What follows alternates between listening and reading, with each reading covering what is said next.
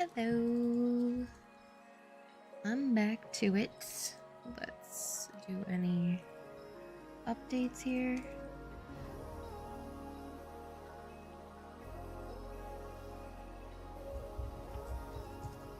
Let's see.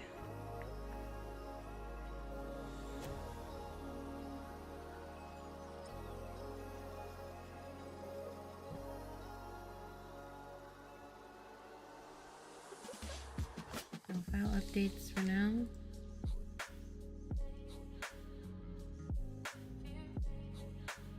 Mr. Main over here is got a prerogative to make sure he gets Emerald in League of Legends before the season ends. It's a mission.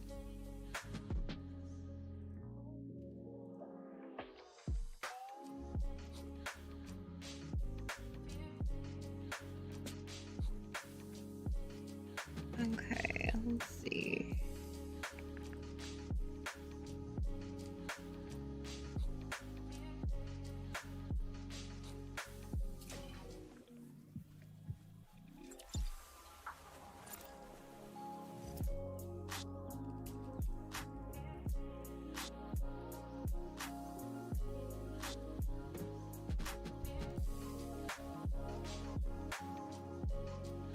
I pretty much got up like 3 hours ago. I was very tired after like a freaking 11-hour stream. I was exhausted. So I am just getting back to it.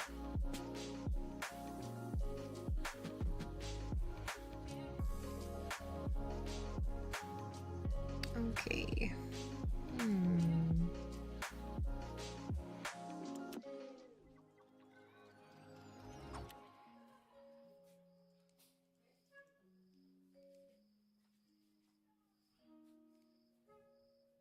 All right.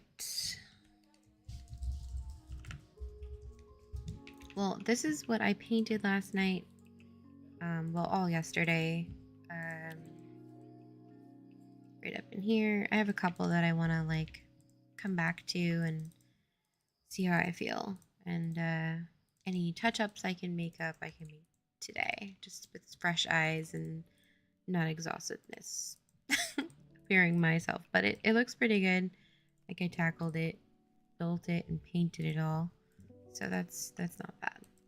So I haven't figured out how I want to do. These are some options, but I want to do some actual foliage in it as well. Just to add some texture. And I think it'll look pretty good. That's what I'm kind of figuring out, deciding if I want that, if I don't. Just trial and error. Ultimately, trial and error.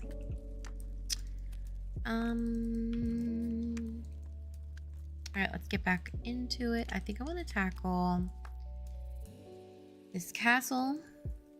Is definitely on my list of things that I want to do. I know that took a long time. Hey, Eris.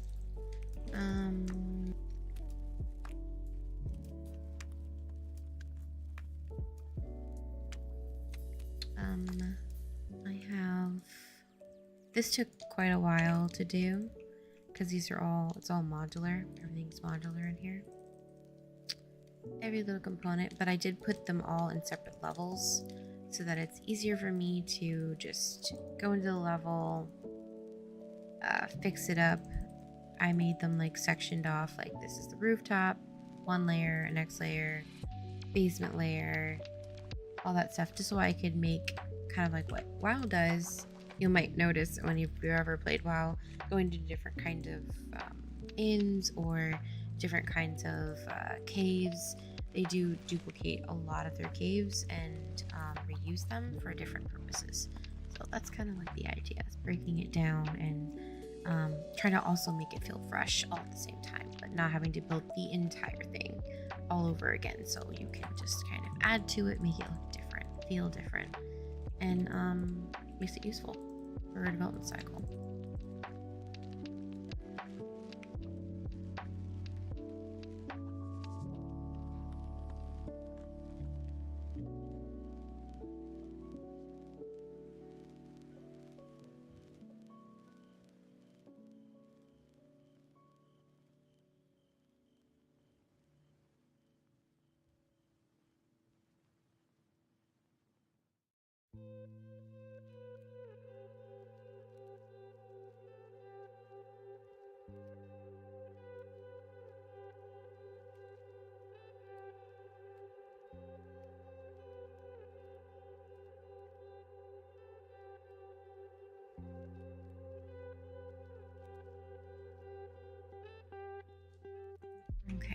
So I'm thinking about doing something with this, but then I also kind of want to make sure that I'm thinking about where I'm going to be putting some of these camps as well. So one of the ideas we're thinking about is in EQ, back in the day, there would be set areas that were like camp locations. Let me see if I can bring this up just for ideas. It was like, or let's see, request like Auric Camp 1. Let's see if this can show it at all. Like for an example, there would be like different camps at these locations, and so this might have been Camp 2 because this was close to the zone line. The zone line would be like in this vicinity right over here. Now you don't see the picture obviously, but it would be in this location, and that was close to the zone line. Some of them it was a smaller camp area, but this would be like Camp 1 for an example, so East Commons. So Camp 2 was kind of like let's see if we can put Camp 2 over there. 1 and 2, maybe like that. This is not what I have no idea what this is. Let's see. This was like old school East Commons. That's where a lot of people traded and did a lot of their trades, and they were posting in like OOC. Trying to find the camps. I'm only seeing Camp 1 at the moment. I'm not seeing Camp 2. This is close to it. That's kind of like the zone line over there, I think. It's like all the way down that way. This is still Camp 1 though. Because I can tell the divot here, but like that way towards that location is the zone line. Just further down. But that's ultimately the goal, is just kind of like there was set camps in this entire game. Always, and I'm not just like talking about orc camps here. I'm just meant like that is a very common thing that were camps. So it'd be like, oh, you know, we're an oasis and we're by specters, you know, and they would be like, oh, Camp 2 or Camp East or something. And so they would always kind of like have an idea of where you were camping and where some of those locations were. So we kind of still want that mentality of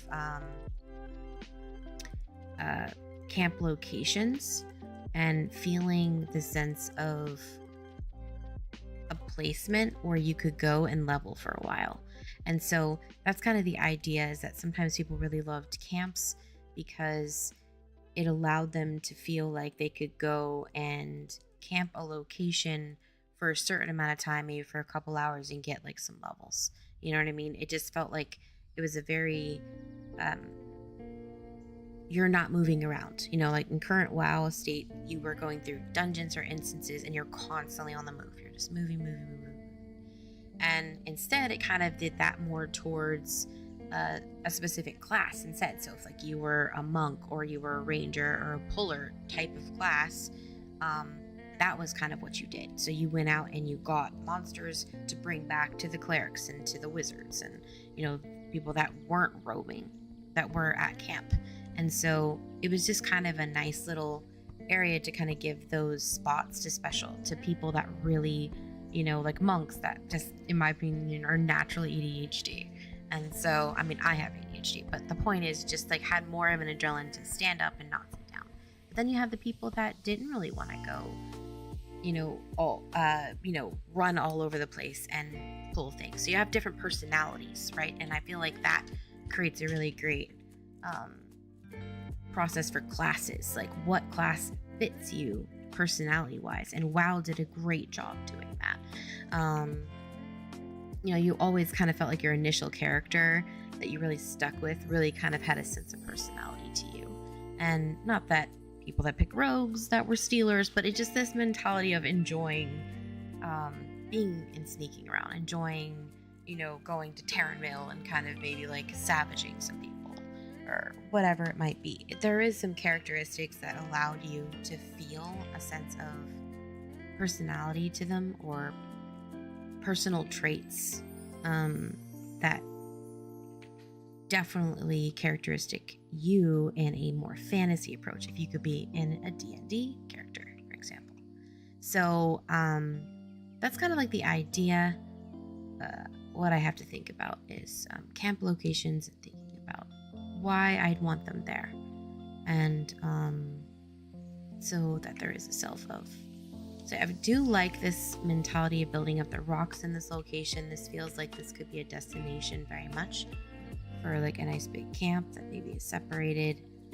There might be like a east wing to it and a west, west east, wing to it, or it could just be a general big camp that's maybe sectioned off into this vicinity, or something. That's like my next goal, is to kind of figure out what I want to do for that.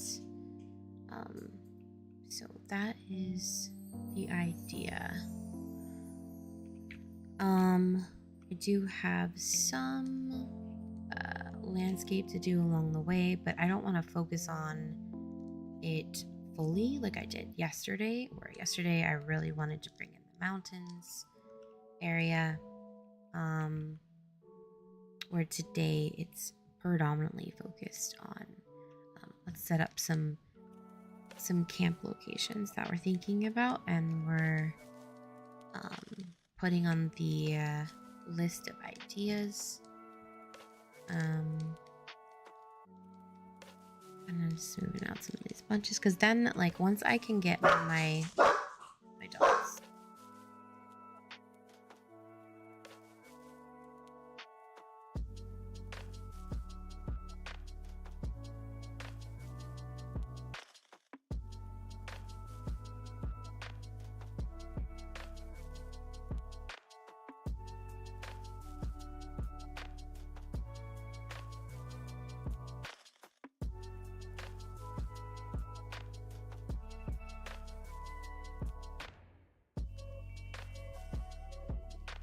So the idea is, sorry about the dogs, the idea is just kind of getting some kind of thought process of what I want to do. That is what I'm gonna do now. So yesterday was more focused on specifically doing the mountains, but today is not going to be painting a massive amount. It might be fixing things here and there, but it's not going to be a full focus on finishing that giant mountain area. But I will probably touch it up when I see so, but for now I'm giving myself a bit of a break and saying, hey, that's a pretty good start, let it go for now, and let's get another section that we can work on, that we can get some like ideas down, and then we can start testing it also soon, and feeling out, does this camp feel like a good location, that kind of thing.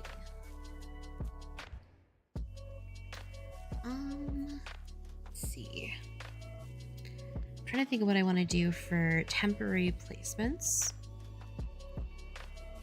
Instead of writing on the landscape, I might place some things down for temporary use. Let's see which ones we want to do. We can use something. I want to use something that's going to be, there's like 3 different types: big, medium, small camp. What objects do I want to kind of use as my key for myself? Key reference. Normally I do this in the most casual way ever and take my sweet ass time. just because I allow inspiration to hit me when I can. But I don't want to bore anybody. Not that anybody is here, but it is for VODs, so I'm just speaking of knowledge. If you are in a different part of the world and you can't catch it live, that you can at least get in the concept of what I'm thinking about, so it helps you in your journey and development, hopefully. It's kind of why I'm talking. Let's see. Trying to think about some like 3 objects that I want that really show off to me a big camp, like a medium-sized camp, and a small camp. But they're very like I'm gonna kind of use them as like keys of reference to the MMORPG or Christopher as well, so that he knows that what kind of camp I'm looking for this to be, and he can weigh in on that as well, which will be helpful for both of us to try out things. So he can lay down maybe like NPCs there if he wants to. Does he want to make it like an escort quest plus a camp, because that's been done several times? So like what do we want to do? So at least he has an idea of the space that I'm planning to make it into, and that helps when you're in a collaborative standpoint, is having a very notable key reference so that the entire team knows, oh hey, like they're planning to make this a big camp, and okay, we need to make sure to think about that in space wise. What quests could happen here? What kind of monsters do we want? What level are they? Where are they placed? Are they separated to where they can have 2 pools or only 1 pool? Those are ideas that help with a collaborative point of view. So let's see here. I know this is the boring part, but it's cash, you know? That's kind of why I wanted to stream open development. I didn't want it to be kind of like a edited video where I'm trying to get it as super simple and sweet as possible, so that you know, I don't lose your attention. This is just more like my process and what I do. So I thought I'd share and give you a more realistic approach that I use on a daily basis. I'm not always the fattest person, but I feel like if you have good structure to your thought process, overall, you're going to spend less time in too much iteration,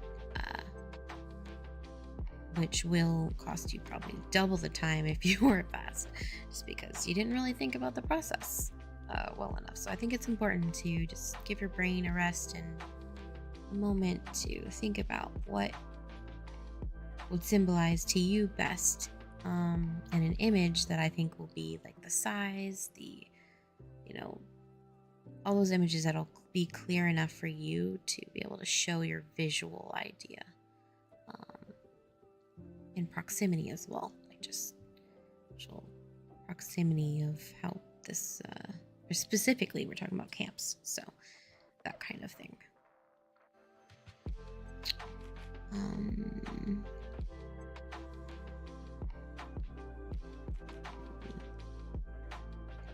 Just trying to get an idea of what's going to spark my idea for the spatial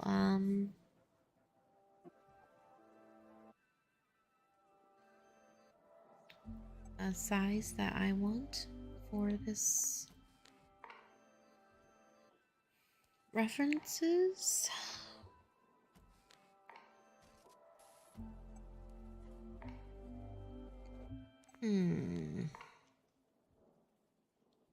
Unfortunately, none of these are going to be tagged what I want them to be, so basically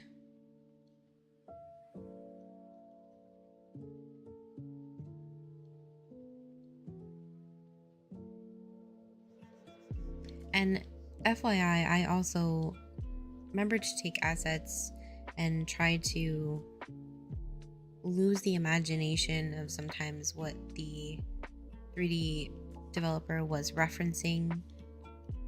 Do always think about it in a Lego form. A piece is a piece. You can change the material of that. And that is currently how the pipeline is in AAA fields as well. Is a lot of people don't realize that a lot of new 3D models don't always get made. It's more materials. And if they are making a new 3D model, it is usually sourced from something originally and then changed to look slightly different, or they have a starting point. They don't always start from just a square or a single 3D model shape. They usually are starting from something that they change slightly. Okay.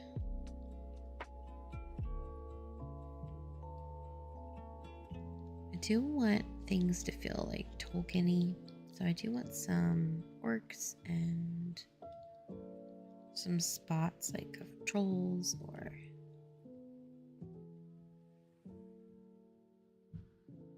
beasts or something. Yeah, I've gotten some crazy things that I've used that were from a totally different thing, and I flipped them over and made it into something totally different. So definitely think about it. Legos. I think there's even like apps these days that you can like scan all your Legos on a table that are just like pieces from who knows where, and they give you options or what you can build with those. And that's pretty much exactly what this process is. So just always think about every little component as a Lego, and you don't need to do what's shown to you unless it's like in your pipeline. Like, meaning if you work somewhere and they're like, I want this specifically to look this way. Obviously you will have those, but if you're working on your own project and you have that idea of, hey, please go be creative even at your work, that is something that I would utilize as much as possible. And trying things is a great exercise to use to get better at it.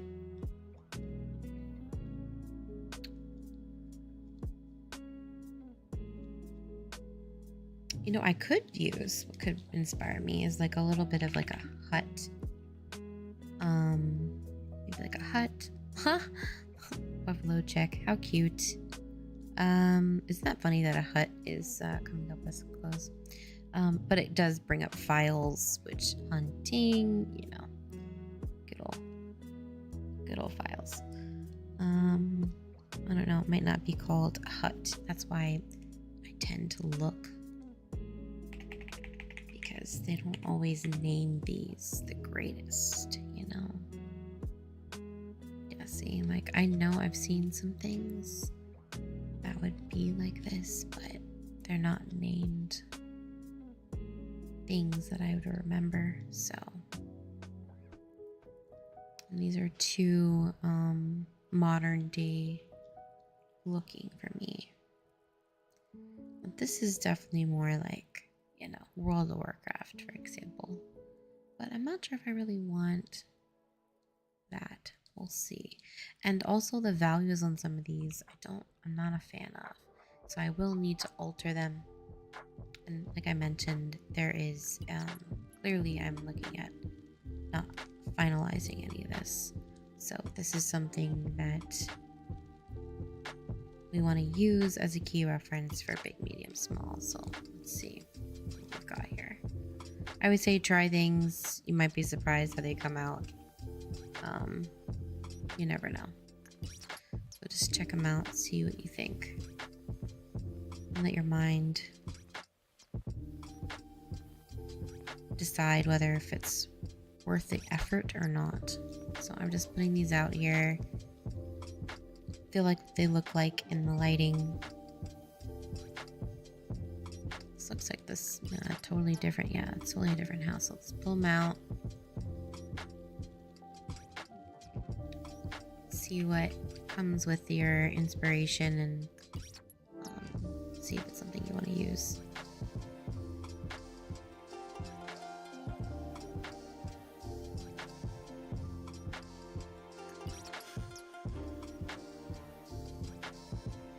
That is so cute. Look how cute that is. Oh my goodness. That is adorable. I'm not using it, but it's freaking adorable. God.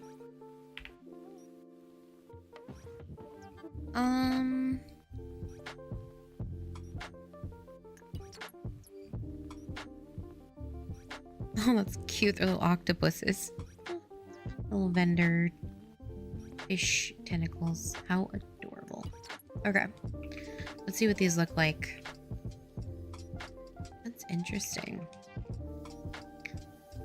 Definitely looks kind of like almost like a worm-like character, right? But I know it's a tent, but that's what it looks like.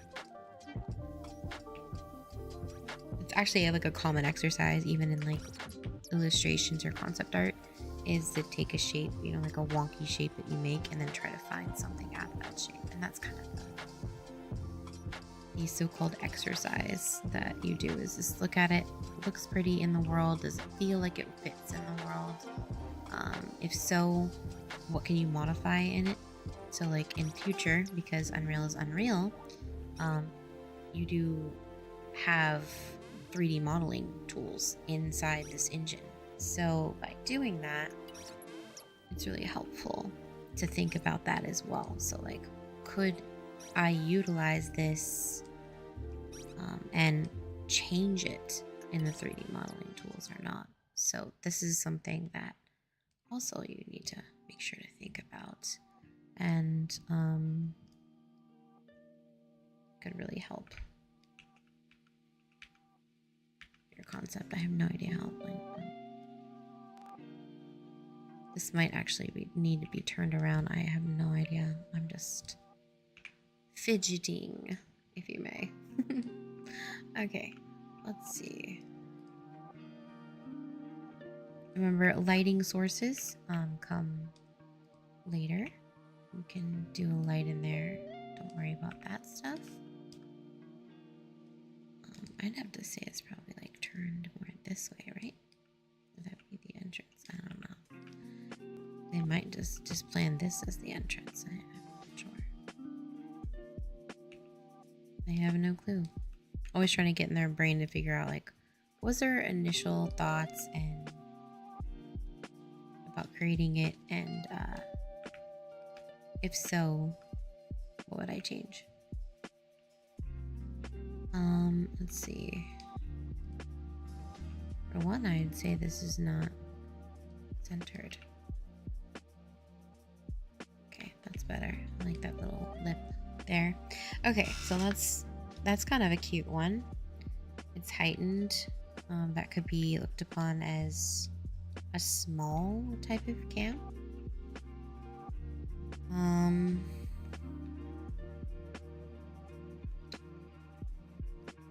Then again, this is kind of tiny, but it's large in this vicinity, so it's like L-shaped.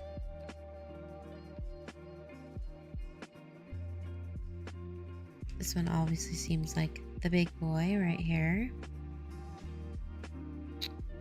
It looks like it's meant for one of these platforms. It could be meant for the platform we just used, but I don't know. Let's try it.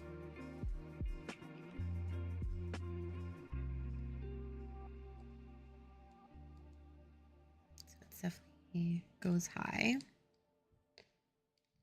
Let's think. I don't know. That seems way too big. The shape is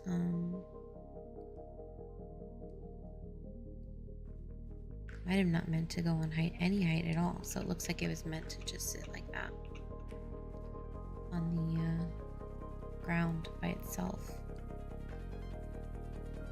but that doesn't mean you can't make a platform for it, of course.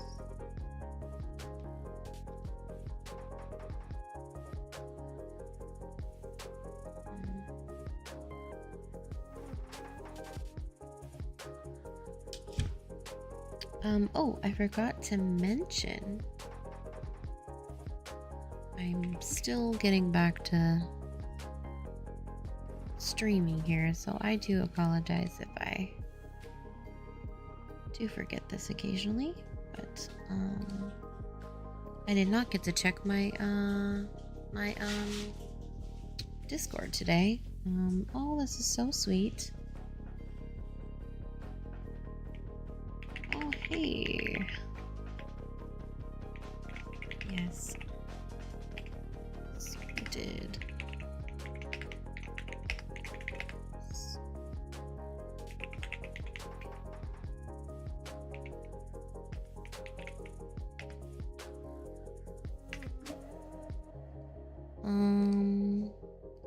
Oh, this is so nice, Kathy. So sweet. Oh, I totally understand being busy with the holidays.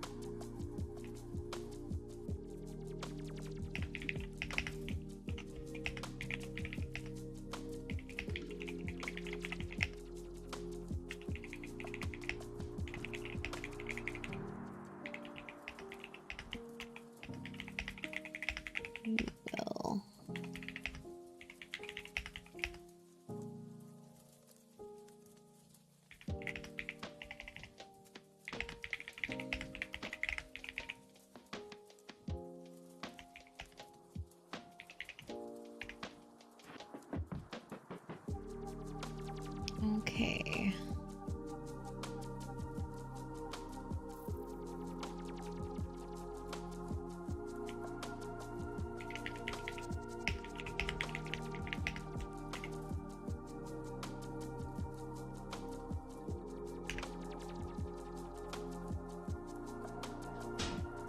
Let's see.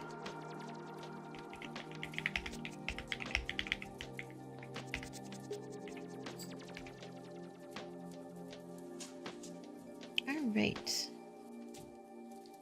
I got to reply to some really sweet people. Okay. Sorry, it was a very busy day yesterday and I kind of forgot to check everything. I just was like, I better get back to work.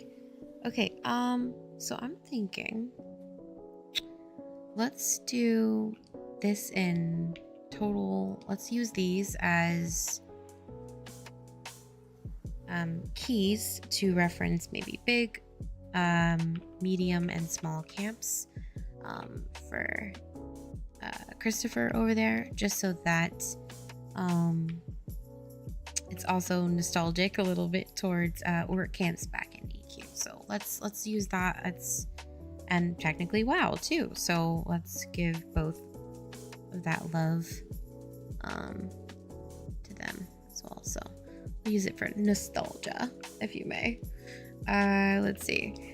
So I think I'm going to use probably this one for the small camps as a key reference, so that when we place them around the world, it's not going to be like an asset that we use, forever. It's just kind of like a great reference to kind of mark the world, so that when Chris is laying different sections for maybe types of monsters or types of quests, that he has an idea of kind of like what I was thinking about for the location, and for whether it being a larger camp or a smaller camp or maybe a mid camp. And we're gonna have those around the world here. So my idea is definitely having some over in this location, some in this location here, and perhaps by here and then down by the water. There's gonna be a big water feature here. But I'm kind of wanting you to be able to, like, if you're in OOC or something, calling out, "Hey Graham, what's up? How's the wife?" I was just talking about camp locations and like using like a key reference to try to use for Chris when he's going around. He doesn't know where to place things, where I want to place things. So I'm trying to use some symbolizations to reference back to, I was showing EQ days, and technically I guess World of Warcraft, but I was referencing kind of like back in the day from EverQuest days, they would have orc camps, and like in EC they would have like, oh hey, and they'd be like, oh, we're at orc camp 1, and that was like maybe a bigger one, and orc camp 2 was closer towards the zone line and it was a little smaller, but it was also a harder camp to break because it was smaller. There was higher level orcs there, and you needed a bigger group to break that camp, and that meant like spawn times. So otherwise you would get like all 5 at once instead of or having somebody to be able to mez those. CC was a huge part in EverQuest, so I want to bring that to a more like WoW modernized EQ that we're planning to do. So that was kind of the idea that I was doing, is I'm trying to use a key reference in the landmark to collaborate with my other fellow developer over here about what would be a small camp, a medium camp, and a larger camp. So that immediately when he sees that tent, he knows, oh, my idea was, okay, this is a larger camp, and this is a mid camp or a small camp. Just, you know, an idea. Oh, you're lurking? Hey, dude, I get that. I just checked my Discord for the once. I saw that you replied the other day to just as I went to sleep and passed out. And I was like, you guys are so sweet. Brings me back to OG days, man. We would just like chill and hang forever. Just game dev all day.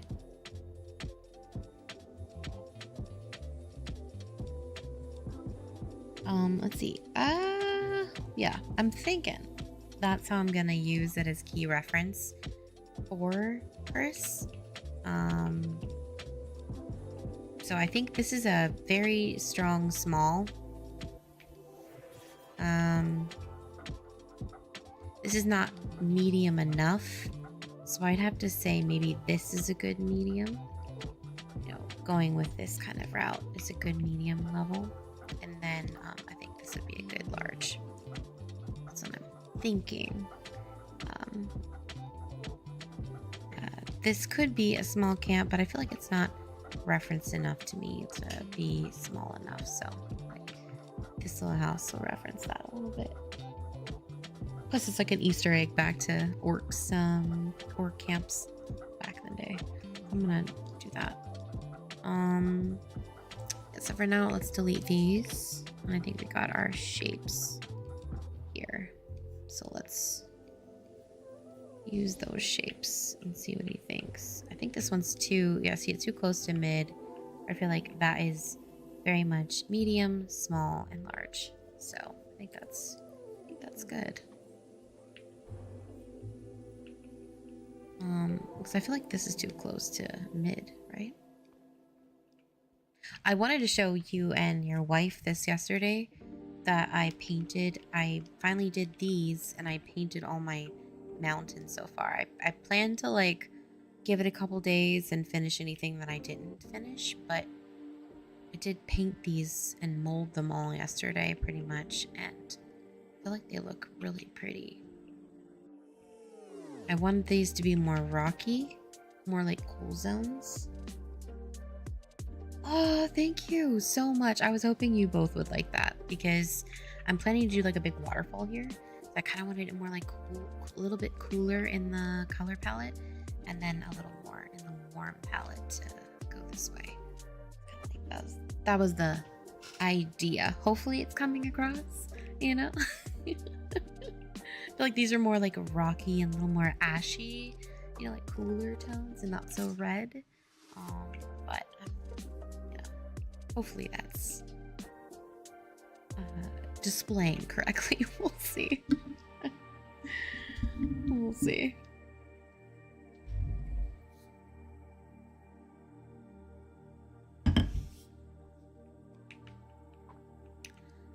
Yeah, I think that's a good idea here for...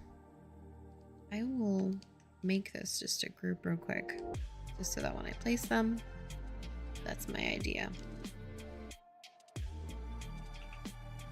I feel like size-wise, it's definitely big, medium, small. Yeah. This one I wish was just slightly larger, so maybe I'll make him just a tad larger, like so. I wonder if Unreal Engine has some automatic tri-planners mapping that you can use for mountains. I know that it does. I was trying to I'm not sure if I want to do a more like New Zealand kind of vibe over there, you know, like more like flatter mountain hills, kind of, you know what I'm trying to say? Like, instead of like peaks, for an example, but like more like hilly mountain. Is that like, am I describing that like a tool? I don't know. I'm not a mountain expert, but I feel like I'm going for like a little bit of that Little Barrens vibe, just a little bit of a Barrens vibe. Let's see. Let me see if I can look that up.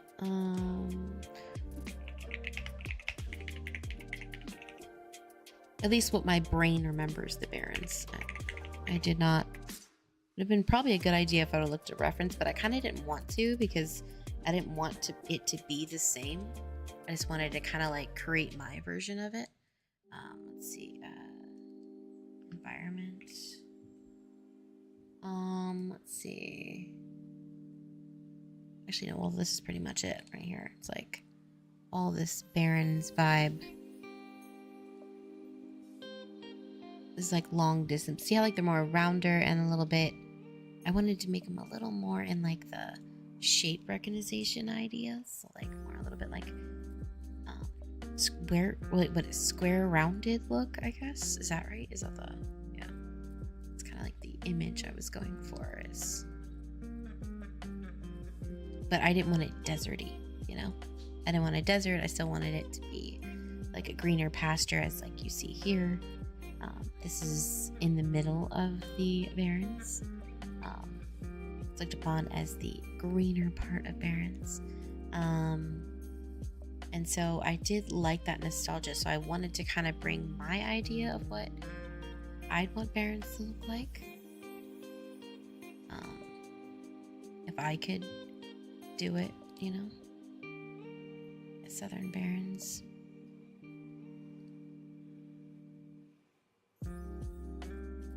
So that's what I'm currently working with at the moment. Yeah, that's when it got split. It's like a different expansion, but yeah. Classic. This was very much like a Barrens in the middle of Barrens vibe that was going on and went into Oasis eventually. It kind of used the same nostalgia, but there was a piece of it in Barrens, which was really cool. The Greener pot.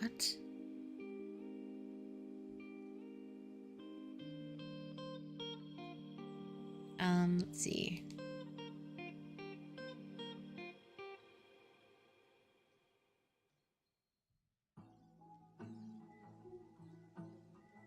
Yeah, I wanted to like kind of remember what I saw in the Barrens in my head back in the day, and like if I could bring it in the middle of like a little bit of a greener pasture of it. Now, obviously the grass here is not permanent, but the mountains, I was kind of going for Kaylee Mountains vibe, but very shape recognition oriented. So more like a square kind of roundish look.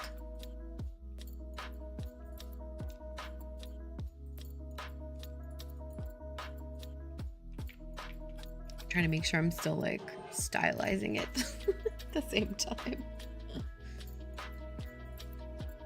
Alright, Chris, so this is the symbol I'm gonna do for the houses.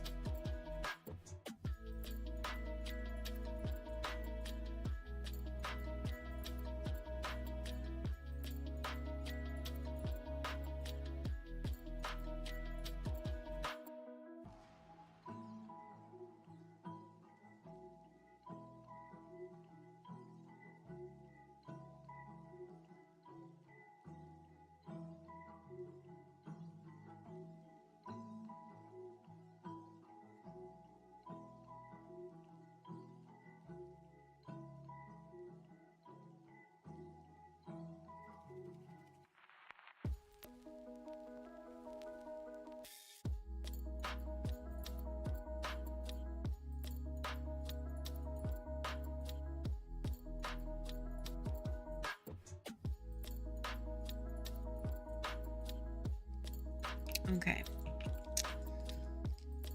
Sorry, I had to talk to him about that because he wasn't actually here when I was describing it to the stream, and I didn't want you guys to have to listen to it again.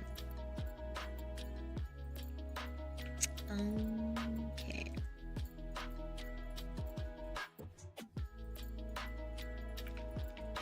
I do want this to be like a large camp.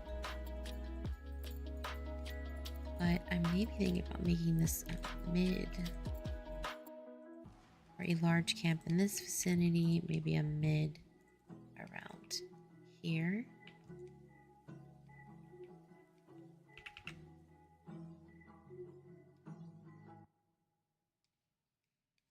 Maybe a mid.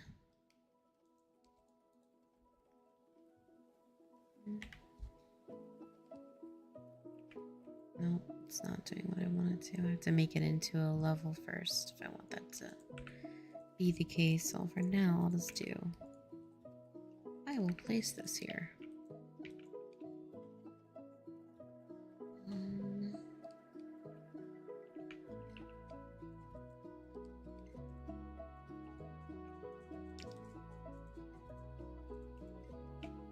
This might be an interesting... So I do want you to be able to kind of go up this way,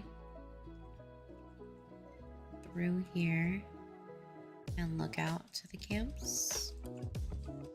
So maybe I do want a bigger camp over here.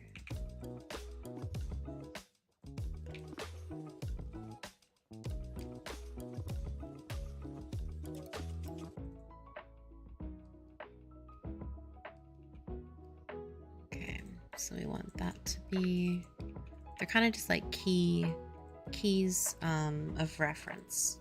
So it's not like I'm going to be using orcs all over the place. It's just key of reference. No. But I don't even know how.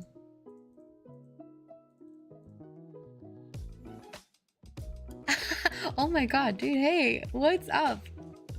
Wow, it's been a long time since I've seen you. Ancient, right?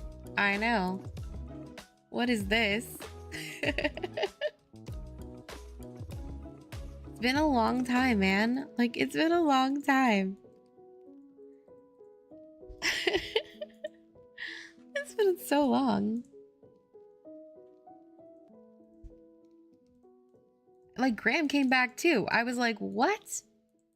He's like, are you kidding me? Are you back? I'm like, we are back. We are back. It's like a totally different us. It's a totally different us. We've come a long way. We've come a long way. I do.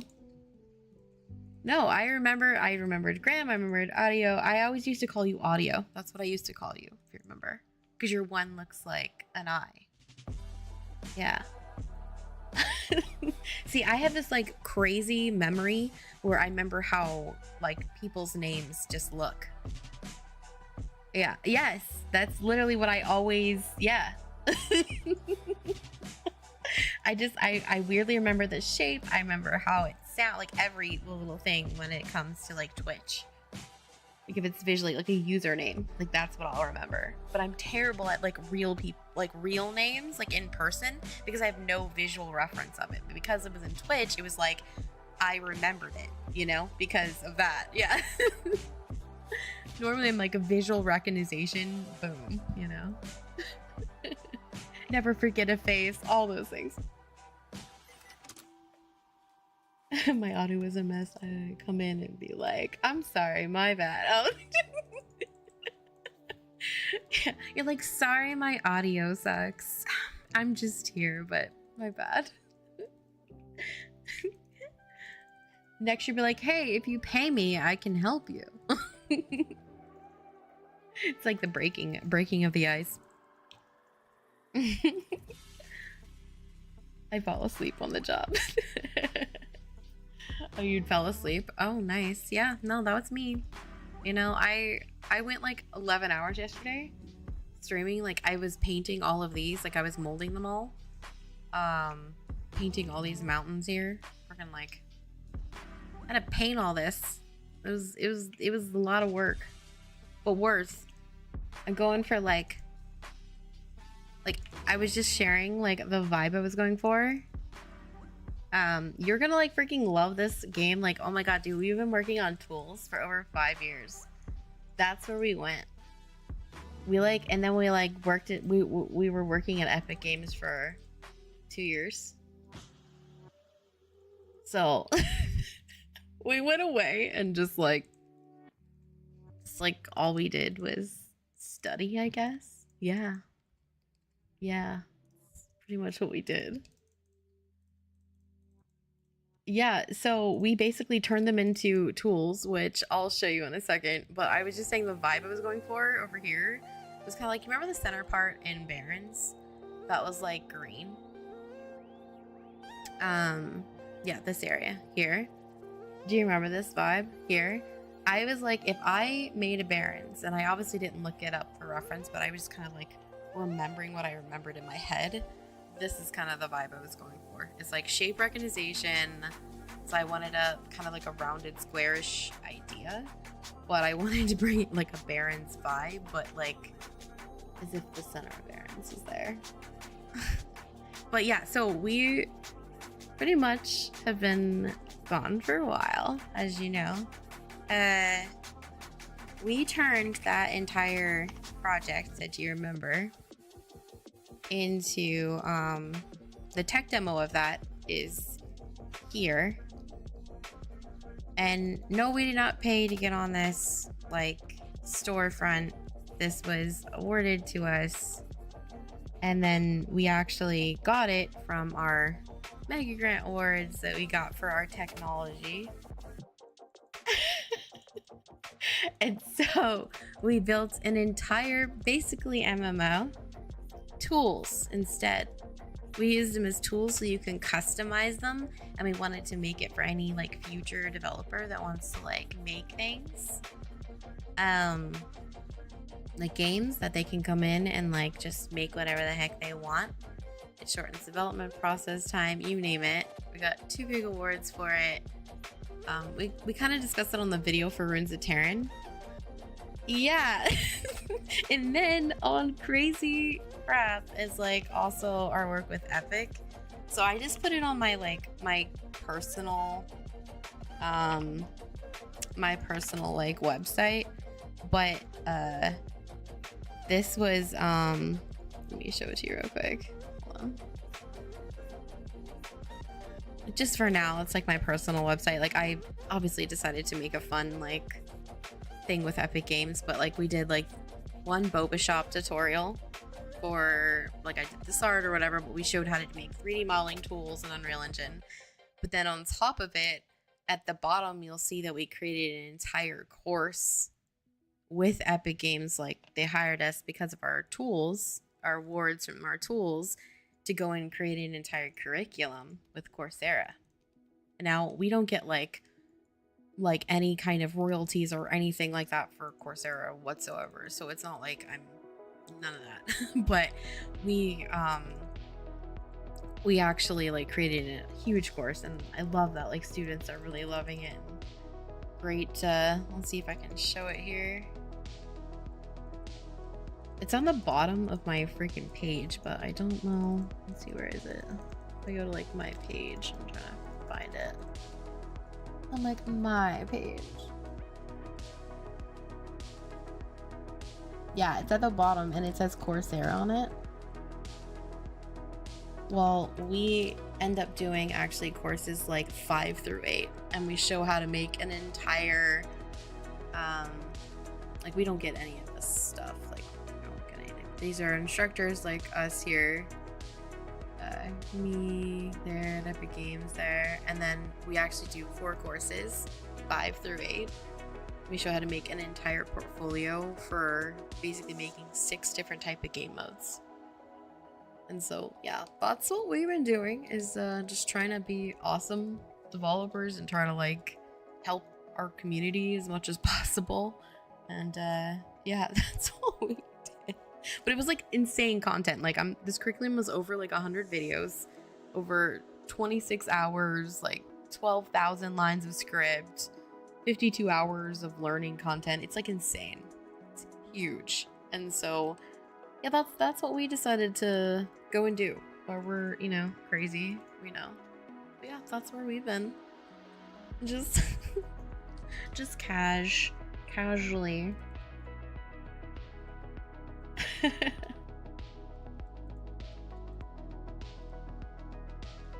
And we actually yesterday, I'm not sure if I got to show Graham and his wife there, but let me read. Oh, there we go. Okay. But we actually put in, let me just change my mesh. I love making myself a, I'll just do that, that's fine, whatever. But we put the actual physics into the grass we're gonna be doing. I have to still pick out, like, now obviously it's not gonna like lay flat like that for long. You get to like change that, you know, or you get to change like how up that goes and everything.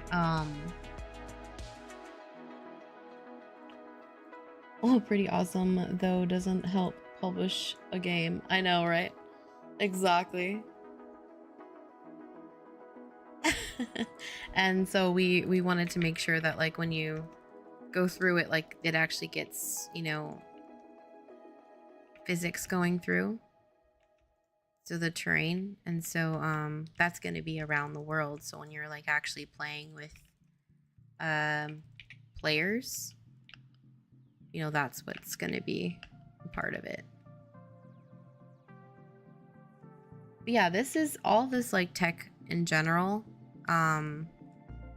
that we built is going to help with our so-called publishing side of life, just because we can build things in a way shorter period of time. But we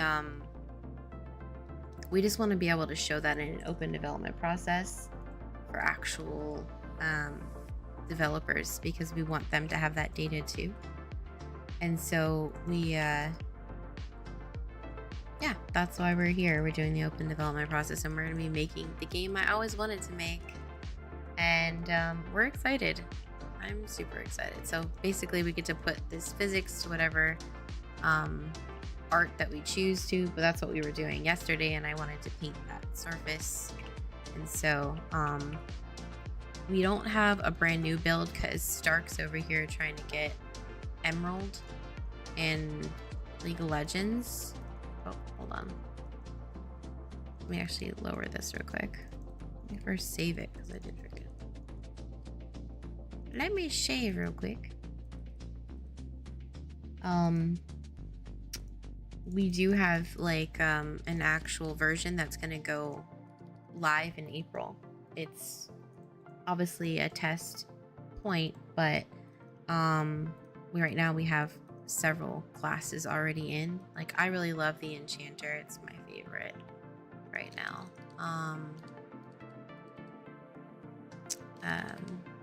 It's by far my favorite. I love going a skeleton.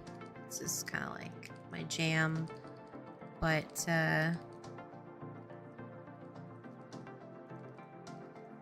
don't know what I want to be on this one. I think I want to be like just a fresh skelly because it's my favorite.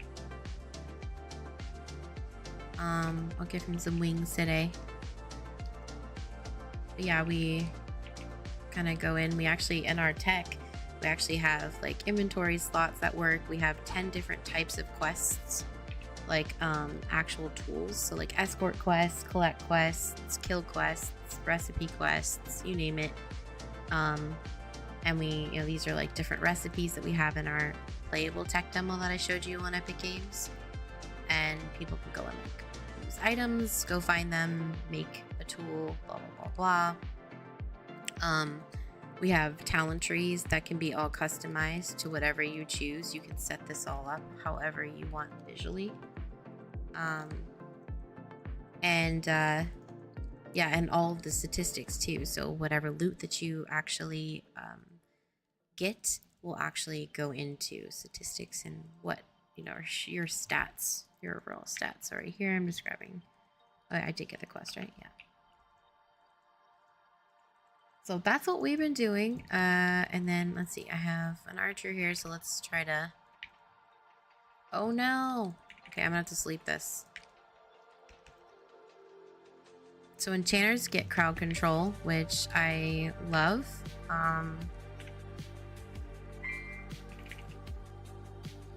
And that's what we chose to do. I really wanted to bring back crowd control. It's like my favorite thing that was in EQ.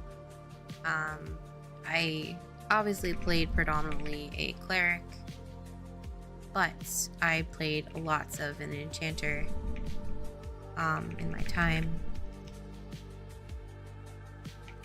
So I am just, I'm making sure he doesn't kill me. I'm level 1. I shouldn't be able to, like, I'm just trying to manage my threat as much as possible. But I'm probably gonna die here. Like, I can guarantee you I'm probably gonna die here. I'm gonna try to memory wipe him enough to, like, leave me alone, but I doubt it.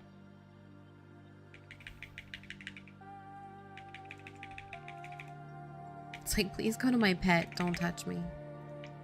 Oh my gosh. I can't believe if I do this, like, I am finding the ways. I'm finding the ways.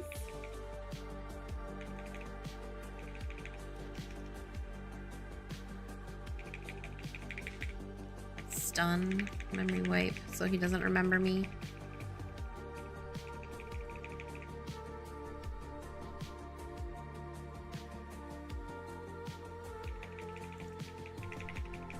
Oh my gosh.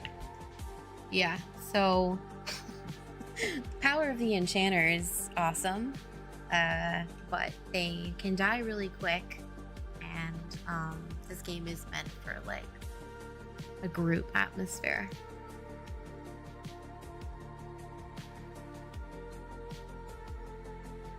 So that's what we've been doing, audio there. Graham's been watching for a couple days here. Yeah, we have that kind of in, and it's on local right now, but we don't have a problem putting it up on servers. We just have to get our servers going up and getting that ready for April, which we will officially have our playtest there.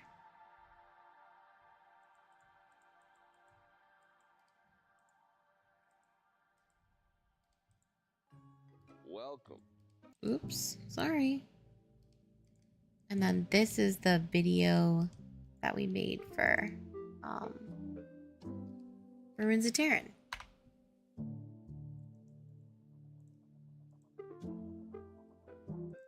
Yeah, well, I swear it's gonna be fun. You have to come along. We need to like server test, and we want to stress test everything. We want to make sure like we can get as many as we can in here to help with data and be able to push our servers to the max, so we know what we can help, like what we can get our stuff to.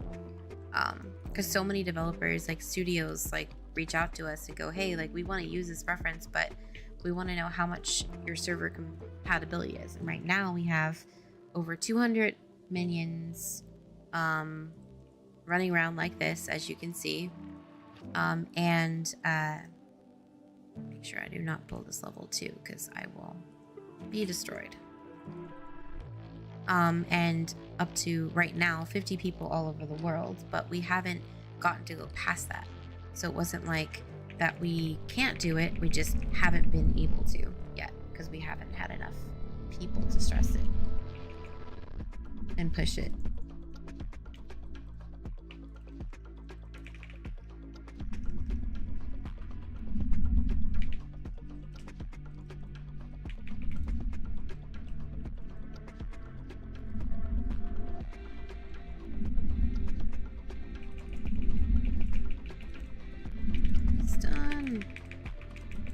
I got some good rolls this time, like some level I got some like shoulder pads. These are like not the greatest shoulder pads, unfortunately, because they're level 1 stuff, but so we call them nothingless. They're just AC pretty much.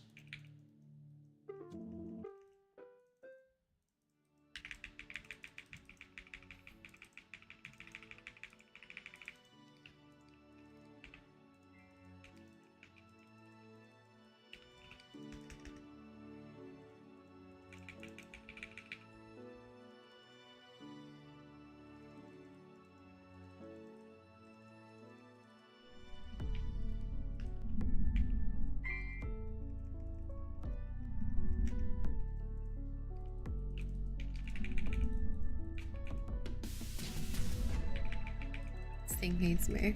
Like, no, you will die.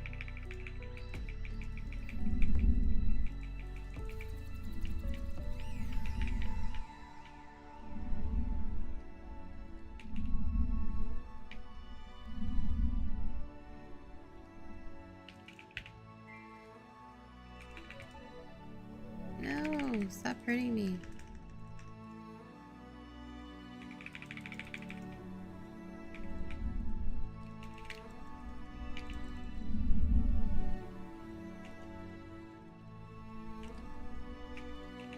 I'm gonna try to med a little bit before I start this.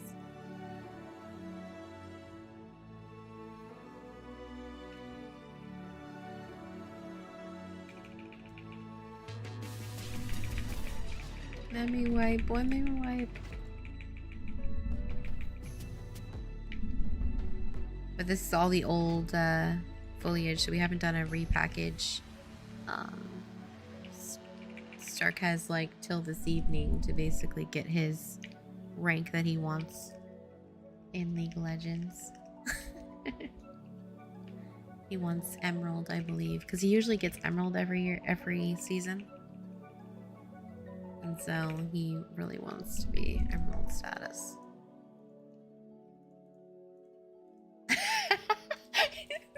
Tell him to get off the time waster. He just laughed so hard. He just smiled so big. Oh my god. Not wrong. Yeah. We always tell him this too. It's so funny. We always tell him this too. It's like, aw, League, aw, why? He's like, I know, okay. But that is his like favorite game. And it's just because it makes him super alert and he like loves that. It's low. Isn't missing out on much. I know. Just believe me. This is a conversation we have, man. But I'm not gonna poke him too much. It's his favorite thing, right, Chris? Oh wait, they're taking a tower. Hold on. Sorry, he's very distracted.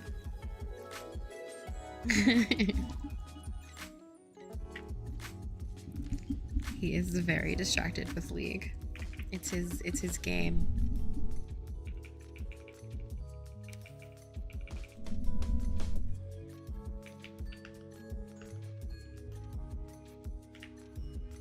And then there's obviously other champions that I could load. Like, obviously healer's a bad one to pick from right now because usually he'd be like loading in with me. I can set name and then I just go change class. Then it resets me and I have to basically change everything again. But this is just for now, and this is like a placeholder while we test things. And I could play like a mage and all that stuff. But there's all these different ones. We're planning to put like different classes in, really test them, make them feel it out. And right now, I'm currently doing camps to be able to figure out what I want to have in the camp.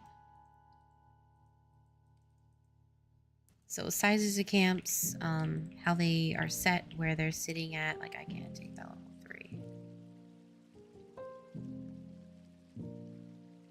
It's a target dummy though. It's a level 2 mage. Maybe we could do this archer. Let's see what we got. He's gonna be pathing back. Level 2 warrior. 1 archer. Here we go.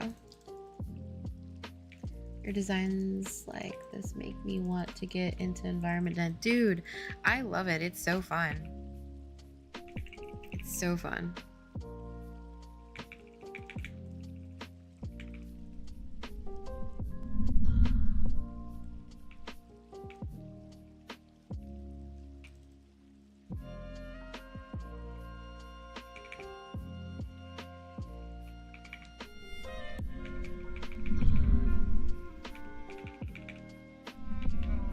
But yeah, that's what we've been pretty much doing.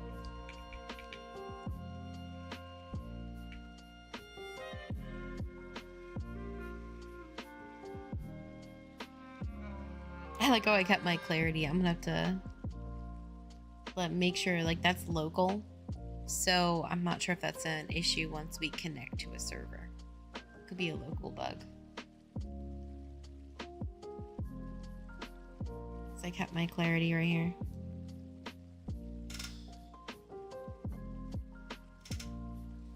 Uh-oh, he lost. Uh-oh. Why do you take DPS? It doesn't make any sense. Why?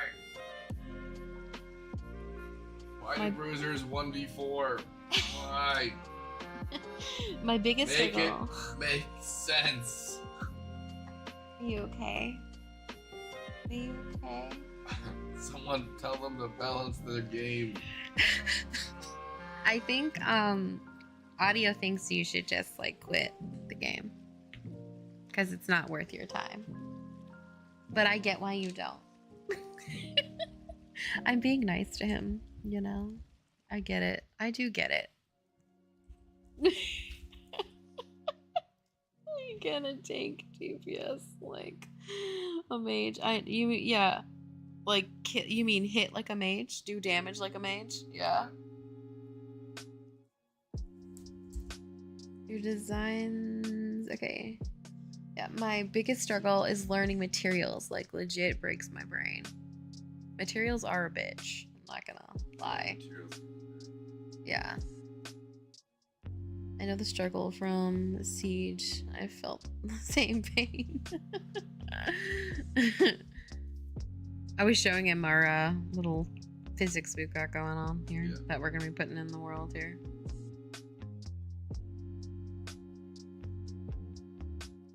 But yeah, right now I'm like planning on what size camps. So I'm feeling like this is a large camp. That's a large camp.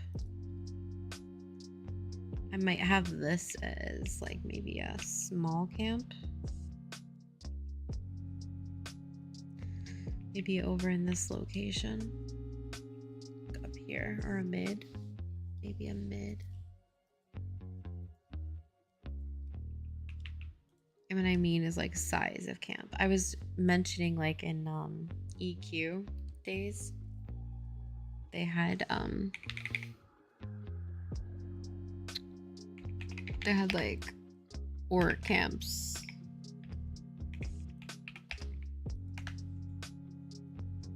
Like so. Not this, but this. And when you were in that zone, you would be like, you know, is anybody at Orc Camp 1 or 2? Do you need like a certain, you know, necro or DPS here? And people like, oh, we have availability at Orc Camp 1. And so it was a distinguished location that set up like this was a little more spaced out. You could kind of like break the camp, where Orc 2 might have been smaller, but it was harder. It was impossible to break. You kind of had to do all 5 at once, where Orc Camp 2 is just like really like Orc Camp 1 was able to like break up. As you can see, you could pull this guy by himself, it'd probably pull him and him, but it wouldn't pull that ratio. So it's kind of like the idea that I'm thinking about in size of camps, of like how they're broken down, who needs to be there to break them, how many like group members do you need to break them, and how high of leveled do they need to be to break that camp. When you're designing your layouts, say for towns or inside areas, do you block out first more? Just wing it? Yeah, I definitely block out first of like where my center point's gonna be. I want this town here to not be your main town, but it is an area that maybe like you generally get maybe objects from, so like my celery points or something like that around here. But I want this to be more your mage kind of intelligent zone. So this is like one level I built right here. Oops, sorry. I built this all like, this is all modular. Like all these little components are modular, and then I put them in levels so that they're easier to break apart. So I did like kind of like an area that I really wanted like my architectural background to come into play. And so I wanted this like vibe going in here. These are all in level environments. So if you go in level here and you edit, all these are separate components, if that makes sense. All this is like, this is a wall here. All these are separate components.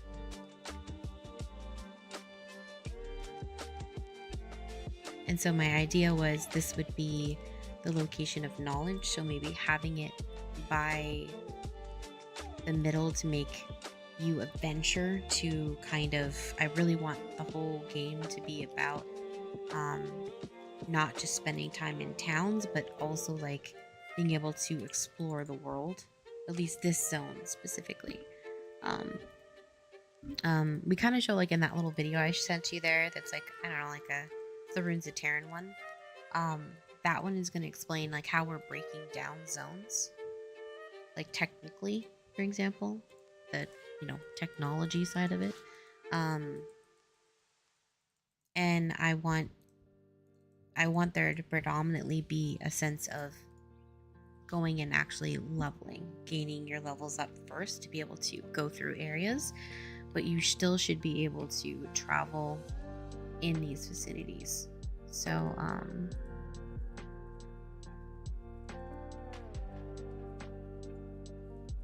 yeah, pop me back over here.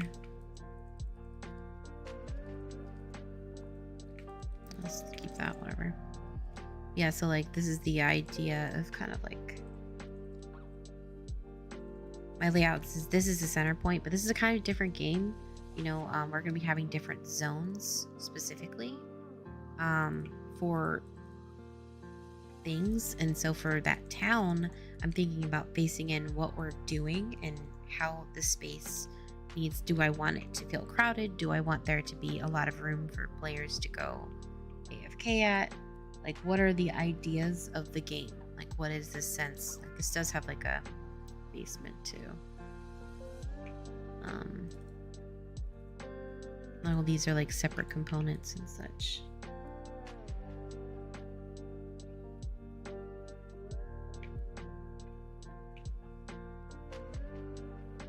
And then I also think about when I'm building an environment, like I'm thinking about if you're going to be able to look out of town, because you're going to be able to go in first person if you want, and getting those kind of like shots of the mountain, shots of the castles.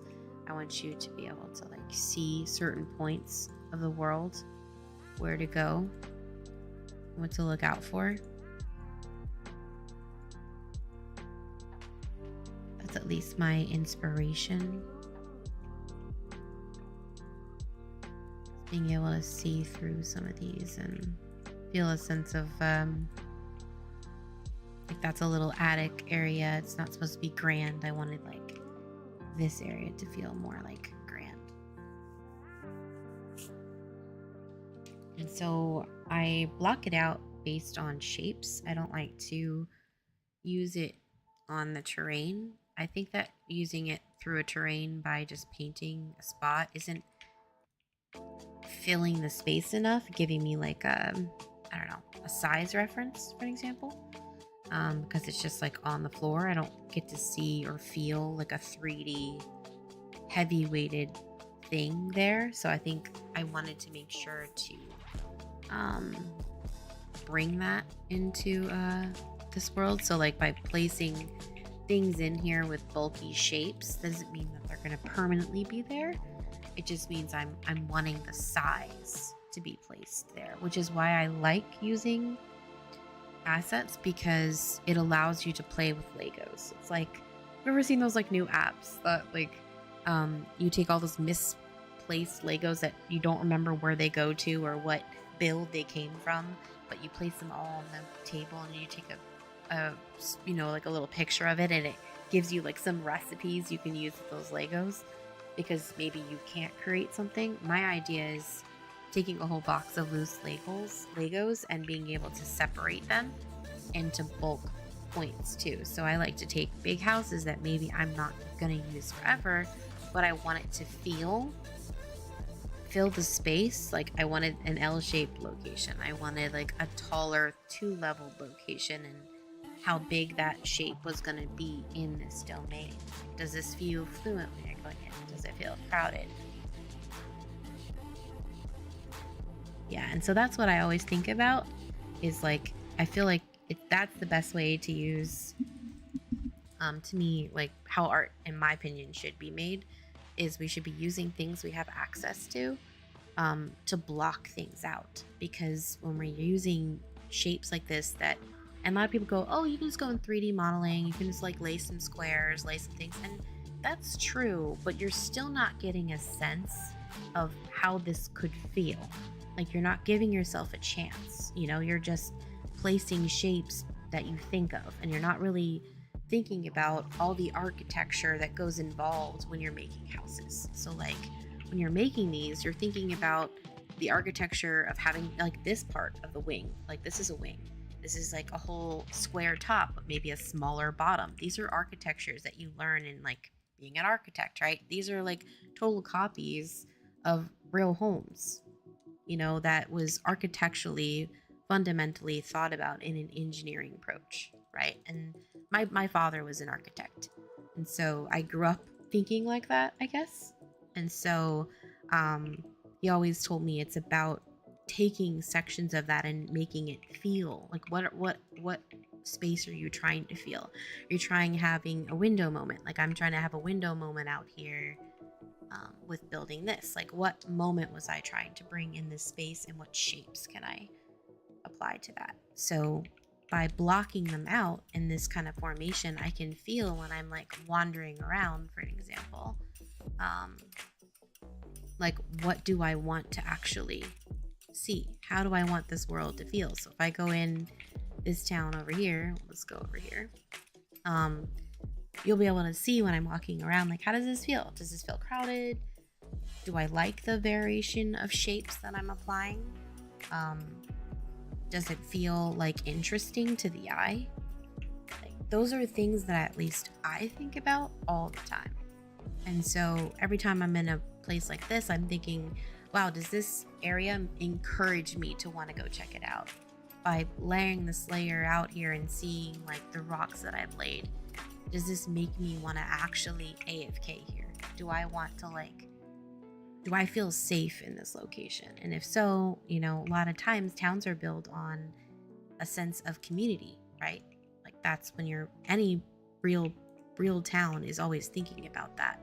And so it's all those logics, the psychological add too. And so like, do I feel like a sense of, ooh, this is kind of cool? Like, do I like the colors? Do I feel crowded? Does it feel open? Does it feel grand? Or does it feel too large? And I don't want to make the castle feel too large. I feel like a lot of games, sometimes they have so much space that it almost feels overwhelming to the player. And that can be a sense of not knowing where to go.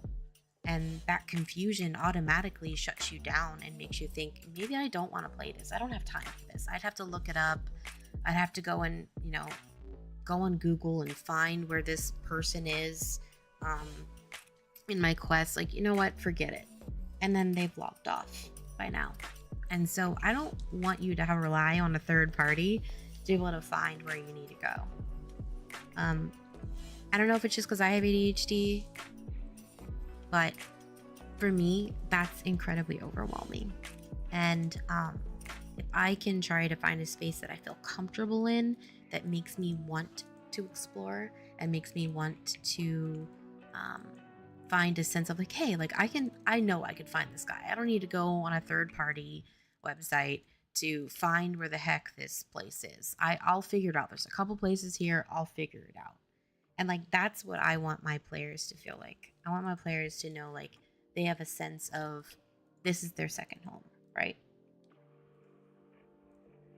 I agree. Why I feel the yellow paint clue is so strong these days. I don't think I've seen that one. I'll have to try that. They need to ensure the player is guided in the right direction, or right, the yellow paint. Yes, I do understand what you're saying now. Now I get it. Or they would end up possibly getting lost and then blaming the devs. So that's also okay. So on that point, now that I know what article you're talking about, so that article specifically is really defining the point of how games are made these days. One, people want a lot of realism. People want the idea of a realistic visual approach, and there's some like technical and artistic fundamental things that break by doing that. So for one, do you ever notice that I'm not sure if you played any of these types of games, but I think it's a good example a little bit. In my opinion, a lot of the realism games, they don't use the right values. And I mean this in the formation of, I know you clearly want to get into environment, but I wanted to describe a little bit of that is from white to dark, right? And that's just the set of value of, that's the structure and the fundamentals of elements in general when you're looking at. And to me, like, one of the problems with realism is there is a lot of really tight values that domain in this location and a lot of their shadows, because they're trying to render so much information that it can go muddy. I'm not sure if you've ever noticed that, but it does kind of go muddy. And that's great and all, but the problem about it is that when the world is in the same value sets, players don't pop off. So, for example, how can you imagine from an environment perspective how difficult it can be to lay props down for players to follow if this is the value range they're sitting in all the time? And really, this is it's kind of closer towards this, or maybe even like one in between. It's really all very similarly tight in values instead of light. Now, if you laid something like this on the floor, somebody would see it, right? If it's around this, right? That's very different. But they're putting it even tighter, closer towards these zones of this dark. And when you're seeing any, like, that's why even artists will say you never use white and never use full black. And the reason why is because everything goes flat. It goes flat and it loses its perspective, because that's not really light. That's not how light works. Light doesn't work that way. It doesn't just go like, that's why you even see some science projects of wearing like that completely stark black material that no light can absorb it. It's like that, it all of a sudden it turns a person flat, right? Because light doesn't distribute that way. It doesn't absorb. It bounces. Light bounces off things and materials. And so a lot of these modern day games, they're so dark in value and so close in value that if they don't put yellow paint on the ground, no one is going to find these clues. It is almost impossible for an artist to be able to lay those cookie crumbles down to allow players to find it on their own. And that's also because you're dealing with so much texture surrounding you. I mean, it's insane. Like the amount of like Quixel assets that have so much texture around you. You know, the only reason, in my opinion, those things work are for cinematic moments, because you can change the camera to really blur things around them. So they're really focused on like the actors playing their parts, right? Where in games, you're seeing it and rendering it like this, you know, as a whole. And so if everything is in this domain of values, everything, it's going to be really hard to differentiate between what's different and what's an area to go to. And that's how you go and build an environment. So you go and lay cookie crumbles to find the cookie gingerbread house. And they do that using values. Like in the course that we did, we actually kind of show that by light. But the problem is a lot of these games are using Lumen, which is great. Lumen's amazing. It's incredible. But you do have to go outside your domain to put spotlights in certain areas to be able to not like blur the overall effect. Do you ever notice like in like Call of Duty or any of those kind of games, they have so much bloom? It's almost like a white fuzz that goes over everything. Well, that's like putting everybody in a very similar value sense. So they're having to use like yellow paint to be able to mark spots and so players can find it, which it's just games are being designed differently these days. And I feel like it's also been very tech driven, which is great and all. But I also feel like they're not getting enough input from artists that would say, well, the issue we're having here is how we can't guide players in locations. And by using this technology, we're not able to do that. So they go and say, well, make it work anyways. So what do? Put neon yellow paint down, because that's the option they have. I'm probably wrong on this, usually because I'm consistently told I'm wrong, even if I may be right. I've been there.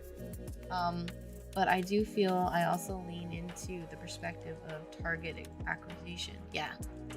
Once are locked onto target, your mind ignores less important info to ensure you following on the path of your rewards. So adding in yellow paint is like a redirection. Yeah, exactly. To ensure that if directed you is still on the right path. Exactly. And that's what I'm trying to say is there's no way for them to grab a person's eye because everything looks the same.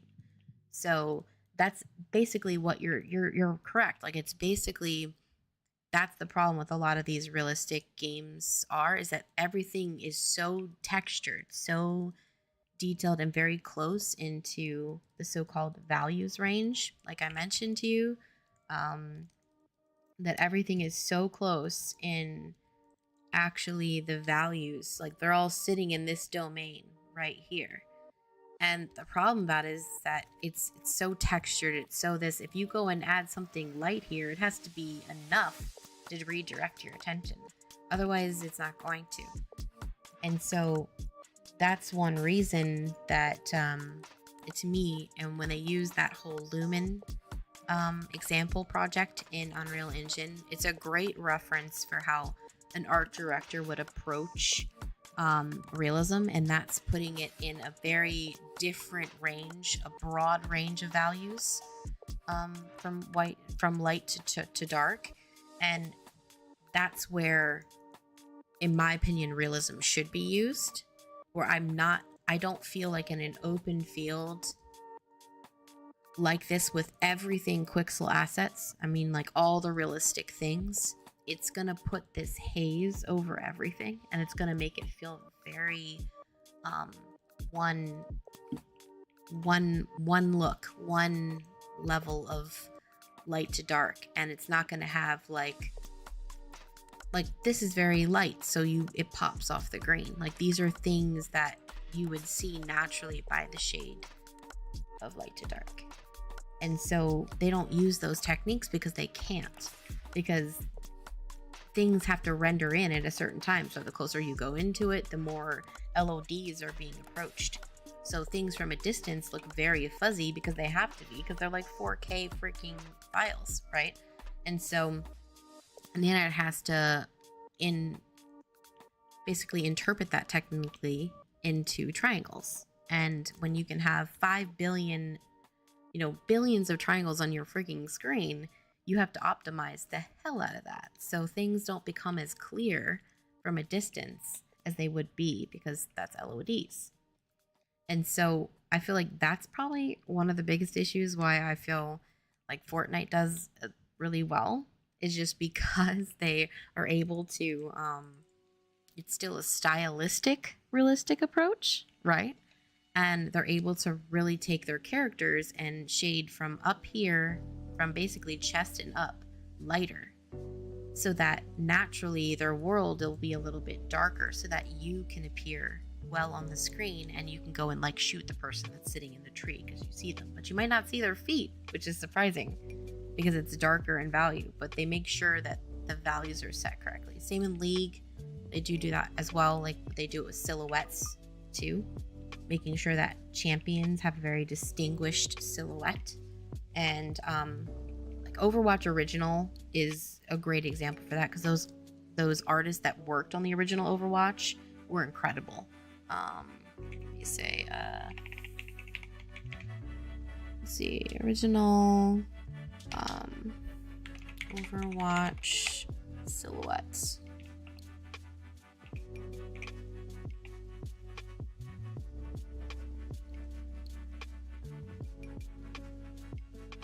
Let's see. Like, great example for their like standpoints. They were very distinguished of what things were. Now this is old silhouettes, but the original silhouettes for like their first silhouette lineup, let's say like that.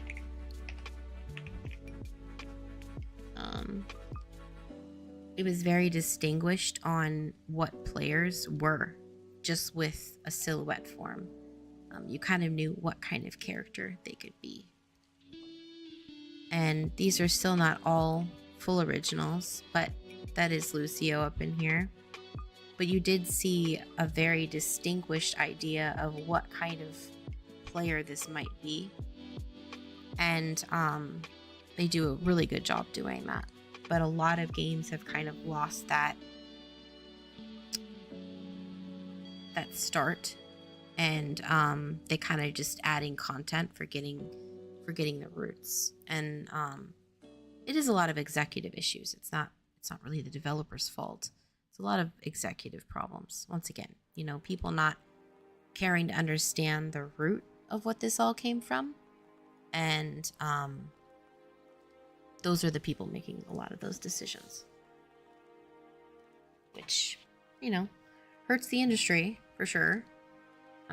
But that's the idea when I'm making any kind of town or any kind of place that I ever want to be, is how do I feel in the atmosphere?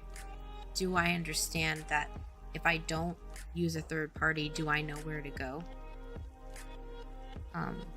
What do I need to do? I hate that games rely on just looking it up on Google. That bothers me a lot because back in the day, you know, you didn't have that. You didn't have Google to check it out, and that's good. I love that Google's around, but it also breaks the whole meta of why we're playing games in general, and that's to like break from the realistic world today and be able to take a break from all the crazy drama. And I think that's really an important part of making a game that lasts, is nostalgia is important, and feeling a sense of wonder. But I'm still working on the space. It's still not even close to done. Like I mentioned to you, I just the other day we put in the physics for the grass that we want to have in here. So I'm going to be having like this for grass. It's going to feel like the motion when you actually hit a wall. It's going to feel all those kind of things. So when you're moving around, you're going to really feel the sense of if a monster knocks you back and knocks you on top of plants, that it actually flattens in the process. So we want you to feel like a sense of like the world's attaching to you in a realistic approach. So I think that's going to be cool. Really enjoy the realistic games. I just don't like when a lot of them have lost their soul because of higher-ups. For sure, and they also tend to look very similar for each other because they are using, a lot of people don't realize that they are using a lot of free things, you know? Like, I don't diss them, but they are using a lot of similar art materials specifically because they cost a lot of money to get and make. They take like 8K cameras to freaking scan those things. Like, they're not like that. Literally, you should see how, if you ever look up how Quixel like actually scans materials, you'd be like, holy crap. That's expensive. You know? You'd be like, oh, okay. So yeah, that's kind of like the idea. But yeah, and this obviously this isn't my build, but this is like in office. But normally we get to play with minions and stuff like that on the build, but I'm just working on the world now.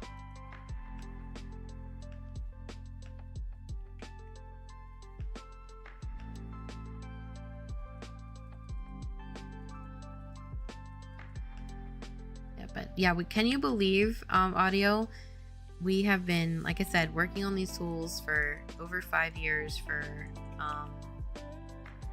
but we've only been working on this project for probably at the most 2 months, not even. And that's how much we have done. Isn't that insane?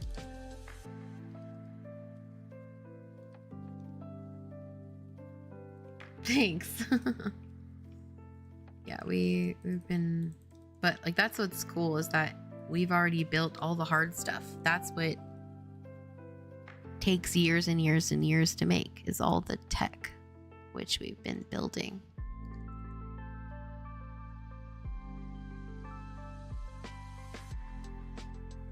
Yeah, exactly. For Castle Day, that's where it all started, man.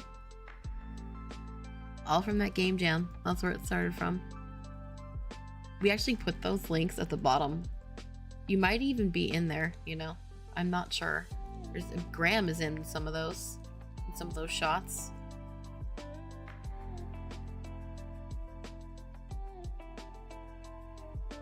It's like on the bottom of Twitch or whatever, like my Twitch thing. Oh, like I think I have Castle Day somewhere in there, and I know Graham's in there.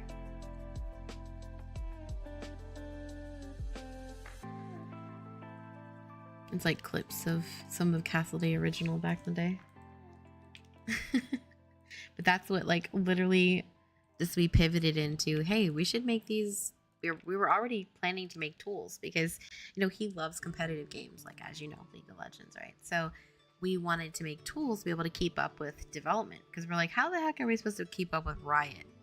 You know, this was like obviously 6-7 years ago, and we're like, how the hell are we supposed to keep up with them?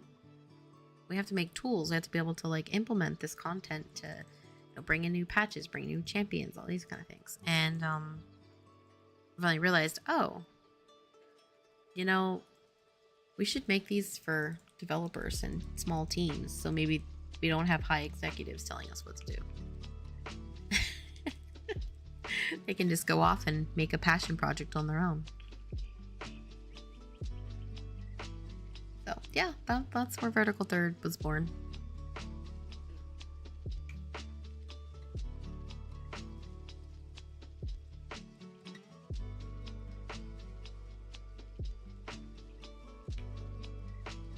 Alright, so I'm gonna do like a big camp here, probably. This is gonna be a big camp too, but it might be in this vicinity here.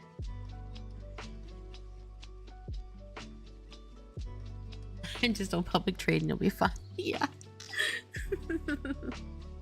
Totally. Yeah.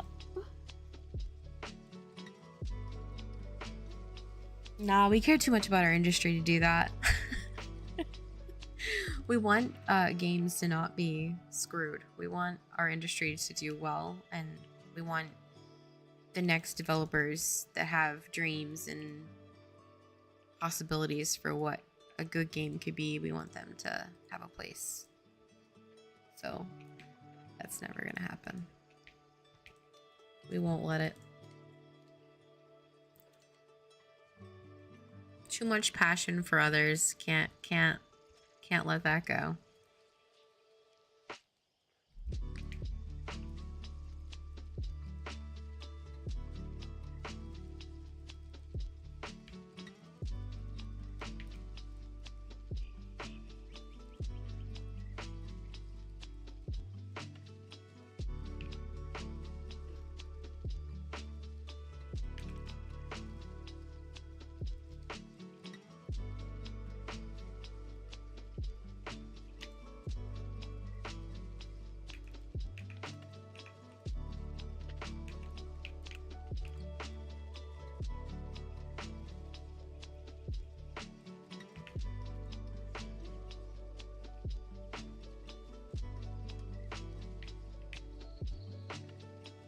Too far up.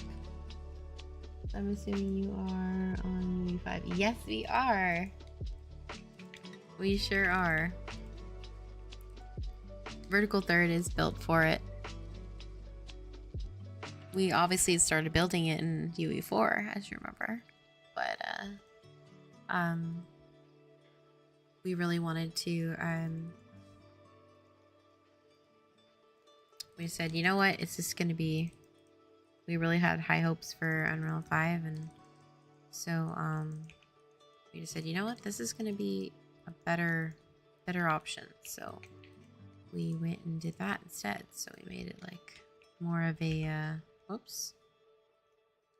we made a fine-tuned decision to make that into what we're planning to do. That was the so-called conversation we had with ourselves. So now it's just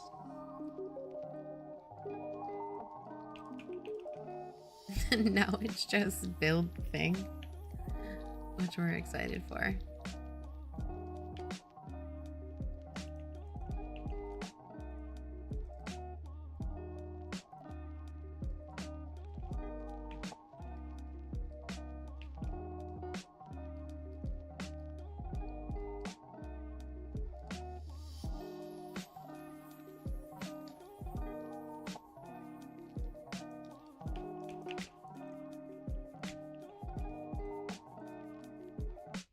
And ask because right now I hear so many crappy on the engine right now, usually because of poorly optimized games, and really makes me wonder how is the engine compared to UE4. Yeah, no, I personally think I mean I don't know how people, I think that's actually, well, that's completely why we're doing open development.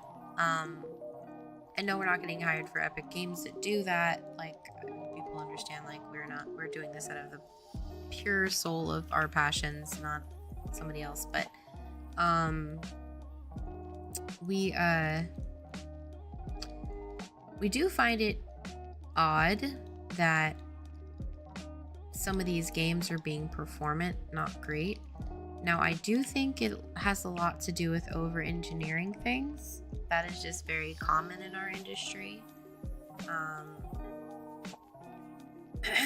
Yeah, and so I just find it odd that I think you were obviously, I know you were there when we were doing Castle Day, and we built that MMO, like little multiplayer online King of the Hill game that had needed very like robotic action, you know, responses, and people were logging in all over the world. Yeah, all over the world. And people were responding fine. There was no issue at all. I do think logic has a lot to do with code in general, and that's just in every bit of code and technology in general. You know, people can use C++ and still be a bad C++ coder, logic coder. It's just, you know, it also is about engineering and understanding maybe how, because code is there to talk to the computer. It's like the middleman between you and the computer itself. And that's what, you know, code is. Code is the language we use to speak to the computer because it doesn't understand us. And so if we poorly communicate to the computer wrong, it's not going to understand us, right? And there's going to be optimizational issues because it's trying to find anything that is going to have to do with what you just requested it to do. And so I do think it has, once again, no matter what type of code you're using, logic is a big part of it. And making that computer understand you is a big part of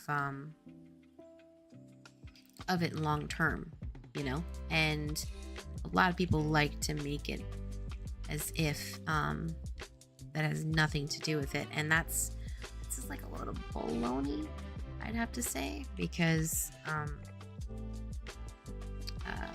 every coder knows that that's true. Whether you're an engineer or you're not, that is a true fact statement. So to act like it doesn't exist is the case. So I do think a lot of games don't always work the greatest sometimes because, well, too many chiefs in the hut, if you may, can make problems more difficult to, well, fix. And then a lot of times systems were built that maybe shouldn't have been built. You know, time was spent doing that.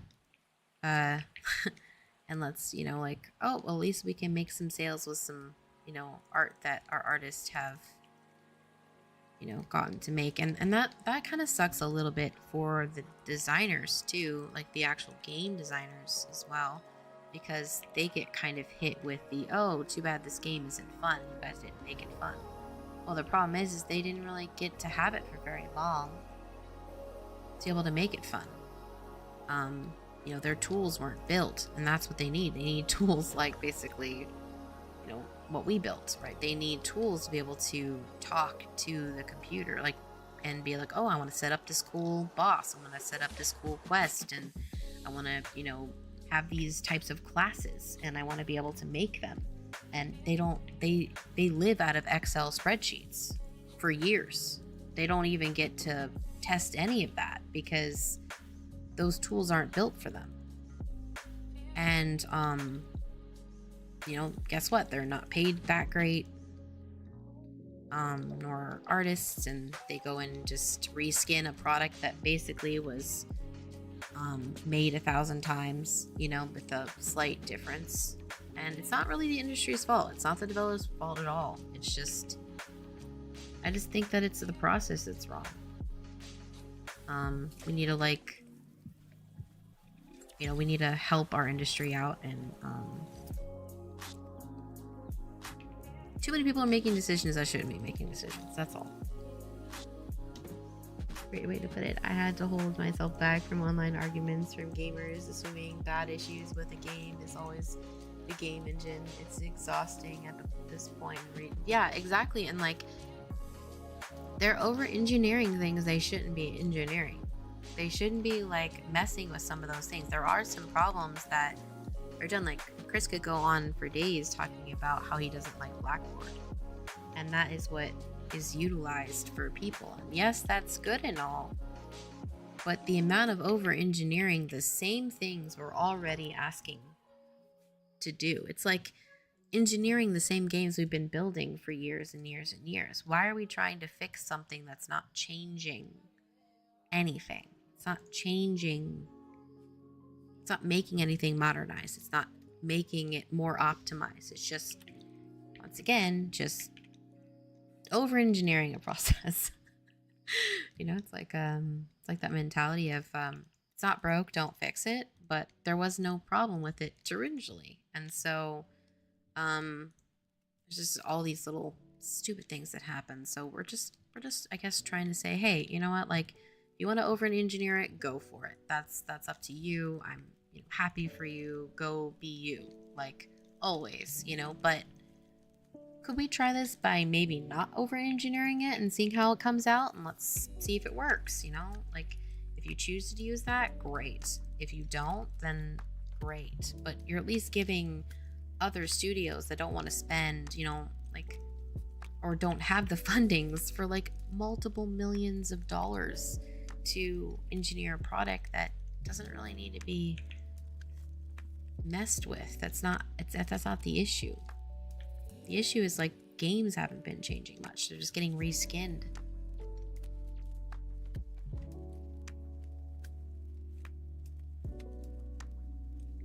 Oh, totally. Yeah. Absolutely.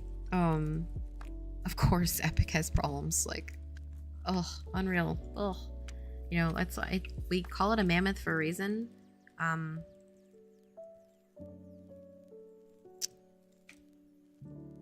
But I also and this is not me, this is just, it's kind of why we chose Unreal to begin with, back in the day, as you remember. There's just some engines that I feel just fight a developer on purpose and make their life a living hell to try to get fixed. And I feel that, yes, a lot of things come just natural, right out of the box, free for Unreal Engine, for developers that are just absolutely essential setup periods. I mean, people make a joke saying if you gave a developer for Unreal an hour to make a game, and you give the same thing to a Unity developer will say, well, I give up because I don't have any of my stuff set up, and it'll take me an hour or more to set any of those things up. And it's not bashing Unity developers, it's just it's what the engine has provided for them, and it's unfair that they've provided these things for their developers. They should be for their developers. And don't get me wrong, Unreal has their problems, 100%.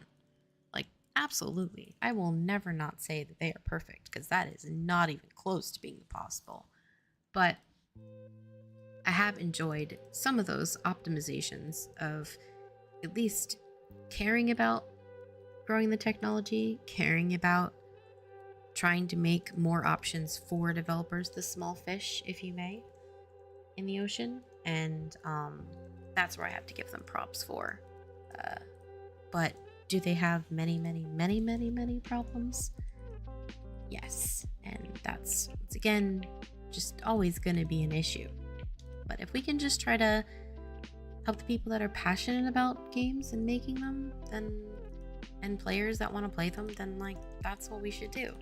So instead of caring about the noise and caring about like who said, she said, whatever, I never want to bash anybody, because we all came from somewhere and the love from somewhere, whether you be an executive or not.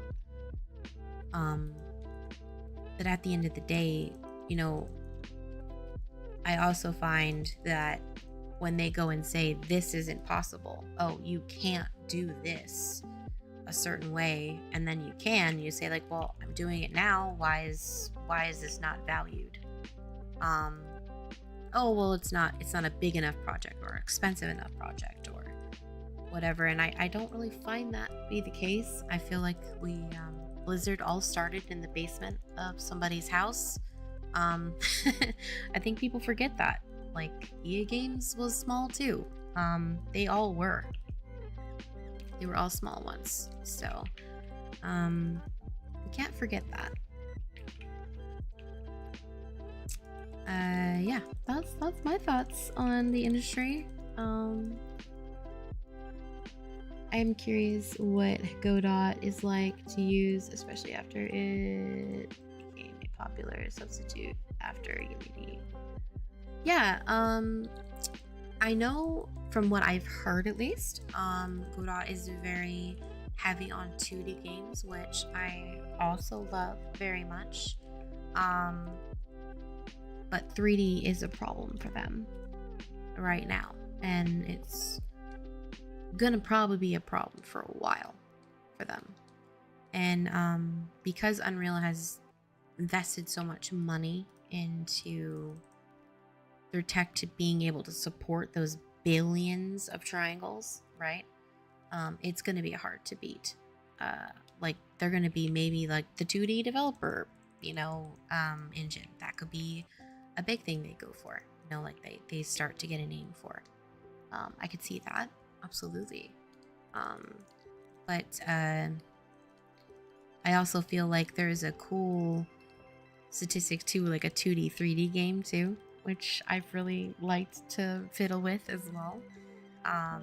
That's a fun approach, being able to like have like 3D houses but like 2D characters. What's that one game that's in pixel? It's so cool. That was done at Unreal. What's that one game that was done in pixel, where the characters were pixel in a 3D world? Why can't I remember the name? Why can I not remember the name? I know he's in League match. Sorry, guys. Like I said, he wants that emerald. He wants that emerald. There's like this really cool. I'll totally look up the game. It is a really cool one. It's made in Unreal. Let me see. I'll do that. Maybe I'll do that. Unreal. 2D 3D game. Let's look for it.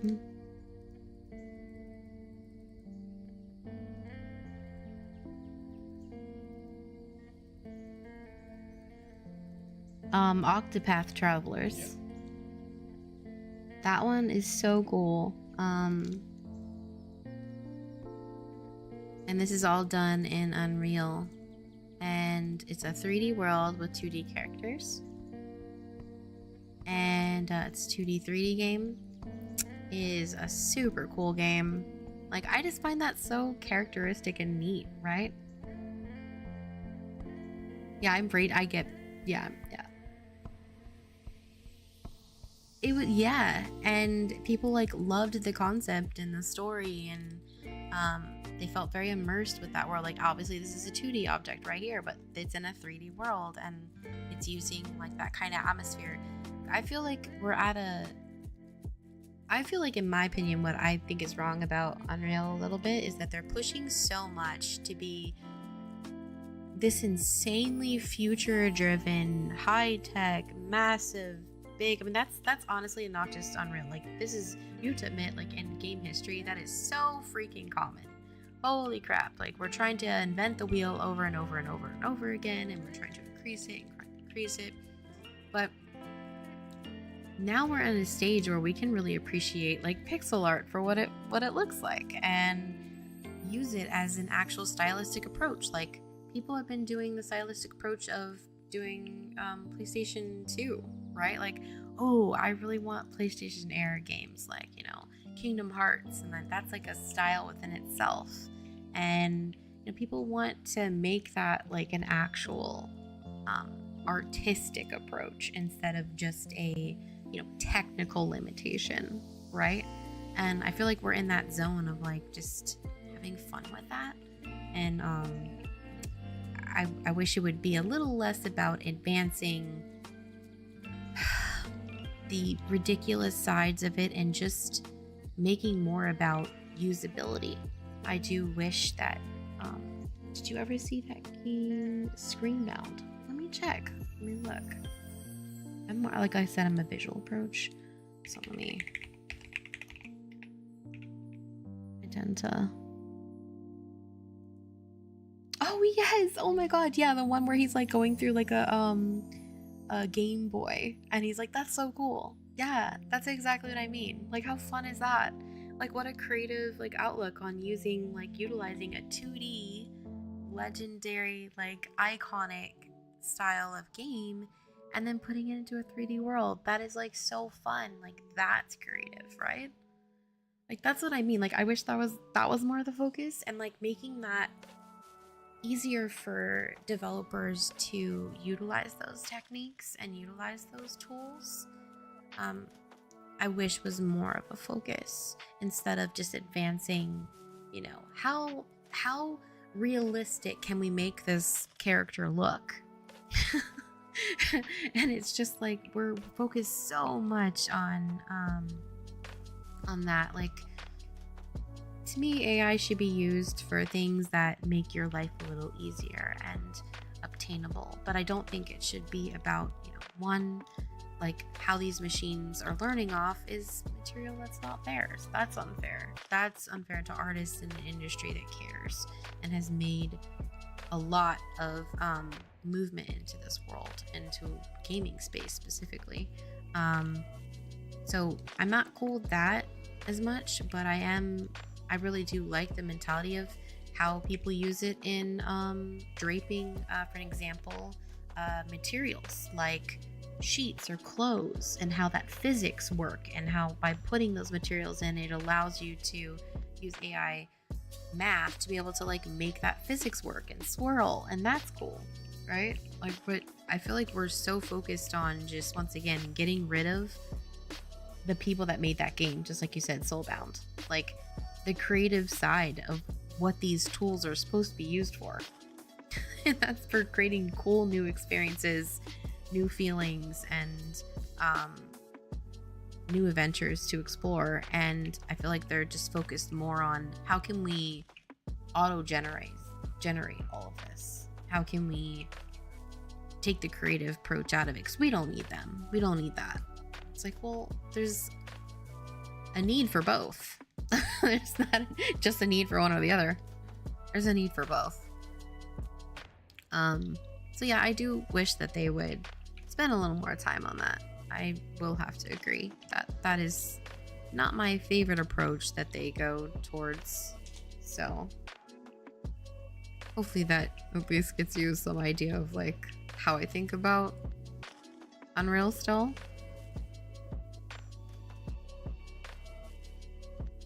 So I don't know, like I'm sure people will be annoyed with that in some shape or form. That's my opinion, and I feel it should matter. Math fan brain, thanks for the follow. I appreciate it. How are you today?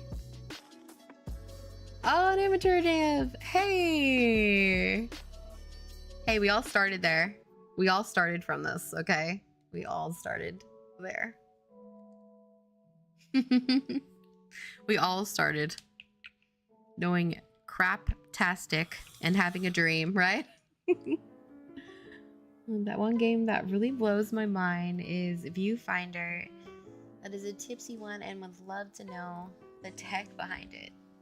Let me look it up again. It sounds familiar. Once again, I'm a visual person, so I apologize.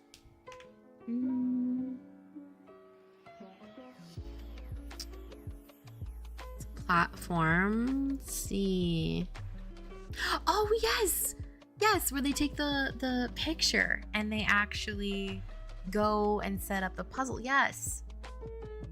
Yes. That. Those are cool. Yeah, he was saying like it was a really like he wants to know the tech behind it, and I don't think it's very advanced technology to do it all. I'd have to think about how to do it, but you're mostly just spawning stuff with a perspective. You know, I'd have to think about it a little bit on how to do it, but you're mostly just spawning levels in a way with what you're screenshotting or whatever. Yeah.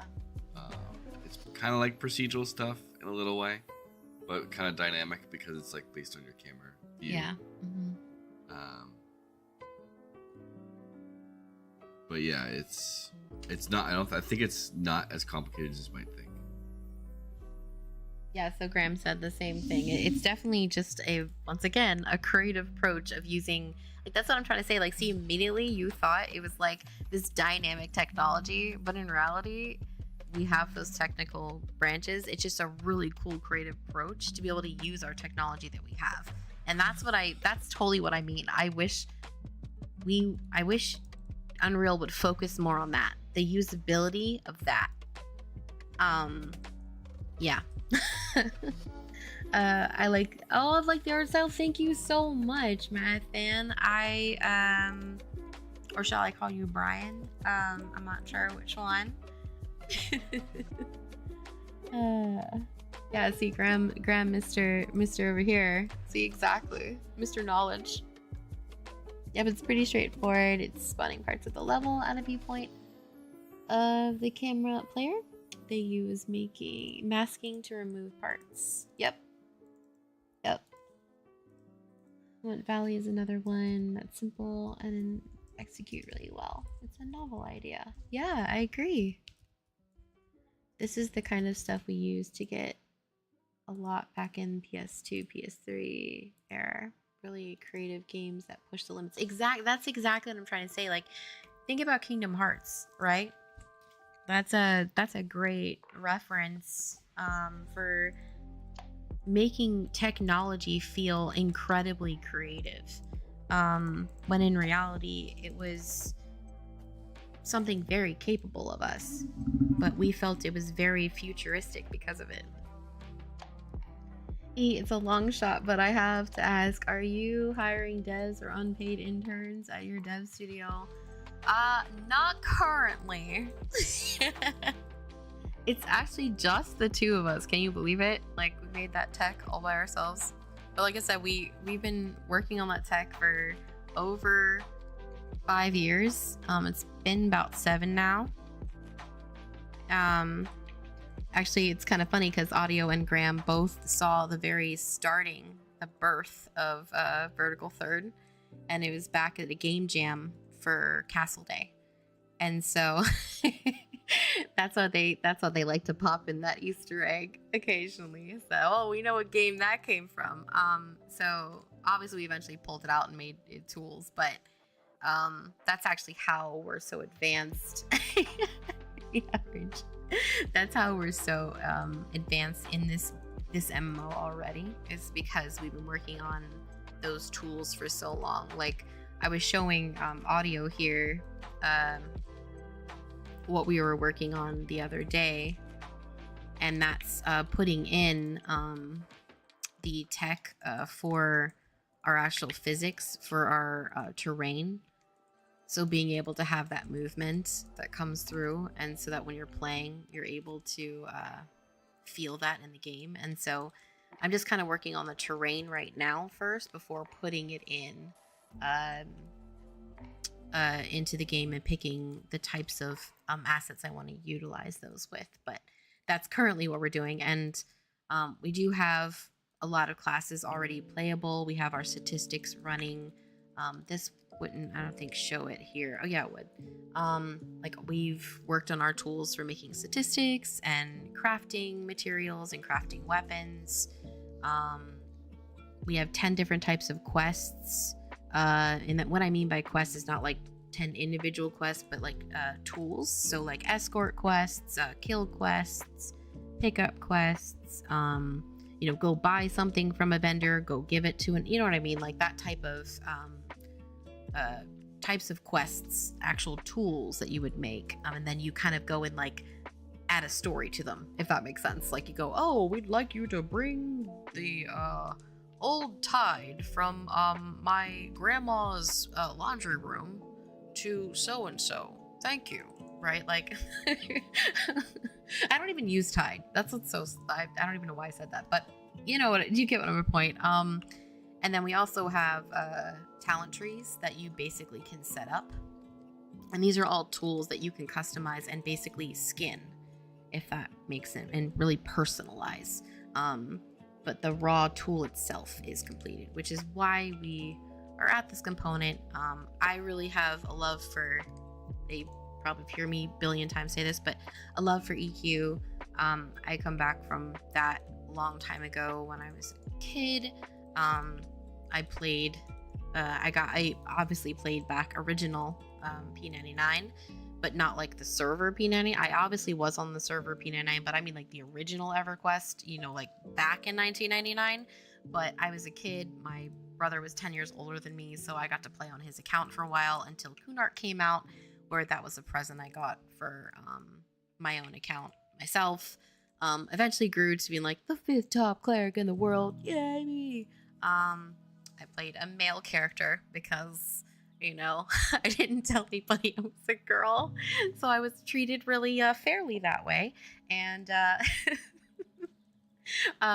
yeah, and so then a lot of drama came around, and my brother really wanted me to play World of Warcraft, and of course, you know, guild drama, as you've all probably have somehow had a piece in.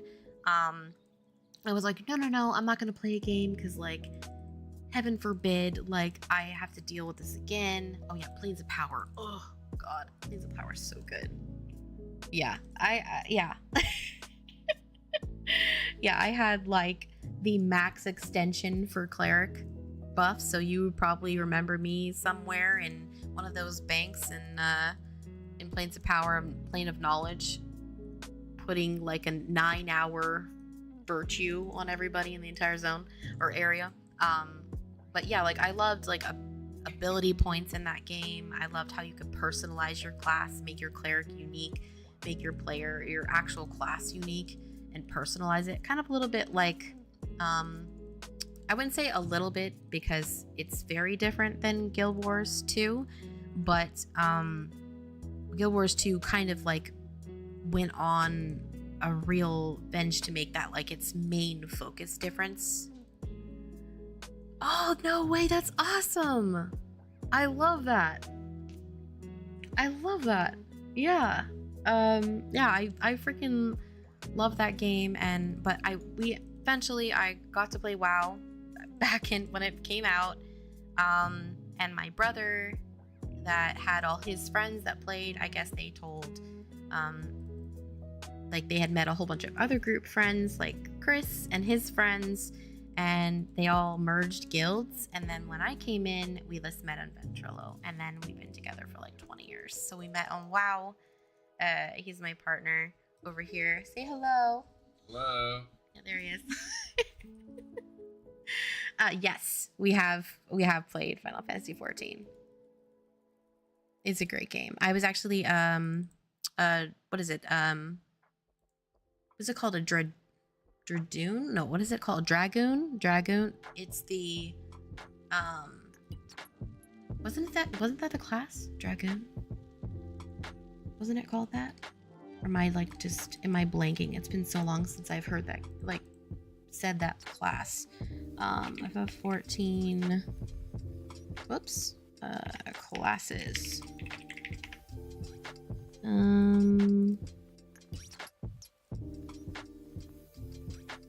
Yeah, Dragoon. Oh my god, I remember that. Yeah, I was a Dragoon. I decided to try to be a dragoon.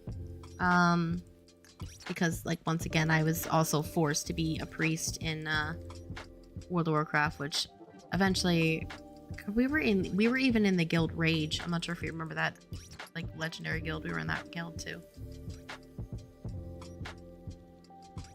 Oh my god, the bard class in EQ is legendary. And guess what we're bringing back? You'll probably love this. The enchanter. Actually, you know what? I'll do it over here. Do it over here. Hold on, let me save. We're bringing back the enchanter, man, and the bard, obviously, but we're bringing them back. It's back. And we're gonna make a playtest available in April. So this April, FYI.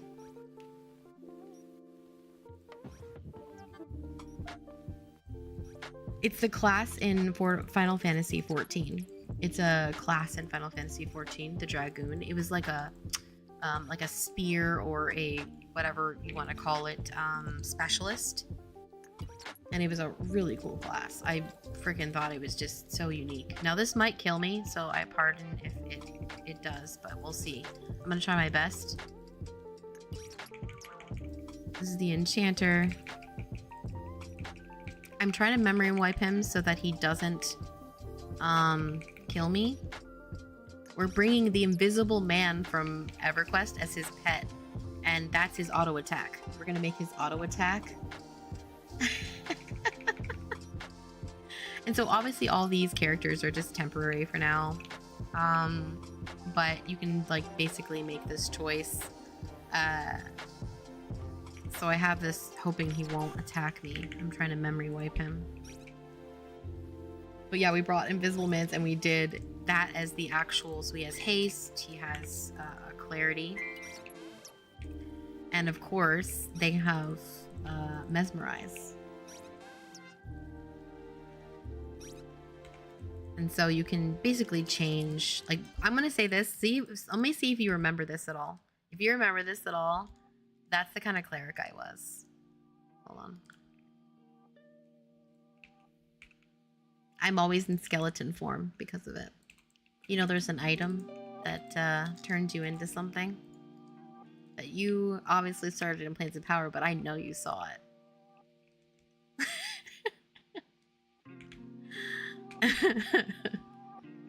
It's a necklace that literally like allows you to click and become a skeleton form, which stopped dropping eventually, but became an insane expensive item that was droppable. The droppable item. Yeah, pair of us. It's just the two of us here. Yeah, and so we have some really cool stuff that are going on, and oh, hold on. Let's try to like, now this is gonna kill me because this is level 3. So this is like, you know how EQ was like, stuff killed you. Like, but let me just, for an example, mesmerize. Like I wish he was on right now. We have a section that shows some of that mesmerizing. Like, let me just have fun with this. Let's try to mesmerize a ton of crap. So if it was closer together, this would be a lot easier for me to hold up.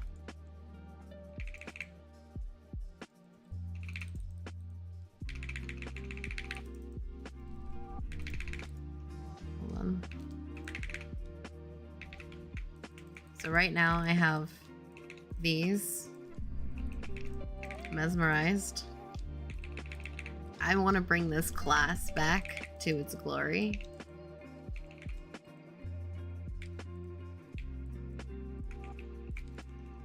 Hold on here. I know this is dangerous that I'm doing right now. Especially now that I have so many available to me. It's coming.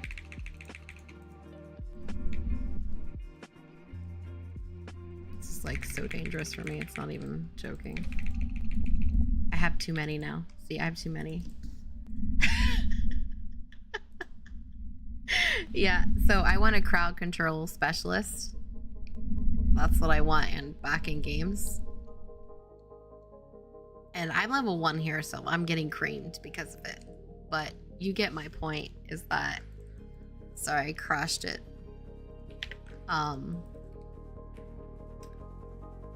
But this is an old build. Like I said, I'm not sure if you heard, but Stark over here, the main Stark here, he's trying to get emeralds before the season ends in League of Legends. But yeah, so I know you said you were an amateur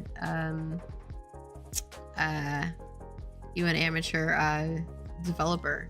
You should really check out that Coursera course we did. We did like you don't have to do like all of it, but it is a creditable course, so if you do get it, it can allow you to like work at certain places. But we did courses for 5 through 8, and we basically show you how to build an entire like 6 different types of game like prototypes from start to finish.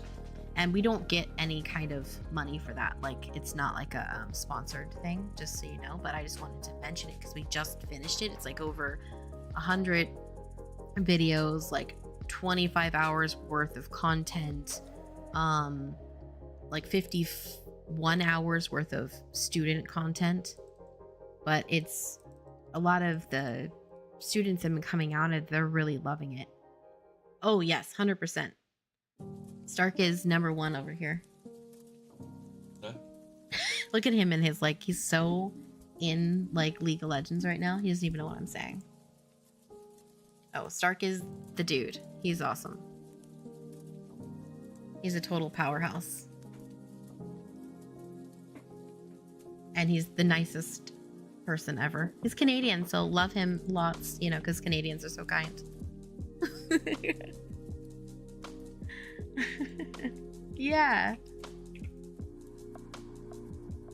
Oh, I'm so glad it has the Miku vibes. I'm really wanting it. I wanted to bring EverQuest and World of Warcraft into a modern day, but still have that classic vibe to it. Oh, you're a Canadian. Yep. I didn't know that, Otto. I didn't know that about Otto. I did not know that. I did not know that. Audio. I thought... I actually... Why have we never had that conversation? I would have remembered that. I would have remembered that you were Canadian. I legit would have. Seriously, if you need any help offering unconditionally... Oh, you're so nice! Yeah, well, seriously, like, join our... we have obviously 2 Discords. One's for, like, Vertical Third or Tech, but we also have... Which is... I'm not sure if it's on my thing, but also Runes of Tearyn is for the game. Join that, because, like, you can, like, DM us actually directly in Discord, which I really love Discord a lot. I always tell people, please, like, reach out to me in Discord, because it's very I'm always there. Like, I can always be reached there, and you can just personally, like, Otto, you need to do that too, because I need to be able to reach you. I have Graham over here that I can reach, thankfully. Where's Graham? There he is. So, at least I can be reached here. But yeah, this is the Vertical Third channel, and this is our Runes of Tearyn channel. But yeah, like, please, like, reach out to there, because then we can actually, like, you know, talk. I hate not being able to reach somebody unless I'm waiting for to stream, you know? So sometimes I like to ask questions. Where you're... Oh, okay. Which... I don't even know where that is. I'll have to ask Chris where that is, because he grew up in Ontario, Canada, like Canada, Ontario, like Ottawa, you know, like the main, like... Oh, no way. We lived... Okay. We lived in, at one point for a year, we lived in Nova Scotia. Like in Yarmouth. For like a year. I'm sure you know where that is. A small ass little freaking town, but yeah. That is so cool. I'll have to tell Chris like that when he's actually like mentally here. Do you hear this? What? Huh?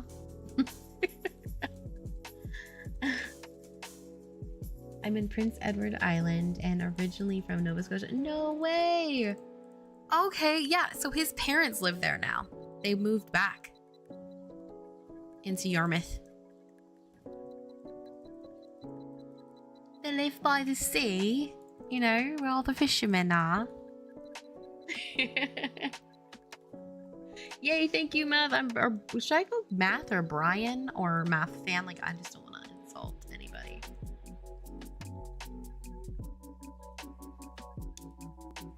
So I know Yarmouth well.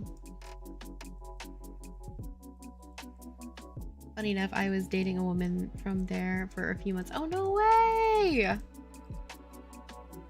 It's a small town. Those are from small town. I mean, I think there's like 2,000 people there. It's small. Like, there's a 24-hour safe subway there. And when, okay, so get this. You're gonna laugh about this. So when we moved there, okay, we were in Yarmouth and it was the worst winter of all. Like, I mean, you guys had an epic snow, and apparently from what his parents say, they haven't had that much snow since we were there.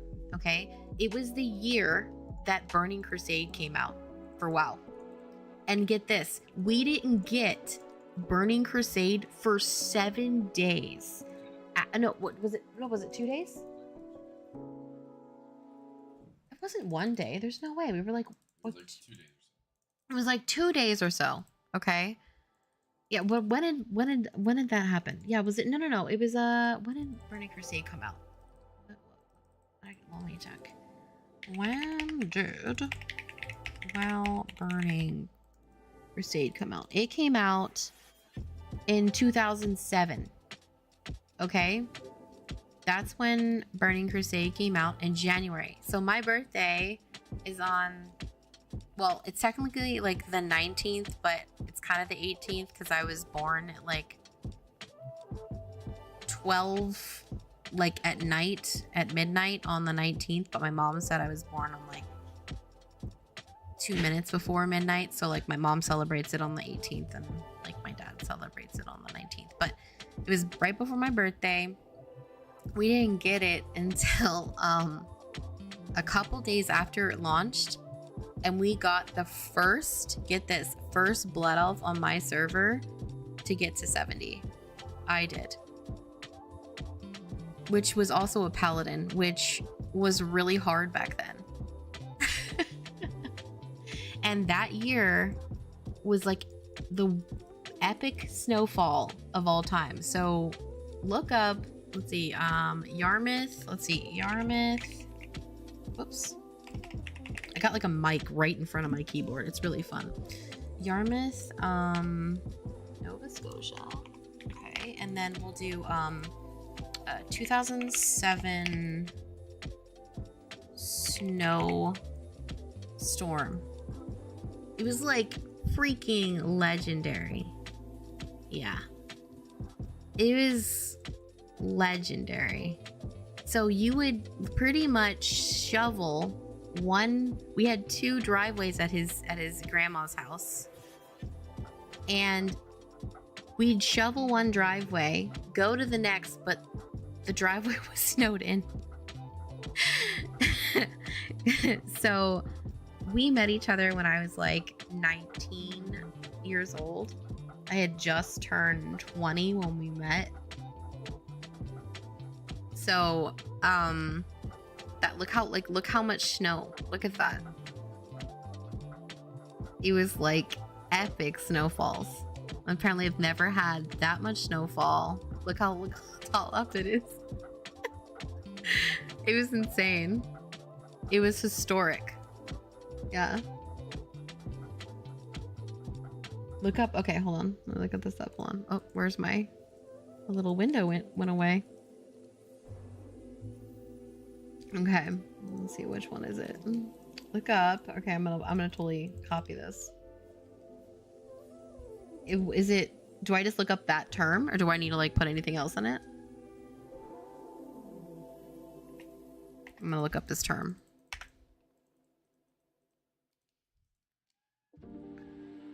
Okay. Wow, that's freaking insane. Oh my god. Oh, snap. Oh, oh, that's crazy. Yeah. Wow, that's a little tall, my friend. Oh my gosh. Like, oh my, that is such a pretty horse. That is such a pretty horse. Okay, yeah, so that's a lot too. So you know what I mean. Epic snowfalls. They're real. And that was the year we went. And somehow got it several days after it's done. We didn't start level 1. Everybody was like, I think, what level was the highest when we started level 1? Yeah, people, like, literally we had people 12 levels ahead of us. And we still made first Blood Elf to 70. It was awesome. And of course that achievement wasn't in yet until later, which I know the person that designed the achievement system. So they were like, nope, we didn't put achievements until after that. I was like, I know, believe me. But every time I would go somebody, they would go, oh my god, Tifa, wait. Like, you were the first freaking Blood Elf to hit 70, and like literally the closest person to us was like, I think 7 levels behind us. That's how much we schooled everybody. And Shake and Bake was the first Draenei to get to level 70 on that server. Remember his name's Shake and Bake? Yeah, my cleric friend played on Drizzle. Okay, Drizzle Row. Yeah, we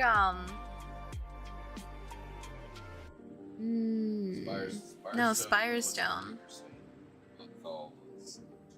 Mugthal was original. And then Spirestone was next. Yeah, that's the ones we went to. We got merged. Like, they changed a lot of like servers back then, as you probably all remember.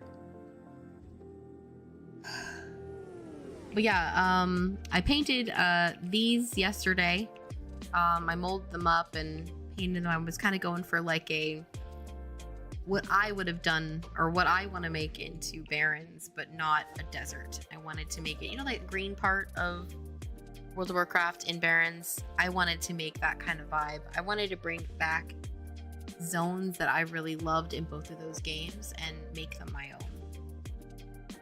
And it was kind of cool to actually go back and look up Barrens and see that I really did kind of create my entire... That's why I didn't want to use it as reference. I wanted to remember.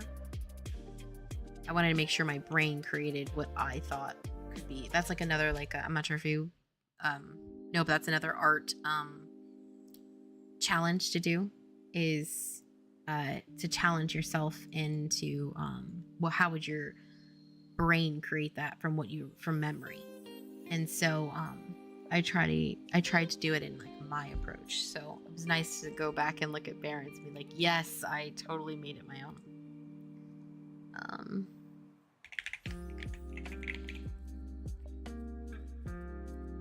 You're letting it go? Not enough time. Did you hear that? He's letting it go. Oh. I had such a big win streak. Then I got a 5 loss streak. I'm sorry. And yeah. I need like 10 matches before midnight. So this is the area I'm kind of referencing of what I would want to do, but I don't want it in a desert. So I was kind of, rest in peace. So he said, "Aw, I'm sorry, Platinum 3, bro. I'm proud of you, though. Good job." Totally, because good job. Learn a new champions. You did learn a new champions. I get it. High five. I'm proud of you. Way to go. No sarcasm there at all. I'm not being sarcastic. I'm not being sarcastic. I always let you play League. But yeah, this is kind of what I was kind of referencing a little bit, like, but what I remember being in my head for how Barrens felt, but I wanted it way less massive. So, and I wanted that green space to Barrens. So that's kind of what I went with, at least for the mountains. You will need a 21 gun salute.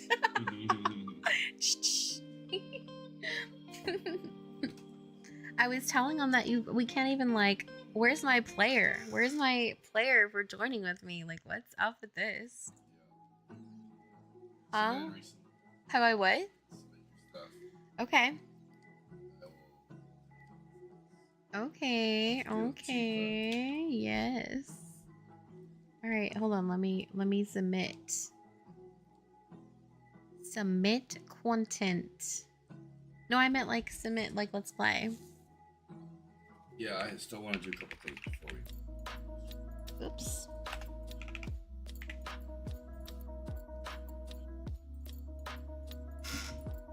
Ooh.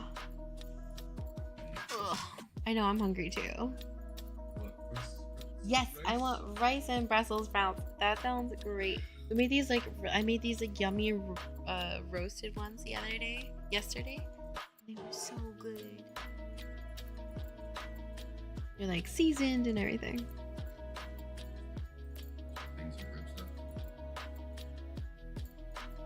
Yeah, I'll have like one. You can have the mostage.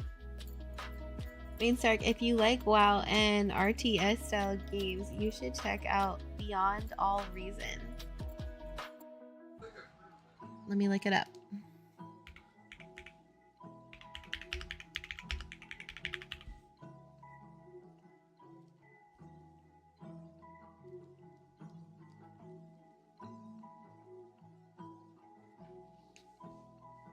Oh, interesting.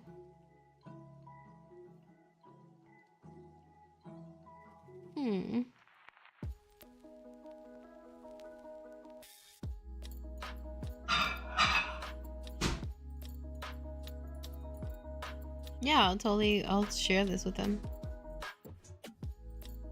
I just sent it to him. I'm about to send it to him into Discord.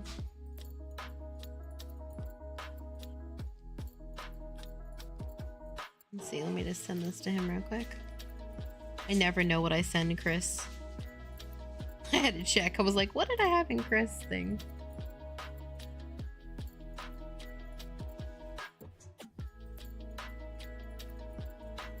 Heyo! Oh, same. I'm so glad you found us too. Yay! We're gonna be out there. You got an Unreal Engine reaction. Completely free game, but super in-depth and quite challenging to master. Oh. He used to play StarCraft a lot, but he stopped. Like a lot. Like StarCraft 2, he played a ton.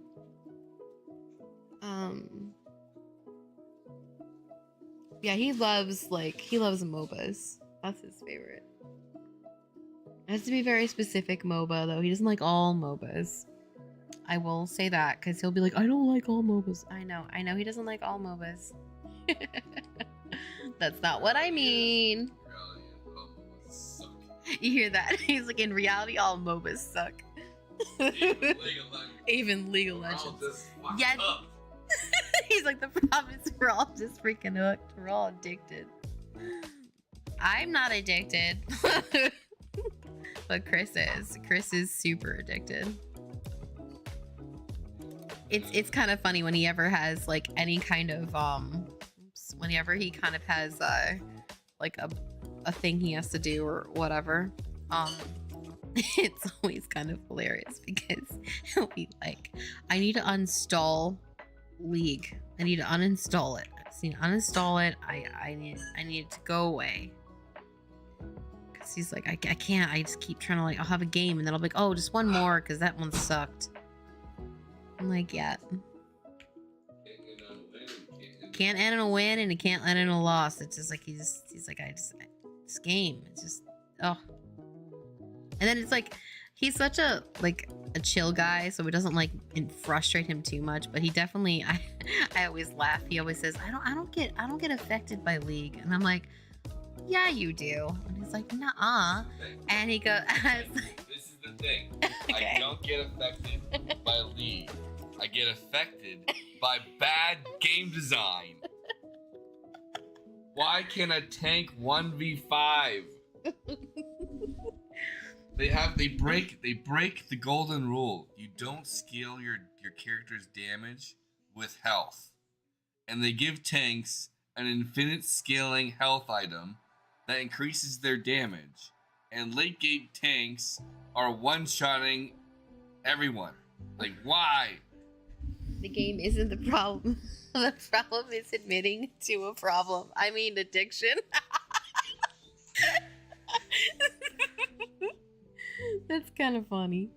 But yes, no, he's not wrong. Like, it is kind of stupid that that's what they choose to do. Like, they choose to, like, make champions like that, you know? They do choose it.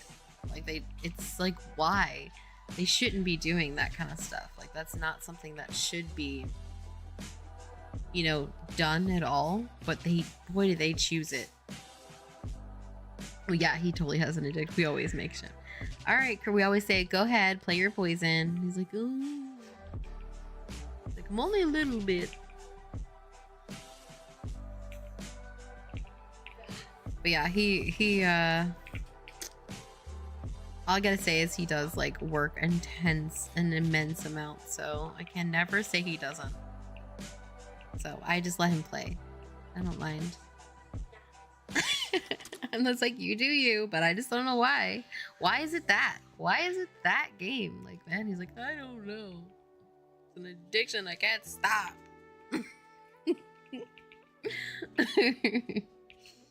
So people are like, oh, go do something. And I'm like, well, he does so much. Like, oh my god. This dude, like, he's, like, so hardworking. So I can't not say that he doesn't, like, break the bounds for that ever. So I just let him be him, you know?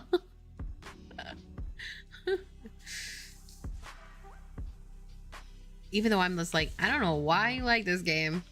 Game's so stupid. He's like, I know it's stupid. Well, now I'm done for a while. He's like, now I'm done for a while until next season. We'll be back.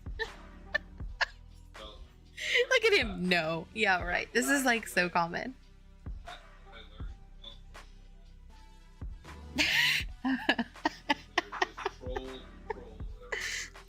Okay, so a few days after the split starts, there's trolls. So he doesn't play then either. But after that, he plays.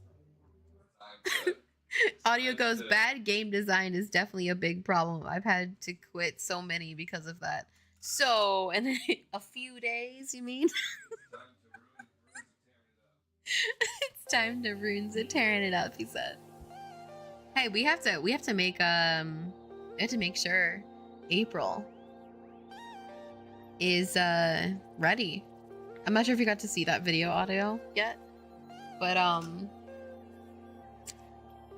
yeah, we're gonna have our first playtest in April. So we've got a lot of shiz to do.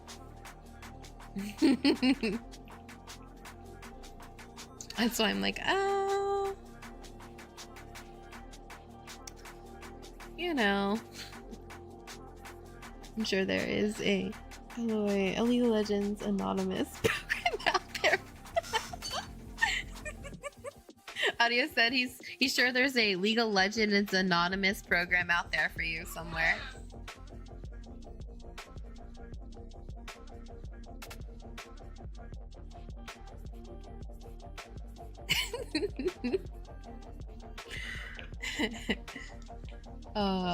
Okay, so I'm gonna put I think I'm gonna put a maybe, like, I wonder if I should do like 2 small camps over here so that there's some waves of camps all through here, or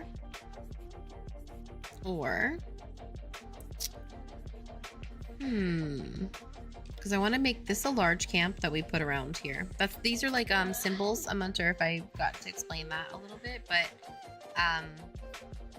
these are I'm using these as, like, let me put it over here. I'm using these as icons to reference around the map what size camp I'm thinking about making it. So back in I'm not sure if Math's here still, Math Van Brian, but I was making this comment before about Work Camps 1, like EverQuests.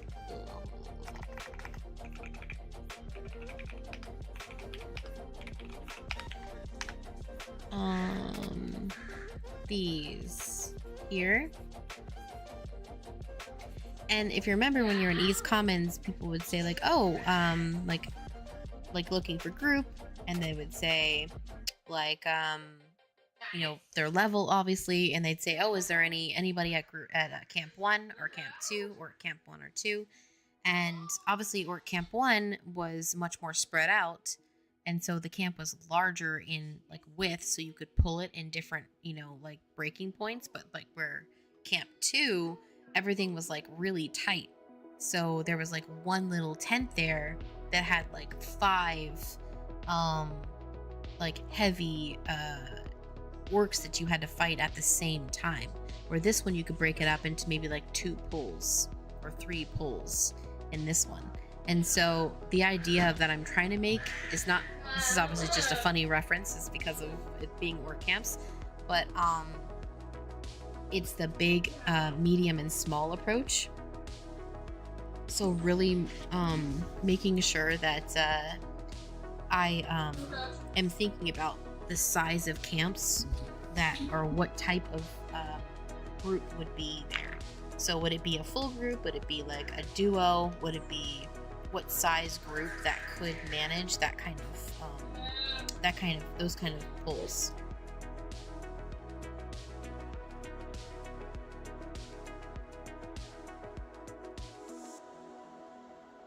Yeah, so that's kind of what I'm thinking of. So I'm using these as markers for maybe like the size, but it's not going to be like a permanent, you know, use of art, but it's mainly there for helping Chris be able to distinguish where I want certain level monsters, maybe like types of camps that I would like to do. Maybe have 2 camps near each other with one pretty large and one other looking more, decorated, rated to give a look of fighting over land. Yeah, I was thinking like, I was definitely thinking about, for example, like this is supposed to be like a mid camp, and I'm gonna move these. I'm gonna move them like over here for just now, like as keys, because I'm just using them as like icons, you know, to like basically put a marker, be like, hey, this is a big camp, this is a medium camp, this is a small camp. Maybe it's like 2 small camps.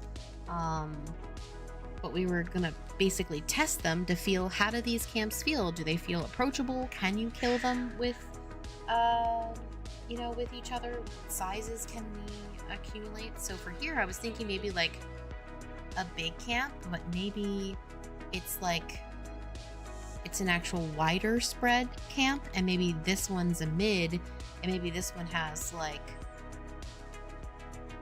either going this way, like up in the mountains, maybe it's like sitting up here, and you have to pull them from here. That's one thing I'm thinking of too, audio, is like where I want those proximities to be.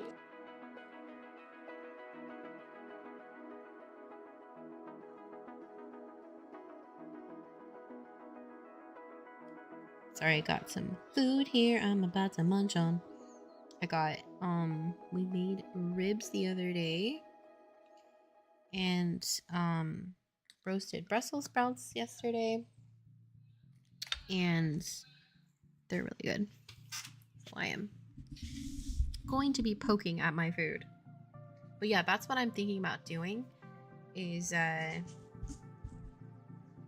do like the idea of part of the camp incorporated with the hills. Yeah, I was thinking that too. Like a cave system. Yeah. I think that would be kind of, because I feel like this area right here, to me, feels very possible for that. Like, right? I mean, don't you think so? Like, it feels very possible. So if I can always put, I can basically add to this right here. I can make a step point to this and then continue this hill. And this being maybe like where the camp sits up in. Maybe that would be kind of interesting. Or it sits down here and there's some other monsters behind it that you have to go and pull. So yeah, that's kind of like the idea I have for that. But it's also close to a bigger camp. But maybe like, what I mean by mid is more, it's more spread out. It has still a lot of monsters at it, but it's more spread out. So maybe like smaller groups can take it instead of like a full group.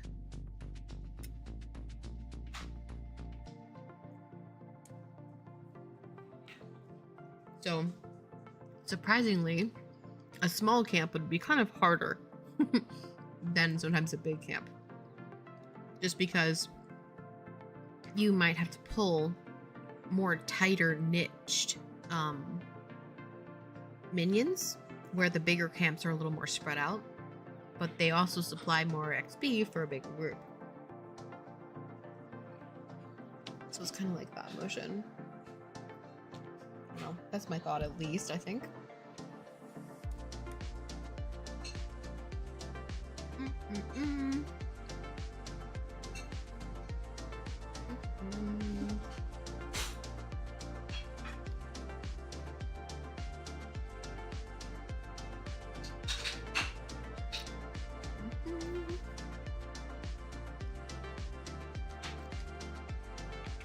But yeah, so that's what I'm thinking about, maybe making this a smaller camp. So maybe this could be, thank you. It's got me a root beer. I could grab this, that would be grand. Okay, there we go. Maybe making this a small camp, so this is a little more challenging, but it is going to be harder to break, for example. So you will have to either have an enchanter, like crowd control, to do this, or you'll need enough people to be able to take that amount of damage. So rooting systems, things like that, where this one, things will be more spread out, so there'll be more clumps of ads instead of like a big wad of them. We currently have that sitting up here in this domain right over here, which I don't love. I hate this location, so this is like not staying at all. But this was a location that was placed here, and it has like maybe 6 monsters. And so with my enchanter doing that, I can do it, because he just needs to basically, he needs to pull them and then run them around as I sleep them, and then go and listen to me about which one to go for next, so that when it breaks, it doesn't just come running at me, because we have threat rating. Oh yeah, I forgot to tell you guys that too, is there's an actual threat meter. So when we're playing together, like him and I, or like when you're in at least a group with, I kind of showed a little bit on the enchanter because it's me and my pet, but it's hard to show because it doesn't have the meter, which I still need to make sure to put that in the bug to allow there to still be a meter there. But when you have a pet class, at least. But the idea is that there'll be a bar above them. They'll have a percentage on it, and that will be affecting how much aggro you actually personally have. And if that's like at max, it'll even show how much max is that. Is it 100%? Is it 150%? Is it 200%? Is it 300%? Some I've gotten up to like 1,000 because I've had to mez for so long that it's kind of like stopping that approach of like a rogue just going complete ape on a monster and having no problems with threat. So it's trying to remind people to care about their threat, check out that system, and I think that's pretty cool. That's our idea, at least.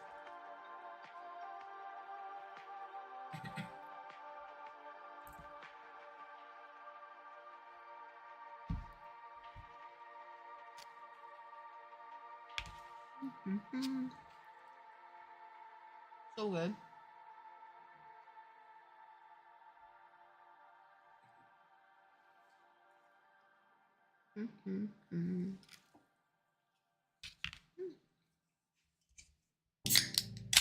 Whoops, sorry.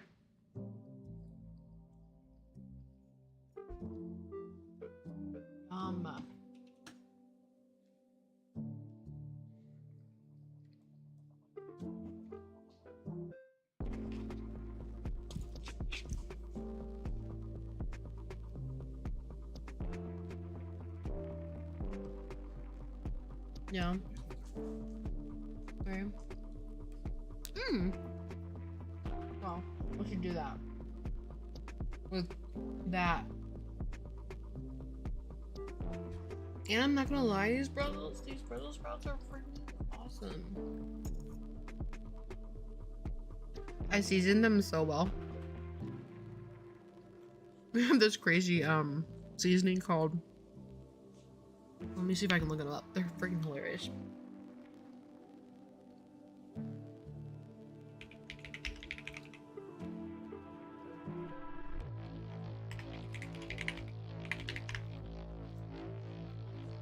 Okay, check this out. It's so funny. Look at these seasonings. Aw shit, bullshit, chicken shit, good shit, no shit, and special shit. And so I put bullshit on the Brussels sprouts with some like olive oil and salt and pepper, and a little bit of like roasted garlic. And oh my god, it was so good. But these seasonings are incredible. They're all like gluten-free because I have celiac disease, so I I can't like eat so many like seasonings because like I'm highly allergic to gluten. Let's see, I've seen those on TikTok. I wish we had those up here. Yeah, dude, they're so good. So we have this like farm because we live like a lot in the farm right now. We live in we moved actually where we used to live. We used to live in Irvine, if you remember, California, and but now we live in North Bay area, and so there's like a really good farm around here, and they carry like the coolest stuff, and so that's how we got it. Like I didn't even know it was on TikTok. I had no idea. And it's so good. They're my favorite.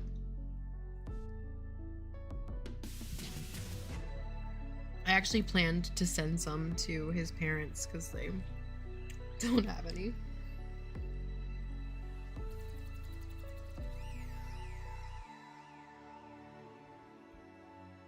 Yeah, they're delicious.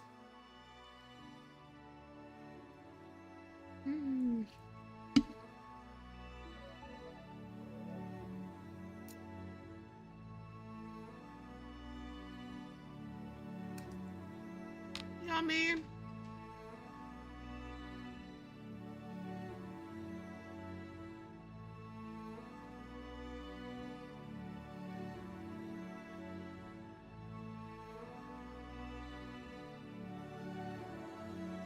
I have to do this castle at some point, but I really wanted to set up those camps first.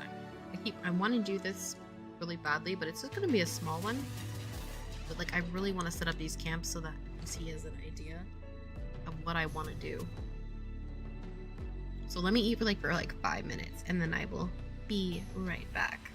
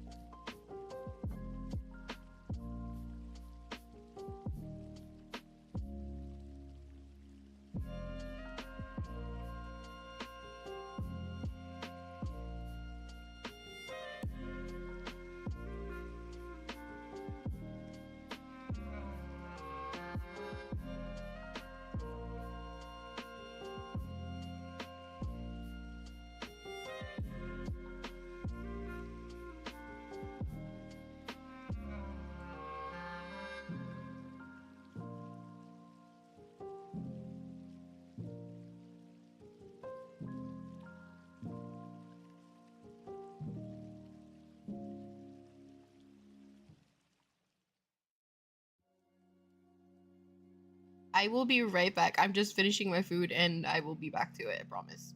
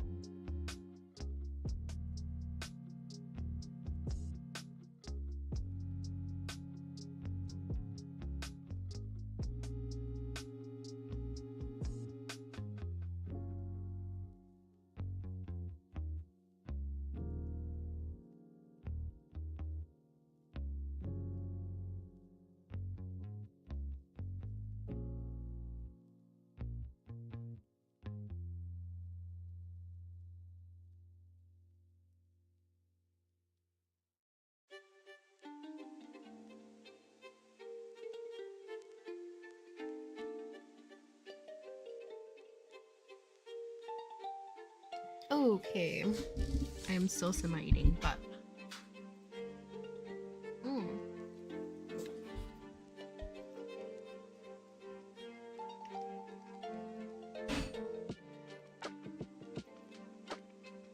Let's check. Oh, do you mean,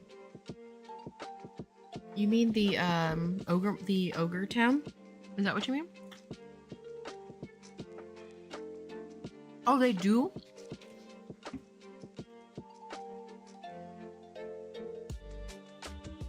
Let me see this.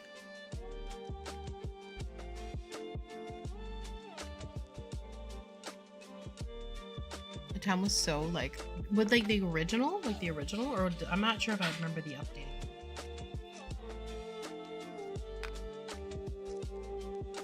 They eventually, you know, redid all those, zones that look so different.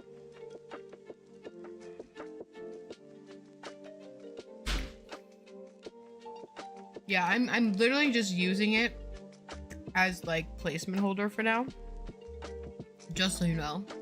But I am using it for size to section off what type of camp it's going to be. And I feel like this camp might be a fun way to basically have hard to split monster camps. And so, meaning, like, maybe some of these actual monsters need more of an actual, like, CC control person actually at them, or a bigger group that can deal with them because they're tighter in a pull.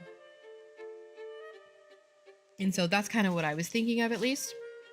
is the small huts are like harder to pull, kind of like Camp 2 in EverQuest, where it was right by the zone line. So it was like people would go and try to kill whatever they could and run to the zone line because they were like, oh my god, I can't break this by myself. Or they would actually OOC, can somebody come like high level break this camp for me? You know, trying to also integrate older and higher level players with socializing with younger players. And that's, I feel like, really important too for your community. Like, you really want to make sure. Ooh, I want to see this dungeon. Okay. Like this town right here.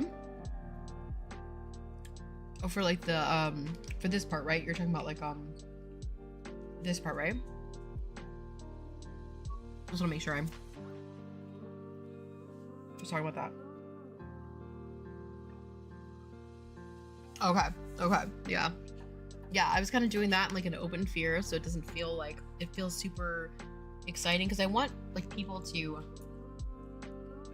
like, one thing that was nice about going to a camp back in the day is you just felt like you could, like, even in Barrens they had those too. Like, people would go to the Baron, what were they called? I don't remember what the camps were. They were over by the you went outside of the orc town and you go to the right, like straight to the right, and it was all those little like craters that you would go and kill, those like little, what were they called? Like, I don't think they were they bandits? They didn't look like bandits in World of Warcraft? No. Oh. No. I said in the Barrens. What were those called? Harpies. They were like little, but they did have harpy points, but no, this one was like the other section. Like, remember, it had like engineering, kind of looked like very much like, yeah, were those goblins? They didn't even look like goblins to me. It looked more like, some other little creature, but, those areas were also, you remember like the little, they're kind of like gnome-ish. Yeah. They're gnome-ish, but they're like part animal. Yeah. Yeah. Yeah, like even they had certain camps, so people would come, oh, hey, come over here, and guess what? They got really excited because then they could just sit sometimes in the middle of that area, and people would pull and bring it back to camp. And there is this sense of like, I don't know, like stationary experience that you can get when you're actually in a group and doing that, instead of having to be in an instance where you're constantly running forward, like in Diablo. And I feel like that's too much energy being spent, where you have pullers that want that energy, that want that high-paced kind of like, I'm on my tippy toes, I'm ready to go. But then you have like the clerics, and you have some other people like mages that don't really want to move a whole bunch. It's a different personality, right? So I'm trying to like trait to thinking about the personality that would play that kind of class. You know, bards might really enjoy how fast-paced they were. I bet you were really a super fast. If you liked bards so much, I bet you really enjoyed pulling. Really enjoyed the fact that you could, like, at least at a high level, you could mez in some capabilities. You could add utility to the group. That felt really fun, whether it be clarity song, whether it be like haste for people, snare, all those kind of utility formations, but also allowed you to kind of be on the go. And but you also had invisibility, like that was a big one for groups back in the day for Planes of Power, and some of that like high level rating aspect, like you had to stay with that bard. You got lost, you were dead. You were absolutely dead. And it was that bard's also like job to make sure that they're with that group. Exactly. And they needed to make sure that if they lost their group, that's on them. And so there's a sense of responsibility as a player in general, but it also takes like a type of personality to be really good at that class, I feel like. And there's the people that were great at monks, you know, like super good monks, you know, I'm sure you've met plenty of them. And then there was like the average monk, you know, but maybe it was an alt. But like, you know, the main person that played that class, there was a sense of purpose that they enjoyed filling in the group, like that specific role. And I want to really bring that out in camps. So making sure I'm thinking about that purpose, I think is going to make a longevity of an experience and really make the players enjoy playing this game instead. So I don't know, that's like my little weird ideas, I guess.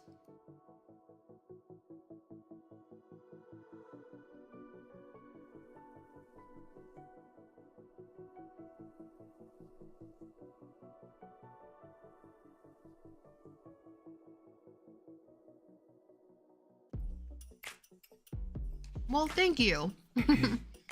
I played that game like at an insane high level.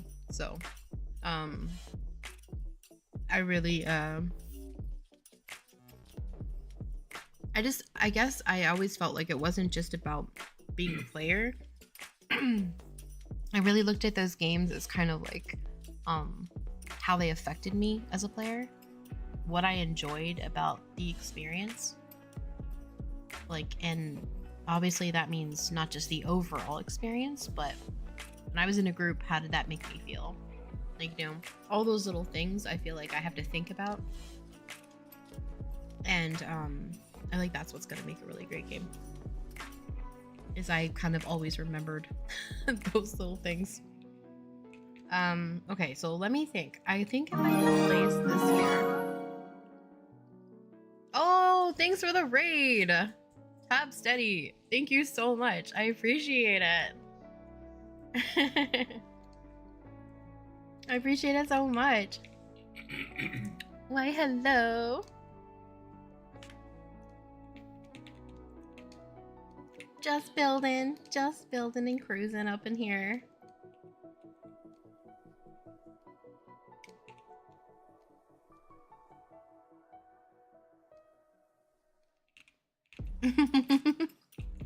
How did your stream go?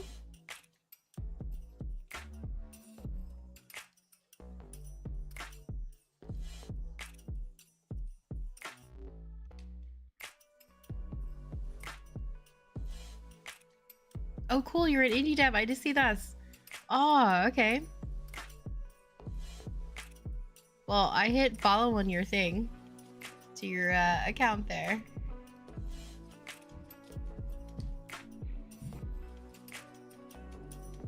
So we are a duo. Okay, so let me tell you, I know that sounds crazy. Okay, but I swear it doesn't. Okay, I swear.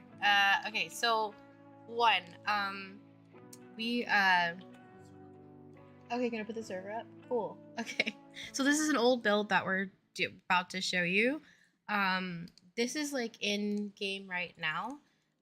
We do have, I swear, we have tech that we've been working on for over 5 years to make this possible. I just want to make this comment real quick because so we have 2 big awards that we got from Epic Games themselves. We did work there for like 2 years as well, but we got 2 big awards. At the bottom you'll see a little bit of it.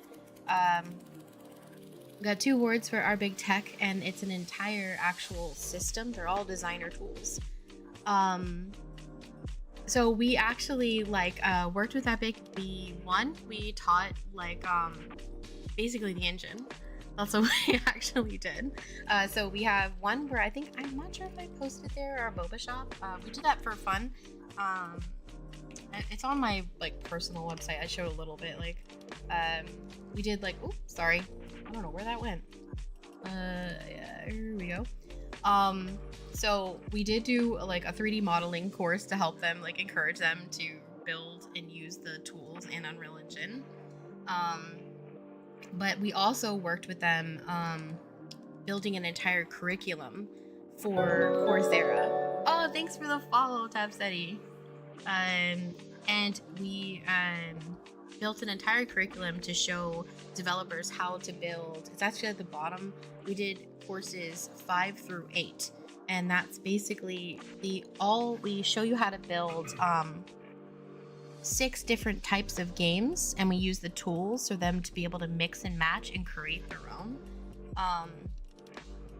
that's actually one thing we did do, but we show you how to build like 6 different types of games, and the tools that you would need to make those games. And it's around like 25 or 26 hours of content, but for students, it's around like 51 hours of content. And it's insane amount of content. We don't get anything for that. Like, that was something like, we don't get any royalties or anything from that, but it just purely, we did it out of the love and for the industry and for developers. But they actually, Epic hired us after our awards that we got from our tech, and that's why. It's because we know the engine so well. But what I was going to show is, like, the other day we were just planning to put our physics in, which I'm sure you've seen this one before, but we were just finessing our tech stuff that we have. But this physics isn't our tech, but this is what we were putting in the game to bring this kind of physics to it. But we know how to like hook those things up. But our tech is actually all the tools. So all the statistics. So for an example, your entire systems and statistics as a player. So when you get armor, or when you are taking buff or like a cripple of some sort from a minion, we do all the AI. Yeah, I know, right? It is. Quests, we actually have 10 different types of quest tools. So like escort quest, pickup quest, kill quest, what's some other quests? Delivery quests, what? Crafting quests. We do like obviously our own crafting system. We even have like on the we even did like talent trees as well, so that people like developers could create their own if they choose. But you basically just skin it and use these as tools, as fundamentals to start with, and then you get to control how they end up being. And so it's an architecture, a complete architecture that we built, and we actually have it to where it's secured to where if you choose to be a solo game, it'll recognize that. But if you choose to set up an actual server, it will automatically convert to replication code. And so that's where we got our big like awards for. This is like our current website here. Oops, sorry. But these are all just like, we actually have a playable demo that's free to like go and check out. It's on the Epic store. But they really, we didn't like pay to get that on there or anything. Because people have been asking me that, like, oh, did you pay to get on the Epic Game Store? We didn't. We did not pay to get up on that right here. Let me show it to you. But basically, I really loved what we were doing. It's an iteration engine, and you can go and play on it, connect to the internet with it and everything, and it's basically an entire MMO. We actually even like package this entire example map, which runs on mobile phones. Just want to mention, it's optimized, very optimized. We have different types of raid bosses, action combat systems, all of this stuff. This is the shit like we've been working on for fucking years. And so I guess what I'm trying to say is, I know it sounds ambitious, but it really isn't, because this and any developer knows that this is what takes all the time. This right here is what takes all the time for an MMO. So we have been building this for over 5 years now. Yes, for exclusively. Yeah, over 5 years. It's been technically 7 now. It was 2018 is when we launched this. So, well, started the project meeting. And so we actually, a couple of the people in here remembered when that actually started, because it all started from an actual, a game jam we were doing for Epic Games. And we made Castle Day, King of the Hill kind of game. And we actually made it a multiplayer in like 4 days. And people connected to our server all across the world and started playing it. And so, then we eventually were like, hey, like, we need to be able to make this kind of tool available for others. So we made this entire engine, just so we can, one, use it, to make the games we want to make, which we're currently making with Friends of Tearyn now. But we also just wanted it available because if we could be there for ourselves like 10 plus years ago, what would we do? And so this is what we basically did. And so we wanted to teach people the fundamentals of code, but also like, hey, like what about architecture? So that's what we went after. And currently I'll go and play the so-called the actual, like, it's a late, like we need an updated package because my stuff that I just did isn't in this one. Let me just make sure I saved. Okay, but let me go into it here. Hold on. This is like our old package that we probably did like a couple days ago, but we need an update because Stark was actually trying to get like I'm gonna connect to the server here real quick. I'm gonna be enchanter. Chris, I'm here. Haha. So I'm gonna change this mesh. I go back to my EQ days of being a skelly. I just like it. It's my favorite. I never got around to playing it, but enjoyed making the process. Yeah, and so you can set your name here. Wow, sorry.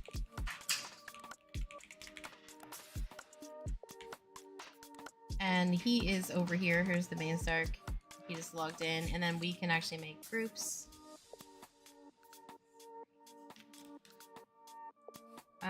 So we have like grouping systems and everything going. He'll be right back. He's just away from his chair grabbing a drink.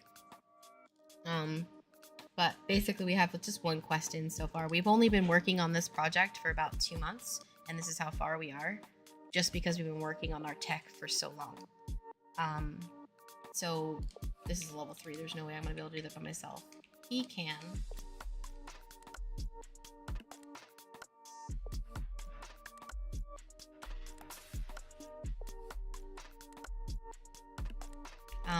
Waiting for him to right over here because I'm gonna die otherwise. I'm gonna try it. I'll try it. No, hold on. Level 2 coming. Hold on. Let's see if I can get this. No, I can't pull him. I can pull him. It's probably gonna be an interesting road. We'll see. I'm gonna try to not die from this. Okay, I'm gonna just like quickly mind wipe it so maybe it forgets me and looks at my pet for 5 minutes. Here. And he's coming now. He's back. And I'm gonna give myself clarity. I'm gonna give him haste. So we wanted to bring back Invisible Man. This is kind of like our auto tech. We're deciding to do a summoned actual champion or class. That's his traps. So these are all like just like partial animations or like that comes with vertical third by itself. So we don't have any of the new spell effects in just yet. That's like all cosmetic stuff that we're gonna be basically putting into, which is why I mean like we're just starting it out. But like all this is like that's his like his actual he's an archer right now. And so enchanters are all about their mesmerizing and their sleeping, their crowd control specifically.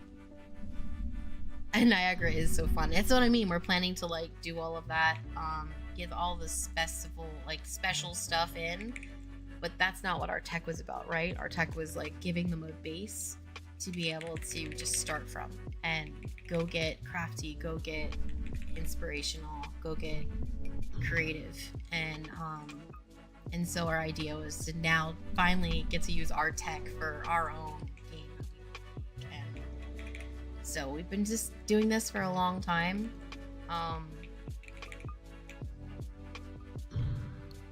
So he's like snaring it right now. But this is all the systems we have right now, and we have several classes that you can pick from right now. Like if oh yeah, I did show the inventory and everything. And then like if I want to go be a healer, I can go change my class. And I basically get reset again. And I could pick whatever I want. Like this is not, like this is all temporary. I didn't put this here, like this world here, but that's why I'm going in and fixing it. So heavily inspired by EverQuest, older grindy MMOs. Sort of, but heavily inspired by EQ, but WoW is still a part of that because we actually met. We met in World of Warcraft, like 20 years ago. That's actually it's still leaving the server for me. It's awesome.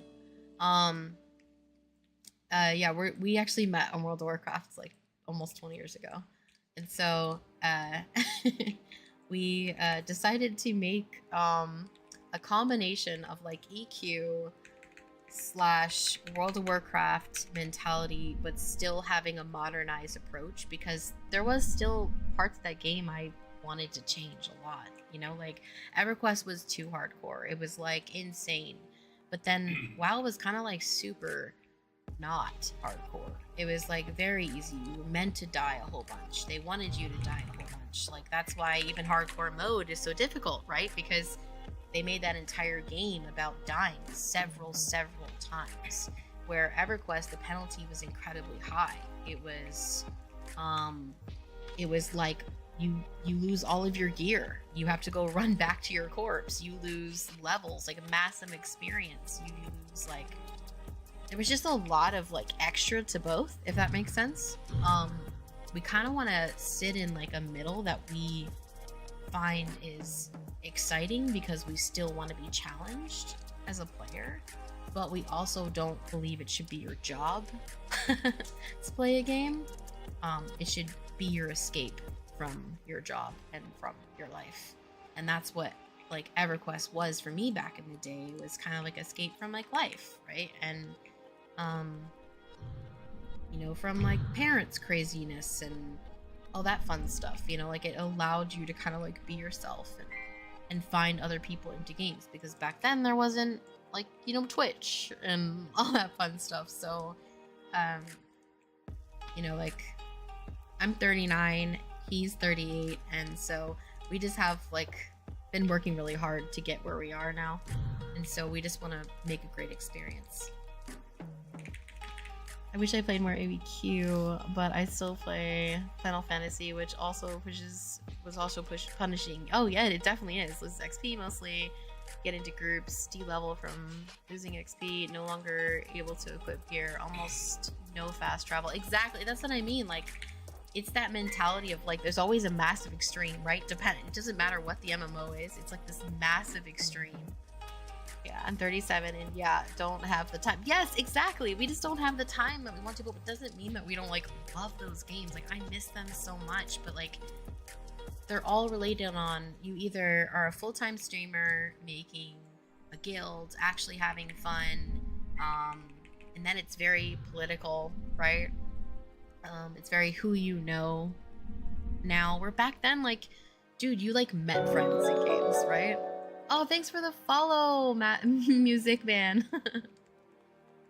Yeah, that's like where you came from, right? Like it was this mentality of like that's how you met a lot of friends. Like in real life, it wasn't a common thing to see people that played video games. It was like not common. And I guess we just want to be able to have a different approach about it. And but I also feel like I also got to a really high level in that game, to where I was like 5th top cleric in the world in EQ, and I do have a good concept for like how that felt and what was exciting about it, but what could I change that would change how an MMO is going to approach things. And I guess I want to try to put my spin on that and get other people's community to feel what they think about my thoughts, and like, hey, what would you like to change?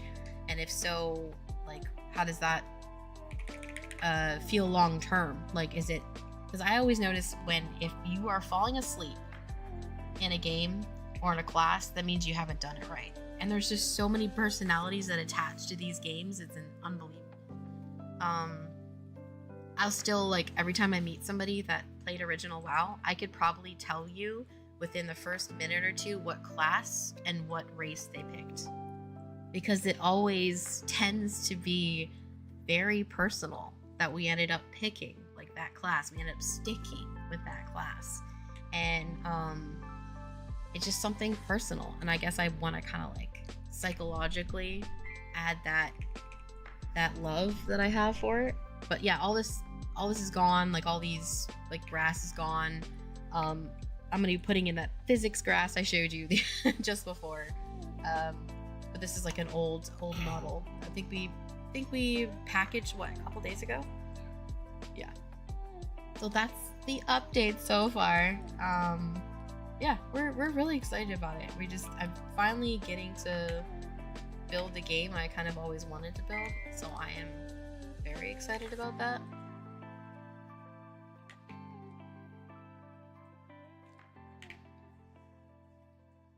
Lily keeps going just a little bit ahead of me, so I can't give him this buff. It's like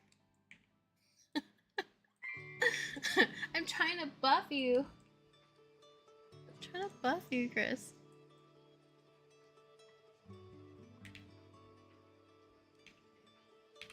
And so we do have, like, right now this is like level 1 gear, so it's just AC gear. But yeah, this can all change, and we have also like farming too is already in here.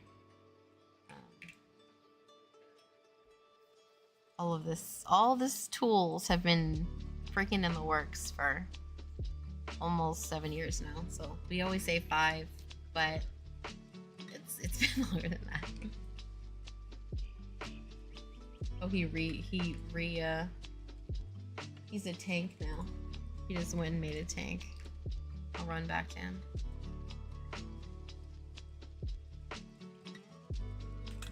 But yeah, I don't know. We're excited about it at least.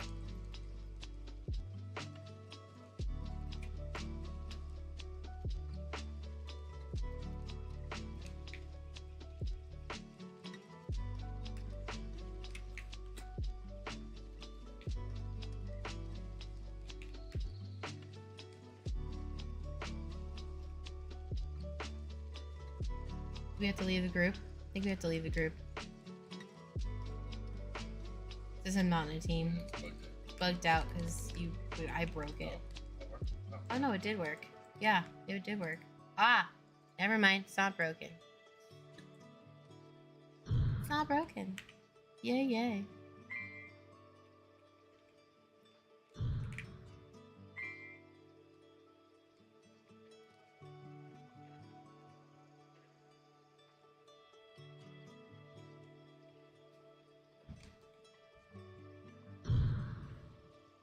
So how was your stream? I never got to ask. How was it? What were you working on? Do you have your project?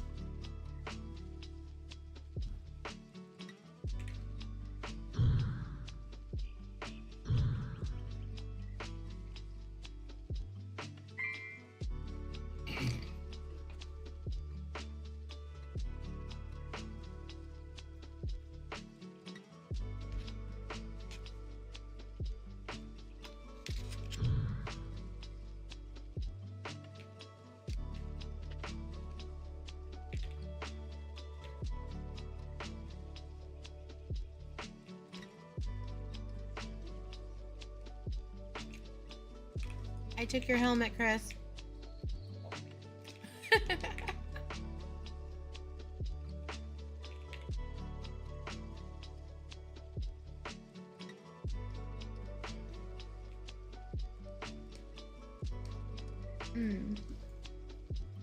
We also have like dual targeting, so like you can have one ally target and one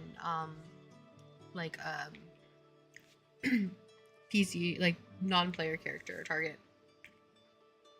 So if it's like healing, I can heal him, but that can also still be on target with the minion and being able to actually damage them and it go to that. So for example, it's tab, but even though I'm like targeting him, if I hit my actual holy strike or whatever, it will do damage to the actual target. And then of course my heal will go to him. So we have kind of like dual targeting system, as well as being able to target from the player's standpoint. We haven't finished UI or anything. This is just still temporary. Oh, we do have hate control. I forgot to mention that too. So this is aggro control. So this is where my aggro control is. So when I overheal, go ahead and grab something, and then I'll show them kind of like that is. So he'll have the aggro, right? But if I go and heal him, my thing will come up on the meter right here. But if I keep healing him, it'll go up.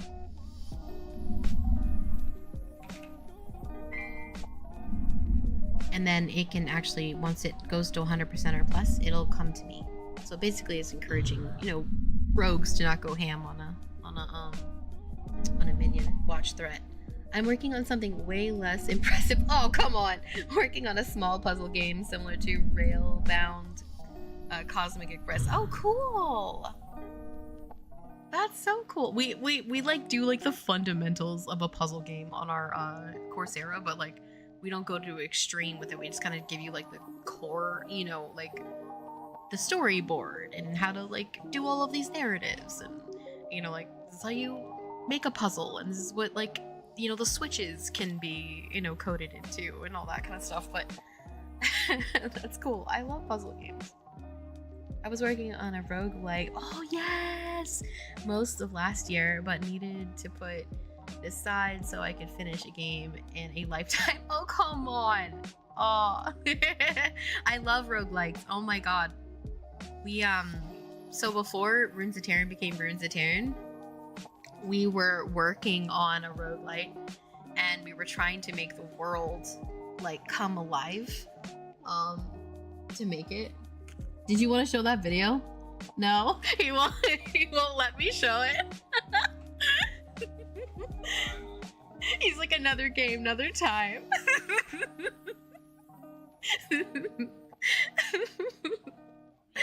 He said we have our secret. No spoilers. No spoilers. I'm the spoiler. I'm the spoiler. He's like, mine. You know, me. I'm not. I'm like, here, everybody share. I'm like the sharer. It's about right. It's pretty much on brand with me.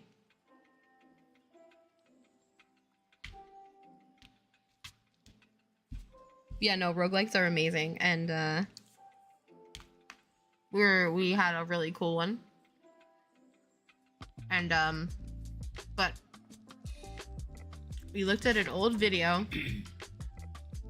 that we had done for Castle Day, and gosh, man, it got my okay, I'm just gonna sound hilarious, but it got my EQ ovaries tingling. I was like, we must go for it. It's our time. We have the tools. You tell me to start building the MMO. That's what he said. He's like, don't tell me. I'm like looking at this thing and I'm like, oh my god. And other small projects. Oh my god. Yeah, my EQ ovaries. Yeah. I was like, he's like, no. I was like, but we have the tools. And he's like, oh right, we do. And I was like, we have all these things. We've done all these things. And he's like, oh my god, we do. And I was like, oh, can we do it? Is it time? He's like, well, it's been 7 years. I guess it's time. I'm like, oh, is it? So yeah, my EQ ovaries were tingling. And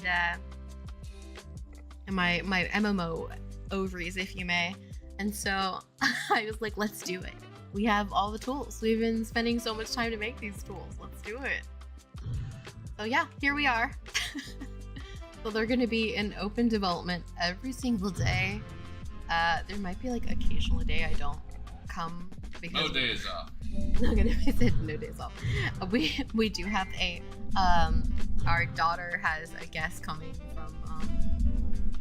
from Irvine, like her friend, and so they're staying with us for a few days. So I should be on anyways, even if it's for a couple hours. But yeah, so regardless, it's gonna be pretty much every day because in April will be our actual playtest. We're gonna do a big playtest, and we're gonna make sure it's up on the servers. We're gonna just like our so-called playable tech demo is on Epic Games.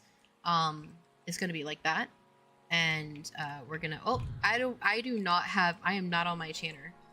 Like, I know you're used to like my enchanter god-like modes, but okay. Oh my god, you're gonna die otherwise. I'm gonna do like a little one. I'm gonna start up. Yeah, I know.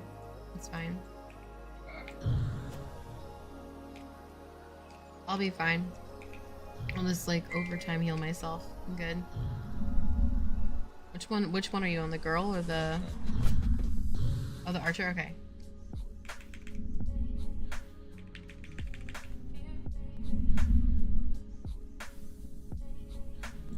From Irvine, other devs? No, so, well, so we lived in Irvine for like 13 years. You know, we are good friends with a lot of those developers, but it's just the two of us building this, so it's not like they've helped us or anything, but we are good friends with them. We do know them over there in Blizzard, but like, well, they're not at Blizzard anymore. They left after this last year, but they kind of actually left right before, so we had to go to this in 2024.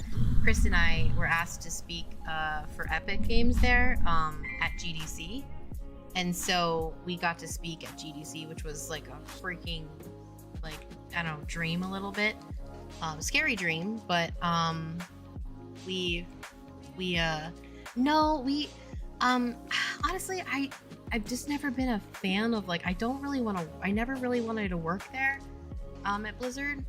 I knew them and all, but I just never really wanted to. I didn't really like some of the main managers there, or some of the head executives. I'm not going to name names, but I didn't really like some of them. They weren't the greatest towards female developers. So I didn't really want to do that. So we decided to just kind of like care more about maybe the industry that's coming up. And so that's why we kind of really focused on trying to like make tools to help other developers, so maybe they could get out of Blizzard, because we knew even like developers that work for Blizzard that just wanted to get the hell out of Blizzard. You know what I mean? Like, they really wanted out. And so it was more just the fact of not wanting to work with that kind of those people very much. Oh, from Pirate Software has talked about Blizzard sounds like a soul-sucking company. Uh-huh. Yeah, I could say that. They really are now, and they kind of were too before, unfortunately. Yeah, but it's not the developers, you know, it's really not. They were miserable too. So it was a lot of the executive teams, like big executive teams, not just some of the smaller executives, but like, you know, the ones on, like, for an example, the ones on the bigger side, I guess. I'll just say that because I don't want to be like, I don't want to pinpoint.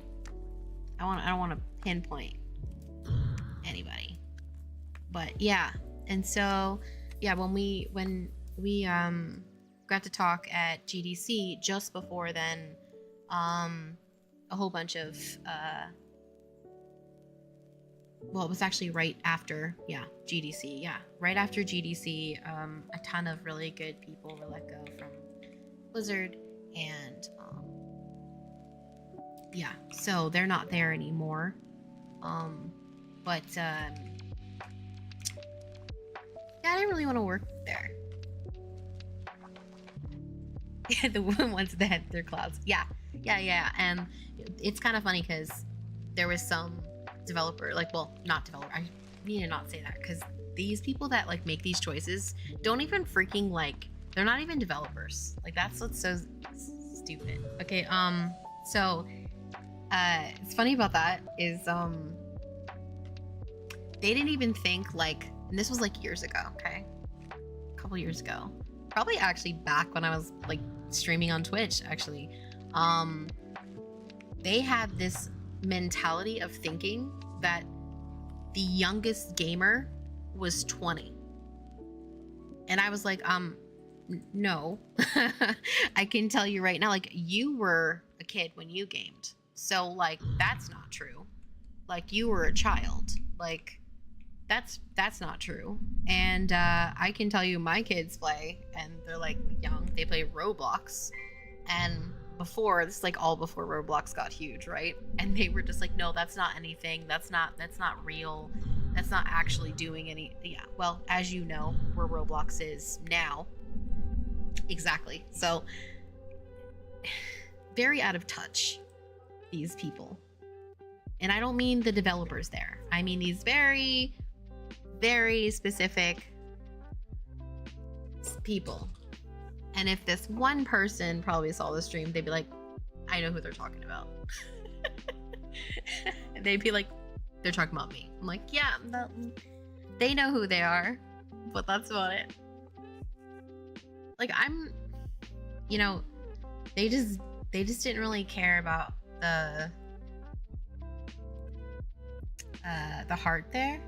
They didn't care about like a lot of that, and or at least they did actions they shouldn't have. They constantly did actions they shouldn't have. That really hurt the developers there. And so, yeah, that would be the end of that one. But yeah, that's our kind of thing. And so instead, I just, we kept our head down and did our own thing, and always cheered for them regardless. I cheered for them regardless. So I can't tell you the names. I'm sorry, but they know who they are.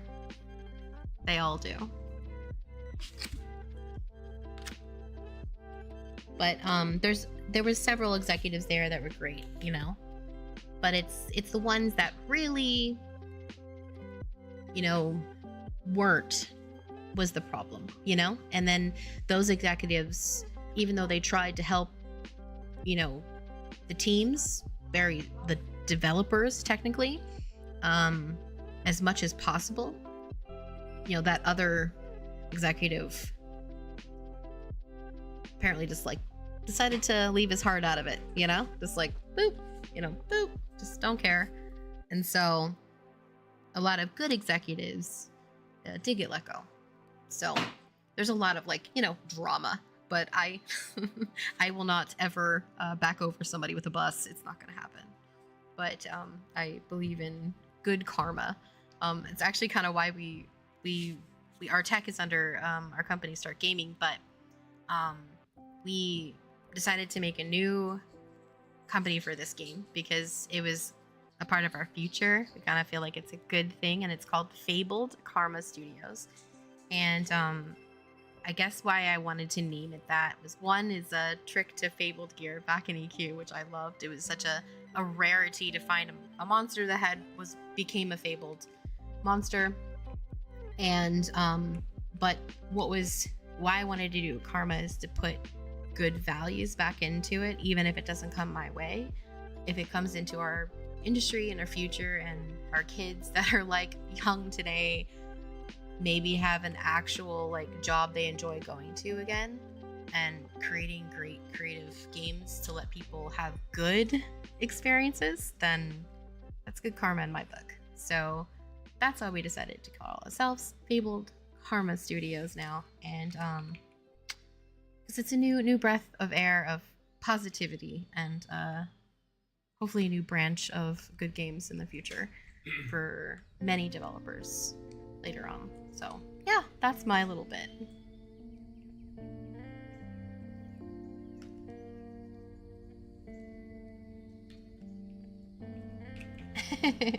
Hello, new player. You forgot to put your name on. Ooh, there's an archer.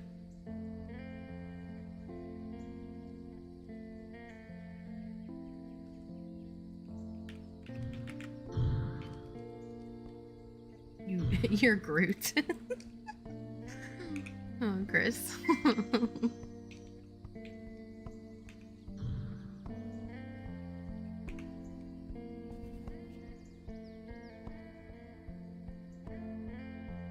But yeah, we plan to put like actual spell effects to this, but we're not gonna go crazy with the spell effects. We still want to make it to where like spells aren't like, I hate to use this termination, farting on the screen, but like seriously, like sometimes I feel like some of these spell effects are just like all you see. It's just like a whole bunch of farts. You don't even know what the heck's going on. You just see like tons of spell effects, and it's just like kind of overwhelming. So we kind of want less spell farts all over the screen. Great explanation, I know.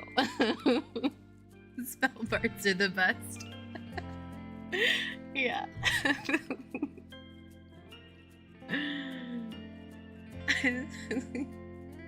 Starting might be a better term. Yeah, it's you know, I know it's a lot. I do know, but it's just this mentality of I feel like there's too many that it kind of takes away from like what you're even doing, you know, like what's happening on the screen right now. It's like, I don't know if it's just my ADHD that's just like, oh my god, information overload, holy crap, it's just like so much. Like, did I hit that? Like, who's hitting that? Where is that coming from? Like, what is happening? So we are gonna have obviously spell effects. This is what just comes in the spell effects based in like vertical third, but ooh, careful that there's an archer to your right. Luckily it's only level 1, so we're higher now. Yeah, like just we kind of want it to be a little bit less in your face and more like an experience, if you may.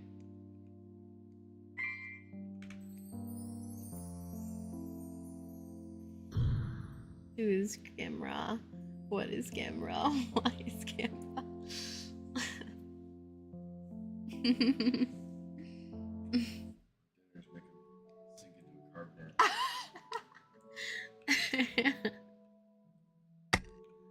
I'd say we're gonna turn that noise down. It's so loud. It's like so loud. Not sure there's an MMO that handles FX visually priorly best. Methods to call out less important ones, but if there's 30 players, yeah, for sure. That's like, and here's the thing is like, that was always an issue. Like, if anybody ever played EQ back in the day, like everybody turned their spell effects down so far because it was just like like telepathy was just like spamming your screen potentials, and let alone like, dear god, the like just, it was just overwhelming, right? And so we kind of want to still make it still feel very, we actually did a talk, like I said, at GDC, talking about polishing your bells and whistles and the importance of connectivity.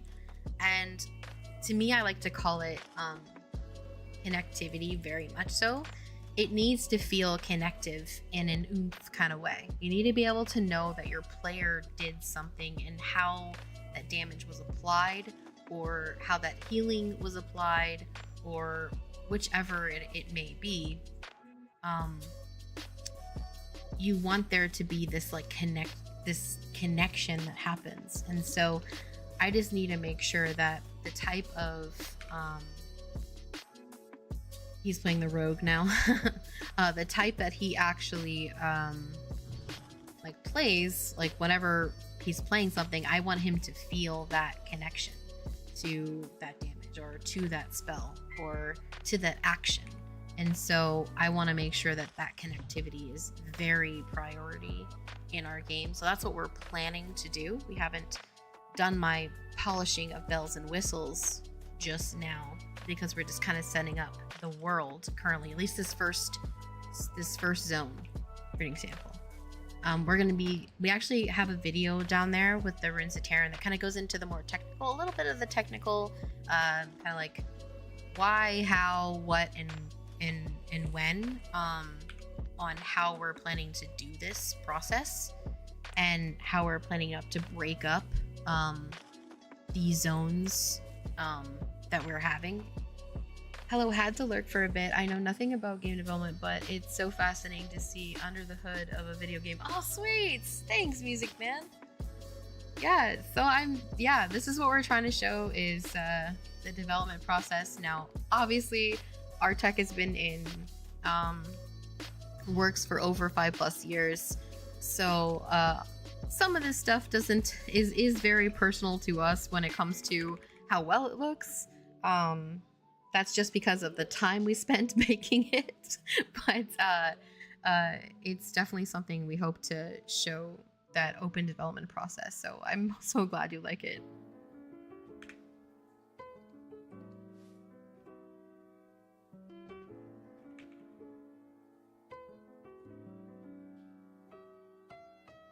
Boom. Yeah, we were talking about Tap Study about like 30 players. So far we've had a test where we've had about 200 minions going off, monsters in their own process, walking around, doing their, proximity areas that we have them on. And we've had up to about 50 players that we've only been able to test for from all over the world, and it's run just great.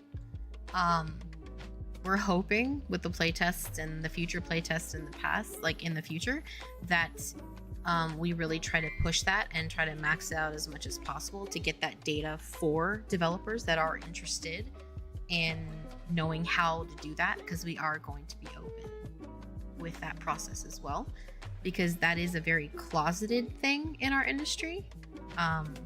And I mean that like even across studios, that's super closeted. So it's not just indies that don't know. It's like even the people at the studios, it's not one person that does it. It's like a whole team of people that know bits and pieces of it.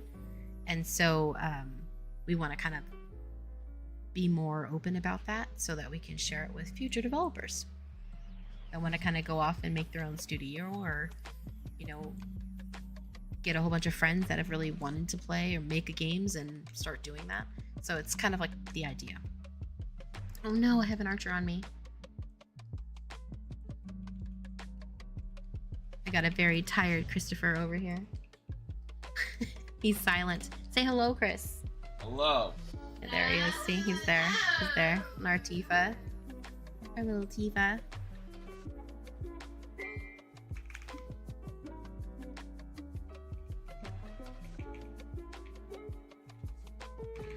Yeah, I know. I hear ya.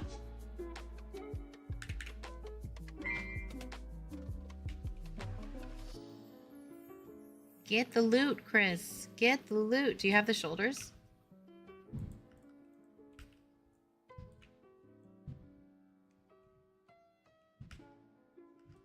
You didn't change your name again. Once you switched to rogue. You switched classes. Glitchy.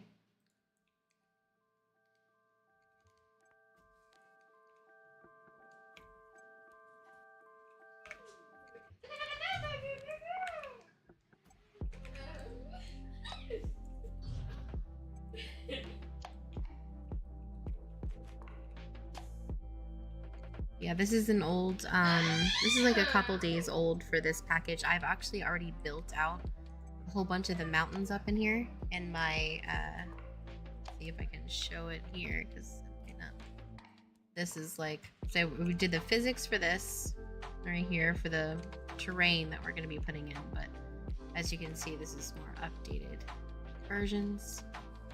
Right here, I painted those yesterday. That was like, I literally was on here,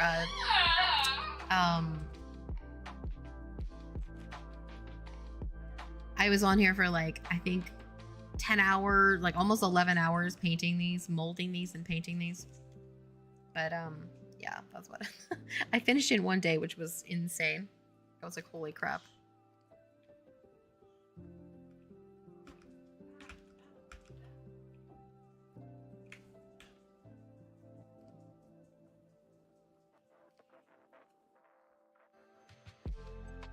I used to mess around with RPG Maker on PS1 back in the day. Oh, No, that's really cool. Game Maker, right? Is that what you're talking about? The Game Maker system, right? Was it called RPG Maker? Was it called a Game Maker? I don't remember.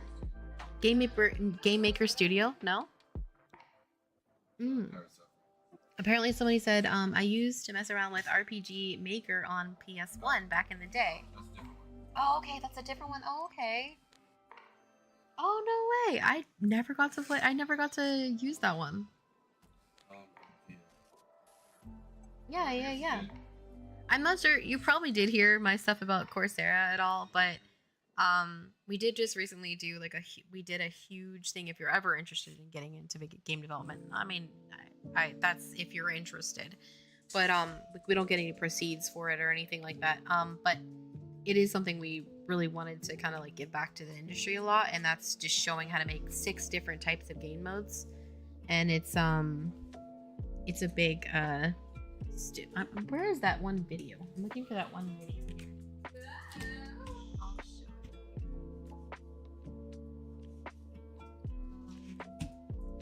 Let me get this one video here.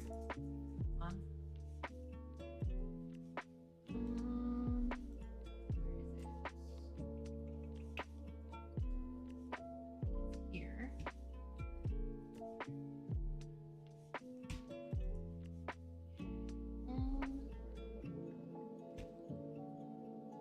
Look for my studio here. I'm looking for this video.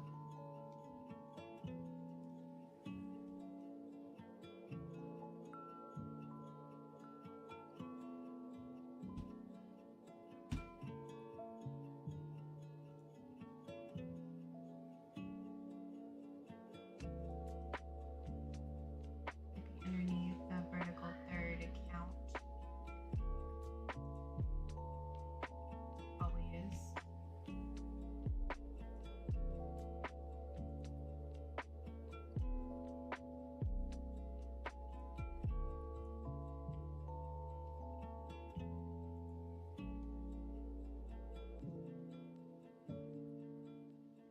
Yeah, here we go. Is it this one? Yeah, here we go. Hold on 1 second. Let me get you into that.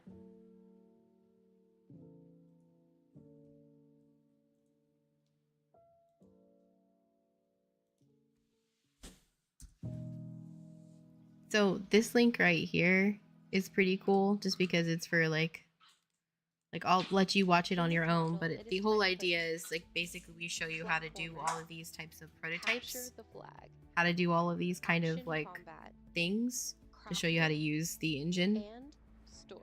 And so it's up to you what you decide to do with it, but it's a cool creditable course. It actually is like studios are actually recognizing it as an actual like a credential that's really important to have. So that's kind of cool. So for anybody that's interested in making games, that's like a route I would suggest, but we don't get any proceeds for it. So this isn't marketing. We spent like, it's like over 100 videos, like 26 hours, like 51 hours of student content. So it's like an insanely huge credential course. So let's see. Ideal game I'd want to make would be something similar to the old Might Magic series. Oh, let me see what that is again. I'm the type of visual person where I have to like see it. Let me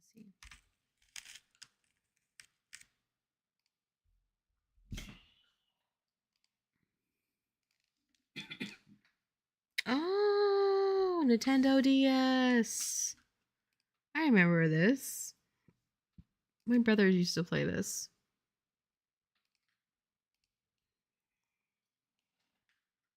Very turn-based, right? Yeah, like kind of like a Final Fantasy kind of turn-based game.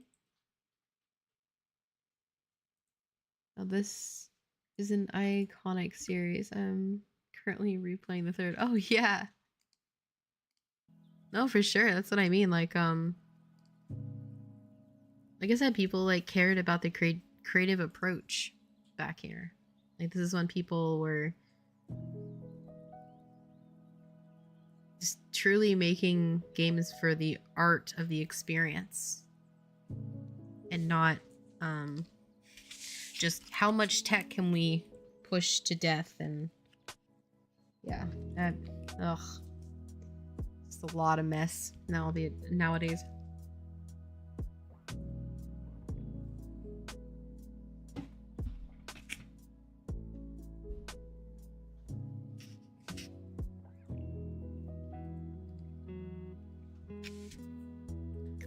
It's crazy.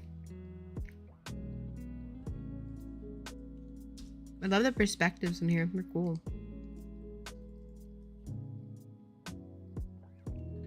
I'll have to look up some videos on it. Not that one.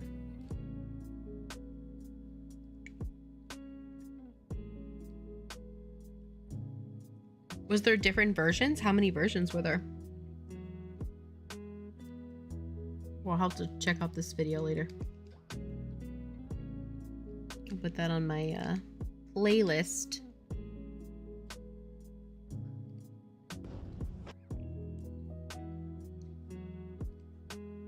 Yeah, I just added that to my playlist.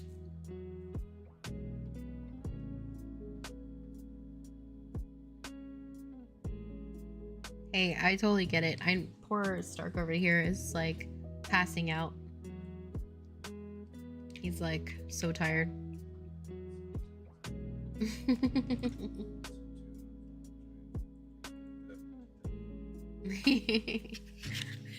He's gonna try to game dev. I don't know what he's thinking, but you know, go for it.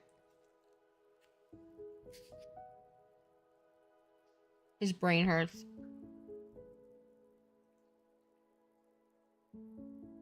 Okay. Okay. Got it. Might and Magic is a prequel to Heroes of Might and Magic. Okay. That's cool. Best things 3DO ever made. That's pretty awesome. Like I said, I saved the video. I'll check it out later. It's always good to know game history, man. Like, what made that experience connective to players? Was it story? Was it playstyle? Was it the adventure? You know. So, it's important. Important stuff.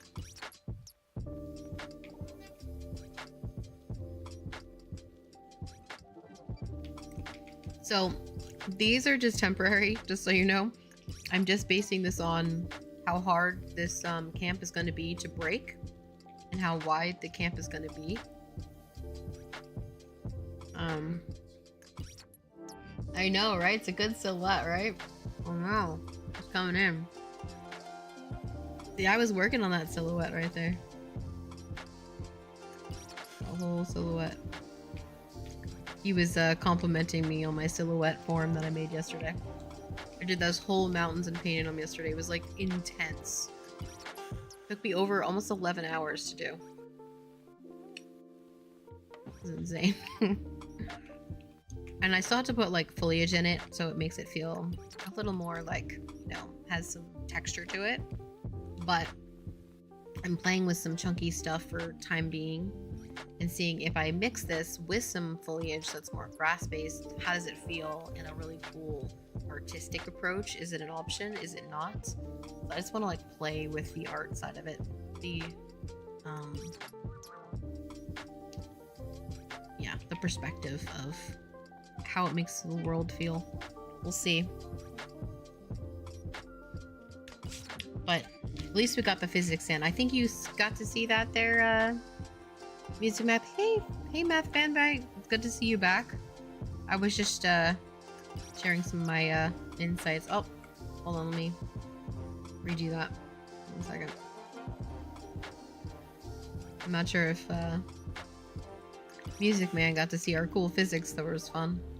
We're gonna be putting this in on the grass, to where you actually like feel the wind when you knock up something. You feel that kind of like damage popping in.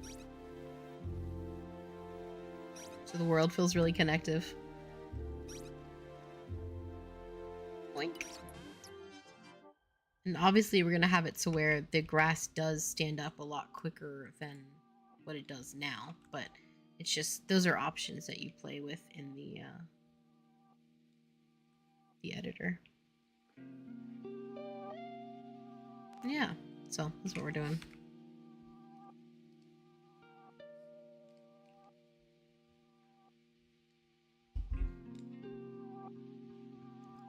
My favorite one I've done so far. I love the scene that this gives me. Like, I get such good vibes from it. It's my favorite. I think my dad, being an architect, would be proud of this architectural construction. Especially like this open forest. This is like a really cool, like, kind of architectural element he would have liked.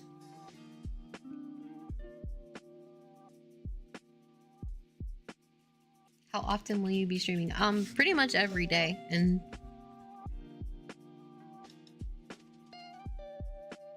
it'll depend on how long I stream.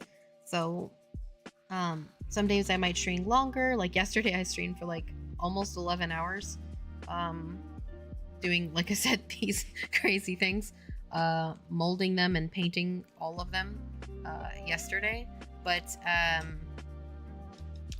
I went for like a warm tone through here, and then I wanted you to feel a little more neutral, and then like a cooler tone this way, because this is going to be a waterfall, big waterfall. Yeah. And so that was about 11 hours of work, and then just painting those. You have to go in and shape them all and then paint them as well. So I'm still working on some of them. Like, they're not done in any standpoint here, but it's at least a good, like, first wave, if you may. Like, yeah, first wave. We're gonna call it first wave. I think this is stream 5th day. Yeah, this is the 5th day I've been streaming, and we'll be streaming at least. We'll be obviously streaming past April, but April will be our first play test, so where we'll have a server up and people can join it.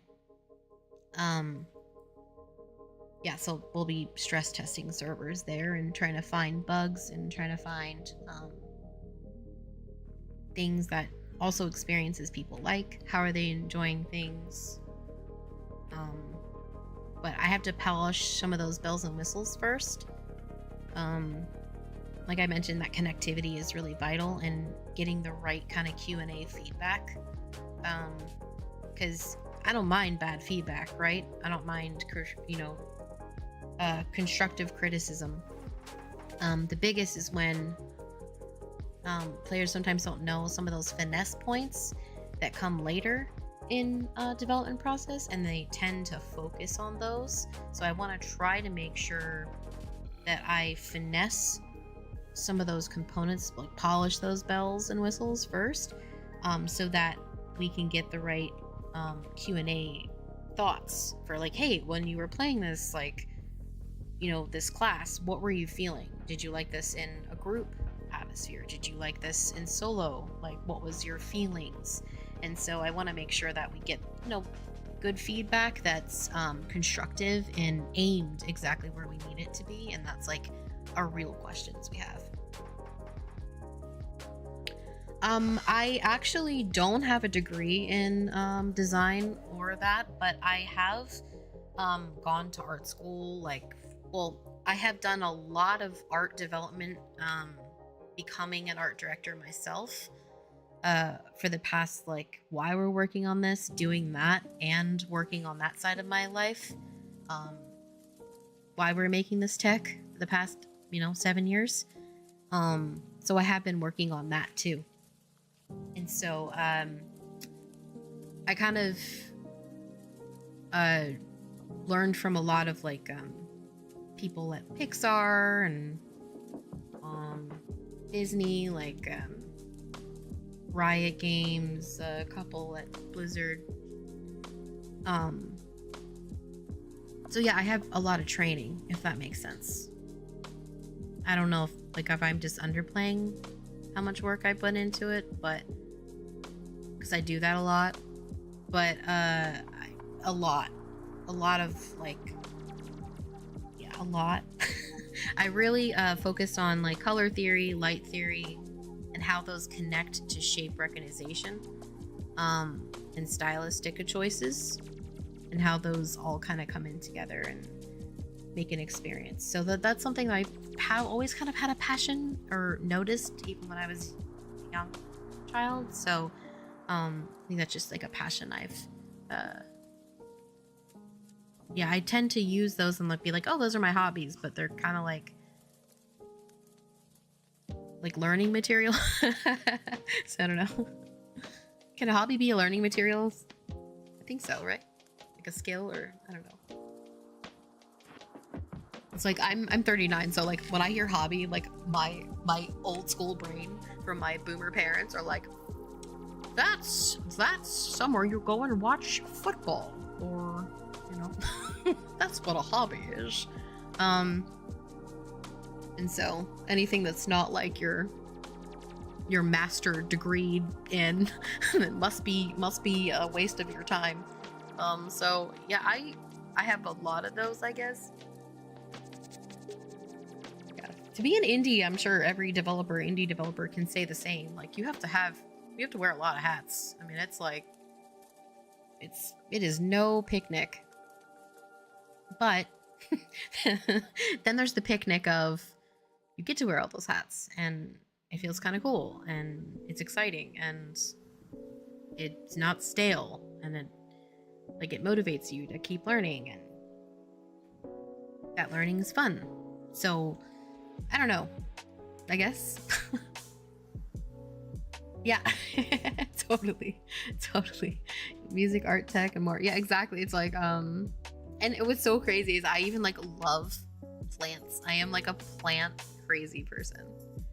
Like I have I have like crazy plants too. I have like ones like staghorn ferns. I'm not sure if you know what a staghorn fern is, but they are basically dinosaurs. My staghorn fern is named Dino. It sits on my wall. Right now it's getting watered currently, so it's not on my wall, but it is a dinosaur. They actually lived during dinosaur ages, and they survived the meteor. So I do I like to grow things like microgreens, and I'm a weird one, guys. Okay, I don't know, I'm a weird one. I can't help it. I'm a strange one. I call it my ADHD powers, right? I have a lot of things I like to learn all about, like food too. Like I have this crazy, I found out a couple years ago that I have a super palate. I have to say that's probably part of my like crazy dyslexia as well. It's like I have a superpower where it's called a super palate, and it's where I can taste, like for example, there's a couple plants in the world that if you taste it, they grew against other plants, and I can taste the other plant that it grew next to. So there was like this one, I guess, tree from India that nobody, like barely any people can taste of. I did not know that this tree existed. I just want to mention I am just a US nerd here. But apparently this type of tree grew next to black pepper trees, and everybody else in the entire lineup said it tasted like lemongrass. I did not taste lemongrass at all. I mean, I tasted lemon, but I took a citrus, but I tasted black pepper. And I said, well, I taste like lemon a little bit, but it's really black peppery. And everybody was looking at me like I was crazy. And this person's like, holy crap, like you super palate? They're like, wow, what? Like, that's such a rare thing. I'm like, what the hell is a super palate? Like, what the fork is that? And so found out that apparently super palate's when you can taste this tree that, for example, was growing next to a black pepper tree. And so I could taste the black pepper from, I guess, the roots or the soil or something. And so like For example, dark chocolate to me is so bitter, it makes my jaw hurt. Like it just like it, you know, I feel like I'm tasting like a lemon. It's sour. And it's because apparently I can taste the like original Coca-Cola that tastes bitter crap before it goes through its whole process to taste like yummy and stuff. Like, you know, legit like Coca-Cola, like, you know, like that 99% you see like at like Whole Foods, you know, that's that, like, oh my god, stuff like hurts my jaw. Like I take it and it's like my jaw like clenches up because it's so bitter, so bitter. I expected crafting systems in this game, so amazing. Herbs and cooking, yeah, no, like all that systems are in it. We have all of those systems. Like here, I can show a little bit of here, like all these crafting systems are here. So you just basically, the tool is that you create a system. So whatever it be, I know this is refined common wood, but you basically choose what the actual thing is that you're wanting to craft. Like, I don't know, it's a magic weapon Harry himself Potter made with Dumbledore, go make it kind of thing, right? And so you write that in there, you pick out what materials that they'll need to find, and then they'll be able to make X Harry Potter extraordinaire Dumbledore wand, you know?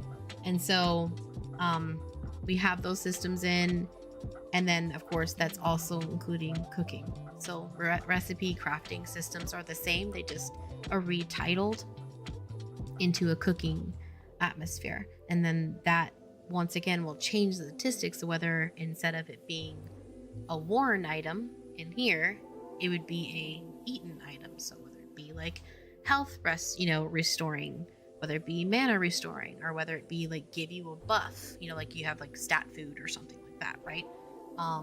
That would be like another formation of using that tool. I was just kind of giving you like the I don't know, it's like we give you the basis of making any cookie you want. It's your job to pick out what kind of cookie it is.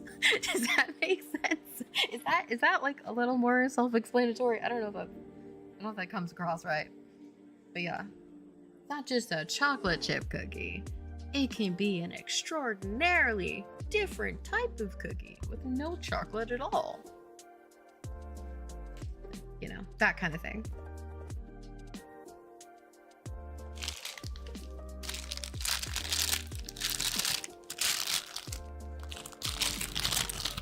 Sorry for my bag. I got these like these little like I bought these like little like what are they called?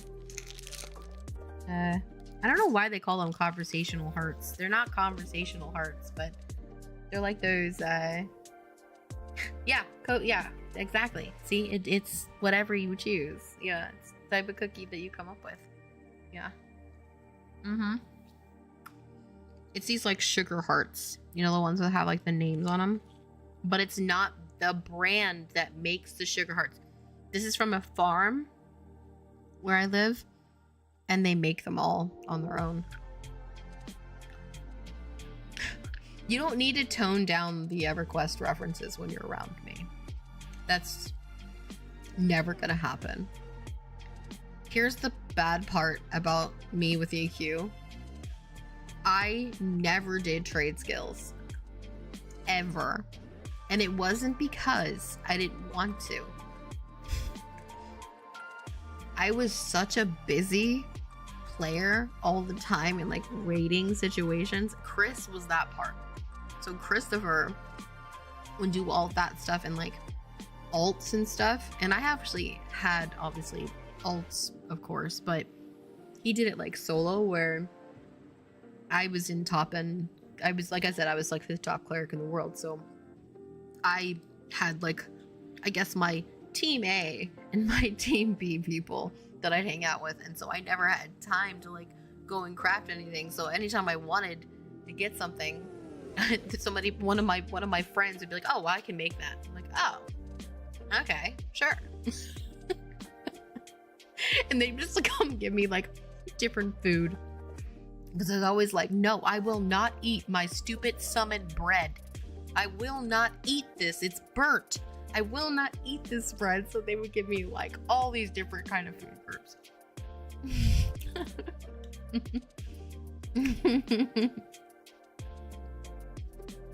Do you mean TS like TeamSpeak? Because I didn't start using that till later when they found out I was a girl. Because I played a boy character. I didn't act like a boy or anything. I didn't be like, I was a man. I didn't say that. I just, you know, just didn't tell them I was a girl. I was like, yeah, my name's Chris. Guess they forgot Chris can be Christen, so I don't know. Oh, trait skills got it. My bad.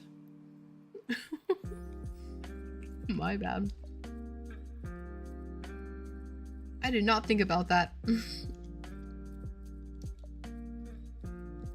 I mean, up this, because that's gonna be...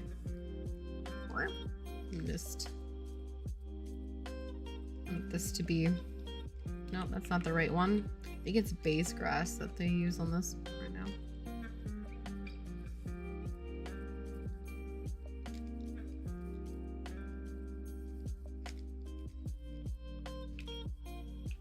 Sorry about that.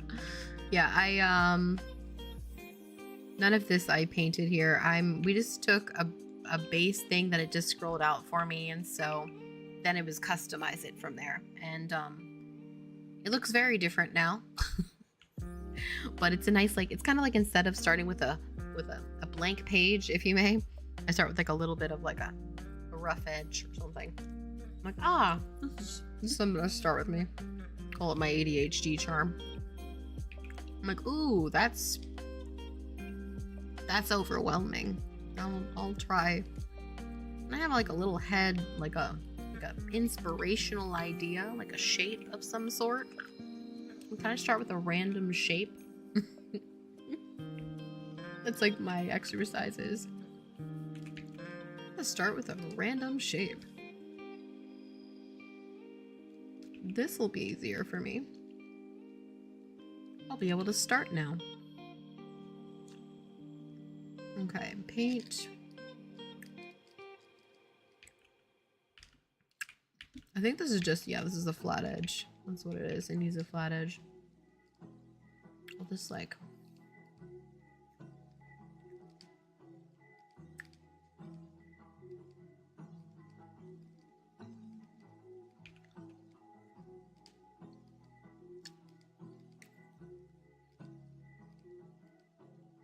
Alright, I'll smooth that out.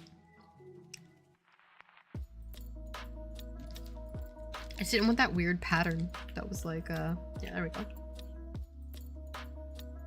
I'm meeting up with friends, but I am super happy I found this. Yeah, go have fun.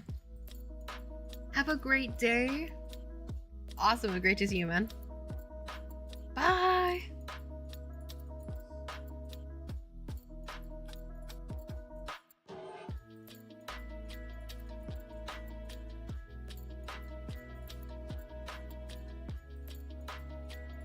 Hold on one second. Let me just tell Chris to go to sleep. He like fell asleep on the couch playing Horizons. It's really funny. Hold on.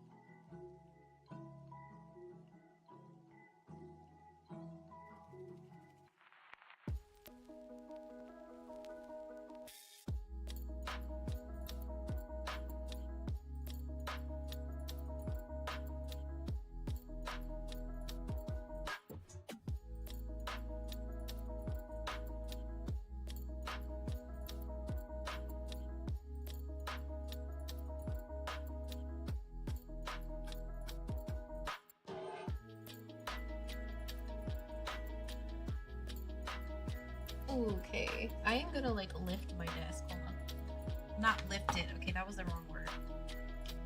Raise.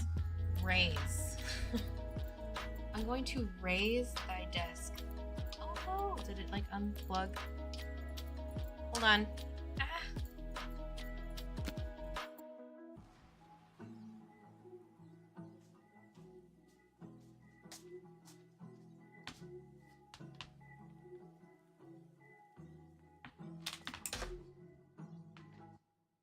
Oh, whoops.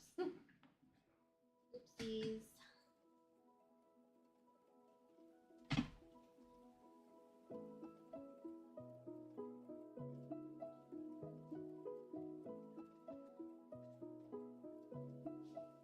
It unplugged.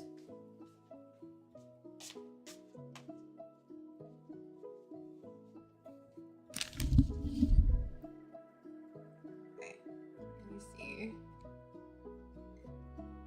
Okay, so by raising the desk, I unplugged the capabilities to raise the desk, but I had to plug it back in because now I can raise the desk. Then of course I left the controller on the other side, so hold on. Oh.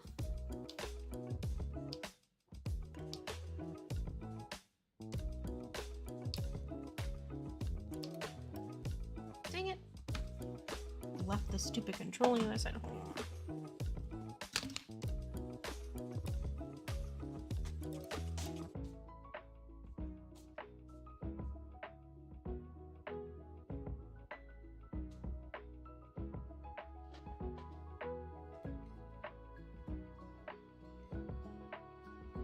Controller?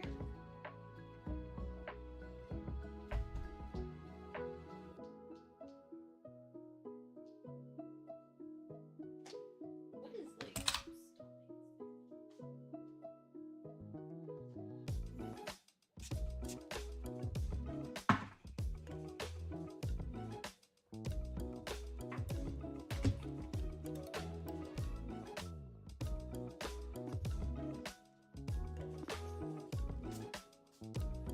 I do not understand why this is messing up.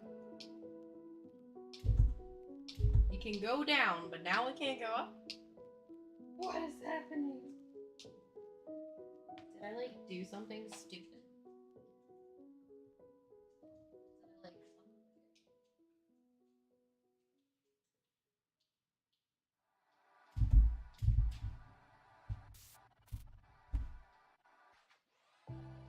Huh.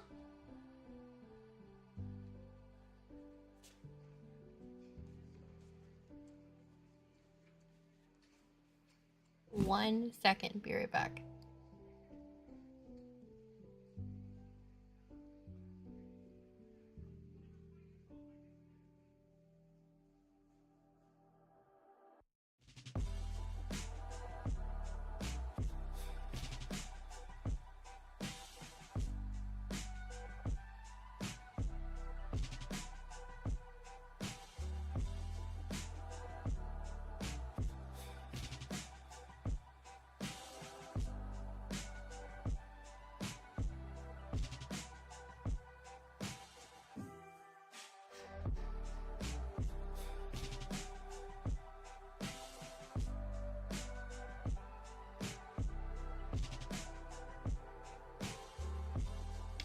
Okay, apparently, which I did not notice, apparently you have to put it all the way down to make it go back up once you unplug it.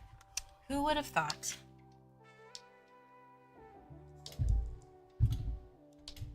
Oh. Chair.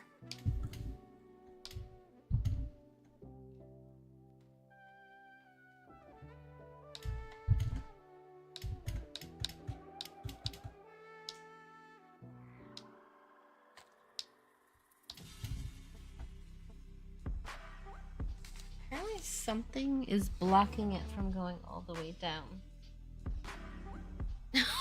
Why is this desk so complicated today? I've never had this issue in my life.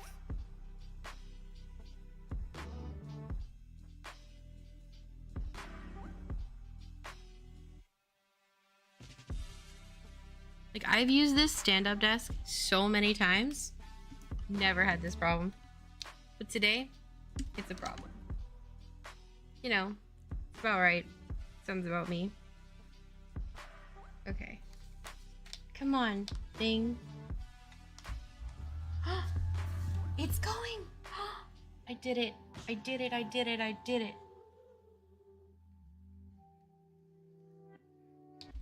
Oh my god, it happened. Yay! See, this is what I mean. Never happened before, but like, apparently today, it's a freaking thing. I literally have a standing desk for a reason, because I stand with it.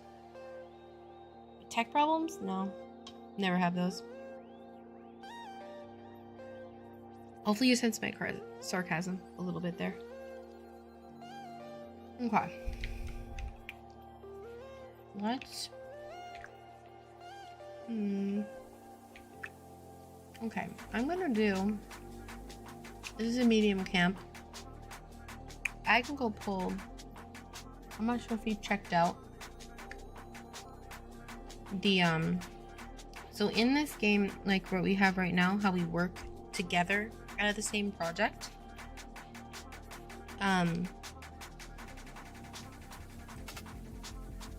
is because we actually connect to each other in Perforce. Perforce is a way you can basically work out of different levels of the world and check them out individually so that you can basically work on your own separate section. So right now, I'm working on the environment level and he is working out of the coding level. So I don't know if he has any updates. He doesn't, because he totally fell asleep. He's taking a nap.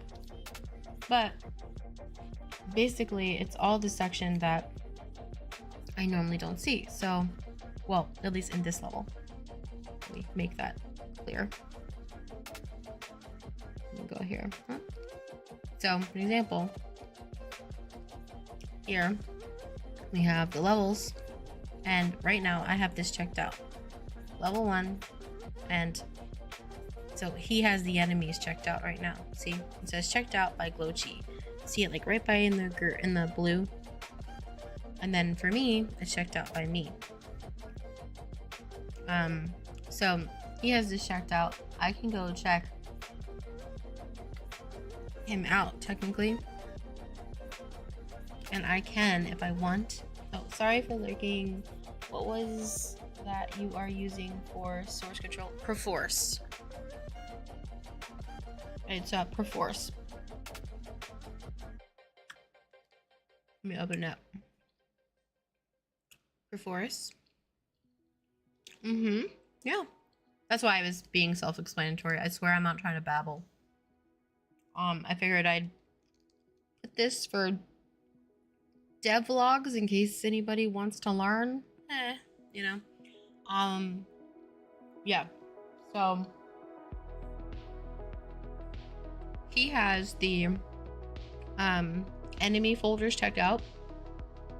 All good. I was just finishing up my movie and missed a little bit. Oh yeah. No problem. Please do whatever you do.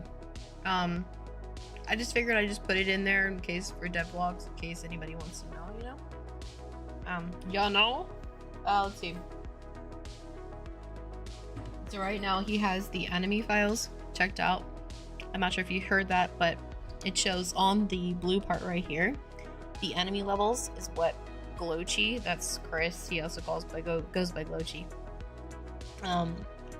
He's checked out the enemies level, and currently I have this level checked out, environment, because I was working on the environment. But when we want to check in, for an example, first you gotta make sure you save, and then you go into revise control and you submit content. And then you kind of just write your description. So I'm gonna call this like update 006. And then you submit, and obviously it showed off my checkout levels. And then it waits for do. Gotta wait for that part to finish.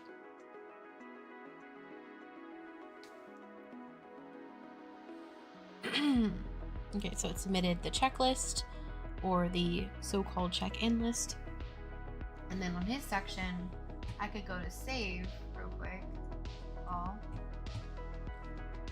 And I could do the same thing. I could do submit checklist.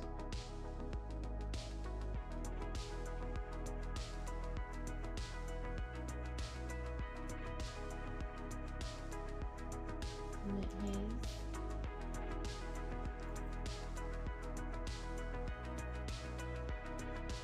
So he had 85 things updated from there. So then I would need to close out that current editor of Unreal Engine. And then I would need to go into here. Well, not here first, sorry. I need to go to Perforce. Open this up. And then I would need to get latest revisions. It says, oh hey, you have a couple updated files. And then basically now I can open up the project. At least the editor project, not the game packaged file. And I could go into this level now. And if I wanted to go into enemies, for an example, here, in order to make sure that I open any of those up, I need to make sure to check it out. So right here, it's obviously just enemies. It's not showing me the world at all. So I still need to actually open level 1, which is, we'll go environment 2. What do I want to do? Let's replace 2.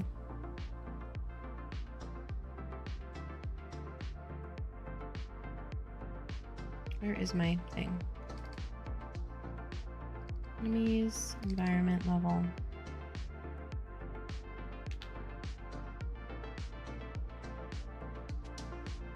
Takes a bit.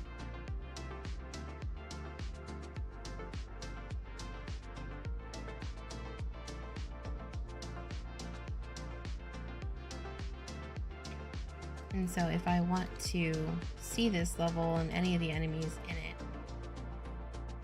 I would need to open that up so I could move them around.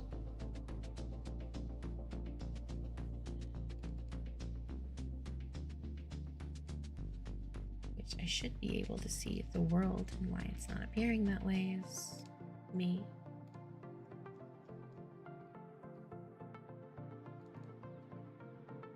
He might have made me my own one too. Because the problem about working out of the same one is if he touches it, it locks me out. And if I touch it, then it locks him out. So we have to have our own files for our own things. That's why do you see how many files, like loaded zone, like levels there are to this? And that's just for this instance.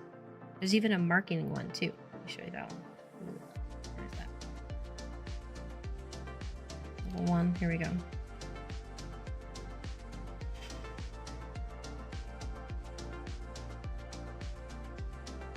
Here we go. Okay, so this one would be what I'm talking about. So this one is the so-called, these are all certain types of enemies. These all here. These are actual lootable content, so foliage, for an example. Like, oh hey, here's a mushroom or a mine of some sort, like ore or anything. But we have everything divided up in separate areas strictly because what if we move one? Oh no, what's going to happen? And so we want to make sure that somebody doesn't move something they shouldn't move on their level. So that basically we don't have any problems. Because if, for example, say if we didn't do check-ins and I did like some work on something, right? I go to like revision it and check it in, but then I realize, oh crap, Stark already had it checked out. He had the enemies file checked out. So everything I just did in that file will be basically voided. So we try to split things up to make it easier for us to work in our separate little corners, if you may. And then when we need to work in multiple corners together, that we just let each other know, so then we can, like, might be just a quick update, like, oh hey Chris, I want to go like lay a couple NPCs over in this section of the camps. I'm gonna check that in, put that up, blah blah blah blah. And then all of a sudden it's like back to these like coding on some, like, you know, new quests, or like I know he did a Graham quest for like a chicken or something, like a bird. So like, you know, we were planning to do like quests for people that like actually want to be in the game. And so we did a funny quest with Graham where he wants to do, like, I think it's birds, and because he did a cool game with an airport simulator, and so the airport simulator was a was like kind of the jobs that would be at an airport. So whether it be like a baggage claim or people driving the baggages to the plane kind of thing. And so his game was about basically working simulators of jobs you'd have at an airport. And so we thought it'd be kind of, we were thinking of like a bird kind of flight. And so we did an entire thing where you had to go and like basically find this bird and go and simulate its journey or something. And so like that's kind of what we did based on Graham because of his game that he made. So we thought that would be kind of cute. We obviously took his input about this. But yes, you know, that kind of idea. Okay, so we have some minions over here. Lots of level 1 enemy. Can range from which level here? Let's look. Default pawn class. So you can go and like do these drop downs to go and like make a type of class. So if we wanted it very specific, like this is a mage, this is a warrior, this is a rogue, you could select that too. Hi, Tiffany.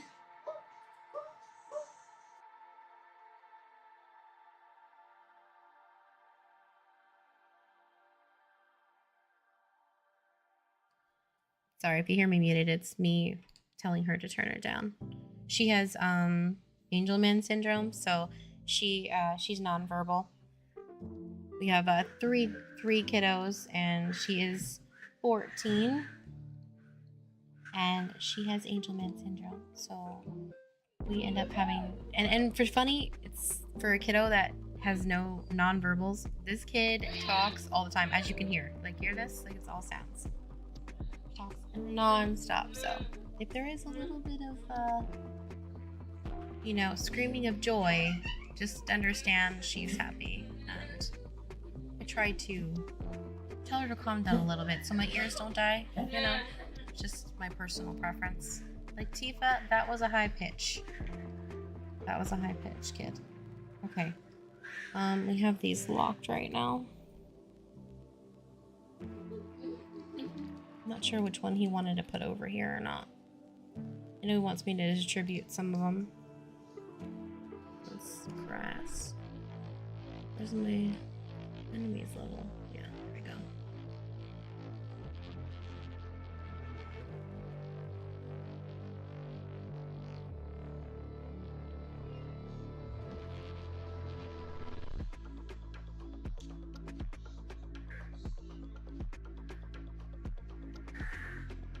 What sound do I have going on here? Oh, okay, good. For a second, I thought that was something totally else. 1 second, hold on.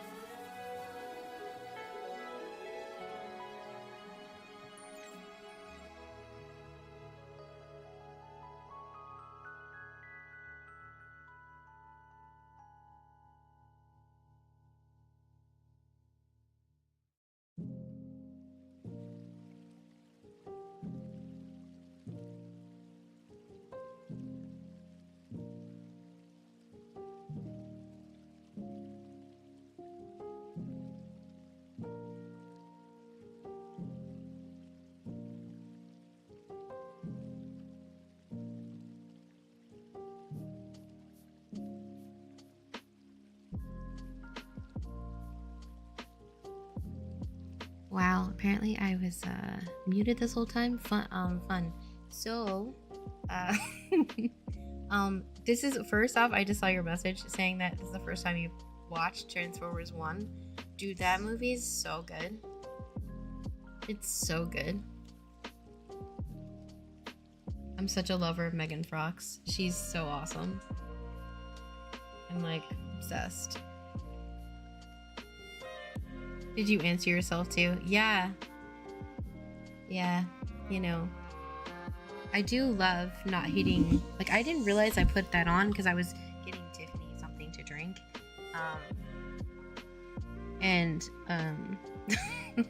I forgot that I didn't want like loud music, like loud sounds, like to pick up on my mic, and so I muted it. And as you know, we're here at this point. Recent animated movie, but yes, Megan Fox was so good in the movies. Oh, I have not seen the animated one. I have not seen that. You have to hit play. She wants to play Horizons. Oh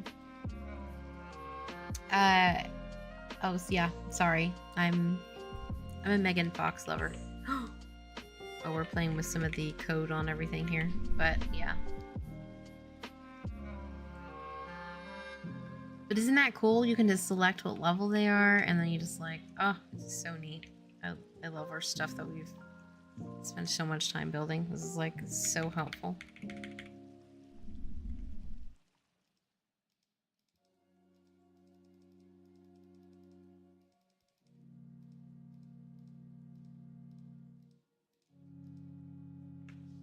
Ugh.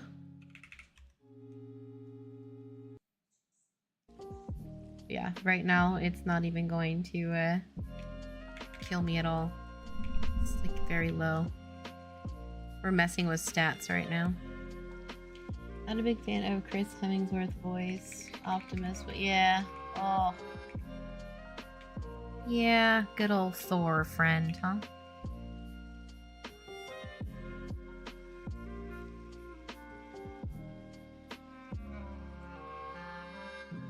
Yeah, I loved the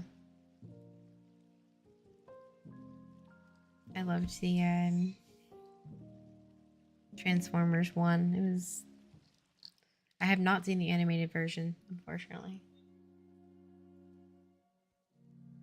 I heard there's an animated version coming out of Lord of the Rings, which is interesting. I'm looking forward to checking that out.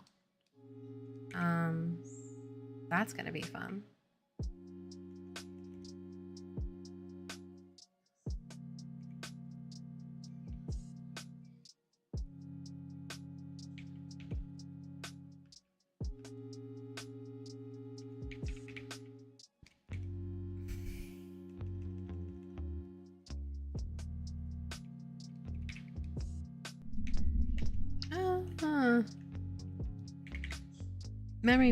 Memory wipe, don't kill me.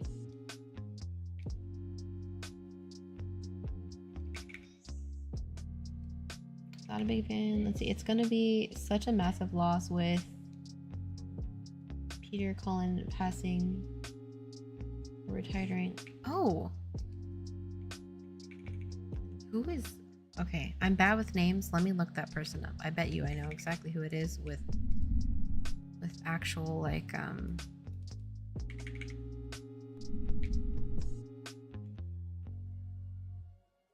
I'm a face person, if that makes sense. Like, I swear to God, like, the reason I remember everybody's name on Twitter and Twitch is because I see it. It's like, it's that full visualization crap I talk about. Like, I am one of those... I have this weirdest brain where I can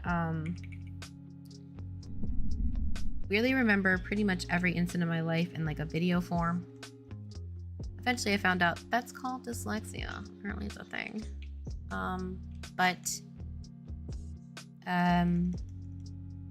Forgot to hit clarity. I'm like,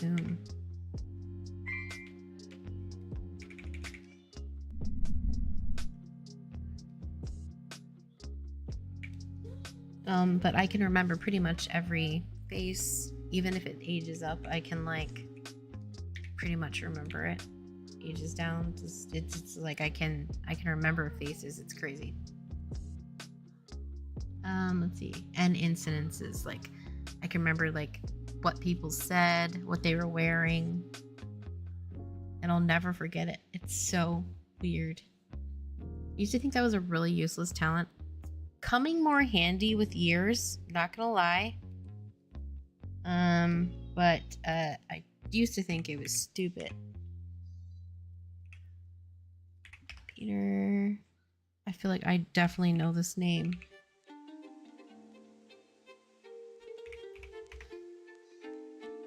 Oh! Wow. Yeah, I remember that. Yeah. Of Optimus Prime. Of course, like, our brother was 10 years older than me. He was like obsessed with Optimus Prime. Yeah, I knew that name from somewhere. I don't know. Dang.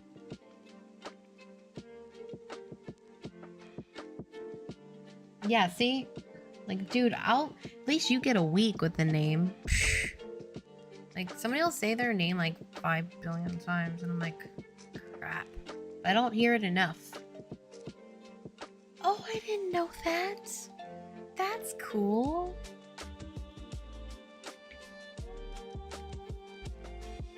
That is so cool. That is so neat. I didn't know that.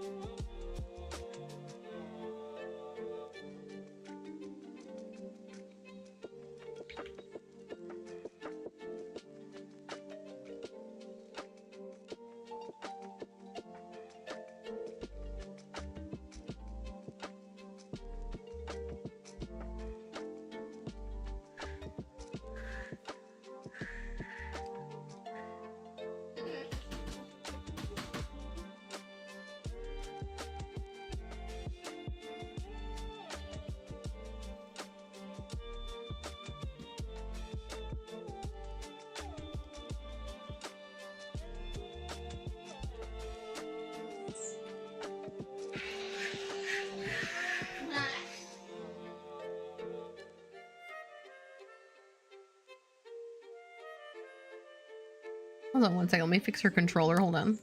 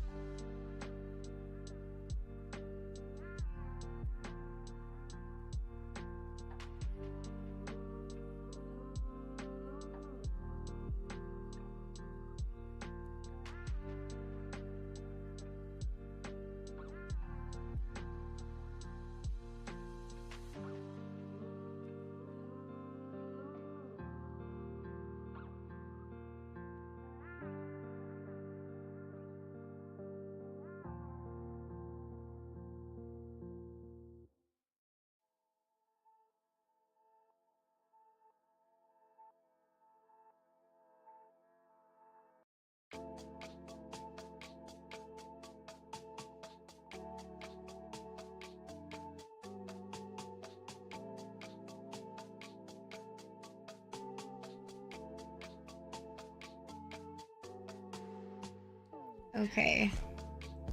So, I had to find a cord to plug in her PlayStation controller. It was dead. Yeah. What I didn't know till I looked at his face, IBM page, is he has been voice acting since the 70s. Holy crap, really? That doesn't surprise me because his voice did sound familiar. Every single time I saw a freaking Transformers cartoon growing up. I also have a weird recognition. I can always tell what actor it is, but I see their face and I don't see I don't remember their names.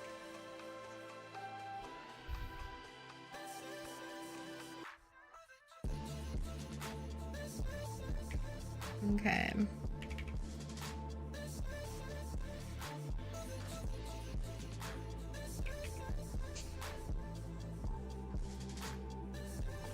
Now with this one, I can change any kind of like what they are, what kind of enemy they are, what their level is, all those fun things. I can select them, but I'm just kind of putting whatever right now, and I can decide what I want to change that later.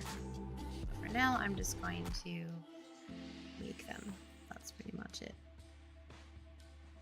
I'm gonna make the space feel like alive and working.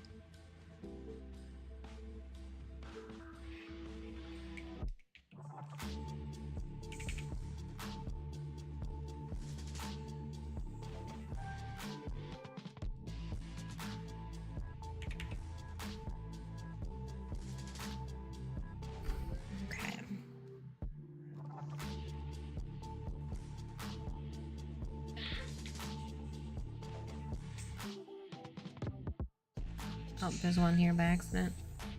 Let me change that.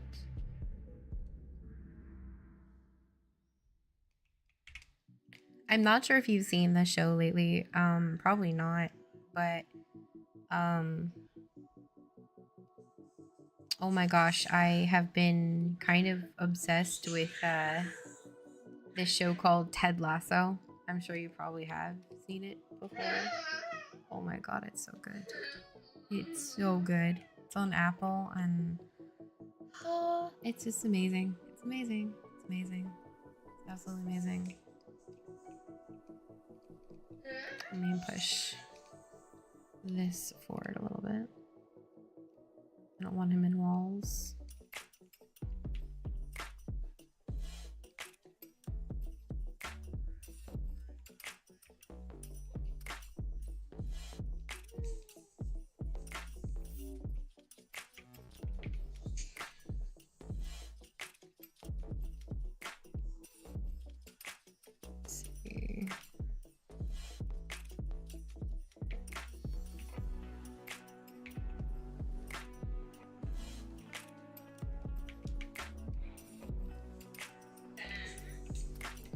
This more like here.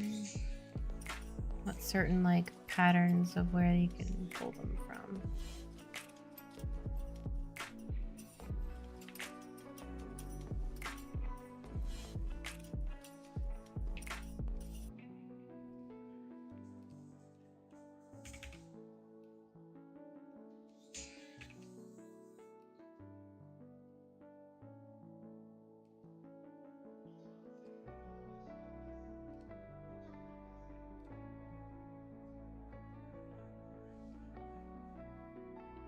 Heard of it, never watched. I've been rewatching White Collar lately. Oh! I think I've seen one episode of that. That's about it. Is it? How is it?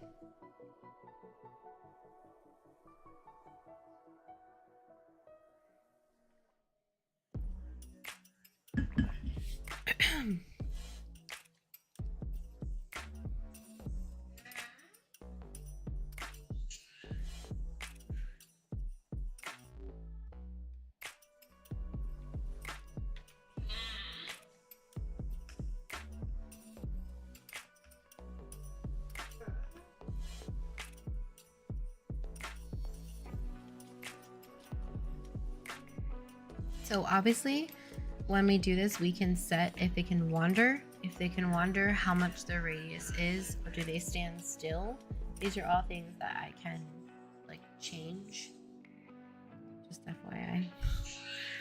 Hold on. T. This kid loves to like, she hates loud sounds, but if she has a loud sound, it's like she blares it in her ear, their iPad. It's like, nope, only those rules apply to everyone else. They are not allowed to apply to her. Like, no, I can be as loud as I want, but everybody else needs to be quiet.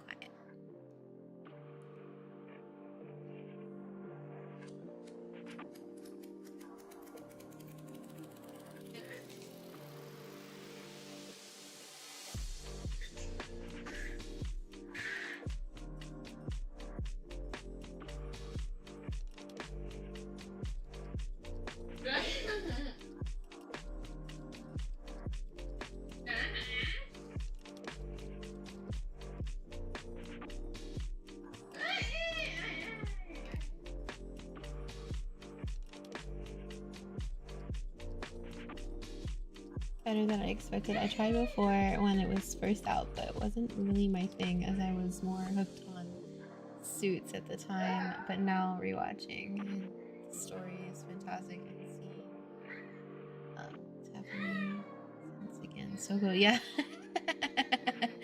Yeah. Oh my gosh. Wait, I feel like I know that name. Oh my gosh, I know that name. Let me see. Yeah, she's so pretty. I know. She's so pretty. Yeah, she's gorge.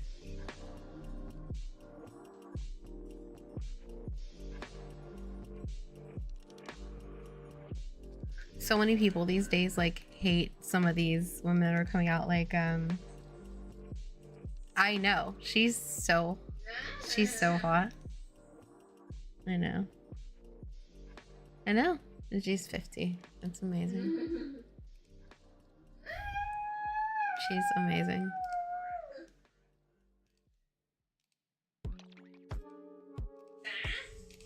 Yeah, I'm kind of surprised I'm about to like celebrate my 40th birthday.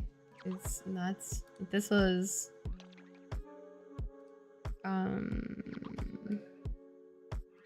that was me Halloween. I decided to be a mama bear. I know. And then this was me at JDC. But yeah, I'm turning 40 on the 18th, 19th. Yeah. It's kind of mind-blowing to me. I don't feel like I'm 40. Like, I don't feel like... Everybody tells me I don't look like I'm 40.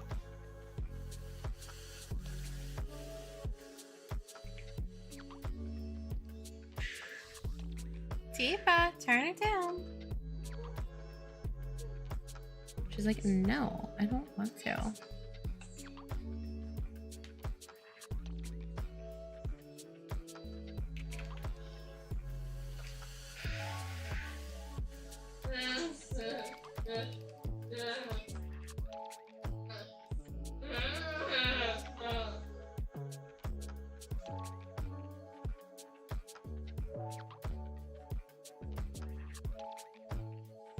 I just turned 37 last December. I don't feel it most days, but sometimes I see myself and I definitely see it.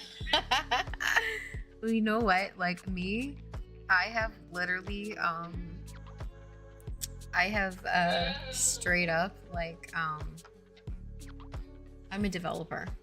I don't go out in the sun much. So to me, I always say, they're like, how the hell? Because I have like no wrinkles around my eyes at all. Like none. Not on wrinkles on my face in general. And people are like, how? And I'm like, oh, it's called it's called being a developer and sunscreen. I don't go outside a lot, so if I do, I wear sunscreen and I change it every 30 to 40 minutes. So that would be my anti-aging suggestion. They look at me like, really? I was like, there's no special cream, it's just the sun. It shrivels us up.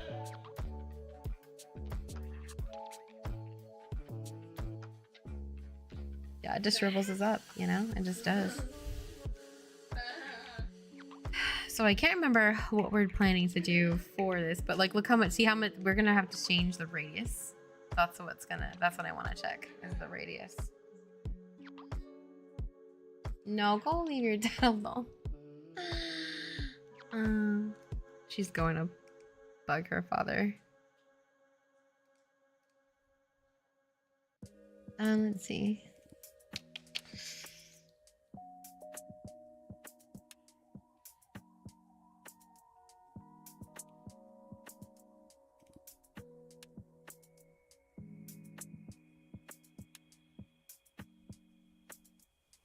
I can't remember if I don't think we've done it yet.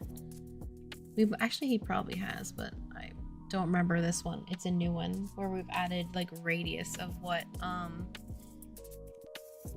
how big of a radius we want. So that when it pulls, it only has a certain radius. It probably is here and I just don't see it because it's new. See right here is use spawn radius here. So my guess is it's this proximity. I'm pretty sure this might be it. So I have to do that on all of them.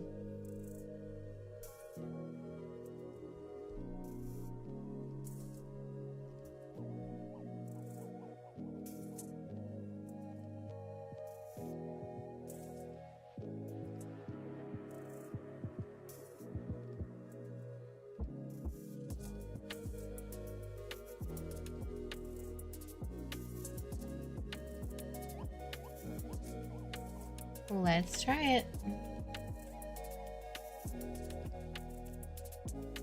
Okay.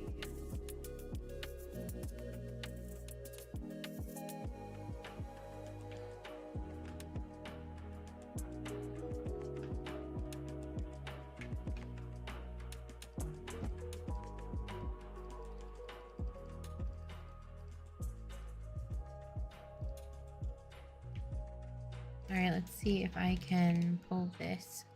It should be in this radius, but we'll see. Nope, it's not on. Because that's what we're basically, that's our next workup. Is radius. Obviously my hit points are way higher than they should be, but I'm going to die, watch.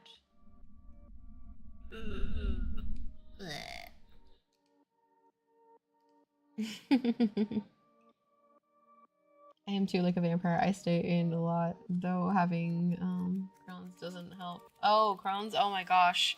Yeah, well, I know mine isn't that issue, but I do have celiac disease, and you'd be surprised how much gluten is in everything and how it's on everything. And so like any restaurant, no.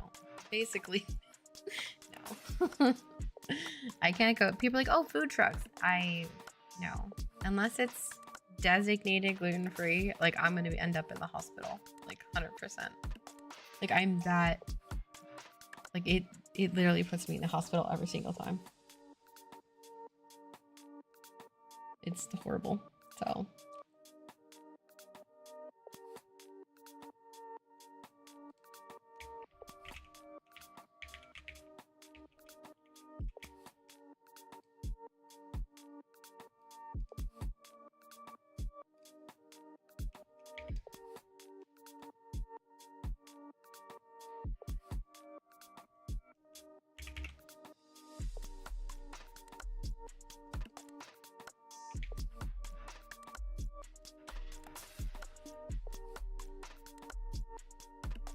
I had one night where I had to limit gluten, and God, it sucked. My heart goes out to you. Yeah.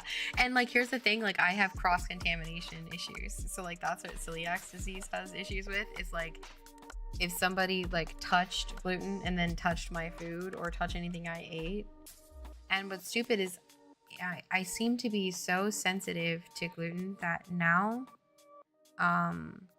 one time I had a friend that came over and just like left their bag there, and I obviously went to go clean it up, and I literally like got hit with gluten. I was in the hospital the next day, and my whole body went like itchy, like got rashes, everything, just from like literally picking it up, putting in the garbage, washing my hands.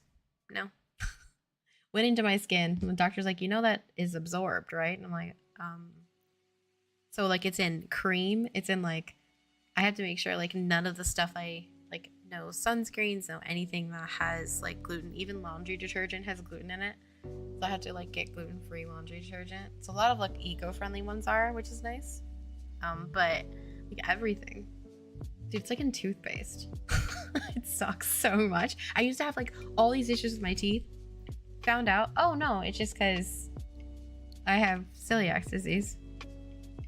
So I would have Sensodyne, and Sensodyne has gluten in it. It made my teeth like super like sensitive to cold, but it actually, I had no sensitive issues at all. I just was putting gluten right on my bones, and celiac disease deteriorates your bones. So the only help is a complete gluten-free celiac diet, and that's like making sure you don't have it anywhere in your house. And so it's been fun. It's been fun, my friend. It's been fun. So yeah, I've been dealing with that. Yeah, it's scary sometimes, but that's all right. It's just I think it sucks when people like think, like I get comments of like, oh, you're making that up. And I'm like, do you think I asked to be allergic to croissants? Like, is that like something you think I want to not eat? Like, really? That's what you're gonna go with? Okay. You know? Yeah, I totally hate them. Ew. Croissants suck. Oh, bleh. Pasta? Ew. So gross. I used to be able to eat anything with seeds. Yes, I totally chose that. To be able to eat anything with seeds? What do you mean? You can't eat. Oh, wait, that's right, because you can't now with prawns. That's right. That's something you can't eat with. Yeah. My mom actually, he's my uncle. Well, he's my cousin's husband, but they're like much older than me. I think they're 28 years older than me. But yeah, he has that, and there's a lot of different like seeds he can't have, like is it sesame seeds, right? Isn't that one?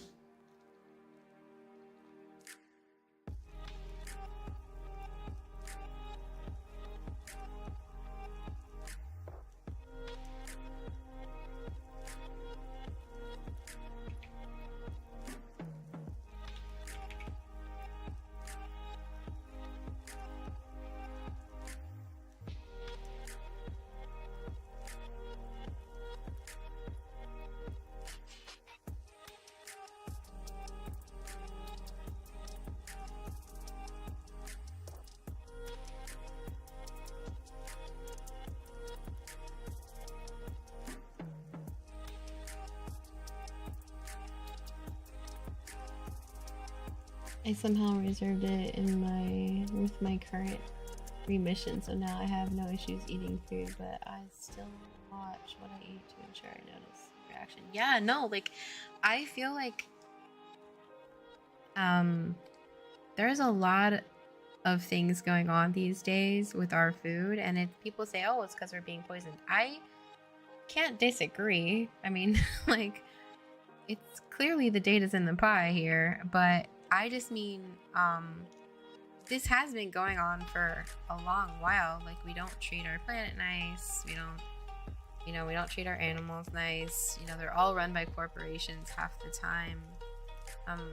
And the biggest problem of all is our entire medical system doesn't have a lot of data on gut health and what food is doing to us, and allergies being a part of that, like what we're allergic to. It's like, it was always kind of like peanuts came out of nowhere and people said, well, what's this? What's in the water? What's happening? You know, and it's like, allergies are real and how people consume them. People have been dying from that stuff for a long time. Like, celiac strains has been around since like literally like 300 BC. They have literally skeletons with deteriorating bones that are now being tested at celiac disease. So like, oh my god, this has been around for a really long time. It's like, yeah, it has. So I'm just putting some of these around for now, just FYI, if anybody's curious. We are still working on these, but we'll be putting more options into here for all of these soon. But Stark currently is taking a nap, and so when he gets back later tonight, he's planning to add more customization on what we want to do with these here. So if you're curious, we will be doing all of that as well. But I am just placing some in some spots because, well, you know what? Why not?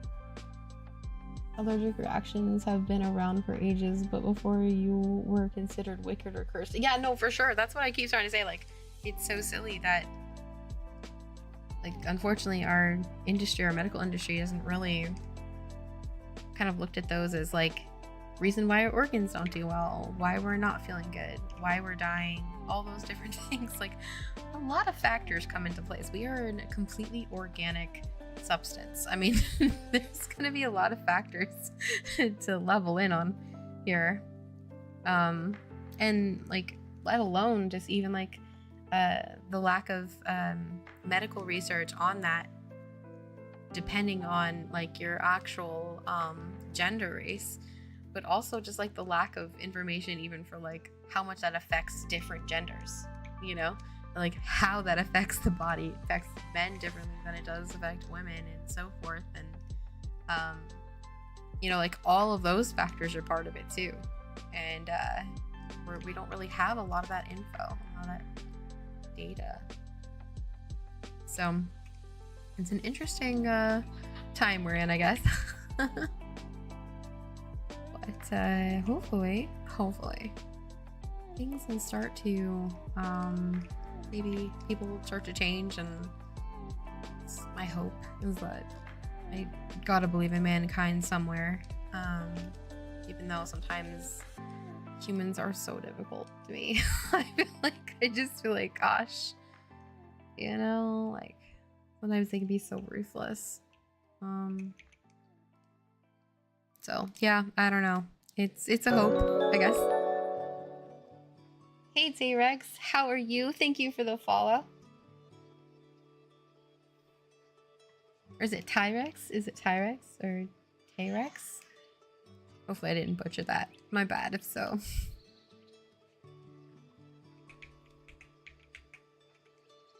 I am just pushing these around for now. I want to get a feeling for this space and what it feels like. So I am just moving these around for now. We'll see what I end up with.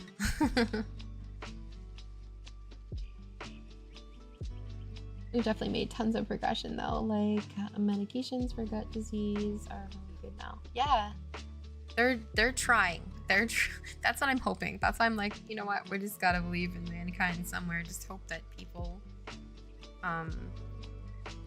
you know, like, keep fighting and keep like being more inclusive towards people's needs and not just like blowing it off. You know, like, oh, that's not real. You know, I feel like I'm completely allergic to raisins. That's not a real thing. It's all in your head. No, I'm probably not. Don't really believe that. Maybe like start to assume maybe that's an allergy.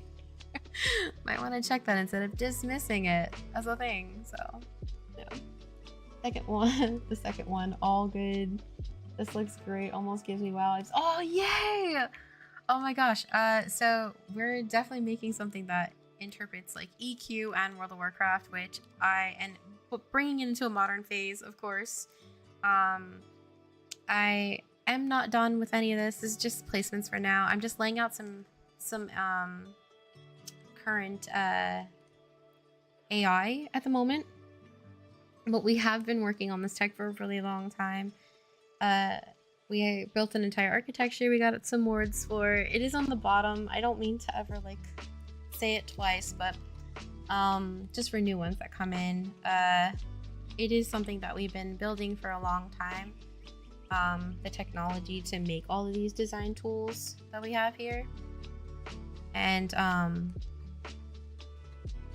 basically I just want to be able to make the game we've always wanted to make. Finally, after spending 5+ years on these tools, we're now being able to. Now this is totally gonna pull. I'm gonna just pull this one for now. And obviously these characters are all just randomly based here, and you kind of just like select whatever. I like my skeleton, I'm not gonna lie. I've seen some weird reactions with phones and this community. It's never consistent, so weird. Yeah, like I said, it all depends on like the actual like the experiments that they're actually going on to. Like, what are they doing? Like, how much money is being cycled into that? And it's a journey.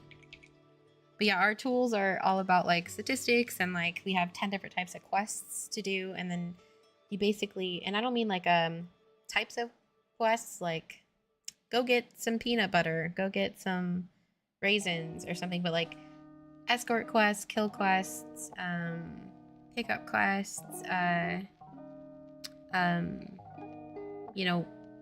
delivery quests, like those types of like tools itself, and then you customize it. That's so cool. So eventually you'll make everything. So we have made everything. Art's gonna be the next thing that we do eventually, but we're working solely on the game design itself, because we've been spending over like 5+ years on the actual tools. So we have crafting systems working. We do have like our own talent tree surfing. So we built this entire tech so that other indies could come and use it as well and personalize their game and make it there. So all statistics are working. So when you loot gear, what that actually will do to your statistics itself. Currently I have obviously we have like looting things here, all this working, and it's just the two of us that make this, that actually spent, like I said, close to 5+ years building these tools. It's real. It's not like fluke, but we will have our first playtest, live playtest in April of this year.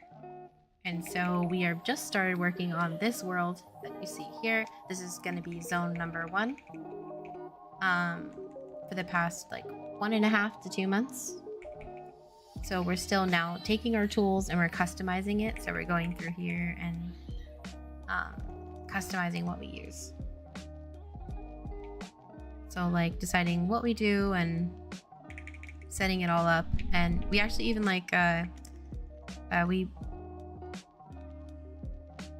we also like are advanced developers at least, and we have over 10+ years of this our experience here, and we've worked at Epic Games for 2 years and designed a curriculum for them as well on Coursera, which is on the bottom there.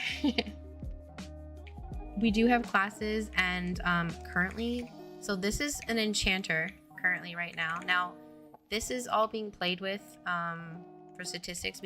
I'm in the process of just the editing right now. Our actual packaged thing is going to be is a little different than this, so you won't have like such high level hit points at the moment, but I've got to mez this, otherwise he will kill me.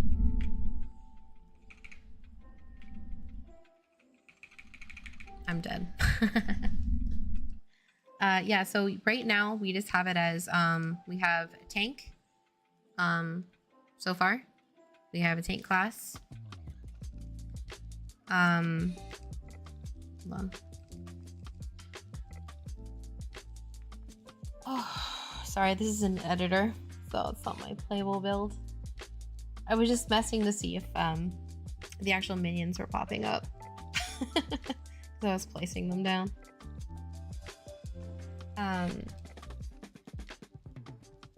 Come on, world.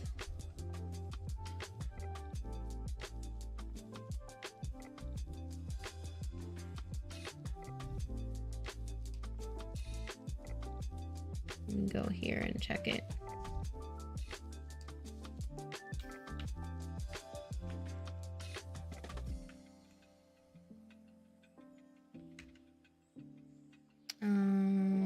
Where's my...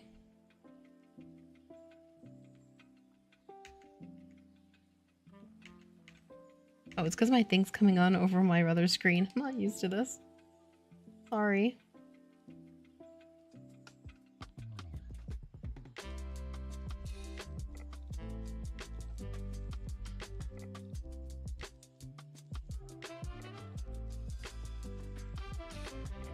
Yeah, it's over here.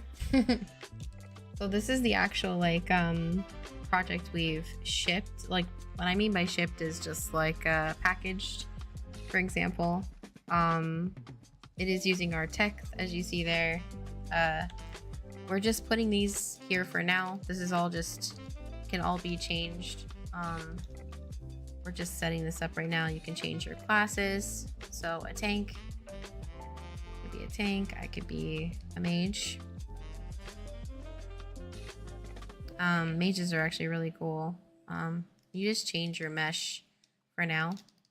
We will be setting those up later. Right now it's just kind of, you can put your name there if you want. We have like this little setup. We're just testing things, getting things placed. But yeah, we do have classes. We have quests. So this one, let's just go and start killing it.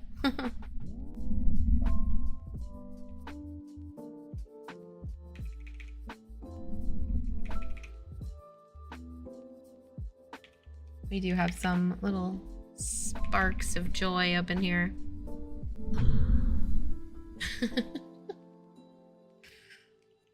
But yeah, we're basically bringing a vibe of EQ and World of Warcraft in a more modern stage, and taking out some of those things that I didn't particularly love about the game,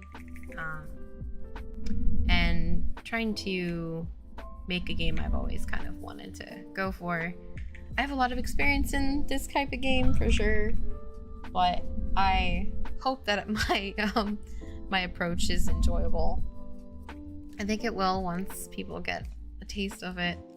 I really do have the best interests at heart. I will die here, just FYI. I have no mana, and I'm on a mage. I'm not on my enchanter. Enchanter's like solely CC oriented. Yeah, see, I just died. It's like later, dude. We have a healer, a cleric. It's like a cleric type of class from like EQ.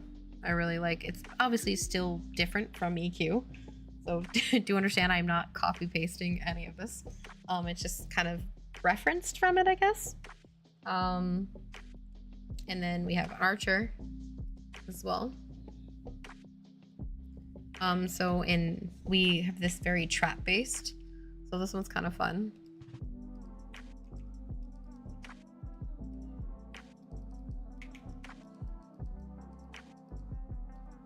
So this one we have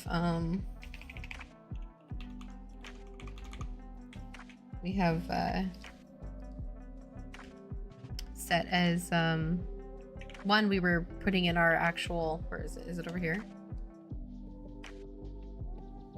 Might not be, oh, it's not in the build. I forgot. It's an editor. For this one I have like a threat based situation, but I also have my traps. So I'm basically trying to pull them back into a trap. So this one is my snare trap. This is an actual banishing trap.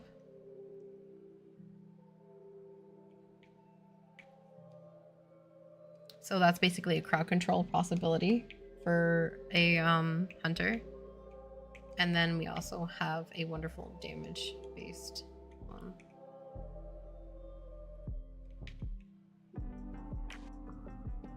Just waiting for him to come out of banish.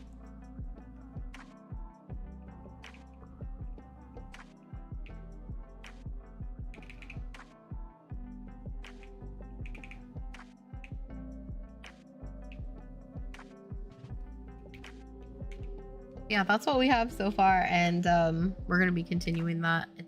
We've only been working on this for like a month and a half, and we're very far along.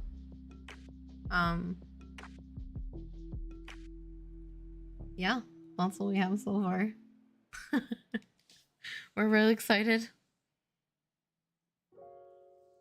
and we're gonna be streaming for every day pretty much until at least April, where we're gonna have the first playtest for that. So we're very excited about it, and I'm looking forward to just like getting this whole world set up so that this first zone feels really fun. We actually have a video down at the bottom. It's about Runes of Tearyn, and it kind of just explains like our tech side of it and like how we're gonna approach this and why it's gonna take us a lot less time than most people would think, because, well, we've invested over 7 years in that tech already, and that's what usually a lot of people don't start with. So we're starting with the tech first.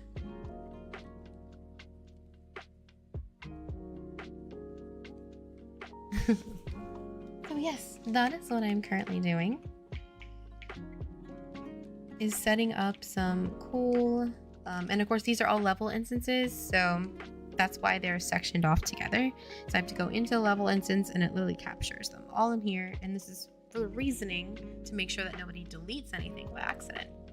So it's there to, because him and I work together and we collaborate to make sure that nobody by accidentally makes something or deletes something out of a level that they didn't mean to. So that's why it's kind of in this domain. It's a really nice folder that Unreal Engine works with, which is really cool. I actually kind of think maybe I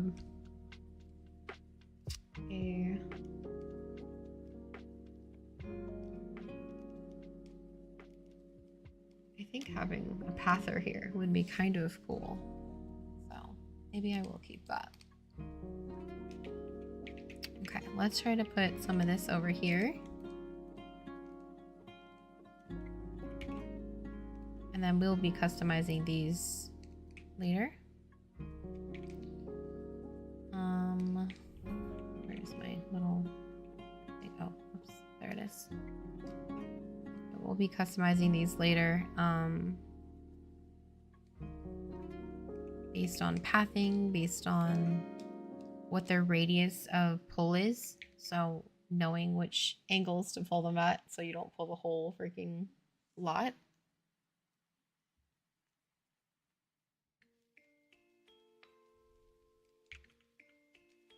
And then this could be, we can actually make this like a pather where we can select where they path through the area so that you don't know when it's coming, and you'll have to be alert to know when it's coming. So yeah, we want that feeling of looking over your shoulder, feeling like you need to peer over your shoulder, that it's not going to be super easy, but it's also not going to be so hard that you need to make it your job. So it's going to be this mentality of an even split. We're even like thinking about design thoughts. Obviously I can't talk too much about what that design thought is for our death cycle, but we want to really encourage people not to die, and we don't want it to be so penalizing that you never want to play again, but we also want to make sure we're teaching players to be more aware of their surroundings, where WoW was kind of designed to die a lot and frequently. That's why they give you ghost form. But we're gonna kind of make it to where we're trying to teach you to be a little more alert with your surroundings, and make that penalty. We'd be like, hey, maybe like think twice before you go and pull that. Like, make sure healers have mana. Make sure that your team is not AFK. You know, like stuff like that. We're gonna try to like encourage players to do that. So I feel like in order to do that, you have to kind of train them to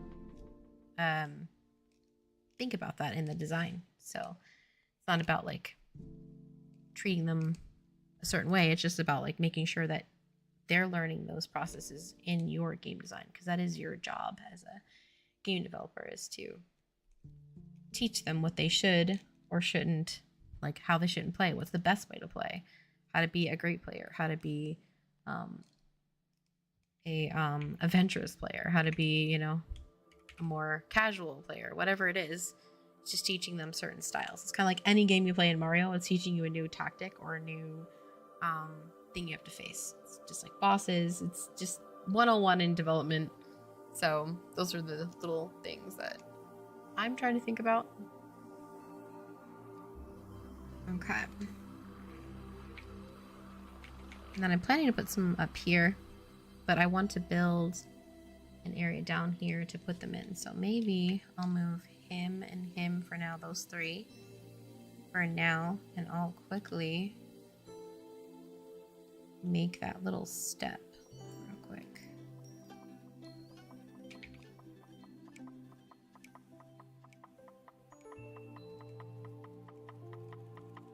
And then we'll get back to that. Okay.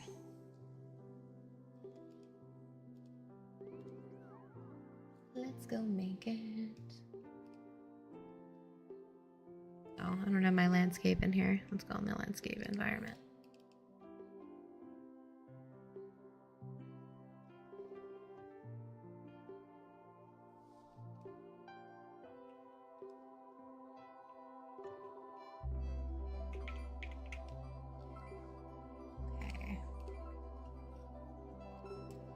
Let's make an area here.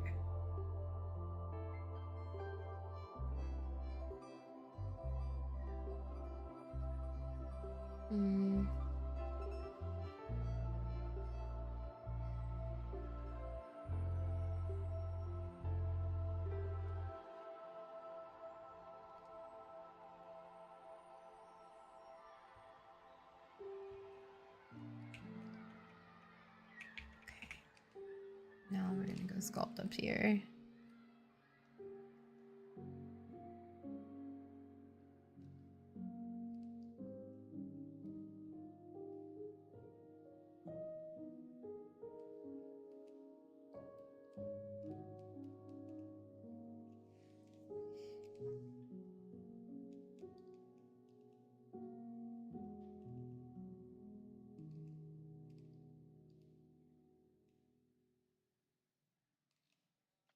And what I'm planning to do is do ramps after I build it up.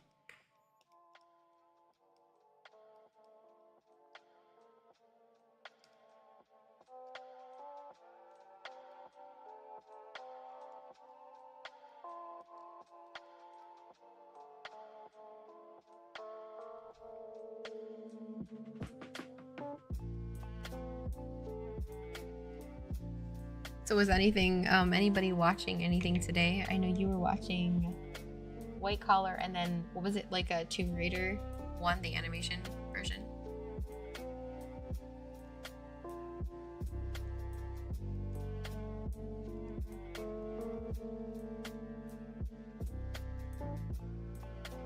I'm not sure if anybody's seen Delicious in Dungeon, but that's like so good. That series is really good too. I like that one. Kind of looking forward to like when they make another one. That's gonna be super exciting.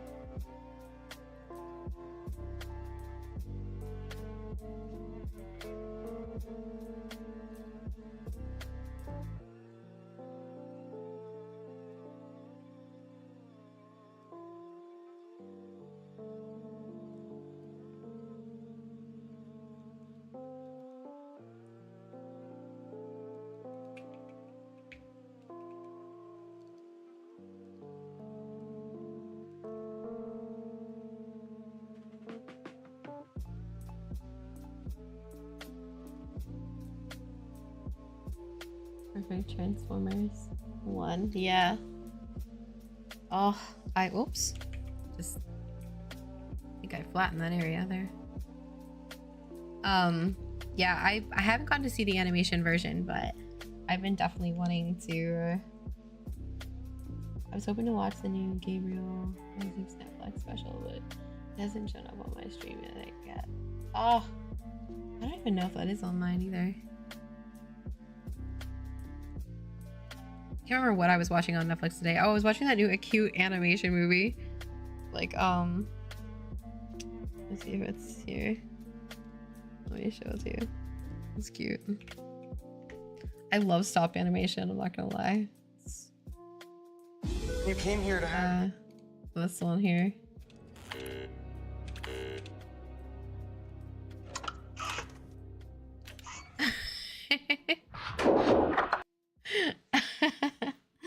It's so good.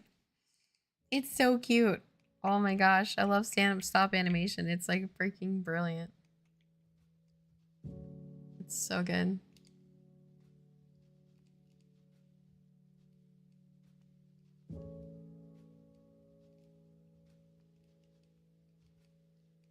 All right. Rampity ramp.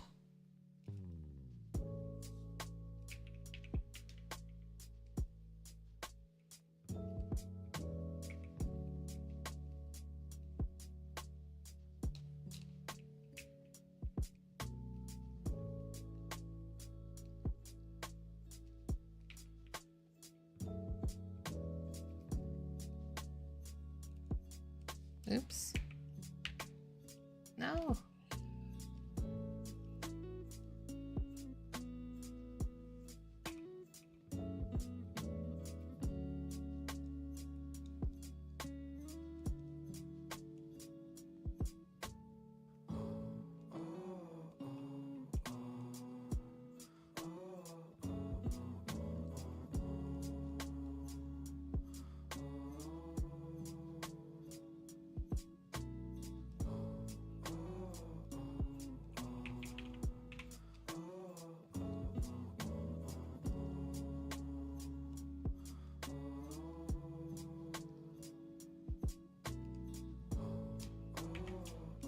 Too low.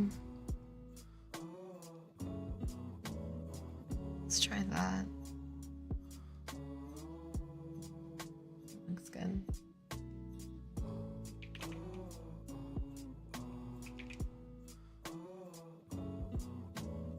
That movie was bad. I personally say, which movie was it? I still haven't seen the newer Chicken Run movie that came out in 2023. I'm so behind.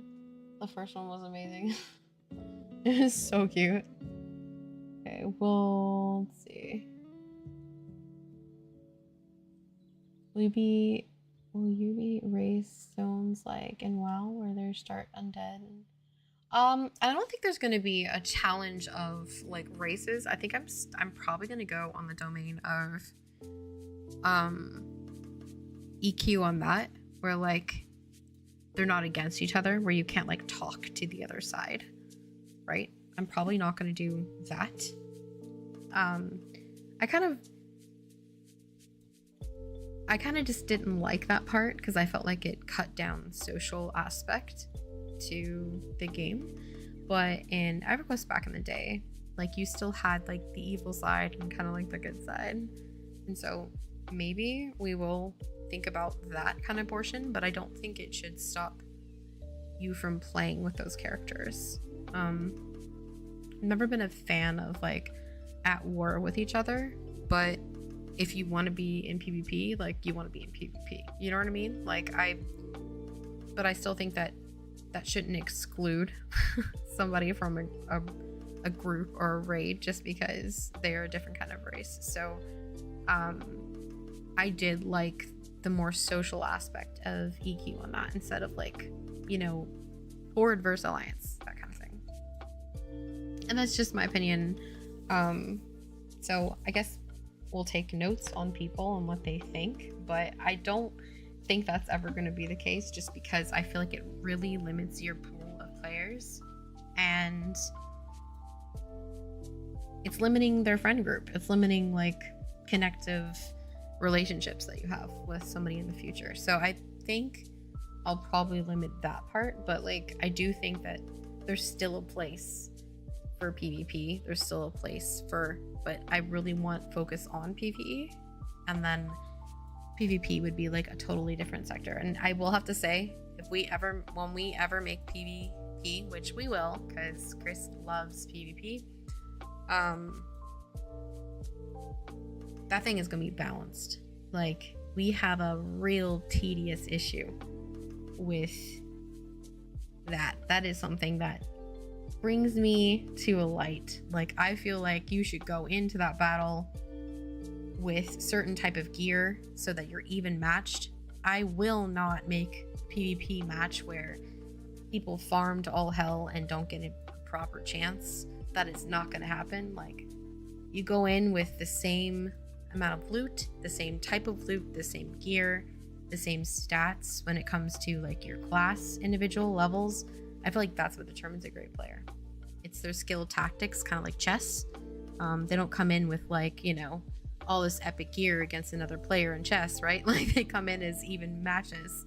And so it's usually what, white squares versus black squares. So I want to make sure that if we do PvP, that's going to be our focus. Yeah, I just loved the zones they made with your characters. Like, you were undead, you were, oh yeah, for sure. Like, I love the story approach. So in reality, that's like all from Tolkien, right? Like from Lord of the Rings. Like, he made Hobbit and all that stuff, and the orcs and the gnolls and the rune, like all of those entire species, elves, you name it, all come from him, and that's where it all originates from. He's the original, and this world will be 100% inspired by Tolkien, because it is a absolute love of mine. My ultimate favorite movie before they came out was obviously Lord of the Rings. My favorite movie today would be Hobbit. I absolutely have watched that movie over 100 times, and I would watch it again and again and again, and it never grows tired. I will always stop what I'm doing and watch it. It's just something I love. So it's a world I'm passionate about. So that's definitely what we're going to be bringing here. And so I wanted to kind of Baron's feel here, but I still wanted my kind of Baron's feel. I didn't want the same. I wanted a more stylistic approach with shape recognition involved. I wanted a more square, round kind of feel, and I wanted it in my kind of style. Having some of those earth tones obviously being dominant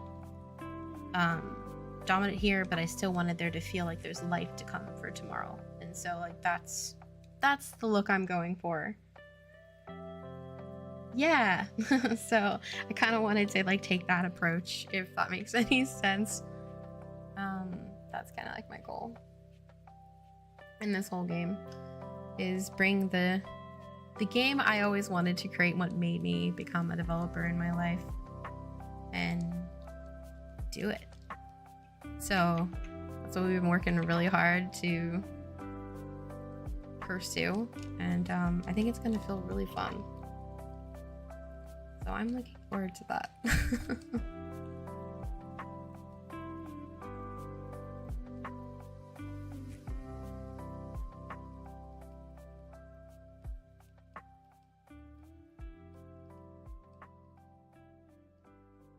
I swear molding terrain is just, it's honestly so therapeutic sometimes, guys. I'm not gonna lie. Sometimes it feels great. Other times I want to like, you know, go, please stop, make it stop. But today it's feeling, getting all the good feels. Okay, I'm getting all the good feels. Go.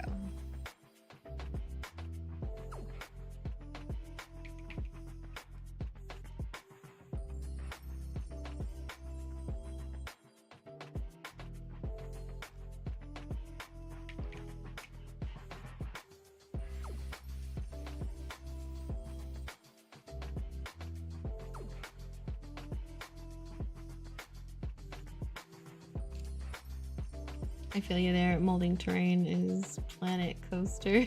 It's so fun. Yeah.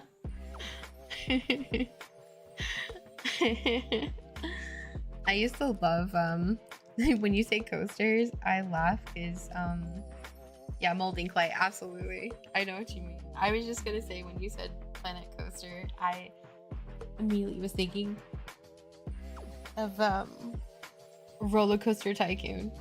I freaking loved that game so much. I loved that game. It was so good. Just brought me back a little bit there. I'm like, wow, I haven't seen that in a while. Perfectly a rampage up in here. Now I must put rocks in here to make you feel like it's super organic. Alright, let's see.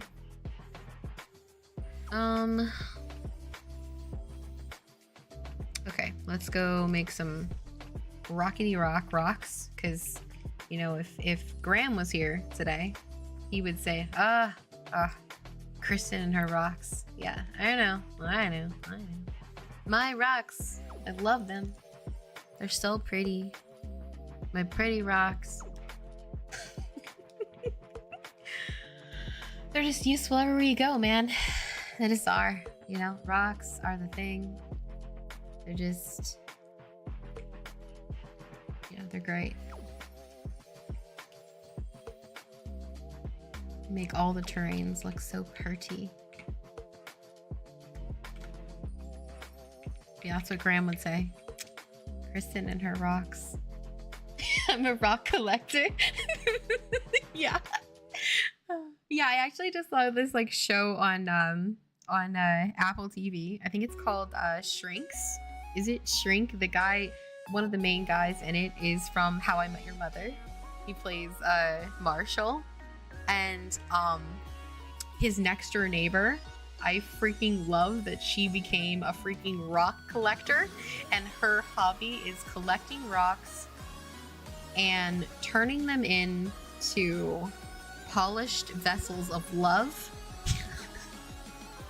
And if you actually are worthy enough to collect or get given a rock by her, it's a big deal.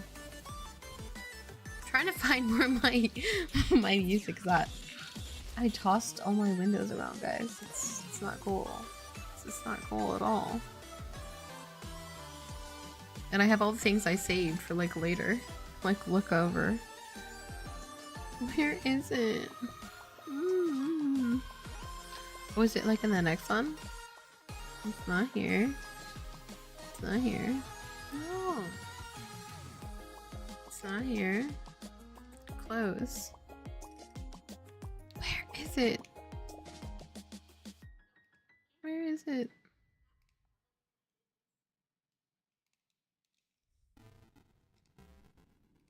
I found it, people.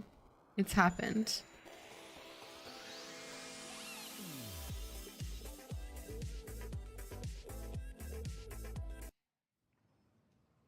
Alright, sorry guys. I had to change that music. I needed to go here. Got some Vi love up in there. I remember seeing rocks and seashells with googly eyes on the Sponge SquareBox Pants movie. The first one that came out. Oh my gosh, yes. Yes. See? Love her rocks and shells. Yeah, I know it's a problem. I get it. Oh, but it's good stuff, you know? Oh, shoot, I did not do that right. Let's do this instead. 3D models are fun, but rocks, love them. They're just so beautiful and perfect and awesome that they are just part of my life forever. Forever. I think Audio and Graham have seen me place so many rocks in my life for Twitch. Probably be part of my documentary of myself, you know? I know her.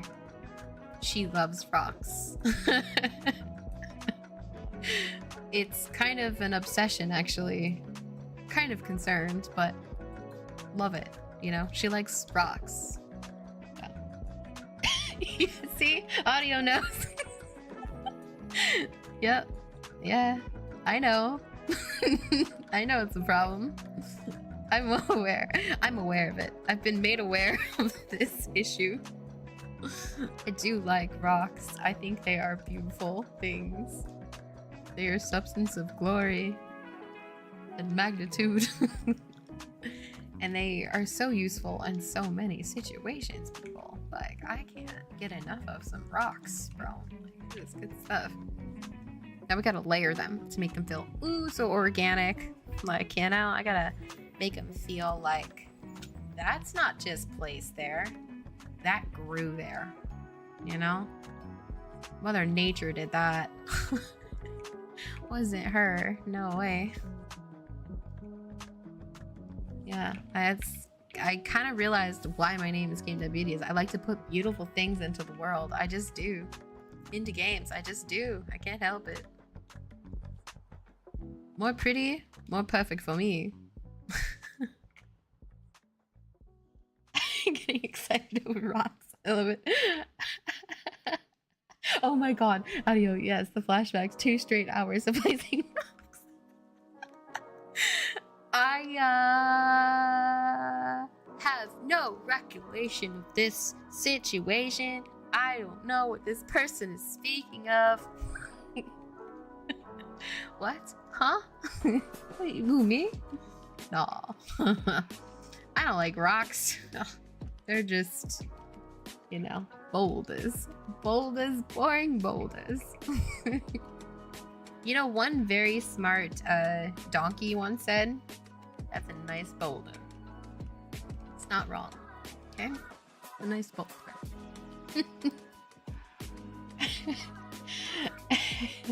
You don't like rocks, they like me. Do they? Do they like hitting you? Because, like, I know some people that say, I don't like soccer balls, but I don't like sports, but every single time I enter a sports field, a ball hits my head.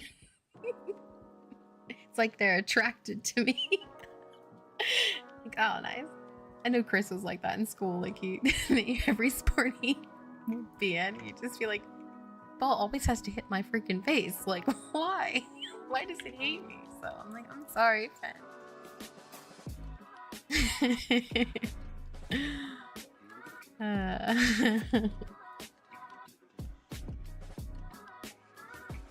I should name a quest that quote from Donkey as an Easter egg. I know, right?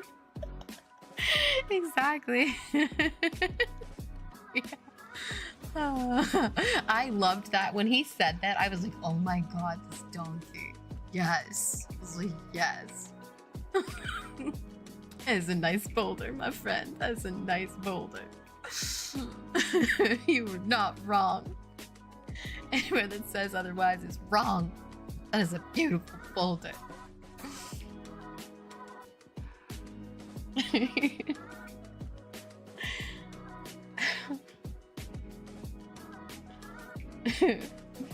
Oh my god.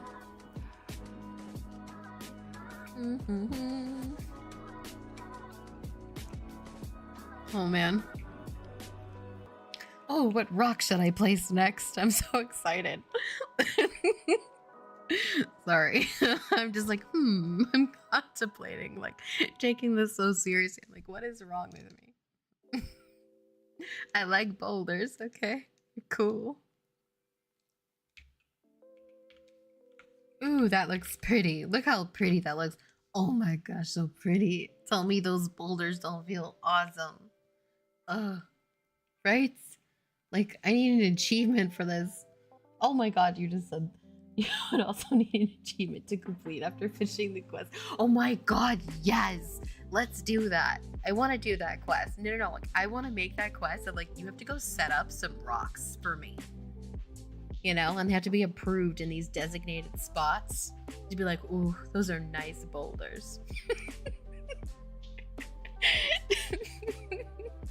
Yes. Okay. Yes. Quest is in. Quest is going in. That is going in. 100%. It's going in. Yes.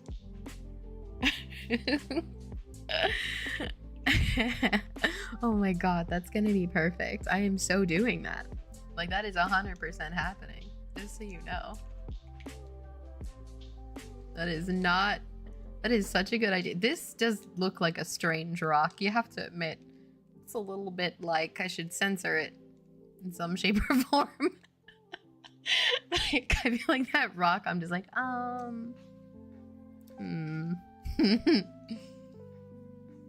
It's actually kind of funny because when we made for a game jam one time, we made a what is it called? Kind of like a Minecraft, if you may. And the first thing within matter of like I'm not even joking. In the matter of 5 minutes of people downloading that game for a game jam, somebody made a penis. I was like, no way. It's just like the dev thing. We know somebody's gonna make it. Somebody's gonna make it. It's gonna happen. It's a matter of time. It's like, wow, first thing there. Okay. Nice job, guys. Never thought about that or anything. I was like, no. It was supposed to be a sweet game. Sweet game. Why?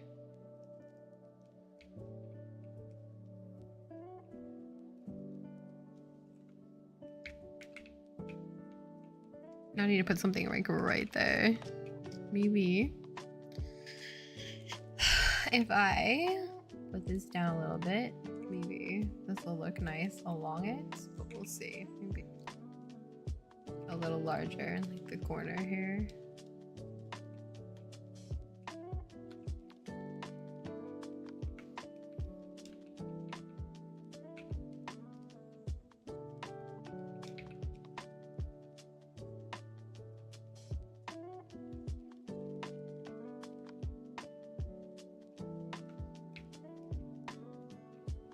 And then this one needs like... Are we getting pets in this game because I want a pet spider or a bear? Yeah, so if you mean by pets like pets, like playable pets, do you mean like okay, like in WoW for an example, like a hunter's pet? Or do you mean like those like things you right click and they follow you? Which, you know, like the little gifts in your inventory. Which pets do you like specifically mean? Do you mean both? Just want to make sure I'm answering the right question here. The alternative is yes, but I just want to be more specific anyways. Yes, but I figured. So yeah, so we definitely want to bring in, I'm not sure if you've ever looked up the necromancer for EverQuest, but we are bringing the necromancer into here, obviously in our own style, of course. But we are also going to be bringing in we're going to be bringing in mages as well, because they're master summoners. Monks are coming in. Bards are coming in. But they're done in our way. Still, once again, inspired. Let me rephrase that. Inspired. Champions, there are things that I thought were kind of missing in some of those kits. And I really want to make sure every kit, and that what I mean by kit is a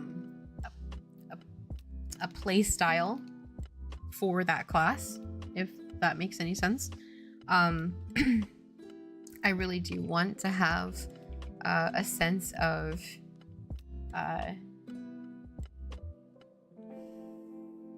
I do want a sense of where you're playing a class and it feels very fluid and very organic when you're playing it. And so that is something I'm going to be tampering with, and I want it to feel like second nature if you're playing it. It's still going to have its challenges and it's going to have its, you know, limitations based on how well you play that class, but I still want there to be a sense of an organic feeling when you're playing that class. So we're going to be bringing in summoner based mages for sure, that are about conjuring things, which would be kind of cool. We're thinking about maybe, can't like fully say exactly how I'm gonna say it because I want to kind of like bring the class in and then show it. Does that make sense?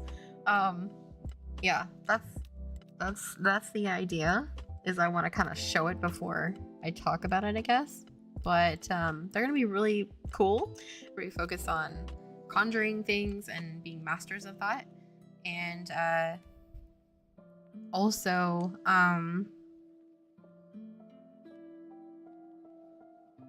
of course there'll be like cosmetic little Presto, hey, what's up? Good to see you again. Yeah, so that's what we're basically going to be putting in. So yeah, we're gonna have pets and for like, you know, things that will follow you around obviously too, of course. But we want to make sure those like classes are in there. Hey, so as you can see, I did it. I did it. I did it. Did it. Ding ding, you know. I get a big pat on the back. Yes, I get a big pat on the back for that. I painted them all. I've done those. Did it. Done those. Now I'm kind of like creating a ramp and a camp up here, and I am going into the so-called maps, the levels. I'm gonna go into let's see.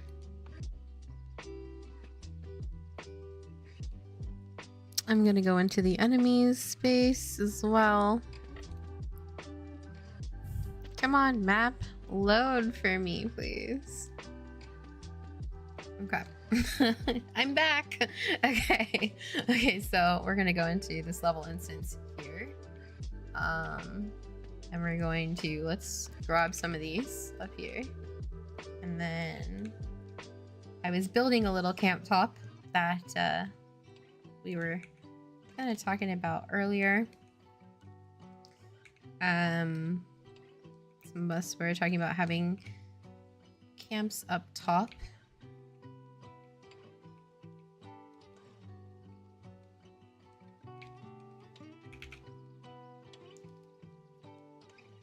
Let's see.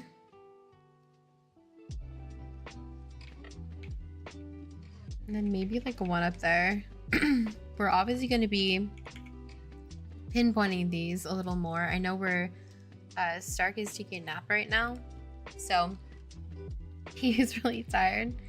But when we get back on, he's going to be working on, we want to have a custom radius points for when these are pulled. So like when you pull like this one, how many come with it? What's the ratio boundaries for them so that they can be set up as to a mid camp, small camps such as that. And so it depends on what kind of you're a duo, what level you are, what's that placement. Those are all going to be things that we're thinking about when we're making everything. This is just like which area they face. Just so you're wondering what the hell I'm doing. This is the direction that they face, but I do have them idle right now. They can walk around if I choose to, but I do have them. Oh, I do have them patrol. Yeah, I could technically have a couple of them patrolling if I want to. This is our tech that we built that I'm getting to have fun with and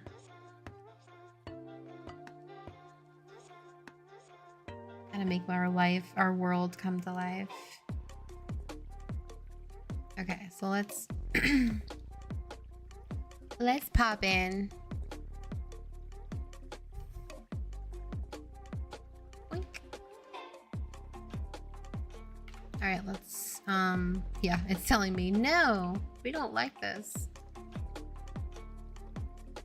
Because my new row might be messing up. We're seeing it. It's probably the top row. Let's go see what we're getting our errors for.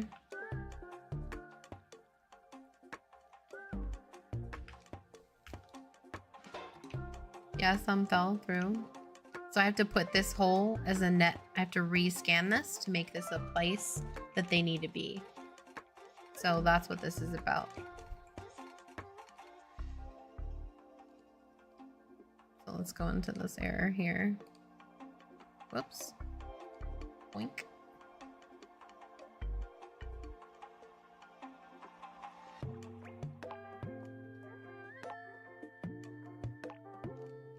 It might even be this one right now because it's on those platforms. That's what my thought is. Yeah, this one isn't in a platform. We might have to redo the bounds here. But that's not going to take too long. Once he gets back, I'll let him do that one. So he doesn't have to... I don't want to mess with his structure. At least without like saying, oh, I'm doing this. So then if I forget later and I forget to tell him, I don't want to be like, oh, right.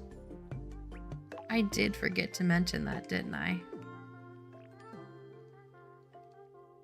So I don't want to do something I shouldn't be. Bring this over here.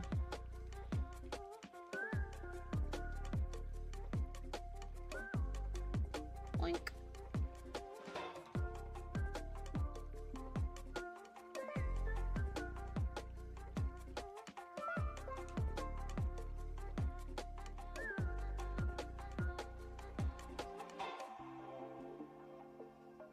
Yep, that's what it is. It's because he's working on code right now. That's what he told me.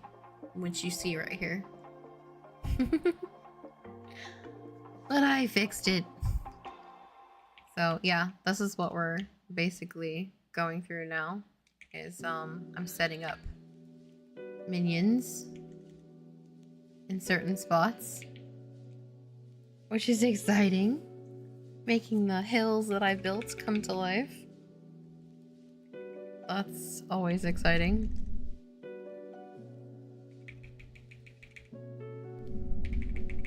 So that's what I've been doing. I don't even know how long I've been streaming for. I guess 6 hours.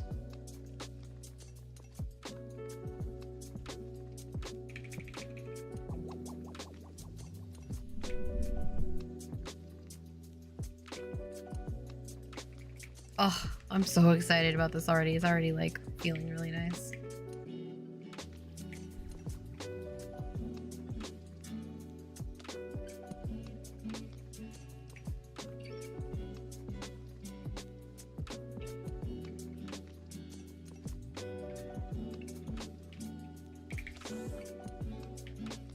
Oh my god, this looks so pretty.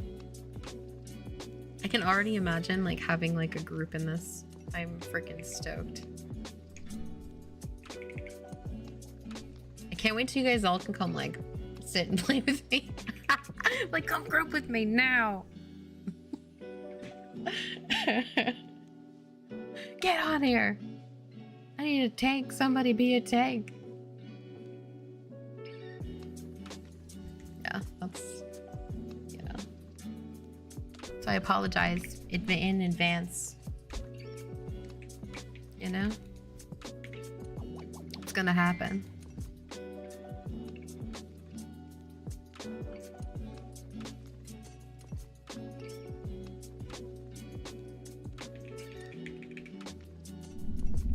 I needed mana, sorry. I forgot to give myself freaking clarity.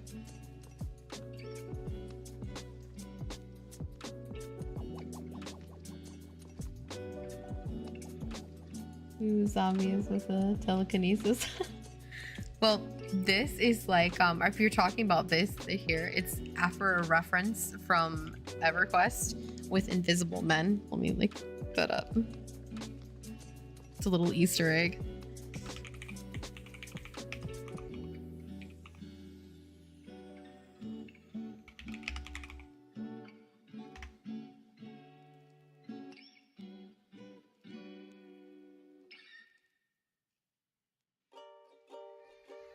Alright, let's see if you see them right in here. Hold on. Where are they?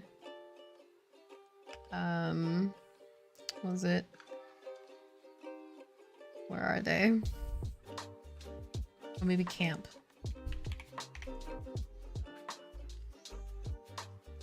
There they are. Oh, nope, that's not them. Where are they?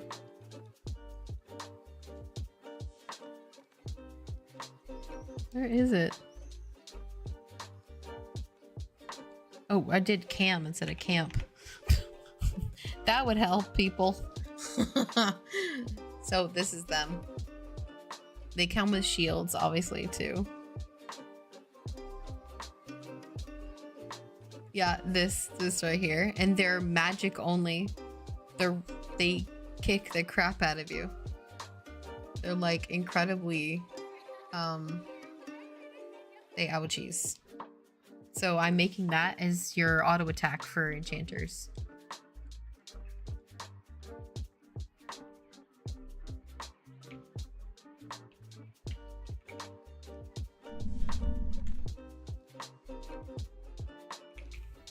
Yeah, so that's kind of the idea, is like that's your auto attack. Instead of like having a weapon, your auto attack is a little invisible man pet.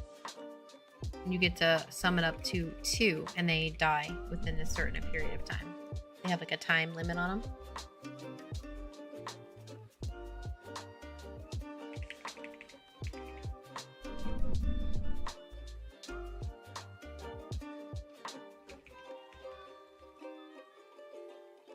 They are a very fun class to play. I am obsessed with the enchanter. It's a sickness, I think, at this point. Yeah, so this is the world. It's gonna be really cool. I'm gonna be putting in that physics terrain soon here. Well, it's in. I just have to, I want to finish some of the plain areas, like where the camps are going, before I enter any of that.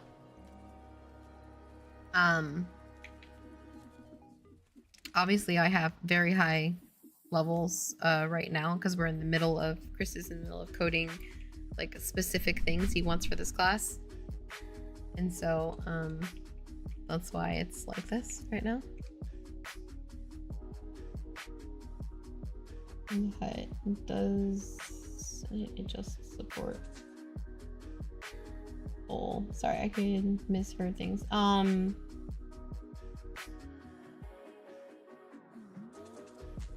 do you mean like the invisible? Are you talking about the invisible pet? It's basically a we're using this as an actual auto attack for enchanters. And obviously I'm sleeping this for now, but that's what I'm going to be using as an auto attack instead of a weapon for an enchanter. Is it's a pet that has a duration of it, thickness of, look. Oh, no, those are just placeholders. I just have that placeholder. So I made a big, medium, and small camp. And I have a reason for this. It's because I want to make sure that I'm thinking about the size of the camp that I am making and who I want playing at that camp. So for an example, how big the group could be, or what type of player you'll need to, or level you'll need to do to actually take out that camp. I'm memory wiping this, hold on.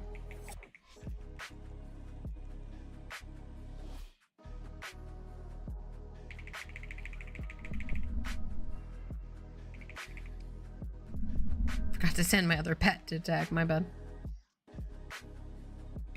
Yeah, so I basically set them as just temporary huts. They're not gonna be there officially or anything. I am just setting them up so that I can build camps. So back in what I liked about EQ, which I think World of Warcraft was trying to kind of make that version, they did it more instance-based, where World of Warcraft brought the mentality of having like a camp 1 or 2. So I give a reference of, hold on, let me get my little headpiece. They used to have this thing called, let's see.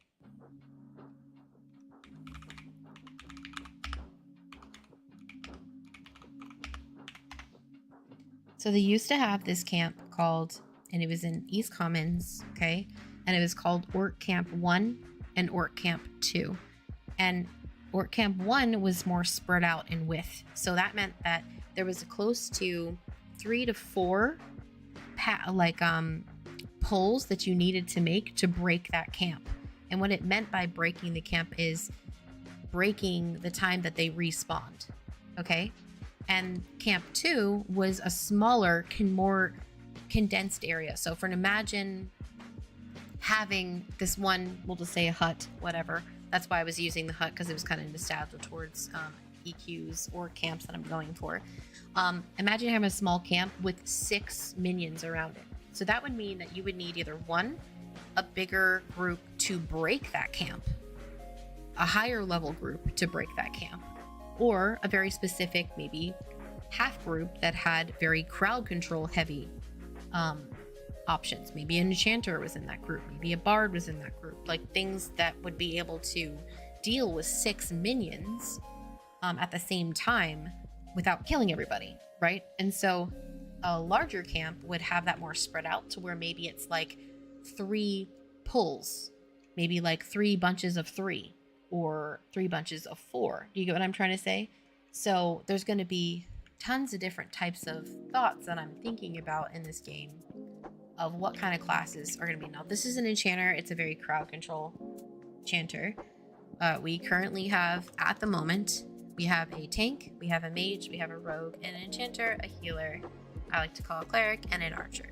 There is going to be a necromancer in here at some point. There is going to be a monk, but they're going to have set roles for a certain reason. Archers are going to be very known for being kind of like the puller. Monks are going to be known as a puller. Maybe a bard is going to be known as a puller.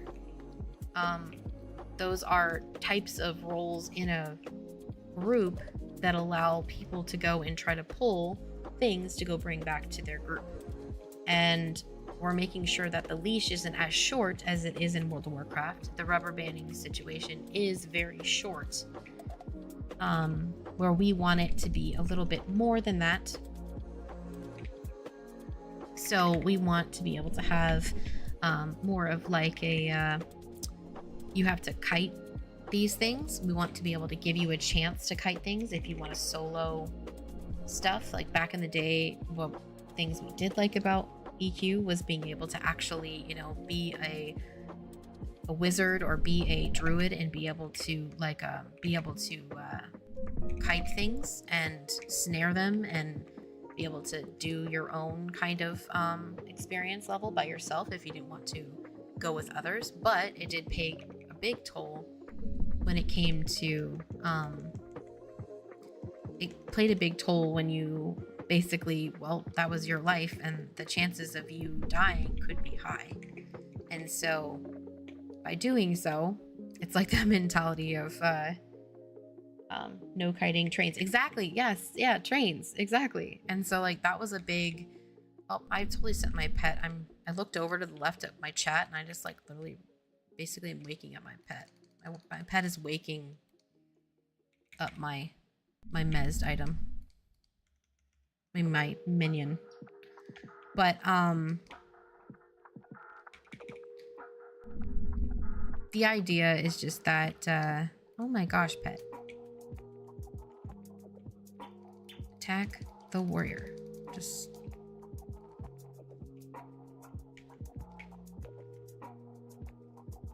I'll just go for the archer instead. I'll mez the warrior. Now, obviously, I have way too many more hit points. I shouldn't have this many at level 1. This is just me in editor mode, so this isn't the packaged version. So, do want to mention that mentality here.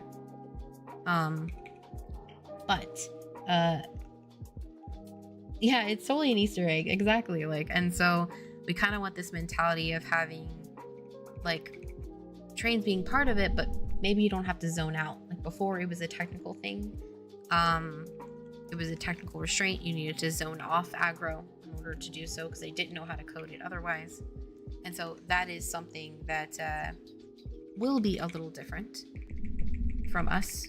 Let me just try to memory wipe this and not die.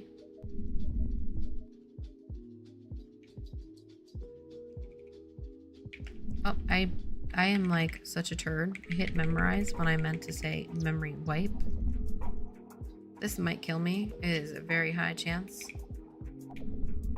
Woo! Both had like 18 health. Yeah, so that's kind of like the idea of the game, but I want you to be able to feel like these camps or something. So when you go in OOC, meaning out of character, and you go and say, hey, is there any groups over at, you know, Castle 1 through 3 or whatever it is, people can say that. And I want it to make sure it's behind the castle and be recognized as where this location of this camp is, what it's going to be for, what levels are going to be there. And I just want there to be some kind of feel of people knowing where they are. Guy's name LJ, who will give you funny advice about tactic and causing fighting. What is that named? What is that like?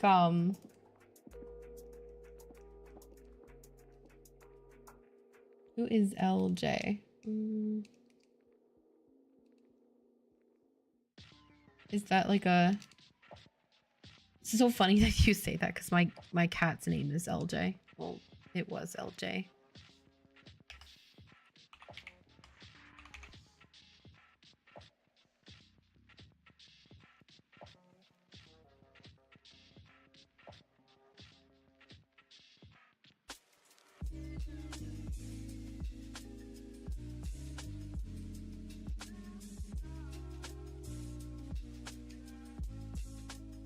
Oh, Leroy Jenkins. Oh yeah, no, it's a Leroy moment. We're definitely we're trying to make like I guess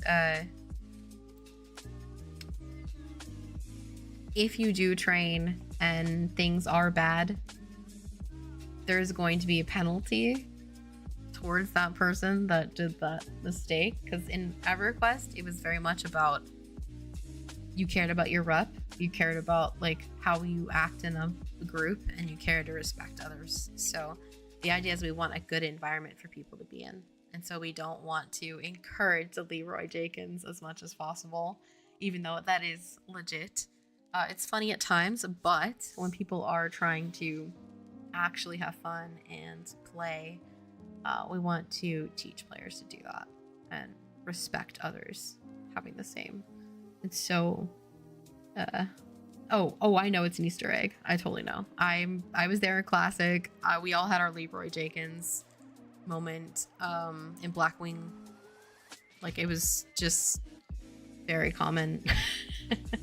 But that's once again like you also really making sure that dying isn't a big deal, right? And we don't want to be like to the point where it's deficit, like it's just a terrible situation.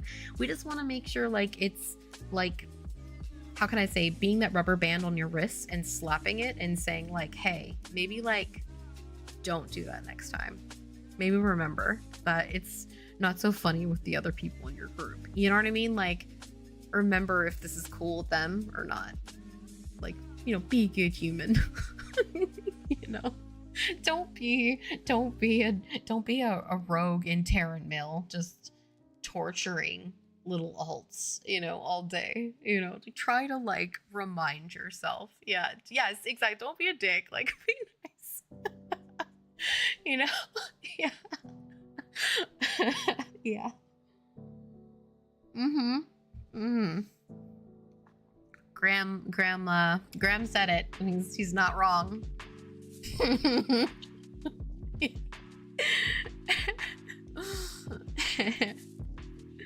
He just laid the smack down.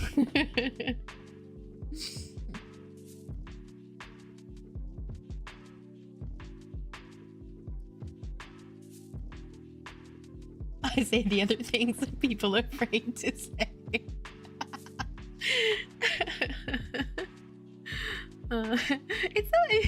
That's true, but I swear I swear, like, I'm no angel. Like, of course I have done some things. I go and even Chris would be like, how could you do that? Because I was like I was a part of that elitist crew. I know that. I know I wasn't perfect, but everybody that did like group with me later and like was like, holy crap, you're kind of like big in these guilds. How are you so nice? Like, why are you grouping with me? I'm like, it's okay. I don't mind. Just take your time. No big deal. But yeah, did I like sometimes go in like solo bosses that some people made raids for? Perhaps. Did I ignore them when they asked me to stop? Perhaps. Maybe. But I did feel like I was there first. This accountability, like, well, I got to the boss by myself. I was killing it, and then you showed up with your raid. You see it's engaged. So, oops. I mean, this is like in Bastions of Thunder. I had big issues with that. Like, people were so mad. I was like in there just like soloing it. Like, what are you doing? You're the problem with this whole server. You guys and your big shot stuff. Just leave these small things to us. And I'm like, but it's for my alt. I don't want to buy it. I just want to go put it on my alt. They're like, well, this is my main. And I'm like, well, yes. And I'm sorry. I am currently killing this and talking to you, which is starting to piss me off, because if you kill me, I'll never forget it. So I'm gonna stop talking now. I'm gonna continue to kill this boss I was here for first. So yes, I was that person. I was. But did I do it often? No. I didn't do it often. But I felt like, hey, I got there first. They didn't even like, you had to like fight up to that stuff. And the fact that like I was already on like the 3rd level as they just like started grouping up. Like, come on. Like, ugh. Such bull. That's all I gotta say. It's like, oh, spare me. Trying to make me look like the bad guy. That's what this is about. It's like bull crap. It's like, I'm not the bad guy here. So yes, I will contest that I am no angel, but I do want players to feel like the players around them aren't just always going to be dicks. So hopefully I can do my best in that as much as possible. Yeah. Say from a game design perspective. Yes. That is it. That is the perspective I am giving. Okay. Now I need to now I need to think about middle points here. What do I want to block off? What is an area that I want to go with? Alright, I'm off. Welcome back and catch y'all later next time. Yes, audio! So good to see you again. I'm gonna be here every day, so you won't miss me, I promise.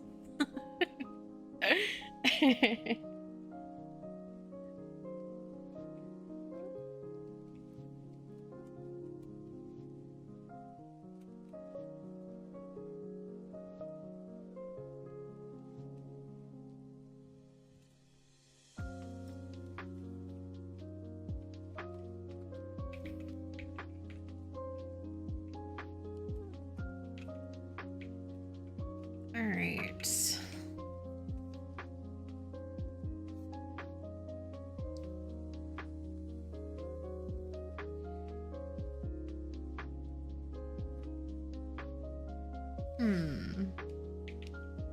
I could put something right around here if I wanted to, but I'm not sure. I think this is a good spot around here. I might put something else here.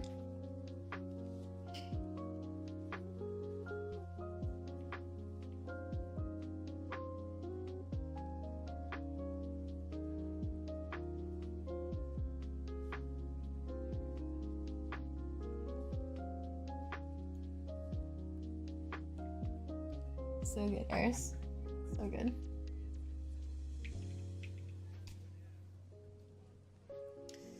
Let's see. Oh, what is this? What is this? No, thank you. Oh, a little too much. For now. I do want to put, I want to paint this little section here.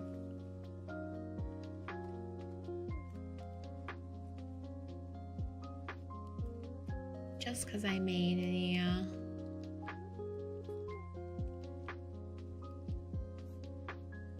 I might start with grass actually. For like the underlayer color.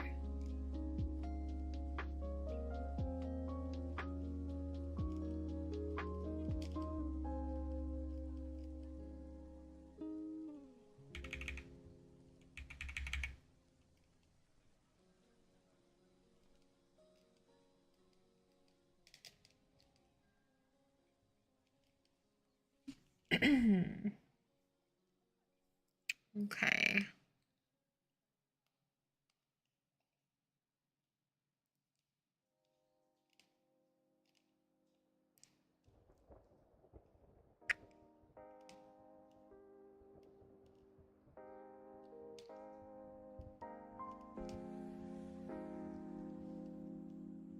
Let's see.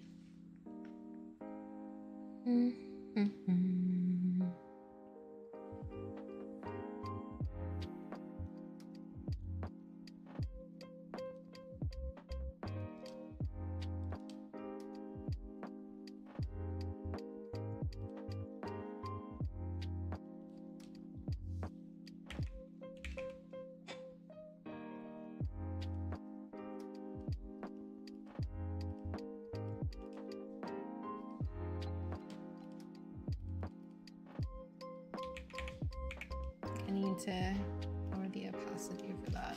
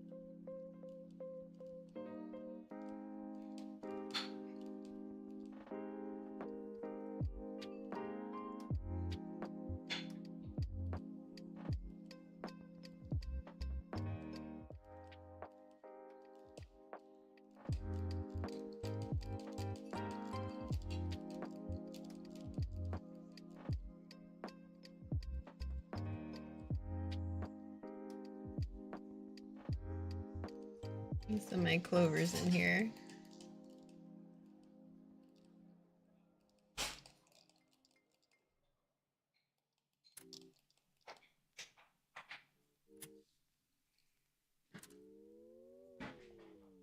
Okay, I'm thinking just a little darker in value here.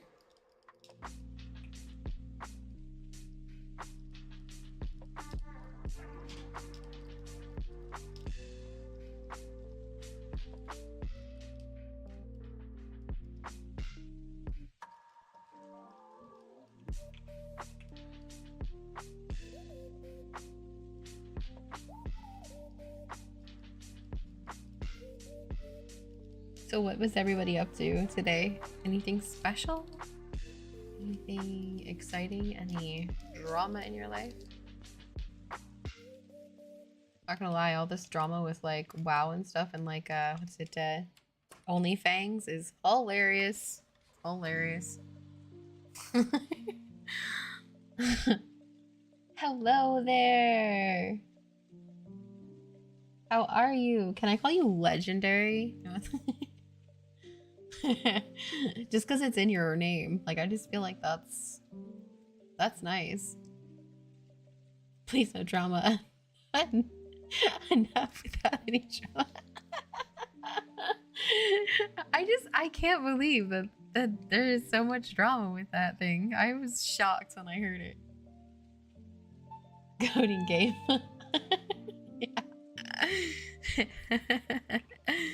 Yeah. Yeah. I think so. I think so. I still find it funny though that there is some serious drama in that, just like their whole thing. I mean, it's hilarious. Like, they're having like meetings and everything, like they're executives of some sort. Like, did you see that the other day? I'm not sure if you watched any of that drama. Can you can call me whatever works for you, how are you doing? I hope that you're doing well. Oh, thank you so much. I am doing well. I just love that you have the name Legendary in your name. I'm a big How I Met Your Mother fan, and wait for it, Legendary. You know, like, I just legendary. You know, so I'm kind of like a fan of that show. So when I see that name, I was like, yeah, I think that we should call you Legendary. I'm doing pretty well. Just trying to build a ramp here that I find lovely. Still working on it. Not committed just yet. Might add something on top. We'll see. It just takes blending, honestly. I always say this, but it always takes blending. It's like, when in doubt, blend it out, you know?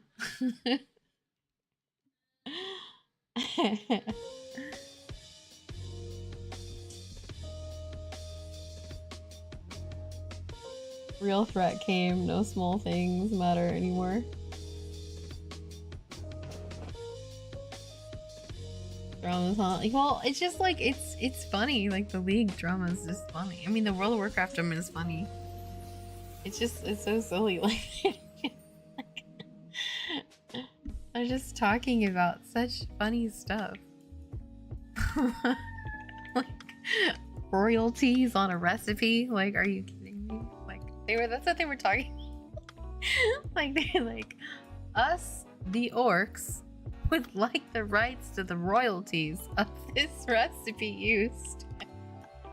I couldn't believe it. I was like, what? Did it say royalties? And even Soda Pop was like, royalties? Really? Oh.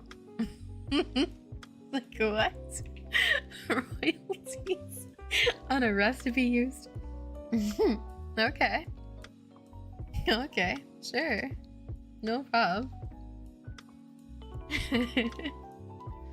It was very interesting, I'm not gonna lie. You know, I was pretty shocked. I was like, okay.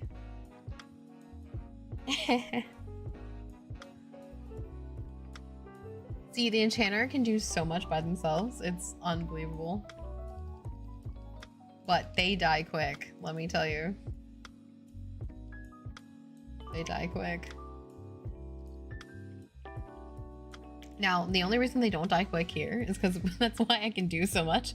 Is because right now we're changing some of the things on this. And so the actual packaged one, as you know, dies much quicker and is more on par here. But, oh no, see? Oh, I'm gonna, yeah, I can't take all that. I'm gonna totally die. I can't take this. Oh my god. See, this is the kiter's coral right here. This could be a potential kiting spot for those kiters right here. This could be like total camp right here for like, see, if I was on an archer right now, this is what would be happening. Okay, let's try to like kill this, but I'm gonna die. There's no way I'm gonna make this. No freaking chance. Not possible. Yeah, I'm gonna die any second now. Yeah, here I go. Here I go, people. Yeah, yeah. So this is all the fun stuff we're doing. Isn't that fun? Yay.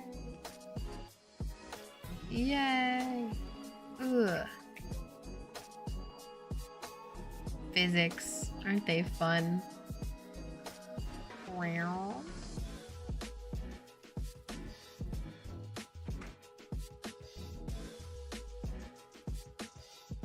Love it.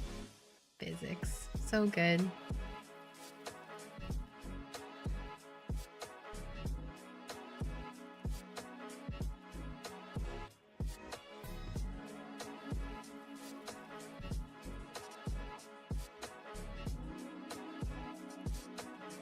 Boop, boop.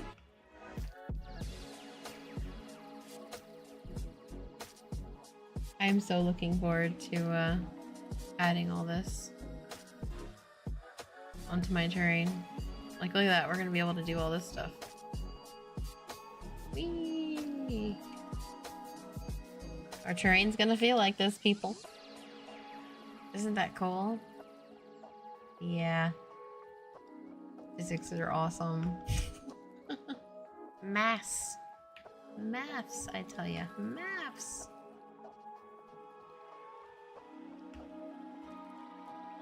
Eee.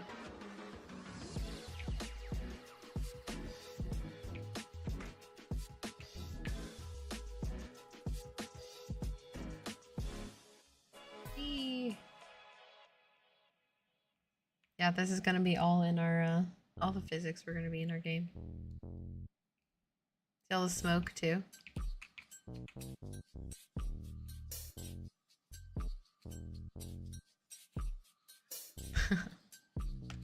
Boink.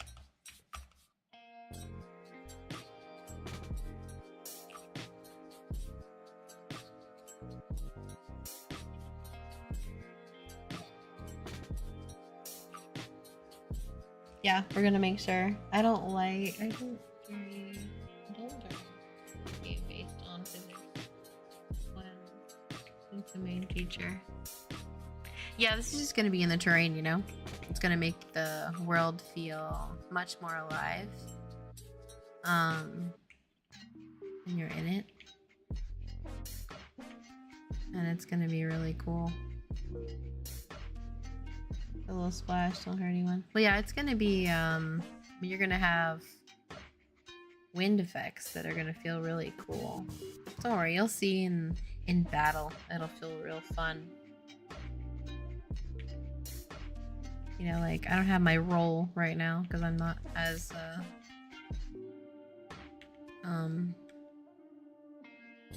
if I change to an archer here. Probably won't be here though.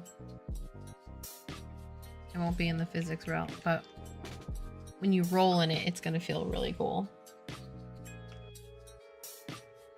So all those little features will be feeling pretty snappy. So basically what I'm planning to do, this is not the color of the grass or anything, but like when you're actually in the terrain and you roll into it, you're going to feel the wind that separates it, and you're going to feel that when you get knocked over by an actual, you know, player, you're going to feel all that. So it's going to be really fun. And the minions, yeah, they're affected too by it. They affect it as well. So, thank you so much, Legendary. I appreciate that. So currently, we have been spending 2 months at the most on this project, but we have 5+ years of work on this project. I know that sounds confusing, but it's true. So we have tech that we are known for. It's in like in the bottom of my Twitch page if you want more information, like the statistics, for example. But I just don't want to annoy anybody. But it is something we got awarded for twice for our technology, which is how I'm able to place all these things. We made an entire architecture called Vertical Third, and we've gotten 2 big awards for it from Unreal Engine and Epic Games. We worked for Epic Games for about 2 years on creating, because we are very good in the engine itself. We created an entire course with Epic Games and Coursera. It's a credible course. It's got over like 26+ hours worth of content, 51 hours worth of student content, and we did it purely out of the love of our industry. We do not get any financial compensation for any of that, at least for that course. If you go and decide to take it, we are not getting any money for that. So it's not like a sales pitch or anything. It's just, I like to supply that because sometimes developers are coming in to check, or people that want to become developers come talk to me. So I figured I'd mention it. But yeah, we have a playable tech demo for this on our actual website. You'll see it's on the Epic Games store itself. We did in no shape or form. It's right here. In no shape or form to be like pay to be on here. They didn't have the option to get to pay to get on here. You had to actually be granted to be on here by Epic themselves. So we put it here for you to be able to play test all of this tech, because this is all the tools we're utilizing now, and we're basically putting art to it. We're making and customizing it now. So we're being able to put our own rules, our own quests, our own environment, what our minions are going to do, what type of classes we're going to have in there, what kind of raid bosses we're going to be doing. And so we've been building this tech and have built this tech for over 5+ years. So technically this MMO has been in effect for 7 years in a lot of ways, but we have only taken the past 2 months setting all of this up in this world for this project. And we plan to have a playable test for players to play Runes of Tearyn in April of this year.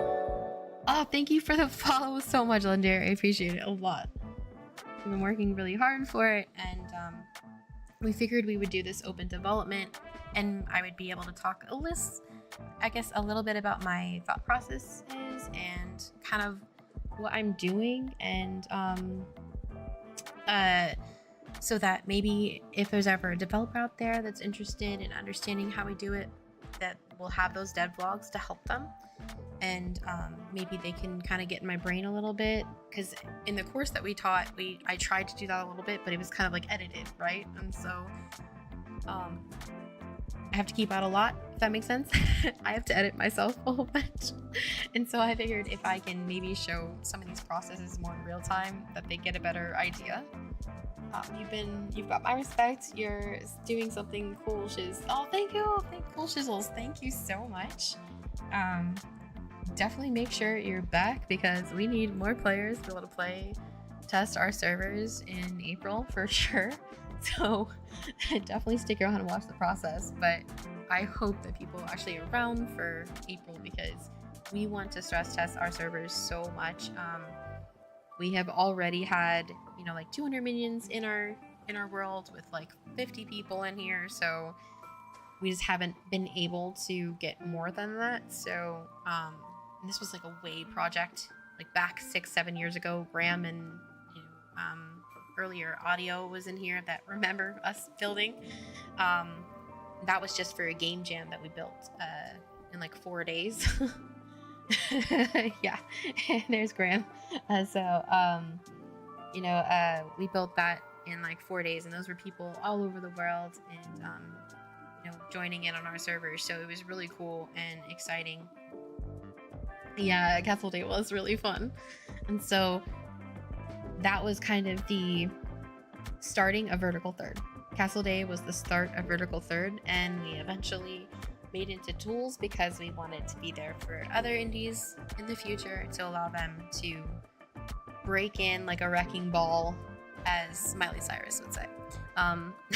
Come in with a vengeance, come in with, you know, some really cool worlds going. So that's kind of the idea that we were wanting to do, is make fun games and exciting games. And obviously EverQuest, World of Warcraft, any kind of MMO in general has always been close to my heart. And so I kind of wanted to create, Chris and I wanted to create our own. And yeah, it's everything in Vertical Third, just we're customizing it. We're like fine-tuning it, if you get what I mean. Very much fine-tuning it. So yeah, that's my little spiel. I will be back at it here. I'm not sure exactly what I want to do in this location. So much fun. I'm trying. I'm trying to figure out how I want these spaces to feel. I do want some camp locations, but this is an interesting space. I wonder if this could be looked upon as a kiting potential camp, which would be interesting.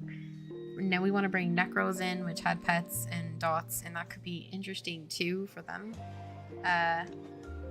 I'm always thinking about setting up the camps and who would be playing at them, what kind of... now, these aren't permanent, like this tent or whatever this might be isn't permanent. I'm just using them as a keynote for a medium-sized camp, and that means like what type of, like how many pulls it would take to break this camp, and that means to clear it, so that when a broken camp usually means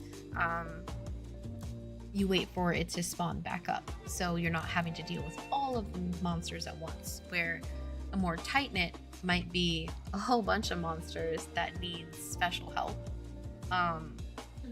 for a very specific group type. And so we'll see. I probably will narrow this down a little bit.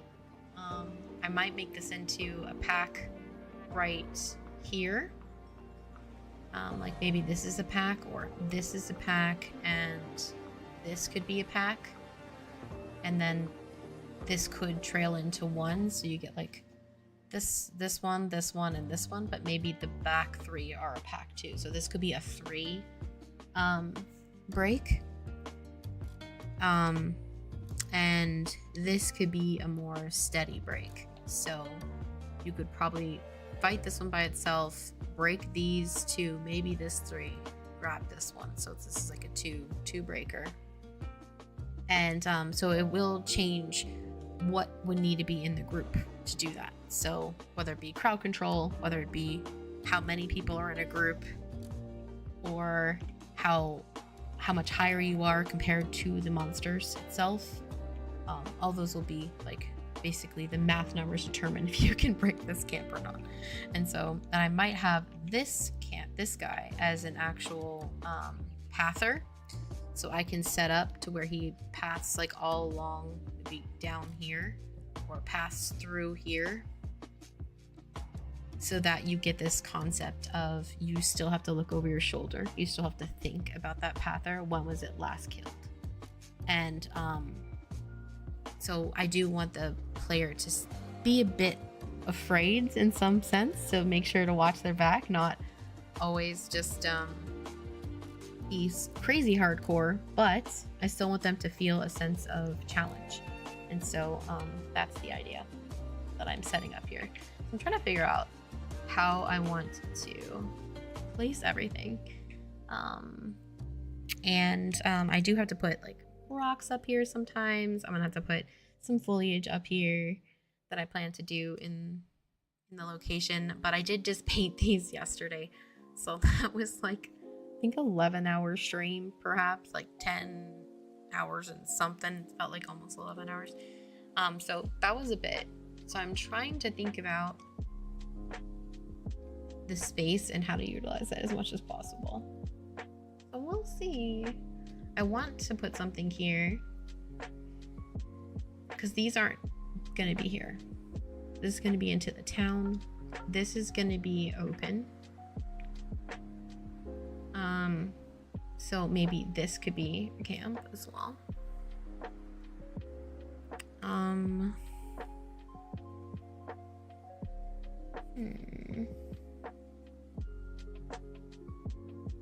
And I do want this being camp areas, but I don't want a whole bunch over here. Maybe just like one camp in this corner.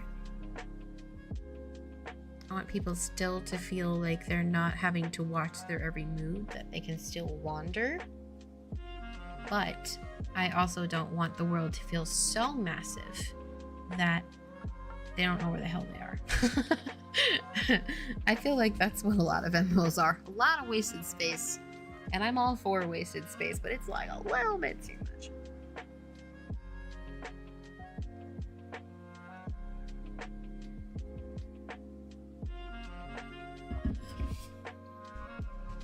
I have candy heart somewhere, and I don't know where. Up there. Found 'em. I'm just eating raw sugar now. Raw sugar hearts. They're not those ones that you see in the store that taste like chalk. They're not those, I swear to God. Those taste like chalk. But these ones are just like, you remember those pixie sticks? Candies, does anybody have ever seen those pixie sticks candies? Imagine that, but like it's compressed into a heart form and says random words like XOXO, basic, YOLO, because apparently that's old school. What's this one? With I love you, soulmates, all those random words. Yeah. And I think there's one that's really funny. It's like hashtag, literally hashtag XOXO or hashtag DM me. No joke, that's what it says.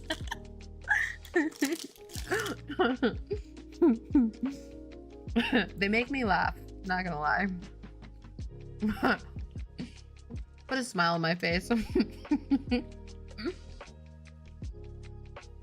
Okay, let's see.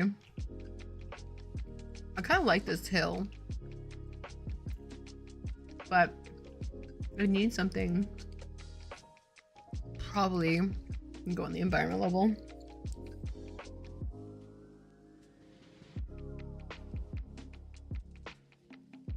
It popped me around. Typical. Okay. I probably need to bring this around for now. Ooh, my. Don't get ahead of yourself, tree. We're chillin', don't go.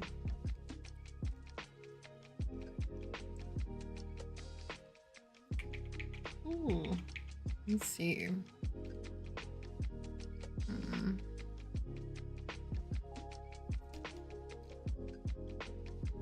So has anything been going on with anybody here?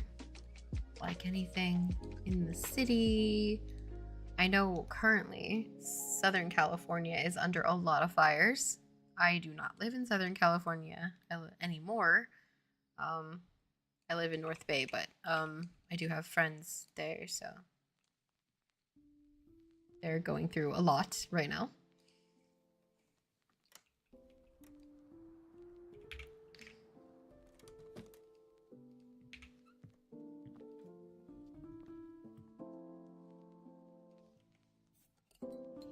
Under fire?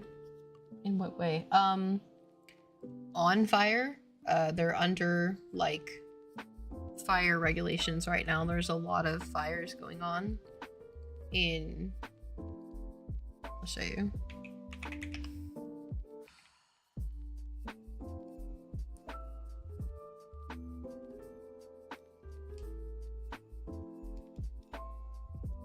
Ooh.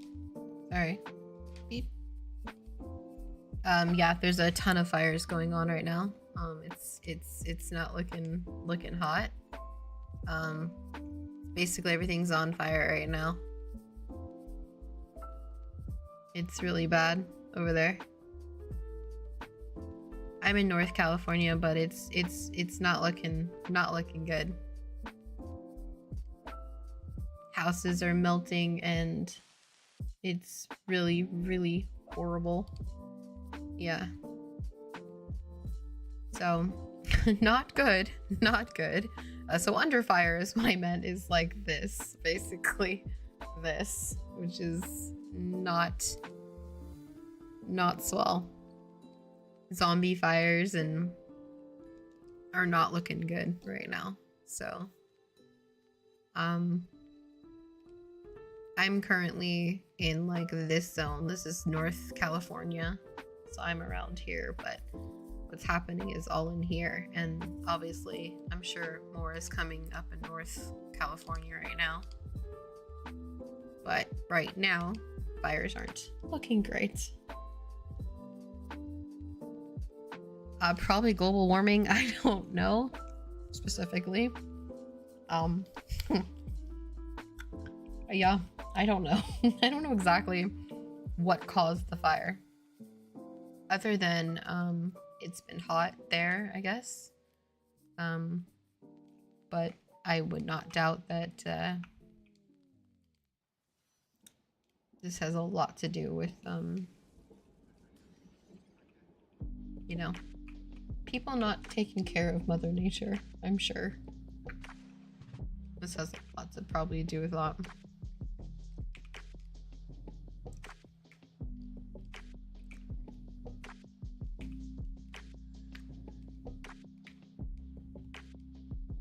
But there's a lot of crazy going around the world right now. People at war, it's nuts.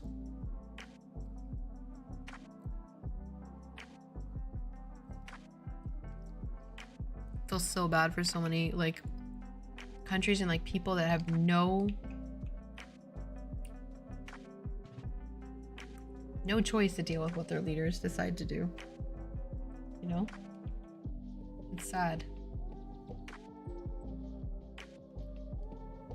I mean, I'm not a political person, but I'm not completely thrilled. An orange is going to be back in presidency in my end. I'm not particularly thrilled. It's not something I'm looking forward to. And I know people think, oh, you're American, so you totally chose him. I did not. Yeah, exactly. Exactly. I did not choose that. Apparently my vote meant nothing. So, yay. Yay me.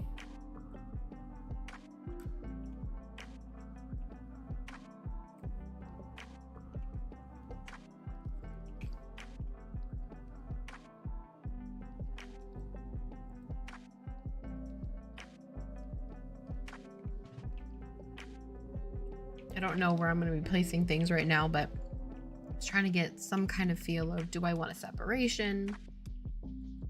Do I want things to feel more open? And if they are, how can I close them? So I'm just messing with things and figuring out what to do. I don't know yet. Yeah, I hear you in that one. From my point of view, I see that generally the two choices you have there are both silly. Oh, tell me about it. I feel like I haven't had much of a choice for years now. Like I'm like, wow, these are my two choices. Cool.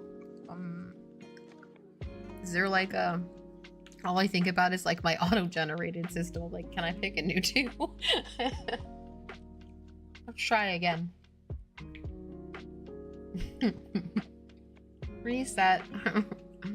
This would be nice if it was a game. I'd like to roll again.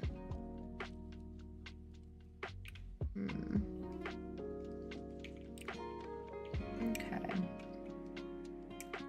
I think what I want to do here. Yeah, can I refund the candidates and try again? Yeah. Yeah, I'll pick that, please. Reroll. Roll a cat. Yeah, that'd be cool.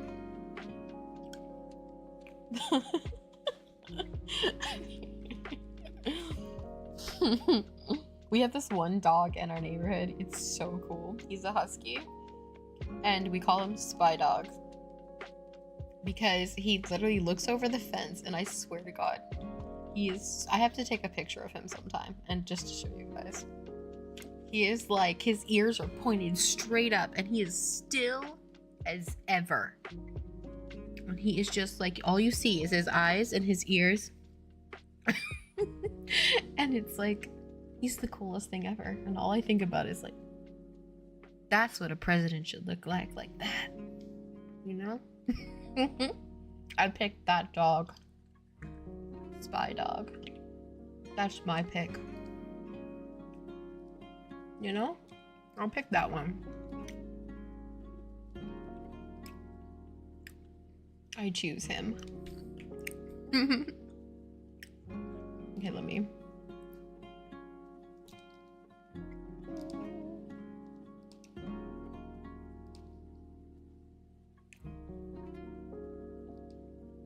Let's put some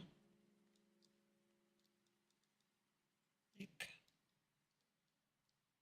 dirt along this location, so it just like more looks a little more defined.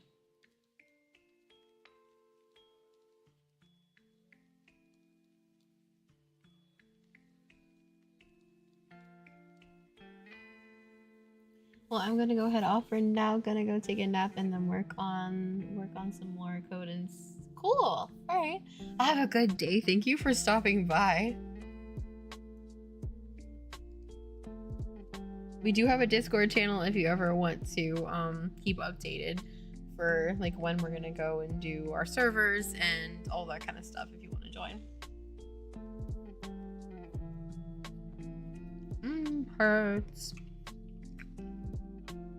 Do do do do do.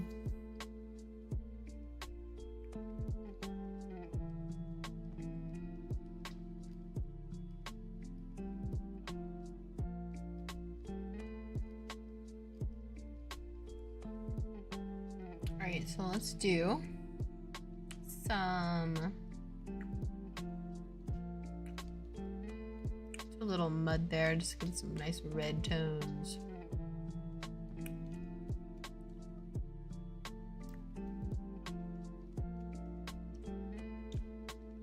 Oh, awesome! I hate that when I stream, it doesn't notify me in Discord. I know it's a thing, but like, I'm used to like hearing notifications in my Discord. So it's really weird when I don't. So then I'm just like, it's just like, I don't know. It's unsettling to me. Does that make sense? Like, why is there no beeping ever? Like, I even have it on my phone, but I forget that I put my phone on silent in case, like, I get, like, a call or something that it doesn't, like, blare the microphone. And so I forget my dings that I get there, too.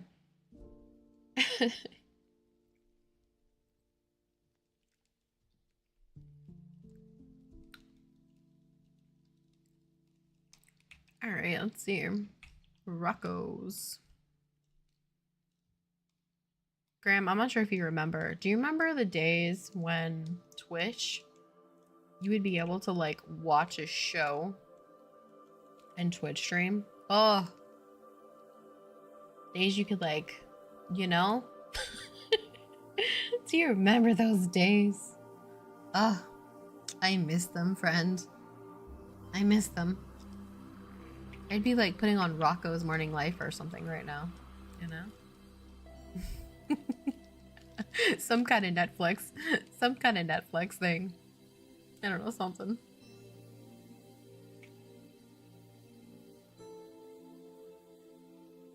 I swear those days were cool. Those days were real cool. I remember them. They were nice.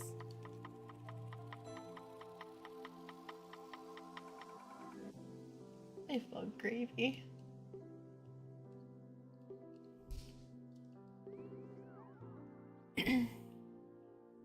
Hey, Eris. What you doing, bird?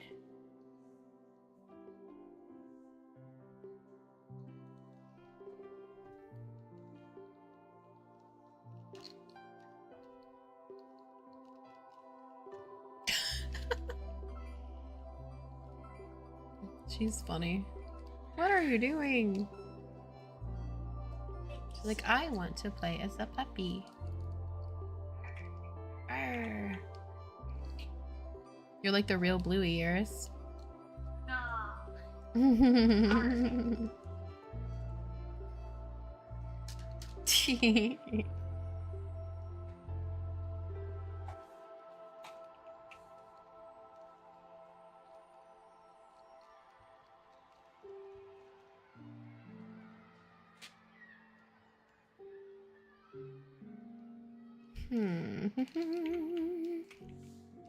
Okay, let's try to do maybe like, I don't know how red that is, but I would like some red vibes up in here.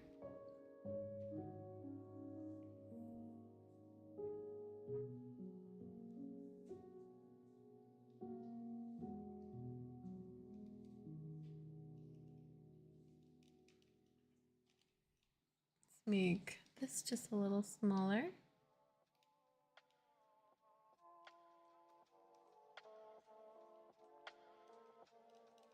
See, it's too dark. I want like some red dirt.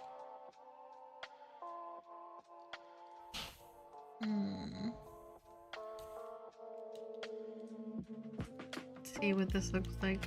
That would be a negative, people. No. This is a no-no. No and no.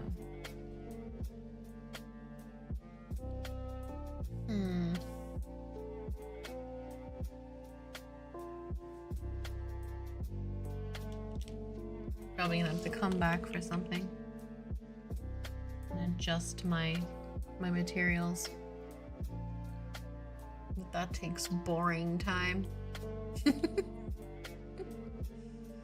It's even more than long. Okay, let's see. Maybe could add a little bit of that in there. Could warm it up a smidge.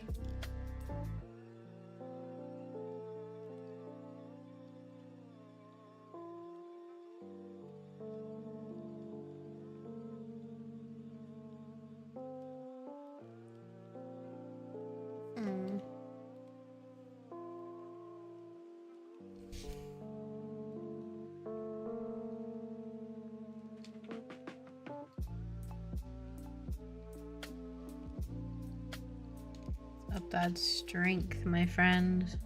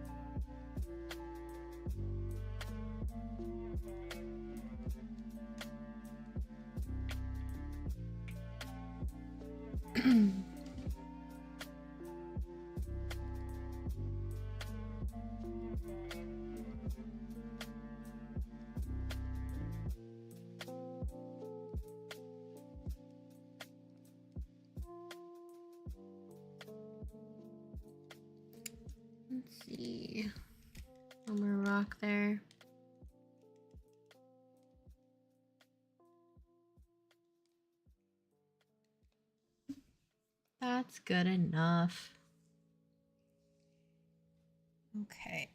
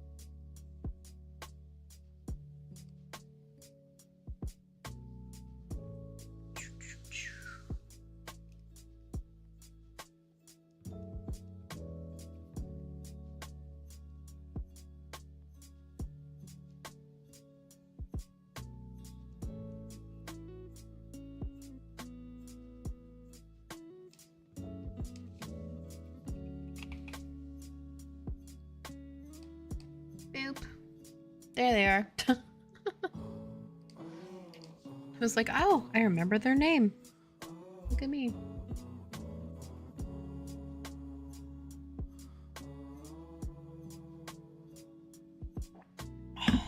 Oh my goodness.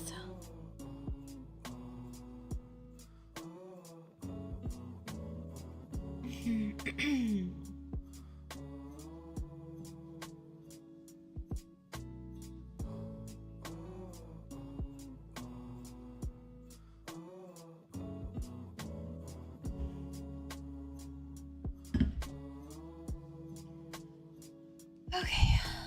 All right. So let's see.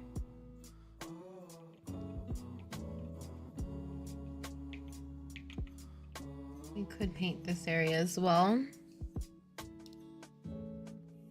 I think that's not finalized yet, so I'm not certain on that. And I don't want things to be like a complete waste of my time. So I'm going to try and think about what I want to do with this location here.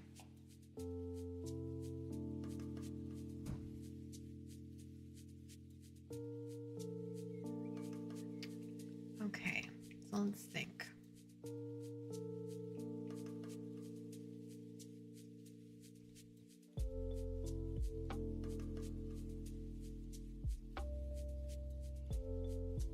Here.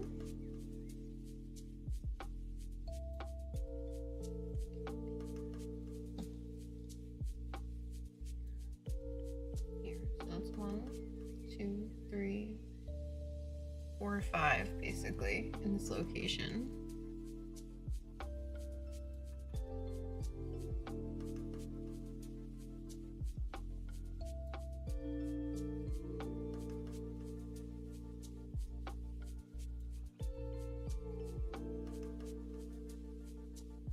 This could be a section that we have like some quests at, like quest NPCs, and then like maybe it could be like a fun building section one, like we were talking about with the rocks. That would be kind of fun, especially since it's the rock area. Pink, that'd be cute.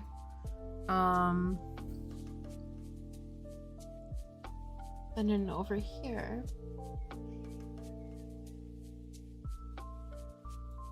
I want to make sure I'm always thinking about leveling when you're leveling through it, what level those minions are going to be.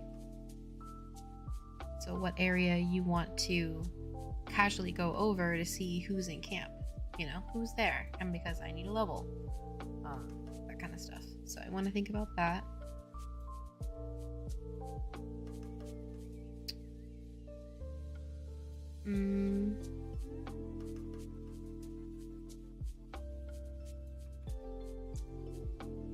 What else?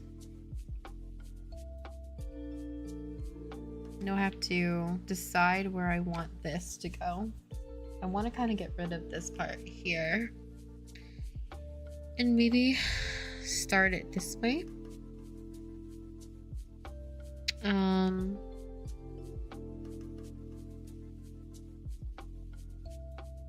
still haven't given this zone a name yet, which I do have to think about. What do I want to call this zone?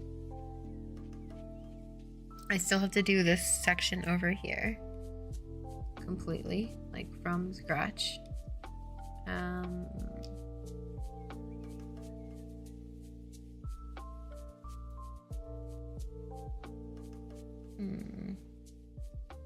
It seriously looks like a poopy trail. So funny. But yeah, that's poopy.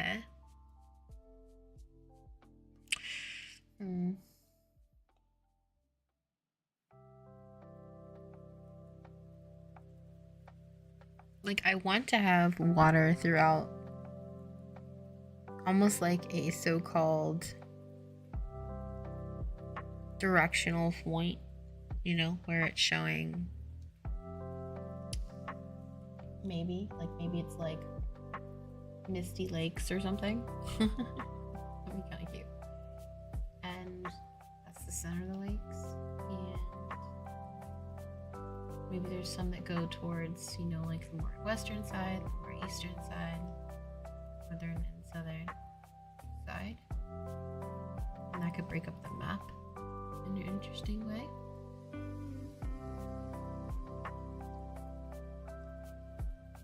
These are the dilemmas I am thinking of.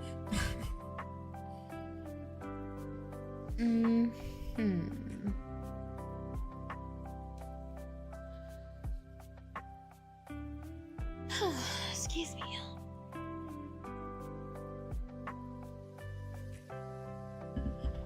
Let me go close this door because it's freaking cold. Give me a second.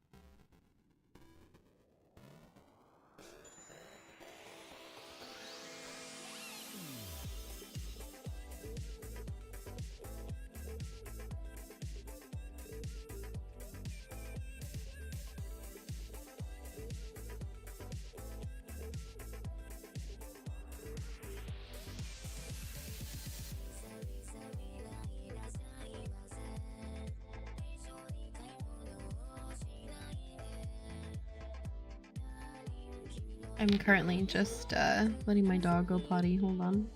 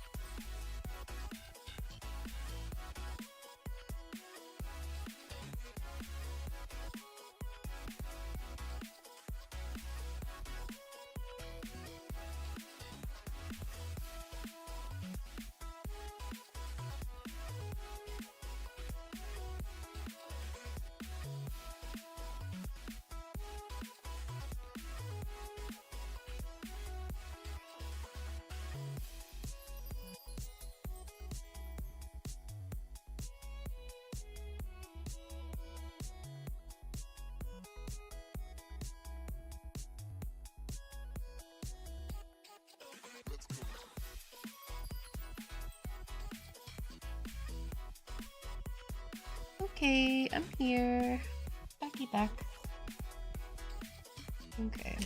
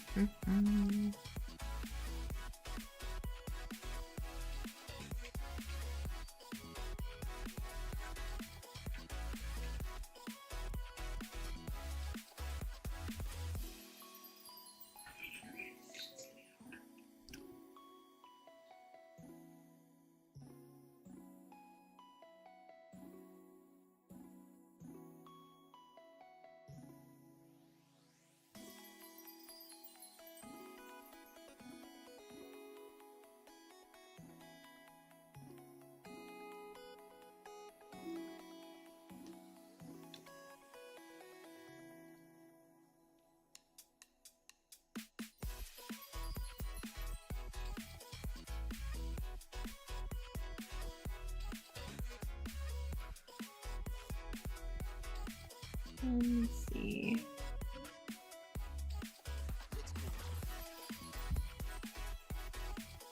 Alrighty.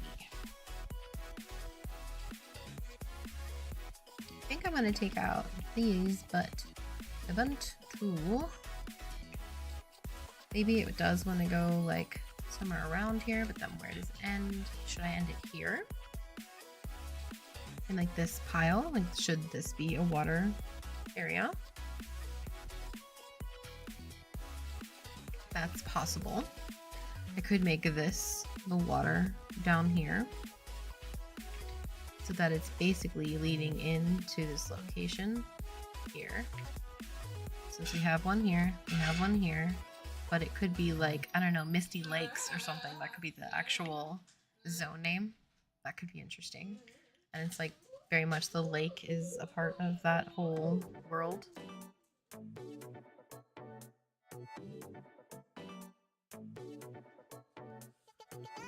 No, just a thought.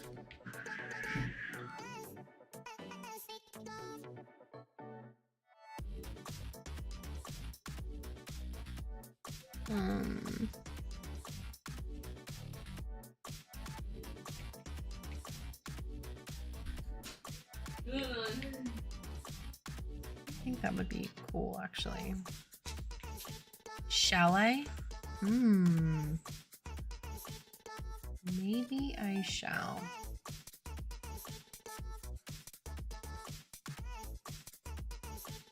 You know what? Let's do it.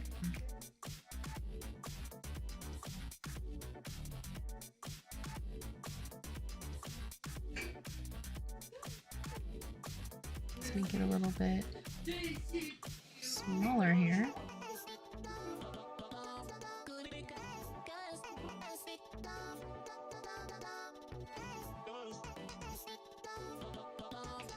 Okay. And then let's go maybe...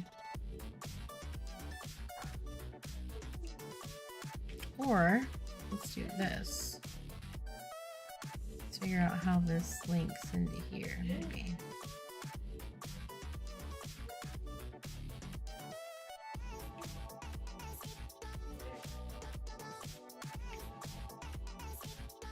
Yeah, I like that shape. That's nice.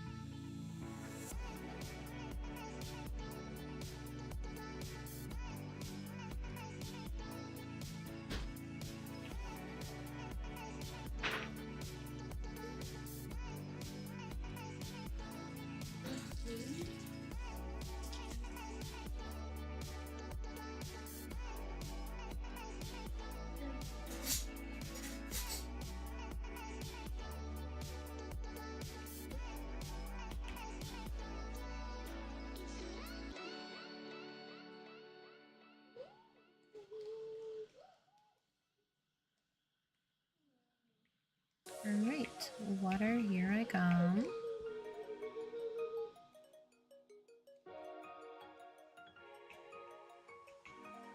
Alright, so let's now, real quick, before we do that, add the water. Let's smooth out the area.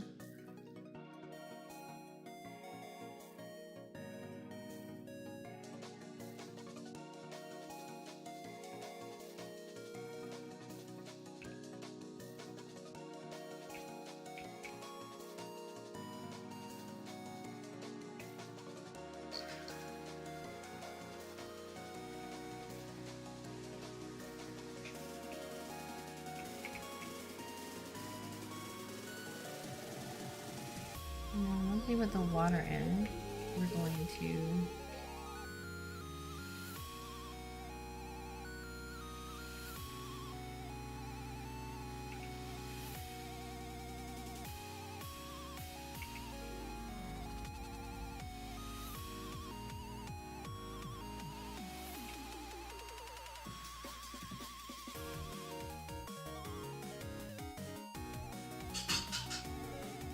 Obviously, this water is going to change with time, but for now, there is temporary.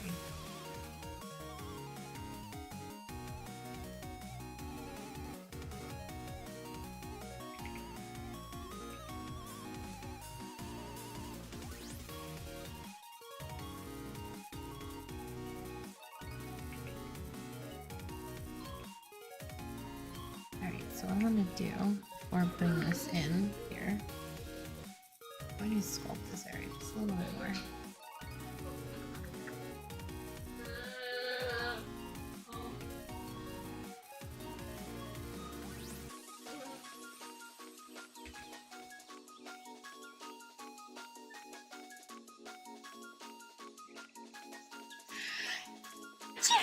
Excuse me. Sorry. Blech. That came out of nowhere, people.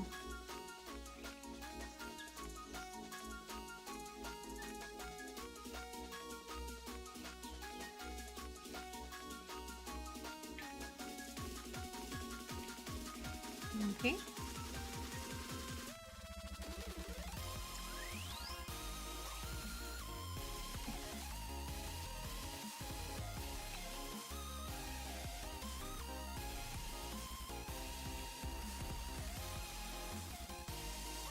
Obviously, we will be lowering this down a little bit, but I just want to get in the base.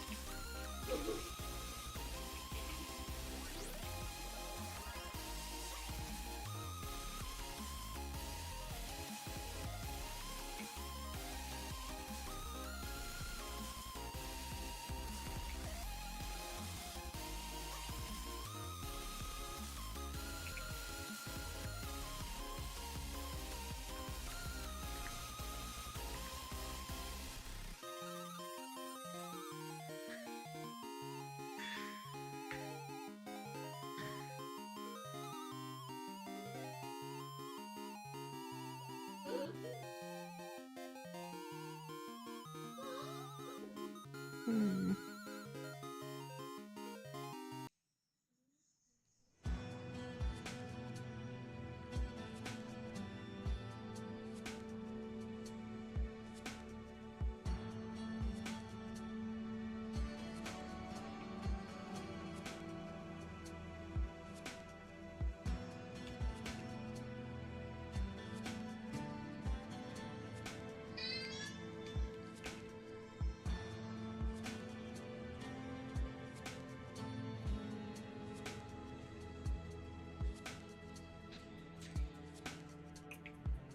Sugar, be good. Ah, this is chunky.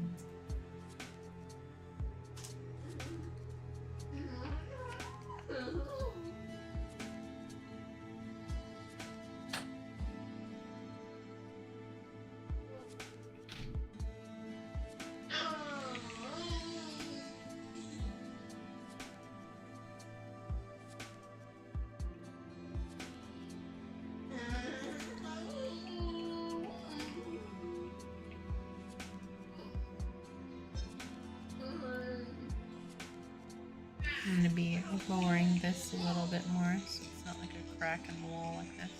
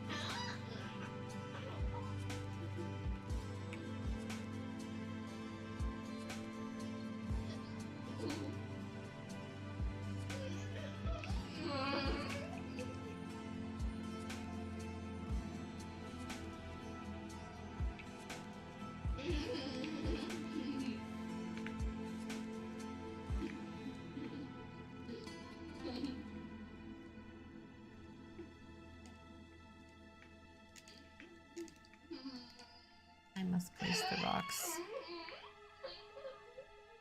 And I'll be given the rocks. Let's place them. It's part of the process. I like me some boulders.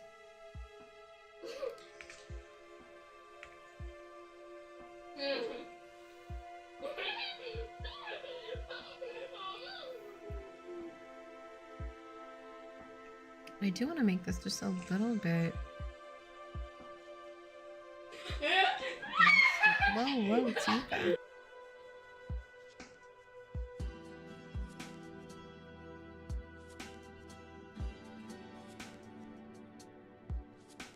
Goodness me, my Tiffany. Let's see.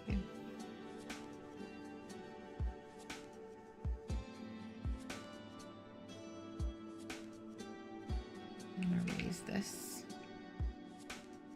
Okay, this should be it.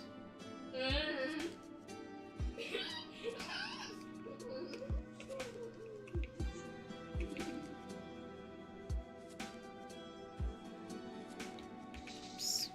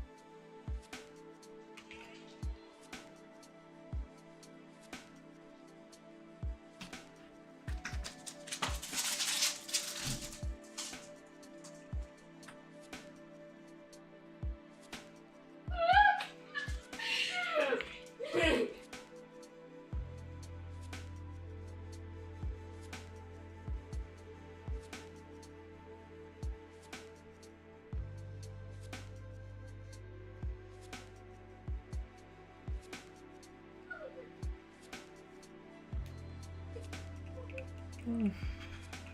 Okay.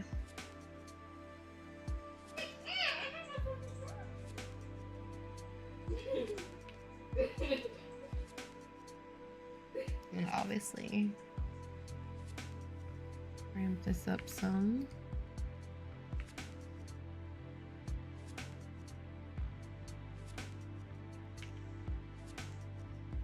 Make this a little bit.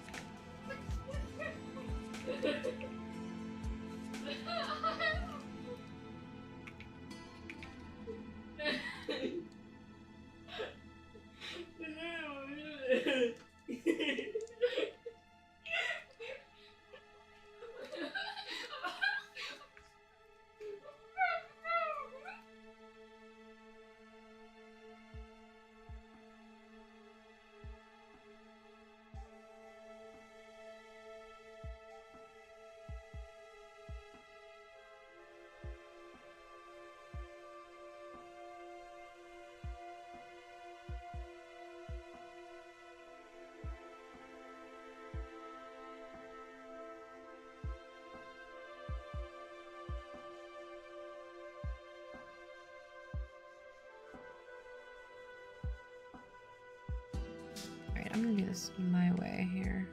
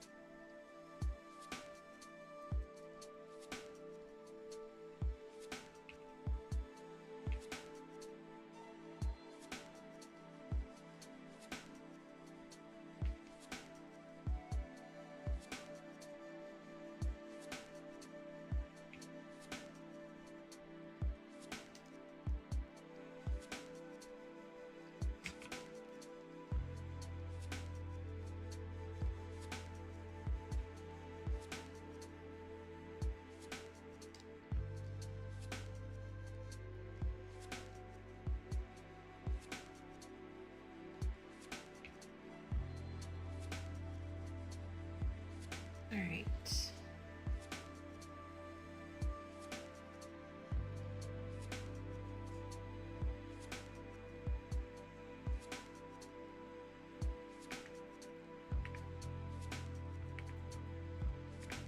No. Hate that.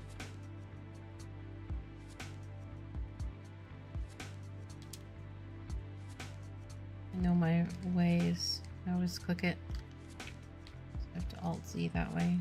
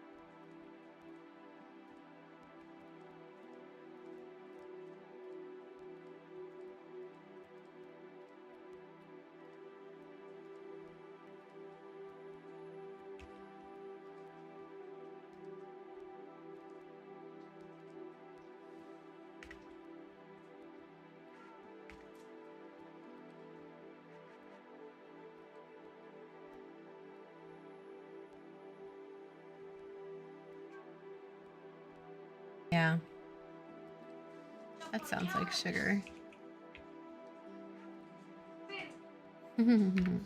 Yeah, Shiggy.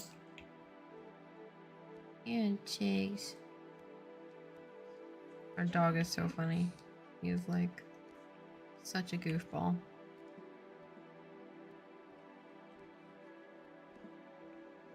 Like such a goofball.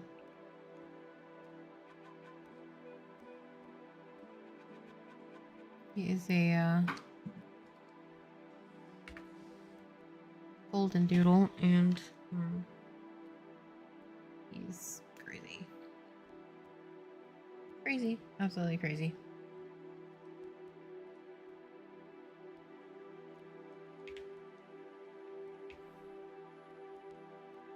Okay. How do we want this pool of water to go?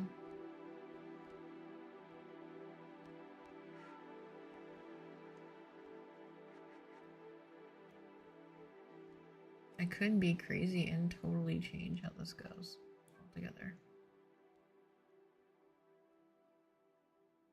Like, even this section.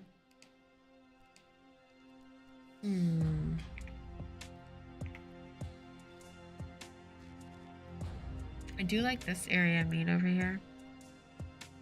So maybe I'll not do that.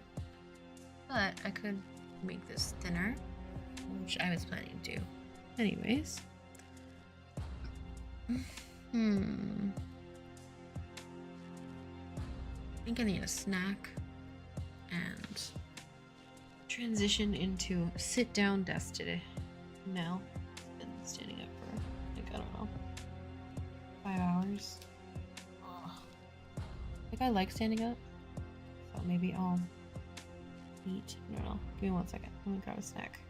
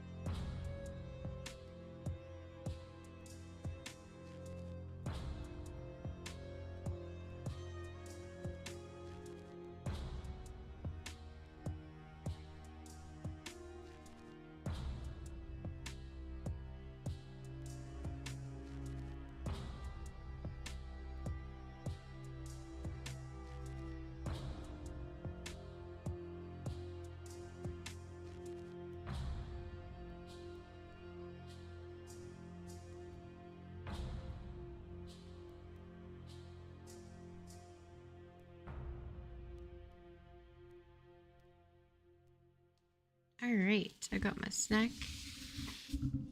I got some tea. And some peanut butter toast.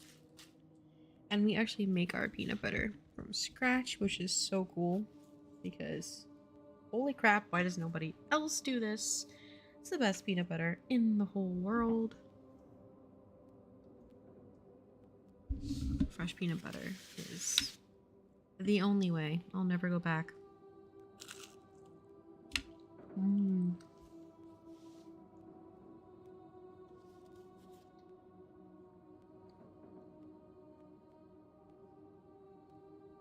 Got my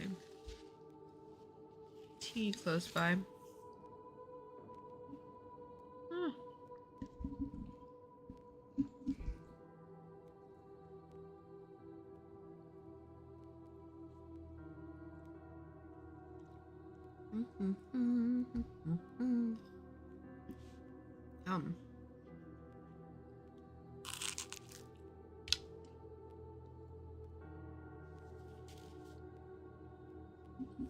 So good. Okay.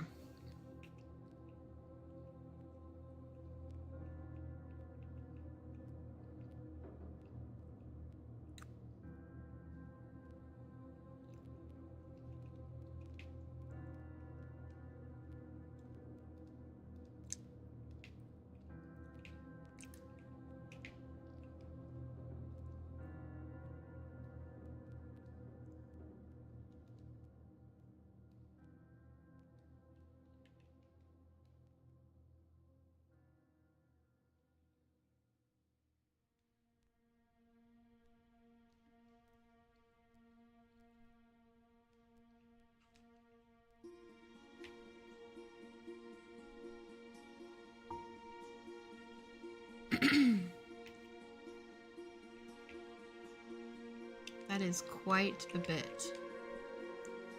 So we are going to have fun with this. Instead, let's do on here again.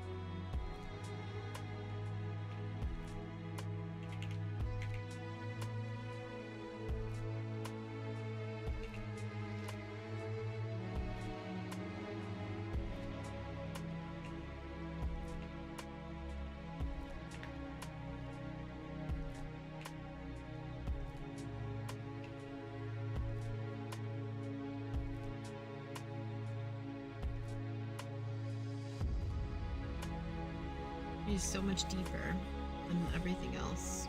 So my idea is, why don't we have it travel up so it doesn't ever feel that way? And obviously we're going to bend some of these down so that it's like pretty atmosphere.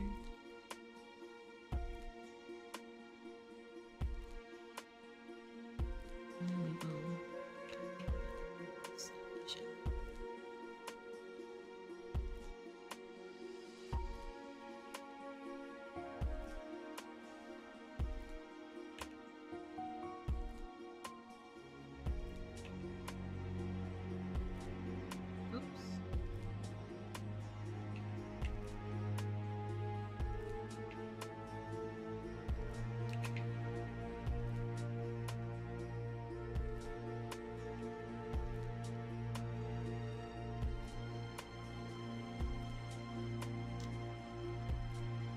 No, I realized I'm a dork.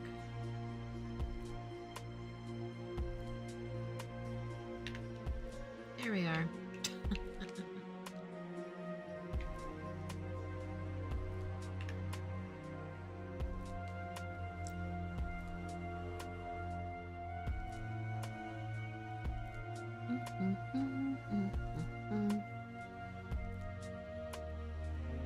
Let's see.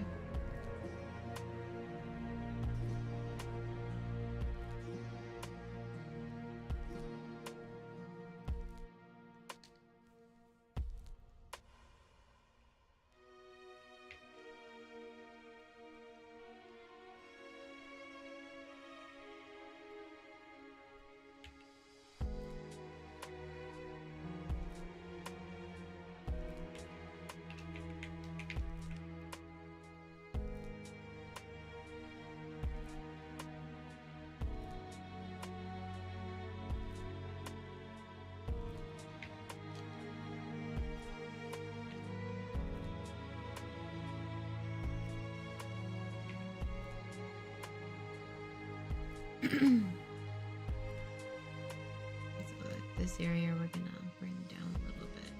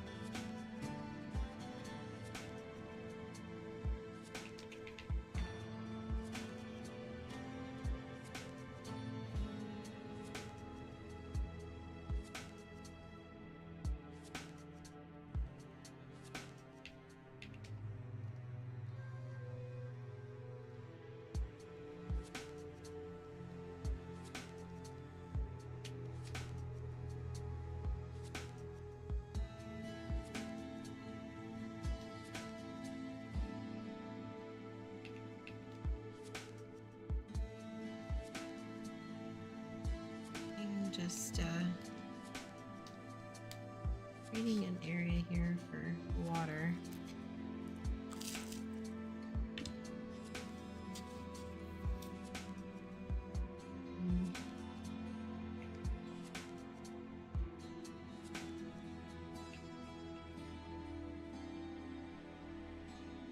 This would help me so much if I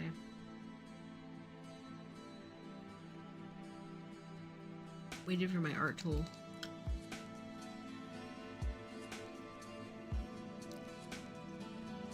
That would make this process so much cleaner. But we'll work with it anyways. See what we think.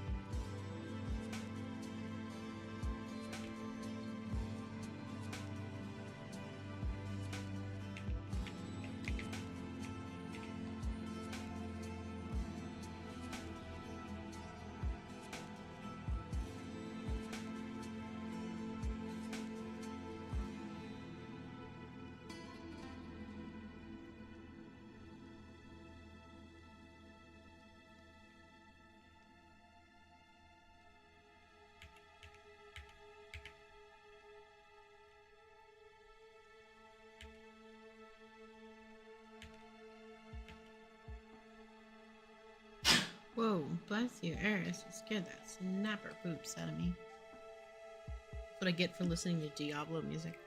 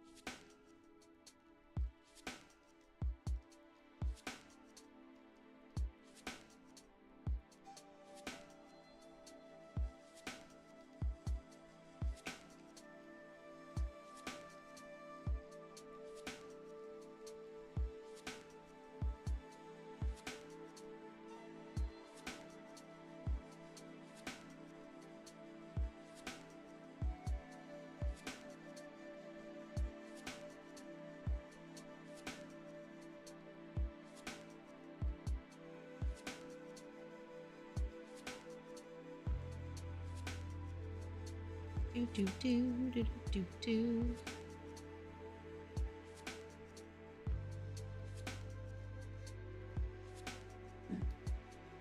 Uh-oh.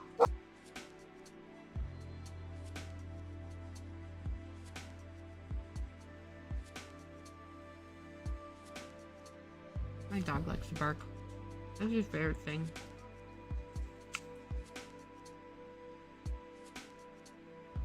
Hmm? What, T?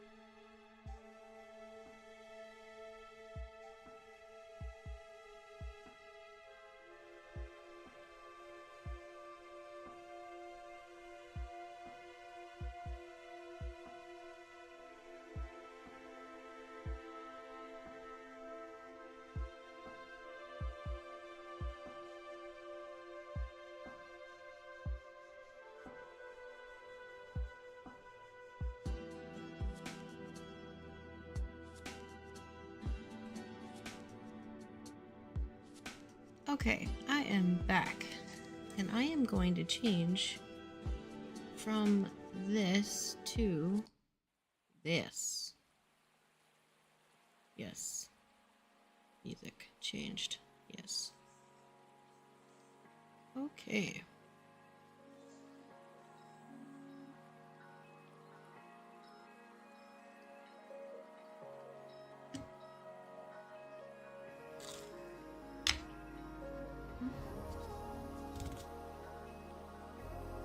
My knuckles itch. I don't know why. It's annoying.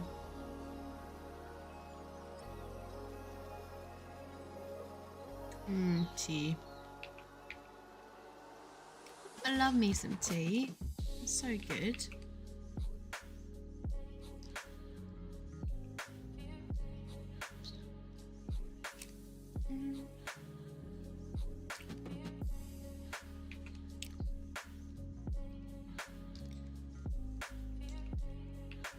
So we're gonna obviously fill this with like real water, like area stuff soon, which is temporary.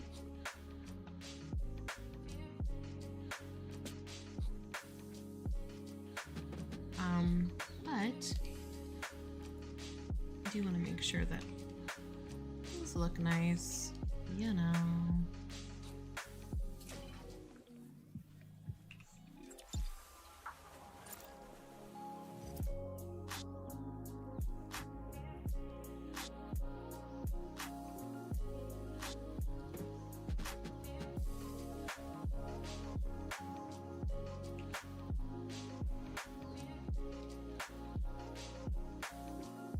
We're gonna have to have motions that literally go up a little bit. Kind of like flow around.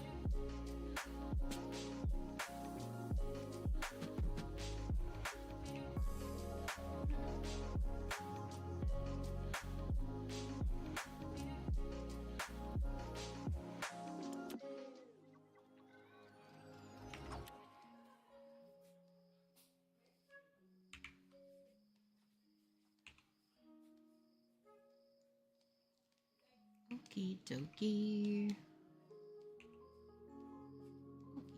Here.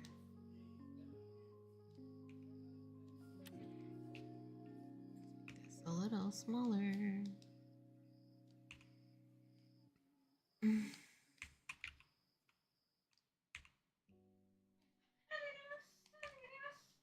Oops, too much, too much.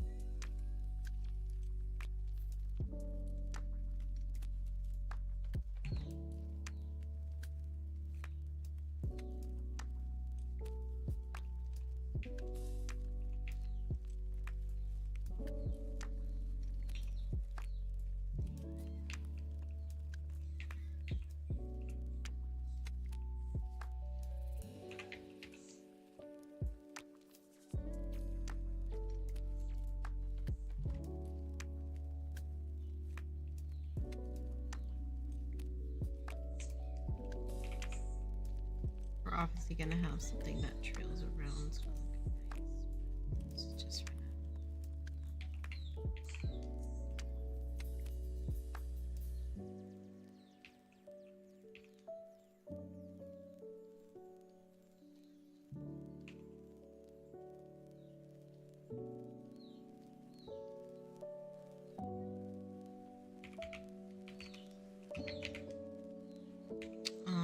We have our actual physics one that we're going to be using here.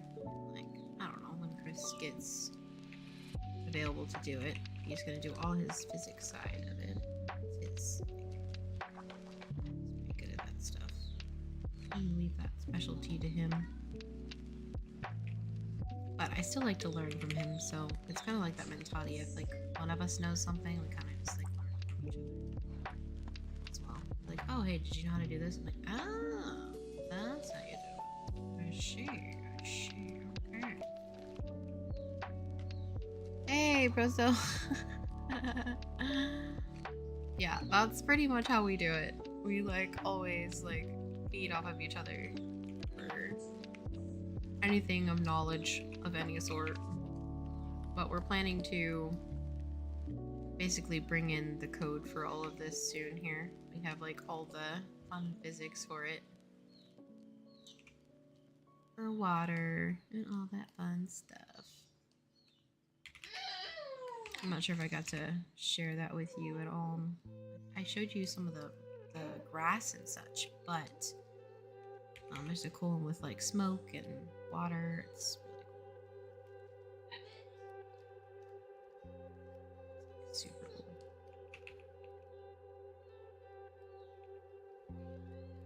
I'm just making a so-called area where water is going to go, but I am going to be having all of this.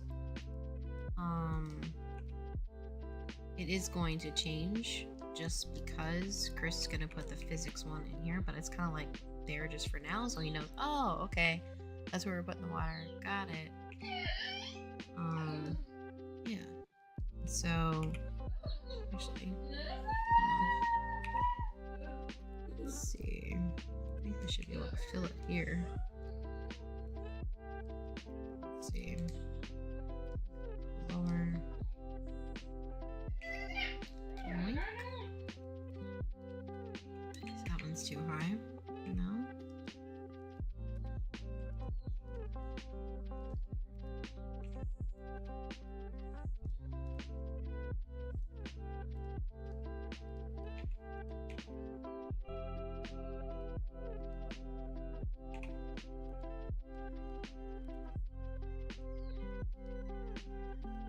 Yeah, we're gonna be putting a lot of those physics in here. We actually have them right over here. And it's kind of like you can actually play. Let's see if I can put that.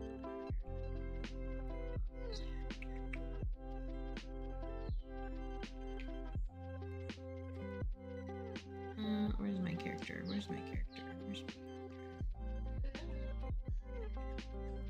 Where is my giant character?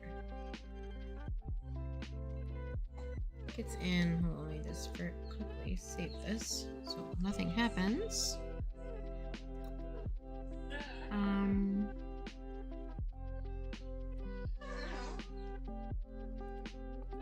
don't know if it's in this one. I can't remember off the top of my head.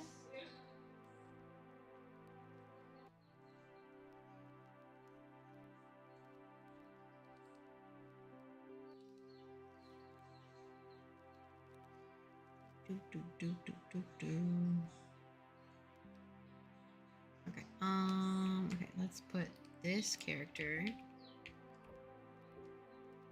over here. Right.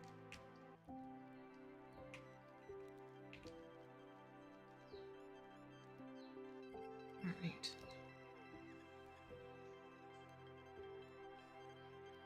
Archer. Let's go. What marker did it take me to? Ah. Look, the minions came with me. Lol. That was so funny. Okay. Where'd my marker go?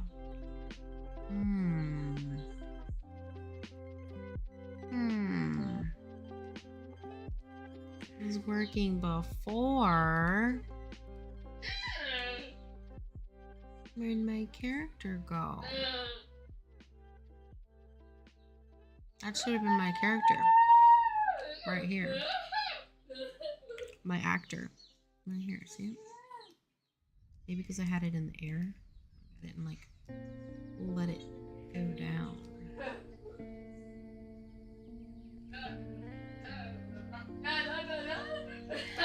Let's see. Is that a parrot or a husky? Yeah, that's a kiddo. She's a silly goose. There we go. Alright, I'm here.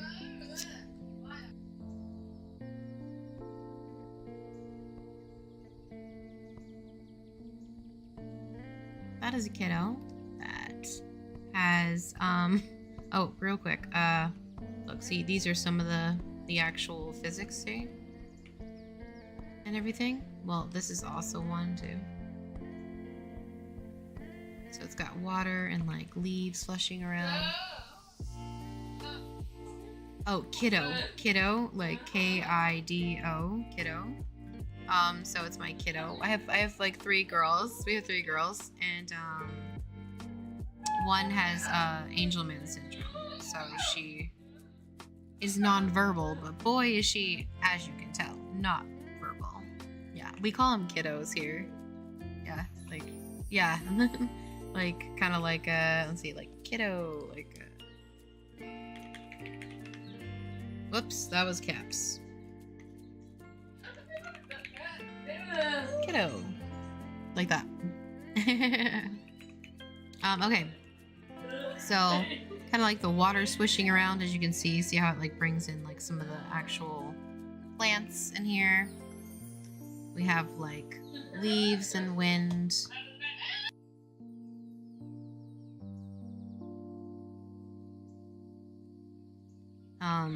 We have leaves with water falling. We actually have puddles, kind of like where that move around when you hit them. We have smoke. Oh, this is not going to be heavy at all. This is like super performant. And yeah, so water's going to be a little bit like that. Yeah, it's going to be super performant. Oh yeah, we know what we're doing.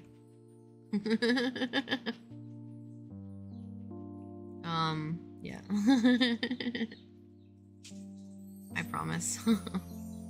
Like I said, we teach this engine too, so it's a thing. But it's like I said, it's not going to be all over. It's going to be patches of these things, right? So there's going to be areas that, sure, you know, there's going to be some of those beautiful loves and all that, but there is going to be areas that this is going to be in some terrains. Yeah, it's super performant.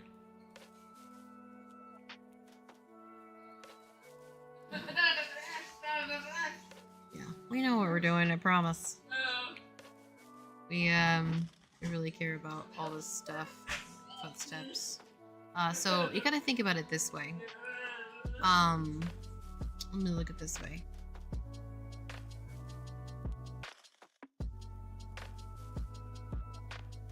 Think about it like, look at Ashes of Creation, right? They have, they end up using all their resources in these intense art locations. So that means 4K art pieces as real as possible, Quixel with nanite capabilities, right? These are all 2D implementations and physics bringing in, and we are focusing on making sure that you have a more of an effect than you do highly realistic art. We would rather stylization and spend our resources in different spots. Was an ad. What? Oh, so there's a Twitch devs have their ad. I don't know which Twitch devs have their ad. I don't know, but all I know is that we do like I mentioned before, we did work at Epic Games. So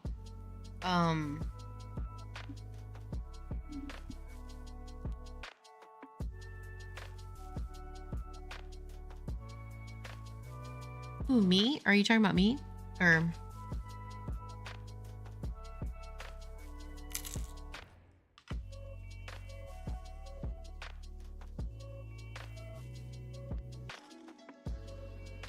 oh, I didn't even know I have ads on.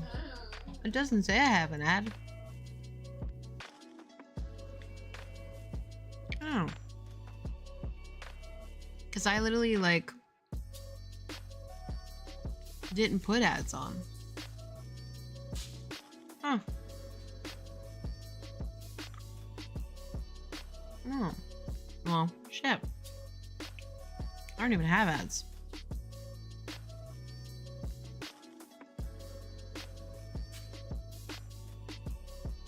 Like, let me just show you here.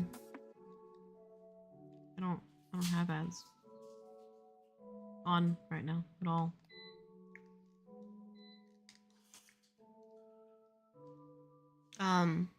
Anyways, what I was saying was just that, if you look at like Ashes of Creation, they've spent all their resources on pretty much 4K imagery. So, you know, very much about their realistic art and their realistic rocks and all of those things. I don't have affiliation, don't know how to ad work. So I do have ads, I just don't, I don't have them active right now. 4K is like imagery, so like how pristine that image is. So they use a lot of Quixel art. I'll show it to you.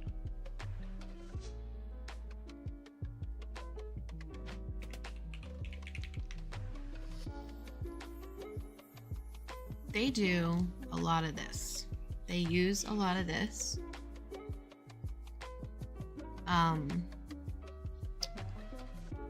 They use a lot of this stuff.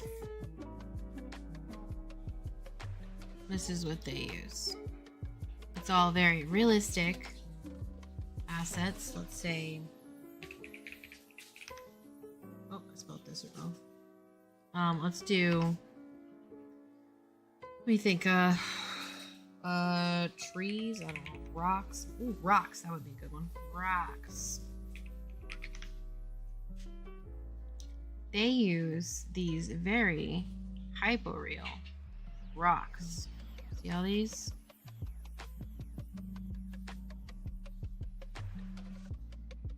Oh yeah, this is what they use.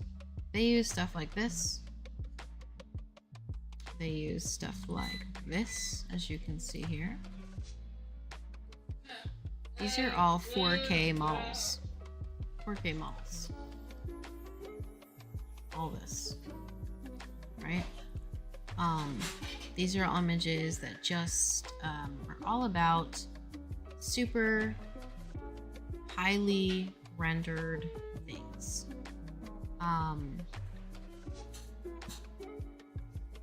That is what they are all about. Let me put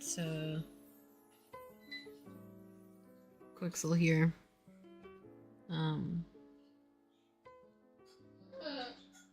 Yeah, so they do all these insanely very heavy realistic approaches. I don't know if my library is on here right now. I don't think I'm logged in yet. I don't think I'm logged in on here, but the idea is that they use very high-end art.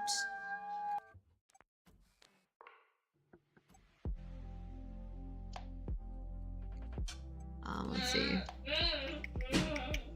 Trying to bring it up. I'm gonna look where their environments are now.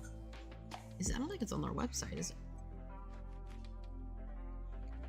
Yeah, like all this stuff. Like this is all the stuff that they use. See that hyper realistic approach? And so that does take up a lot of resources, obviously. And so we're choosing to spend our resources a little differently. And we're making sure to still be very thoughtful towards computers. So that's pretty much the idea. And so, like they use it a lot in films. These are all done in films. They use them all the time. But I have most textures 16 by 16 pixels tiles, you know. Yeah, totally. Yeah, good old pixel form. That's like super pixelated. That's like small pixel. So it will not be a pixel game, but it will still be very good resources. We're still trying to make sure that we are in that World of Warcraft domain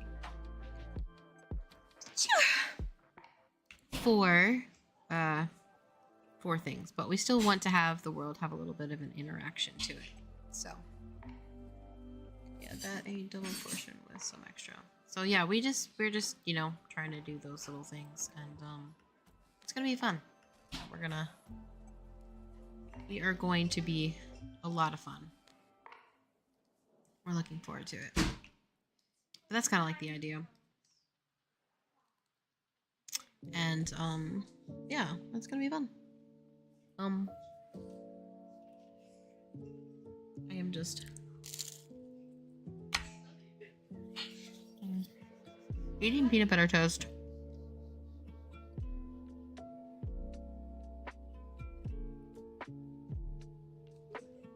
But yeah, it's gonna be cool. I'm looking forward to it. I have to lower all this.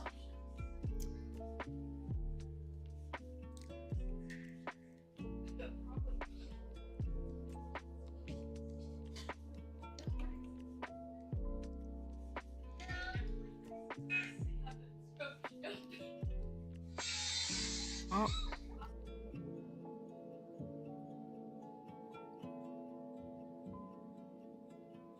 Ugh, my kid. She loves to like just put that volume up so loud, so loud. She's like, oh yeah, it's so fun. But yeah, we're gonna be putting some of those stuff in later, but I don't really do that right now. I'm just kind of using this as a, hey Chris, I put it here. Come check it out. It's done. You put the physics in there, please. Thank you. And so we're probably going to use this as our tool, but I have to kind of like mess with it and pull these in. But it's all going to look pretty cool. I'm looking forward to it. I'm thinking about adding... I need to add this in here, but I'm gonna wait till this is kind of like just base. I want to feel out, do I like the water here? Where do I want it to be? Do you want some waterfalls in here? I was thinking about calling this maybe Misty Lakes, this zone, to bring in the lake format to it. But we'll see. It's on the thoughts. The thought list.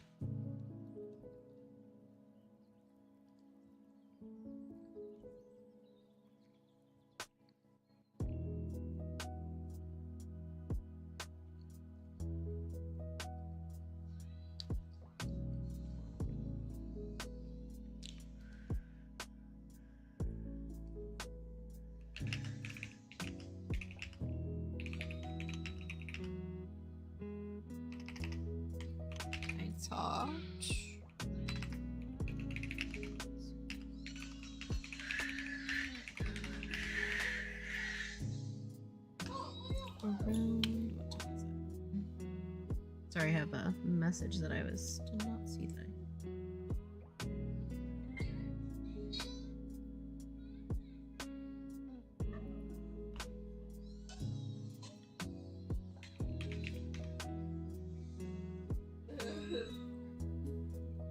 Alright, let's see.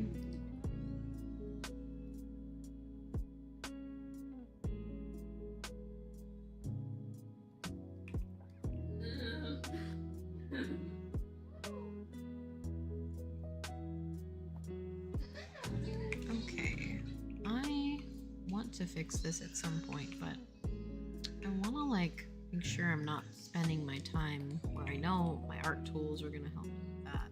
Let's make it a little more finessed.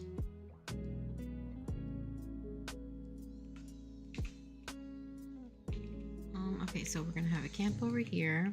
I'm thinking about making this a section you actually have a bridge to cross between, if you may.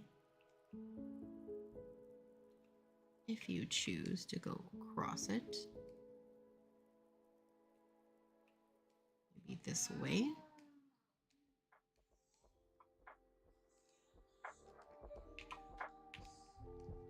Breach. For now, breach. Direction, breach. Hello again. Work got hectic for a while, so I had to leave. No problem. I totally get it. I totally get it. I'm just over here being crazy. Trying to get my brain dump down a little bit. It's coming along for sure.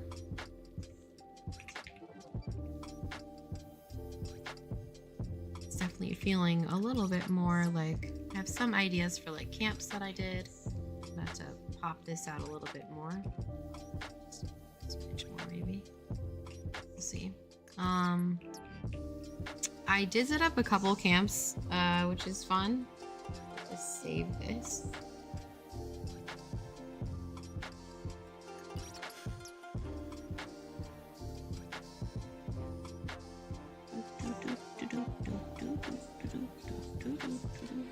Okay. I have to go grab my thing again. Okay. I have to go grab this guy, right? There.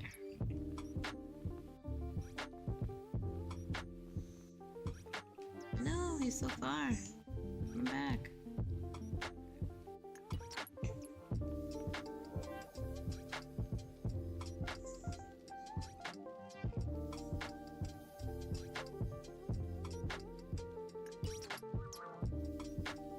I don't know if I can do this with an archer, but we'll see. We will see. I don't think so, but I'll try. I have some areas that I'm thinking about for camps. Like we're gonna be, like Stark is still sleeping right now, but I'm thinking about having radius depending on how to break up the actual camps. Look at them walking on the water. I haven't moved them yet. I was making some water changes up in here. Might have like a bridge crossing maybe area right over here. But some of these areas being split up based on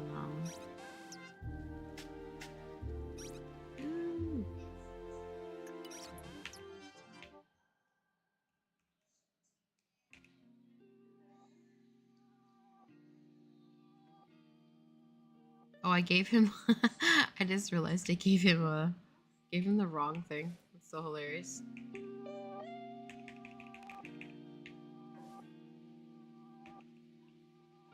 Let's see if he remembers. Come back here. Did I give him a banish? I gave him a banish instead of one. I don't play the archer as much. I need to get better at it.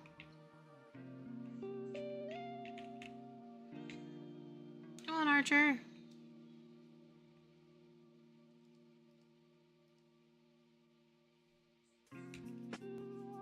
Oink.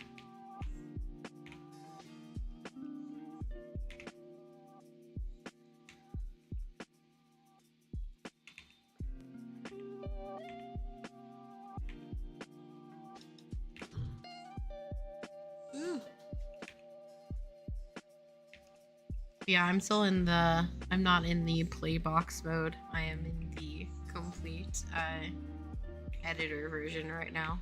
So we're working on things and I'm just kind of like deciding where I want camps to be. And then we're going to have some of these like where they path maybe a little bit. We can section all that, like personally decide how we want the camps to look. What are going to be the section. But I already kind of like the effect, but I think I'm gonna have to figure out what parts I want to have a bridge across so that you can cross. And then there's like obviously a camp over this direction here that I plan to utilize. It's like a little more difficult. We're gonna have this as like maybe a certain amount where we're gonna have a radius where maybe you could pull certain clump of these, but not pull everything. But right now everything's attached, so we have to change that. And that's just an option that he was working on before. He told me that he's messing with it so it's semi-broken on purpose.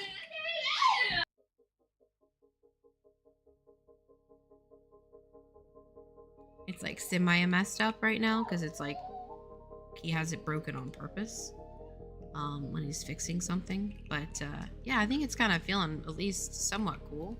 Like I'm liking how everything is kind of feeling at the moment. Like it doesn't feel it's not feeling like bad in any sense. I'm liking the space that's around. And then I do like I look at this and I think to myself, like, this is already so big. Why are MMOs even larger than this? I don't get it at all. I really just don't.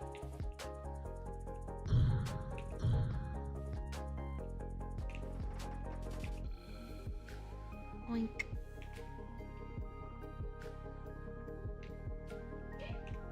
Oink. I laid my trap down badly. Hit 3. Hit 3.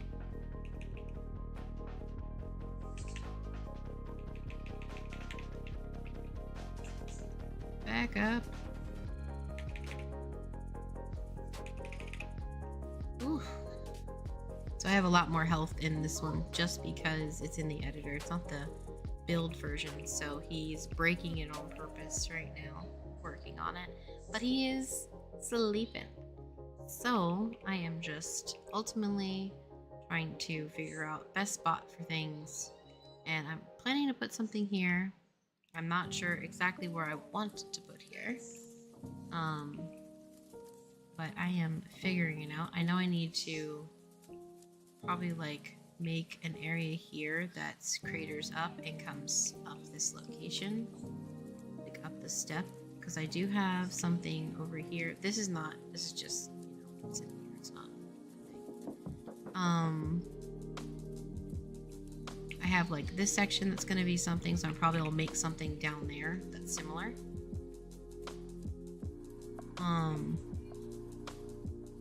And that's the piece of pie that was it's from our marketing stream. We're getting the word out about the game. Yeah, so that's kind of what we have so far. I'm just ultimately breaking things. He's breaking things as well on purpose. But I do like that the water feels nice over there. That's kind of cool. This collision is different, so I have to probably fix the collision on this bridge, which is like an option, very simple option. Yeah, that's what I'm currently doing right now. And I think tomorrow we're gonna be working on that most. I think that's like ultimately what we're going for. I know he's planning to do a new build tomorrow, so that'll be fun.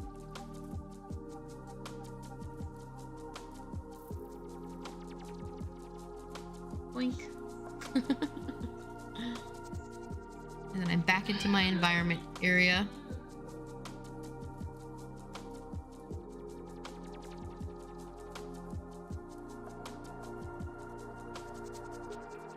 So yeah, that is where I'm at. Okay, let's see if I can check this for collision.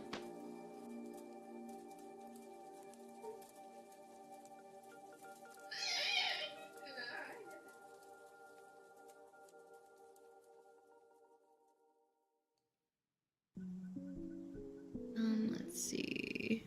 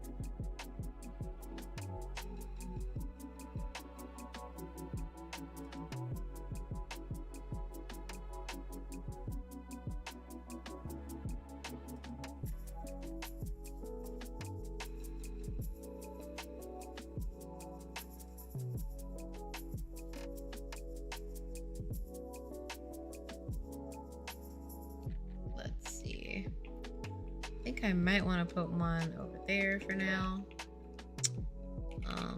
Just so I want to get a feel for the movement over there. I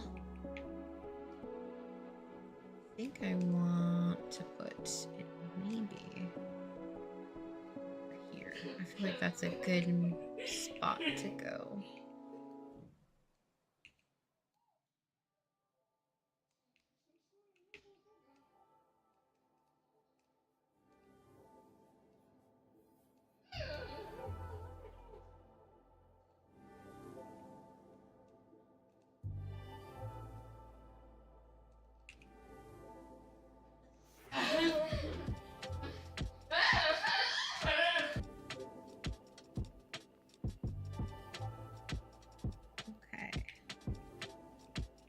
No, I like the idea, but I think a lot more positioned a very specific way. This could be,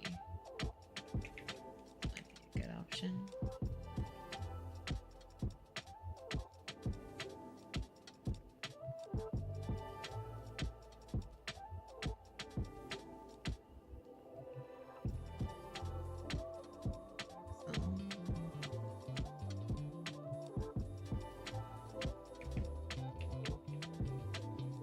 Might be too close to camps, which I do want there to be a section where you don't have to tag them if you don't choose to. So I could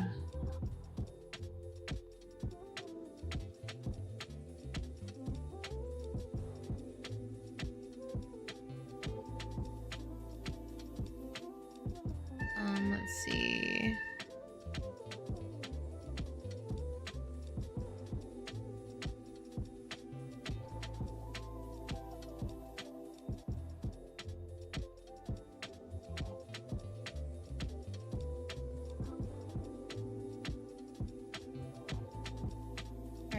This weirdly got out of my dock here. Hold on.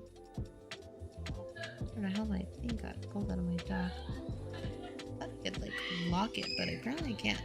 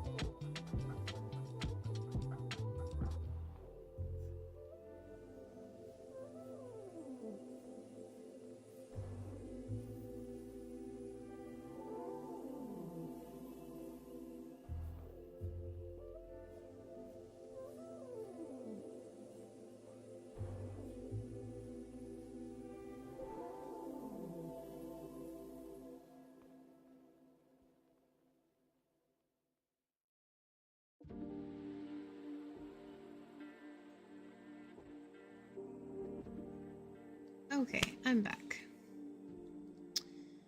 Right.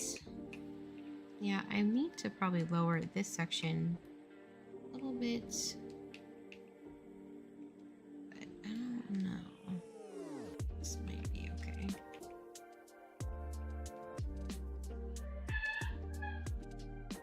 I want to lower this area right here.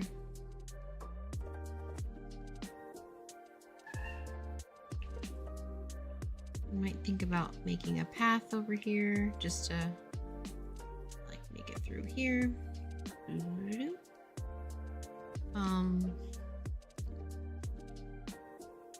Just getting ideas.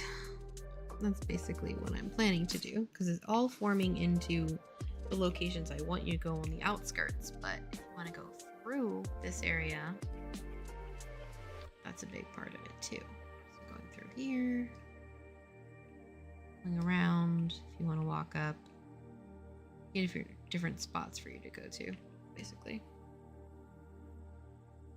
Let me think.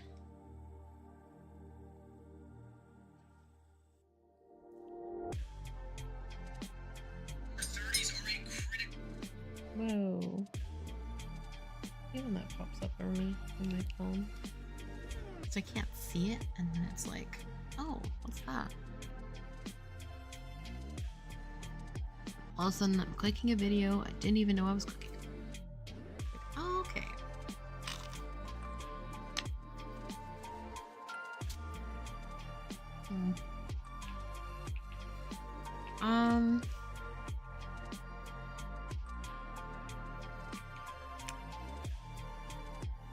I could put a path for now as like a reminder.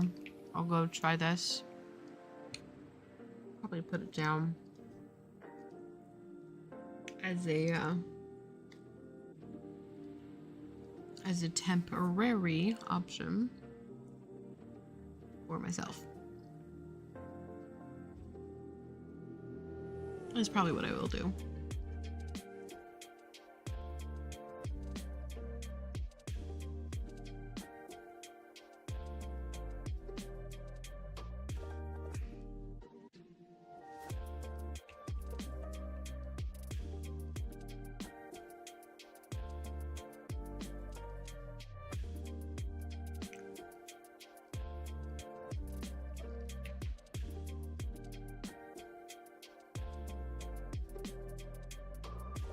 So I'll be using a tool for this so I feel much better with the lines that I get. I'm a oddly annoying perfectionist at times.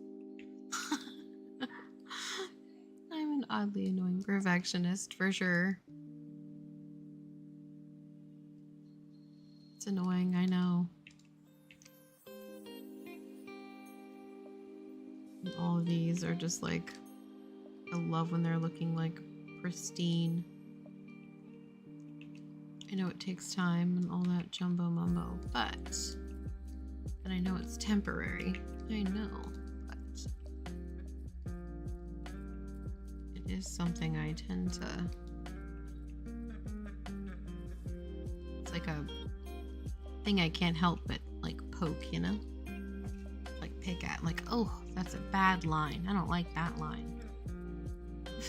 And I'm drawing with a mouse, which I am not used to.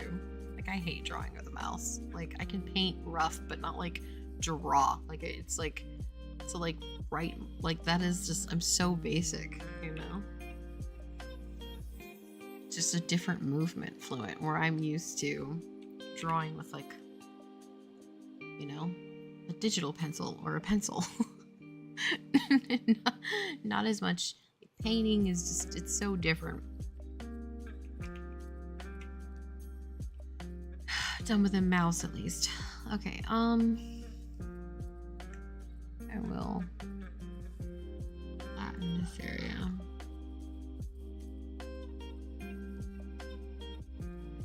There.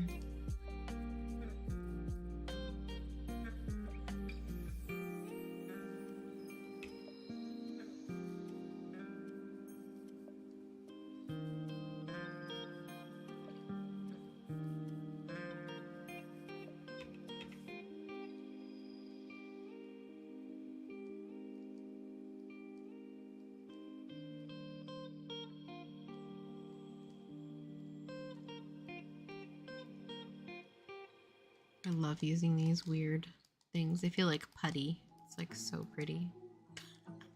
It's so fun to mess with. So fun to mess with sometimes. It's like, ah. So soothing.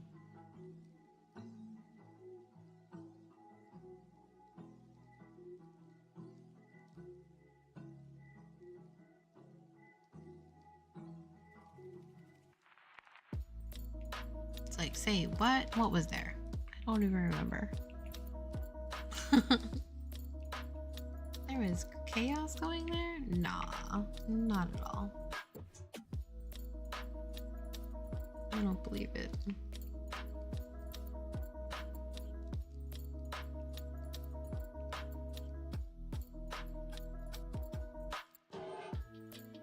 Okay.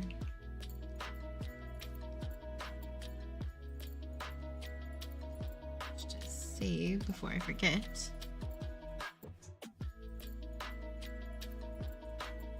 I know I've probably said this a billion times, but I seriously need to get one of those like mug heater thingies. You ever seen those where you like sit your mug on them and they just like keep your tea nice and hot? I'm gonna get one of those. Yeah, that needs to happen at some point. Okay. Okay.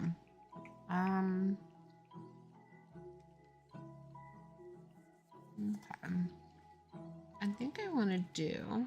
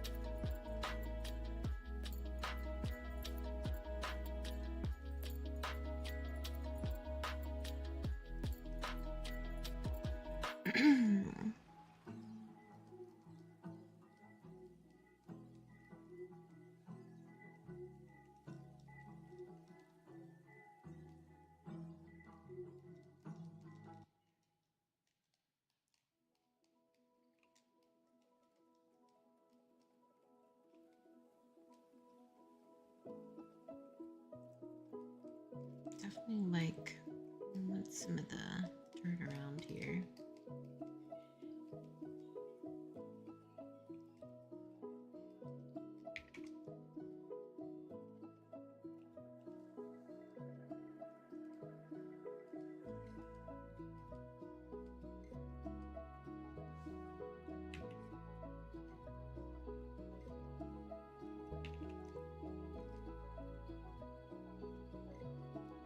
Mess with the sides here.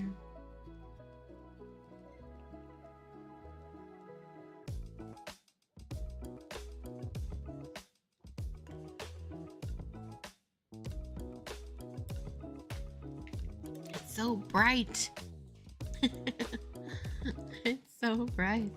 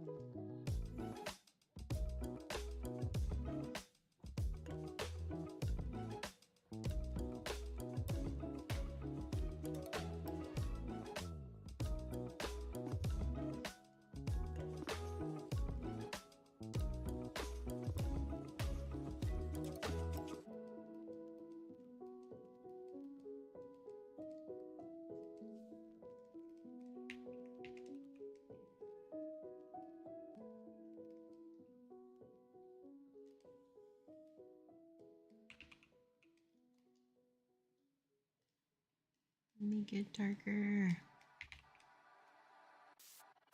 Don't want all this light phase too high and light in value here. I'm not wanting that. Oh, too patterned. Like adding some red to it just to make it a little warmer. Too much. Too much.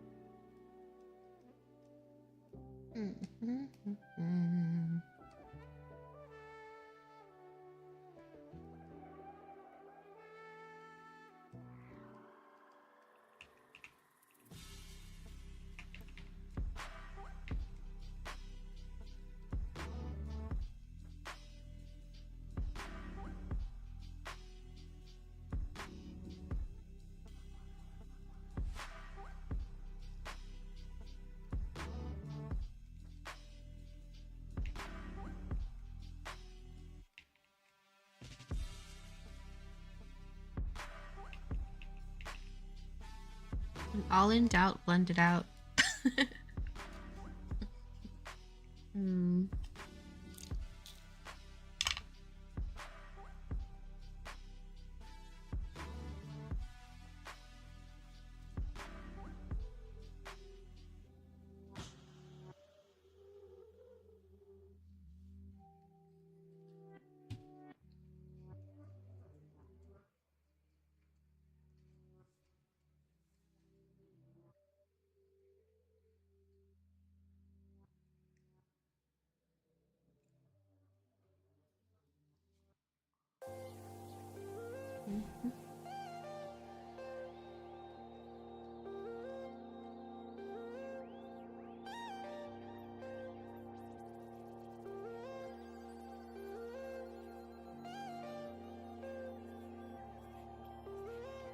Okay.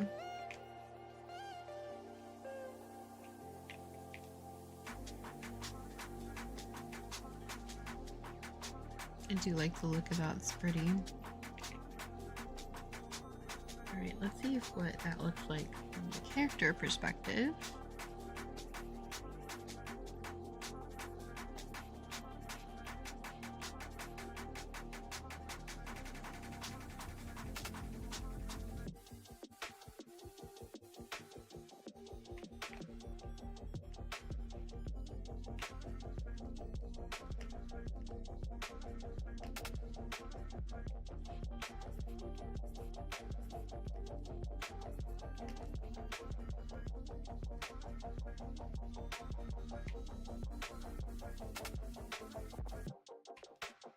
Alright, let's just go this way.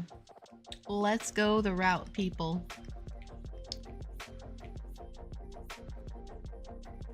See, this line needs to be fixed. I need to go back and fix it all. I know it's a temporary, but still.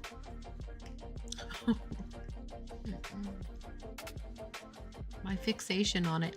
It's like, you must fix it now. Like, right away. You must.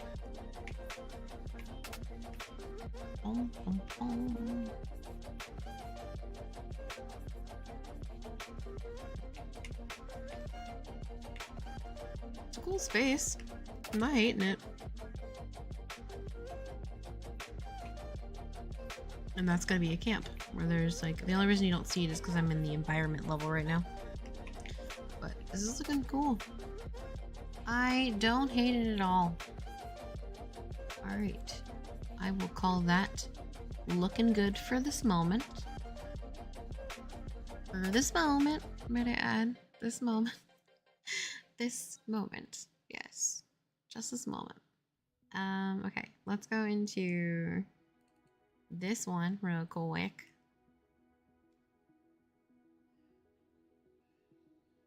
Alright. So now we will get ported to the location that I would like to go to.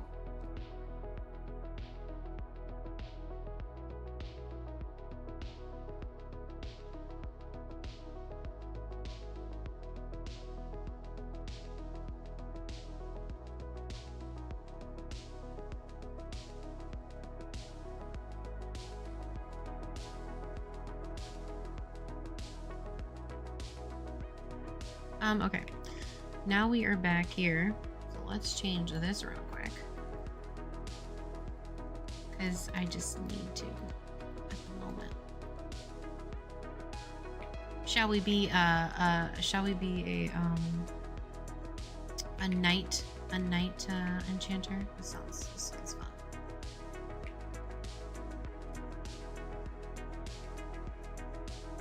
Ooh, that looks pretty.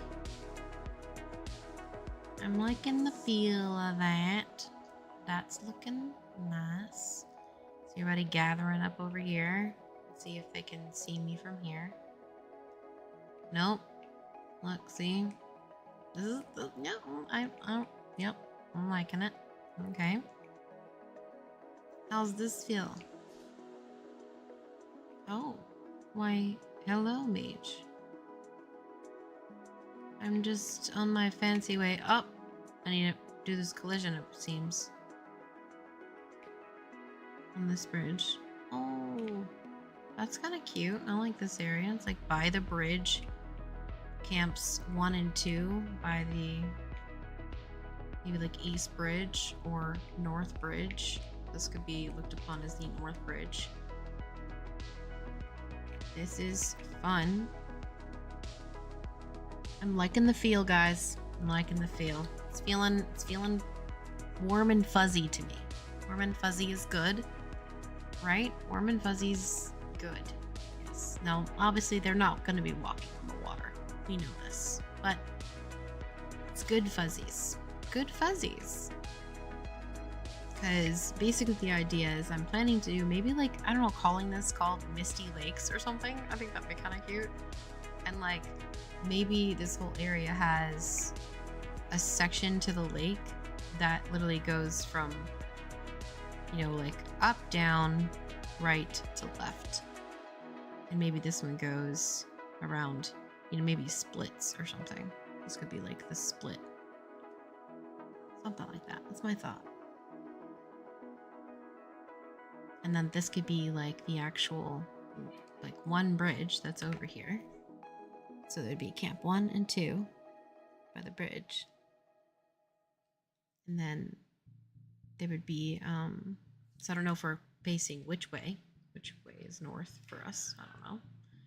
This could be a technically north. So it could be like back north, back castle north camps.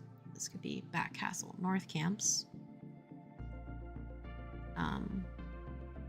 It could be like northeast or northwest, and then this could be like northeast camps, something like that. And this is gonna be a waterfall area. So like I want to have very like distinguished locations that is going to immediately know that a player knows where that is when they play the game. So that is the cup of tea I am going to drink. Yes, that is what I'm sitting with. Yay. Okay, I'm liking that. Okay, let's go back to the environmentos because it's feeling good, guys. It's feeling good. It's feeling, I'm getting the fuzzies inside. It's you know, getting the fuzzies. Getting the fuzzies. I think that's important, right? Like the fuzzies is a good feeling. So I'm sticking with the feeling. I think the feeling is exactly what I want. Yeah, good feels. Good feels. Oh, okay. I do at some point need to legitimately heat up my tea because it's cold. Ooh. I want warm hot tea. That's legit. Warm or hot tea, just preferably hot tea. But warm would be like okay. But right now it's like close to room temperature. I'm not really down with it.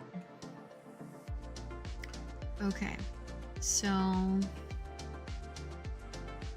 we could use some peaks in here, perhaps.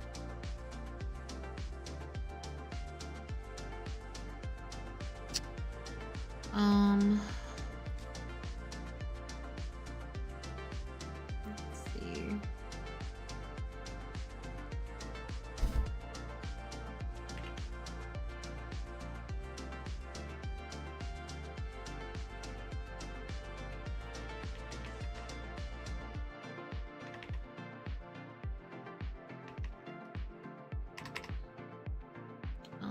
Okay.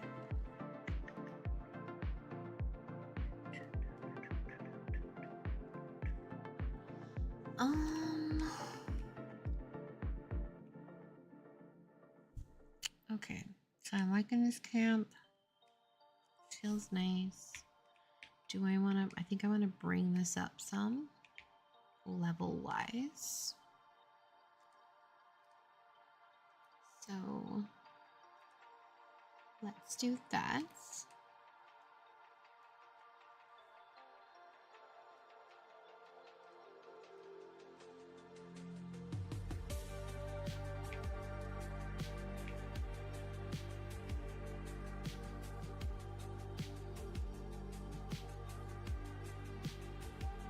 I don't think I want defined cliffs on this location, but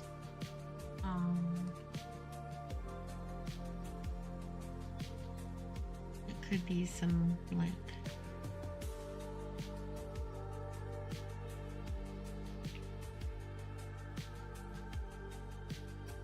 maybe like a ramp could be defined in like this location. We do a ramp there.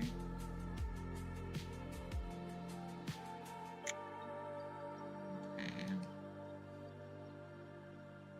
So let's do a ramp, people. Let's do it together. Okay. I want that a little higher for sure.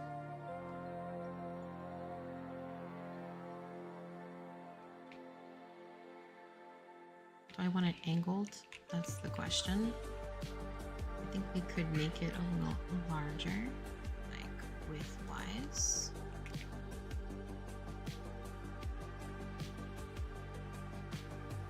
Okay, that's feeling good. Let's try it. Okay, so let's lower this one a little bit. Nope, too low. Could actually bring it out more. That would probably be better.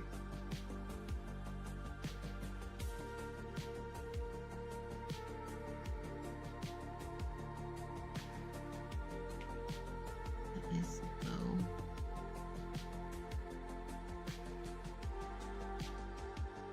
Let's just up the width a little bit. Let's like try to redo that one. Okay. The width is like about here. Let's try that. That's high up though. Yeah.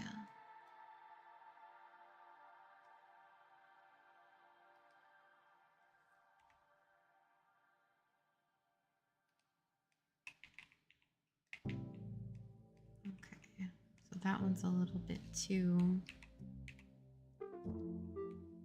Let's try again. And I'm gonna lower this part down just a smidge. Since we are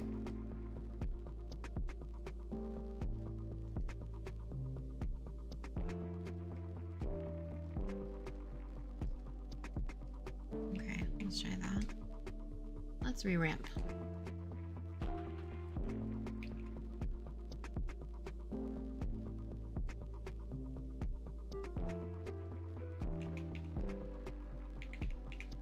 So we want that higher up here. I want this like closer towards this location. Right around there. And we don't want a steep one, right? So let's try to do something more on the lines of it's extended. And maybe still going back some more would be good.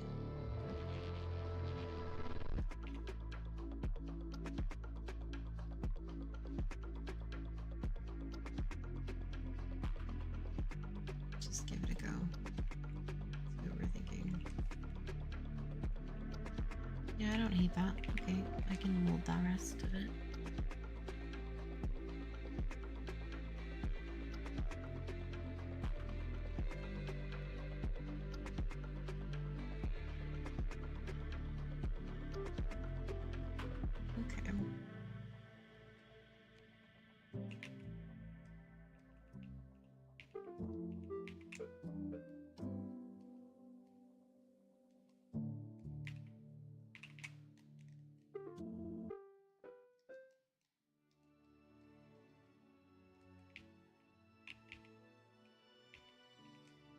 So what is everybody up to tonight other than snoozing, chilling?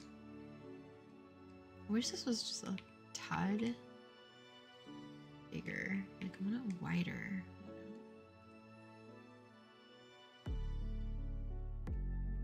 I really liked it wider.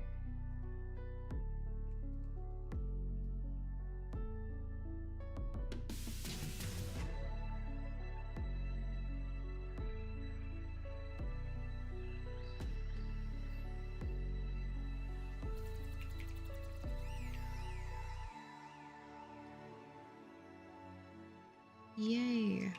I like that.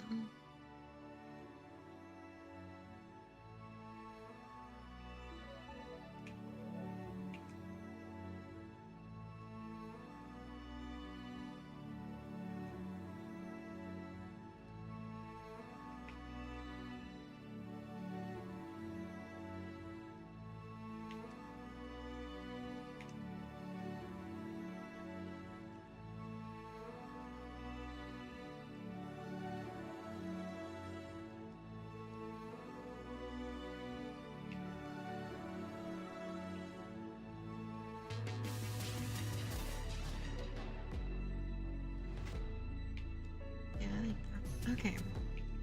So let's see how that feels when we get into that. Whoops.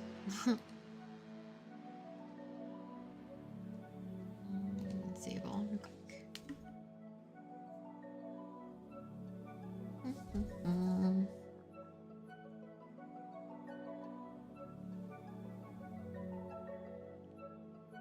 Save package, please.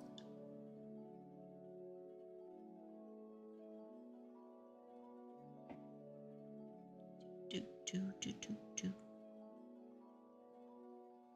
It's like loading a lot of things, that's why.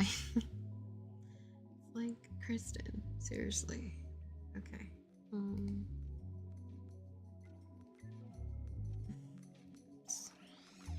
Unclick. Let's go back into level 1 here. And let's hit play. Let's go be an archer.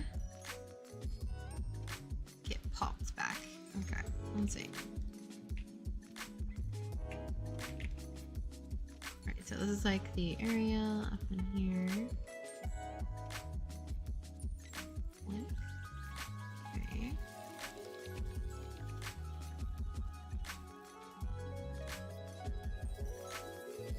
Ooh, I don't hate this. Getting the fuzzies. I'm getting the fuzzies. It feels pretty.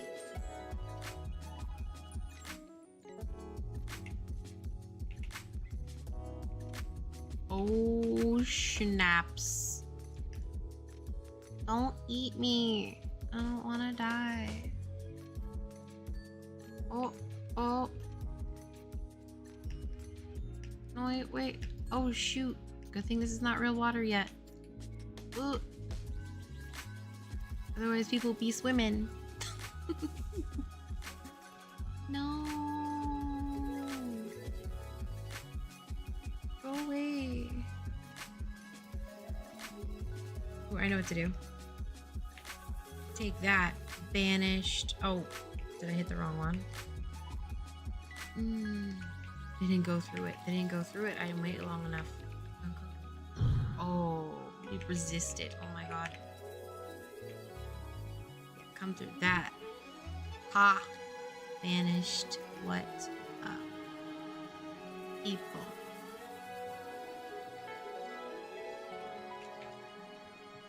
See you later. See how like far I had to run to get some of these off me? That's kind of the idea. I want I want there to be a sense of danger. I know. I'm a cruel person. I just want there to be like a challenge, you know? No, I can't reach her. Let me come back. Let's talk. Please. Let's talk. Oh no, well let's not talk. Never mind.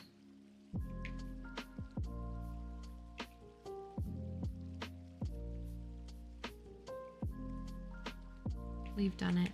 It's feeling pretty. I'm liking it. Oh no. Be like careful over here. It's tight. You know?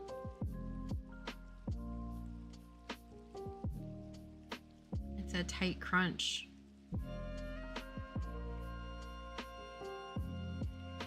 And I could level this off like right in here and like make that like a little more of a divot and like, but I'm not sure what your thoughts are. Ooh.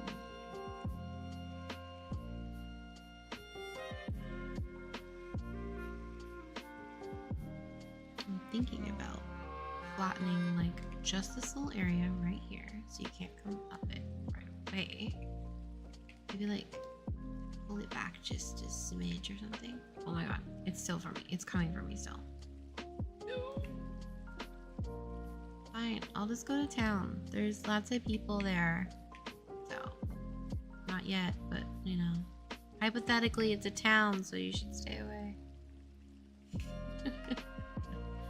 You know, because I'm gonna tell. Okay, they run around, because I was gonna tell their mom that they were picking on me.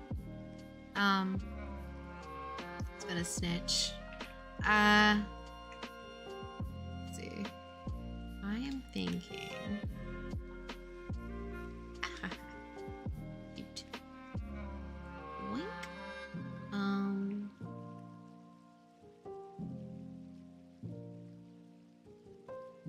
I just like how it still feels like you're wandering and you're still feeling that sense of wonder in an MMO, but it's not like so big that you could go on for days before you find somebody else. I just kind of want like a little bit of a wandering moment, but not like the abyss. The abyss is a lot. It's just a real lot. Wink. This area feels nice too, and you can like come up here without getting aggro. Okay, so you ready for me to get aggro? Here we go. Oh god! So this is what you don't do. I just thought it'd be fun. Oh my gosh. Now, I might not be able to go up this, and I'm gonna die. Yep, I'm gonna die from it. Oh. Okay, we conquered here. Can they?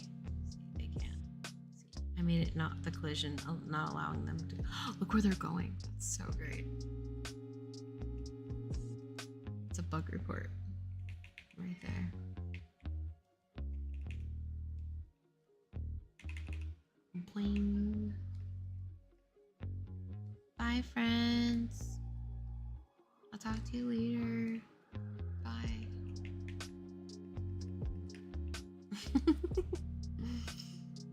Yeah. Anyways. Anyways. That's feeling good. I am liking how that's feeling. I do think I could flatten this area out a little bit more. So let's get to it, friends. Okay, sculpt.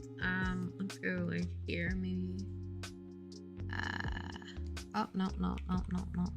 We want to put that on flatten, not the other way around. Okay, so we wanna, and then I can come back up here and really make sure that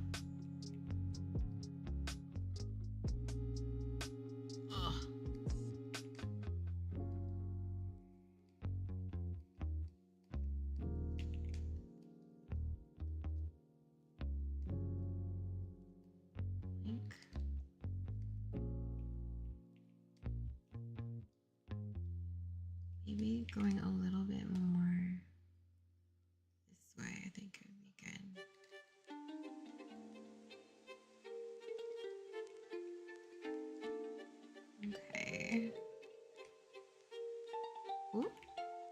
Excusez-moi. Down a little bit.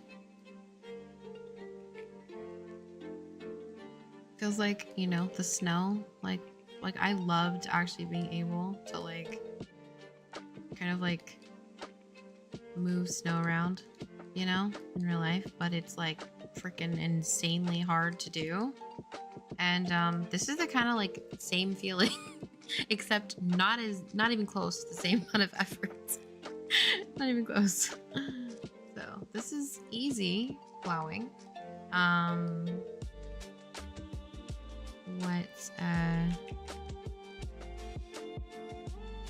Okay, let's start here. Just like, let's get that going. Okay.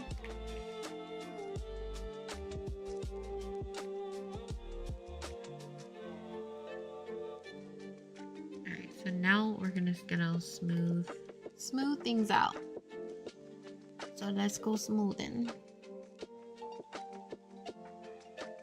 Flatten people.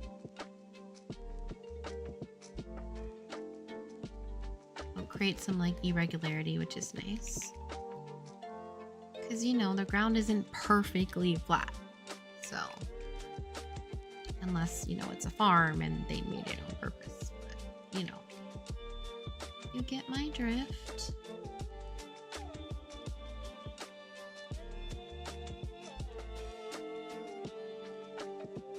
So let's flatten this area just a smidge more.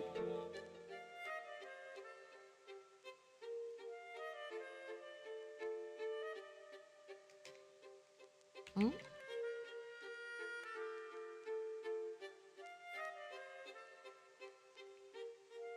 Oops, I do not want to do that.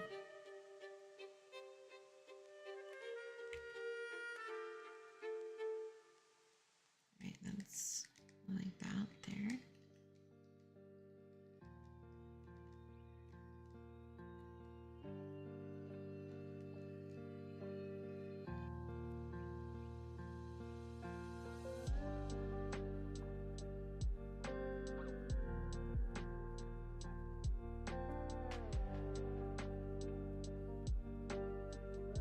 Let's see.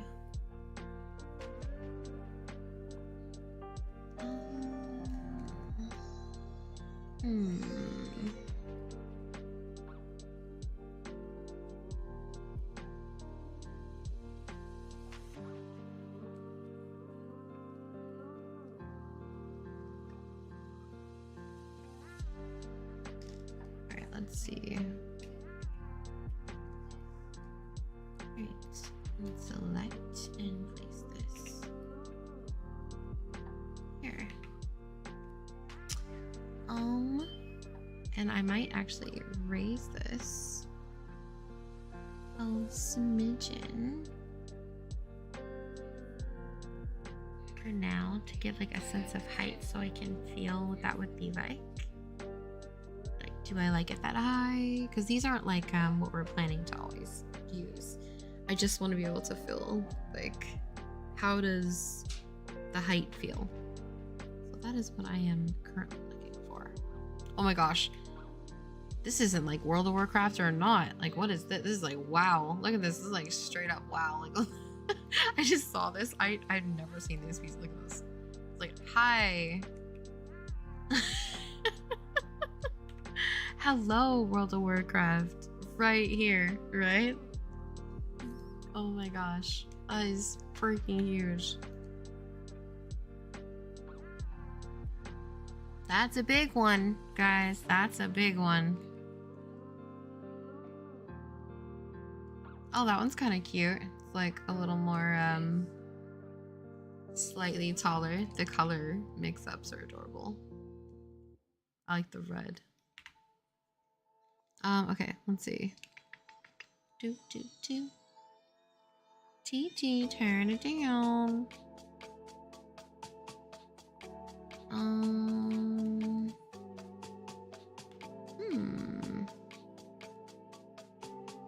What is it that I'm looking for? I know it's here. I know I'm probably staring right at it, or I passed it by accident, or I haven't gotten to it at all yet. That's one of them.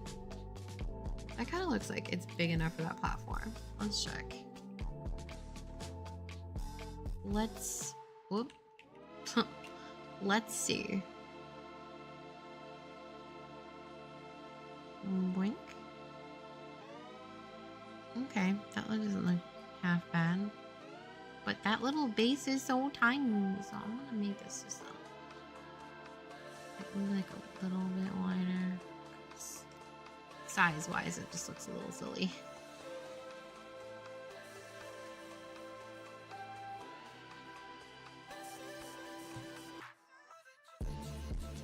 Let's see.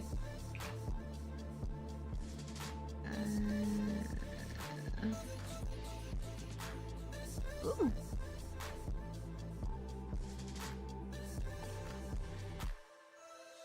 Okay. This is seriously like my favorite part of the song. Like, holy crap, I love this part of the song. It's so good. Okay. Height-wise, I don't hate it. I do hate the base. Like I said that so casually. I do hate the base. Maybe something taller with it might give me a sense of what I'm looking for. I'm looking for something that has some more height to draw me up more. Because you're coming up from here and I want this to feel a little bit taller in this location. I want the heights to feel a sense here, but let's see. Maybe I could place this one over here and it might actually feel really good.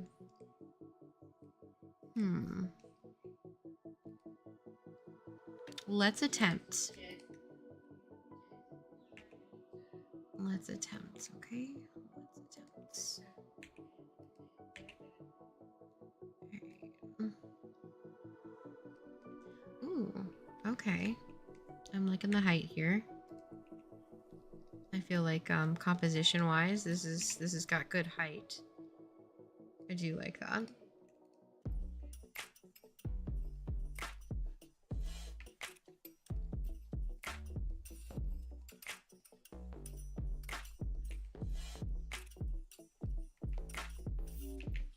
Like, I do like the height of this. I do not like this there. But I do like the height. That feels really nice. Let me quickly save.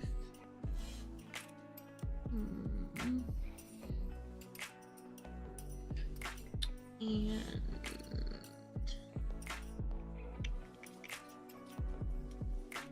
let's go into the levels.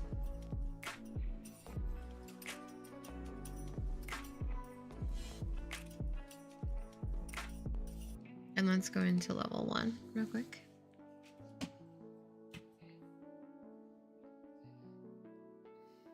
Okay, let's hit play.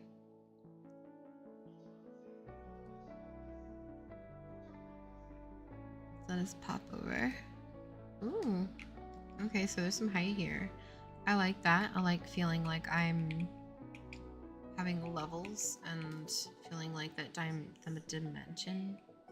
I like this area here. I like the height here. This is very organic feeling. Same thing. I like that. I do like that. Ooh. Yeah, like feel the height of that one. That one feels nice. I like the tiering right here. That's a nice tier. Draws your eye up to the mountains, which is really cool. Okay. And then I wonder what it feels like over here.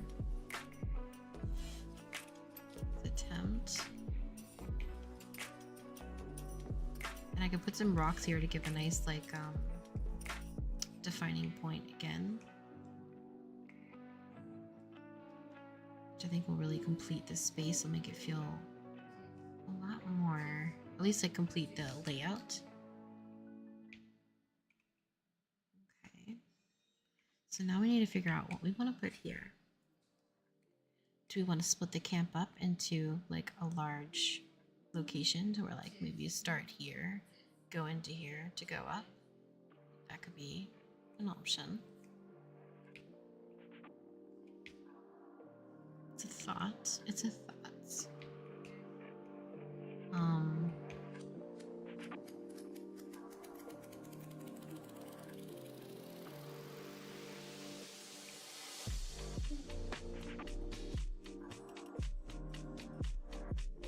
You know what I think is funny is about this hill is like if you aren't careful, you don't notice the actual minutes. Wonder how much they aggregate from here. Oh, they don't. Look at that. It's actually pretty cool. You can kind of watch like people kill it, which is kind of cool.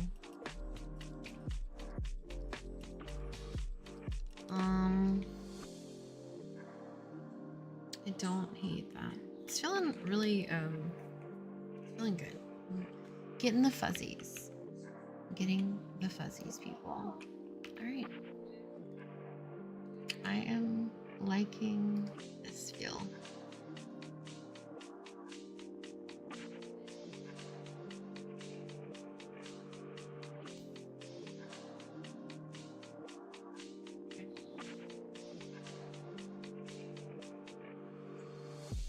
Oops.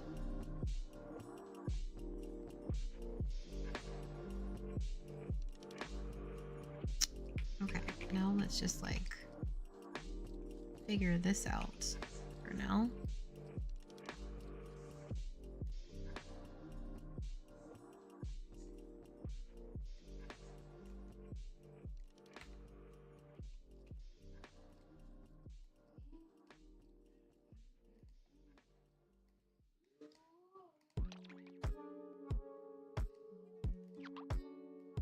I'm like so hyped for this. I'm not even joking. Hey Graham, I'm gonna go to sleep. Good night, friend. Oh, good night. Tell your wife I said good night.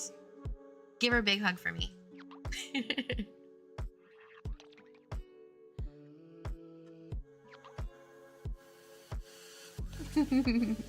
Heart you too.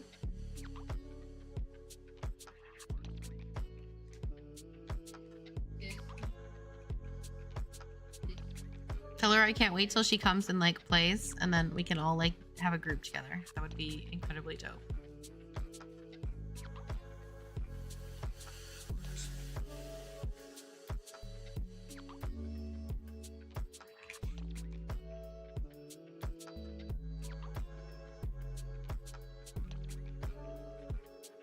Okay.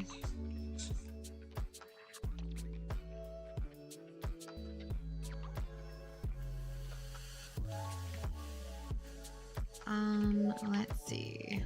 Let's do some rocks here. And I probably will round this out just so it's not like a perfect square.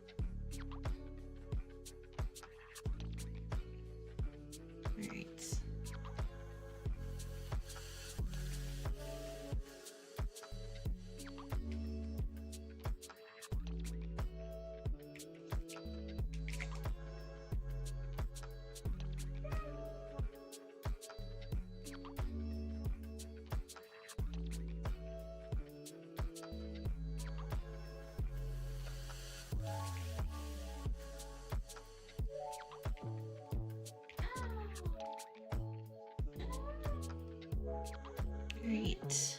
This is cool.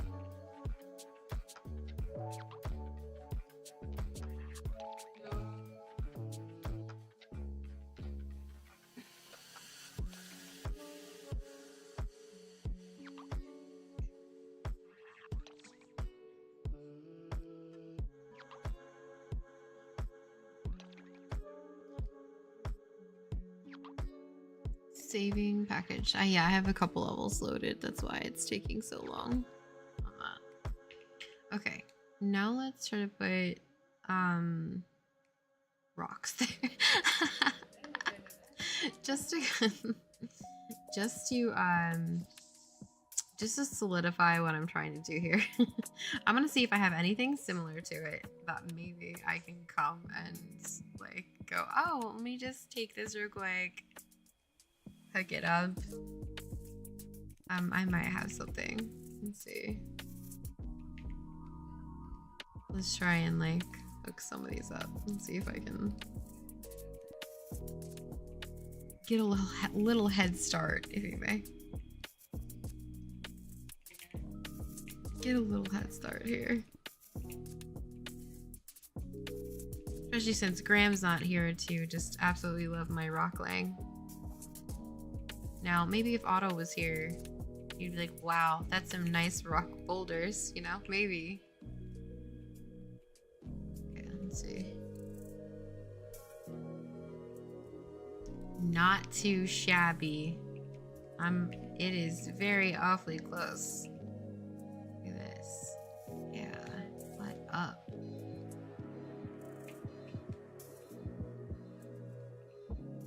Okay. Okay, what do we got? Here, let me go on the side. And I can do this here.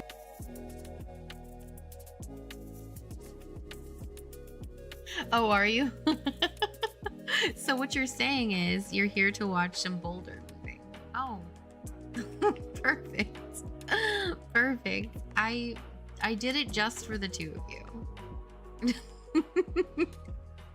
Because I know how much you love it and all.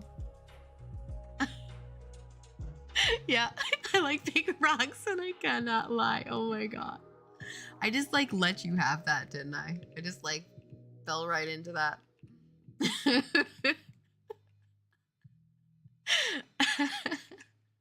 Yeah, I fell right into that. Just straight up. Like, that's on me. That's on me. Your other brothers can't.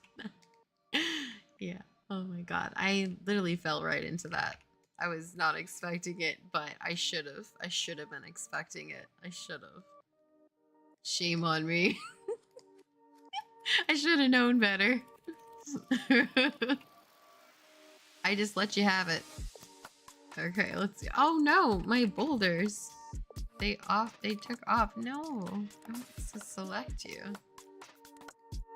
Oh. Am I just unclicking right now? What am I doing? All right, come on. Let's select. Let's, there we go. Okay. Put this in line here.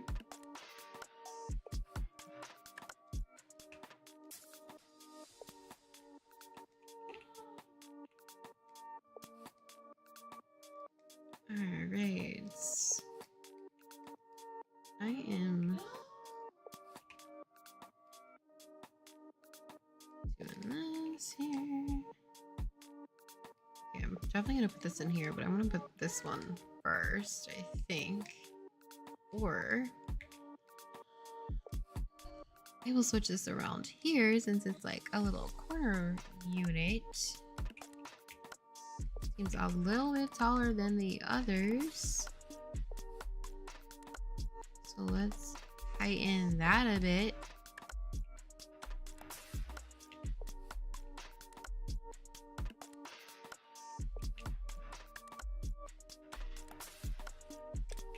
Okay, and then let's do this. You're so good at this. Yeah, you know, boulders are my thing, you know. Rocks, let me tell you. I know a good rock when I see it. I'm telling you, I'm like more and more like this lady on this show called there's like this show on Facebook. I mean, not Facebook, Apple TV, and it's called, I think, Shrinks. and it's with the guy from How I Met Your Mother, like Marshall's in it and stuff. Well, his neighbor literally collects rocks, and she's like, I know a good rock when I see one. And that she literally gifts people rocks, and every time like somebody gifts, like she gifts somebody a rock, it's like she's saying I love you. And so she has an obsession with rocks, and everyone's like, I don't understand your obsession with rocks. She's like, I know a good rock when I see one.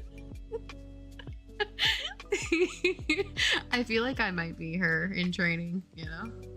I think it might be a thing. I do like a nice boulder. It's good stuff.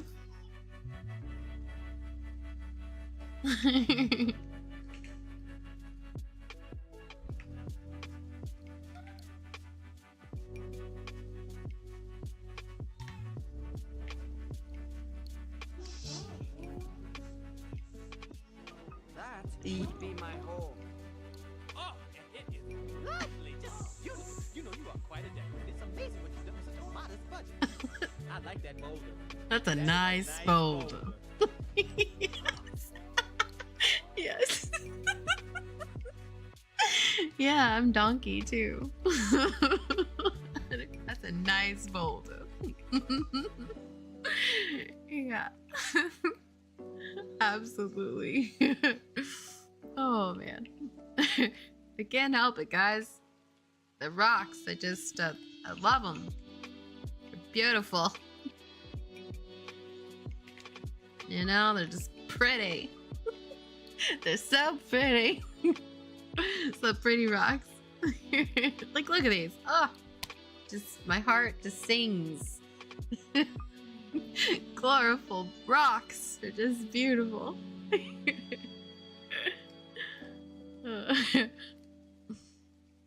Just gorgeous. Can't help it.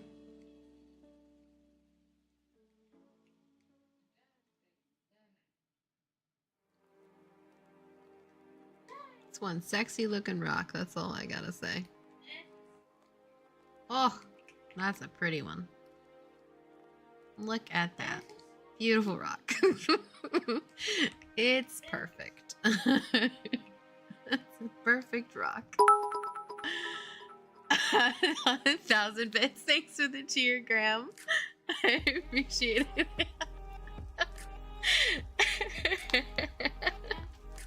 I appreciate it. It's a good boulder, I tell ya.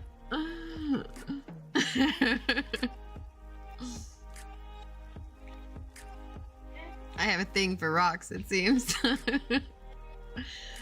didn't know that was my kink, you know?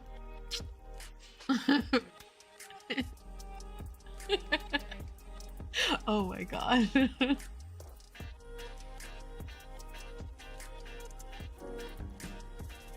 Roxanne. It's just like rocks. Oh my god. Roxanne. Yeah, I have a rock thing. Apparently I have a rock thing. I really do. I think it's real. They're just so pretty. Their shapes and just how they organically fall into place. It's just blissful. Utter bliss. Can't help it. It's a gorgeous thing to see.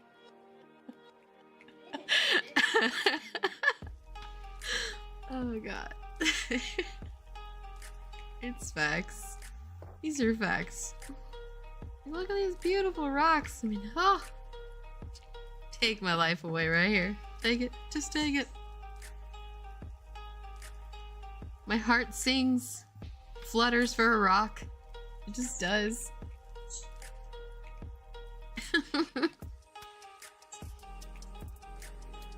That have had me at first sight, had me at first rock, let me tell you. I had to get cheese, you know? I had to bring the cheese to the table. It was here, I just didn't love the cheese.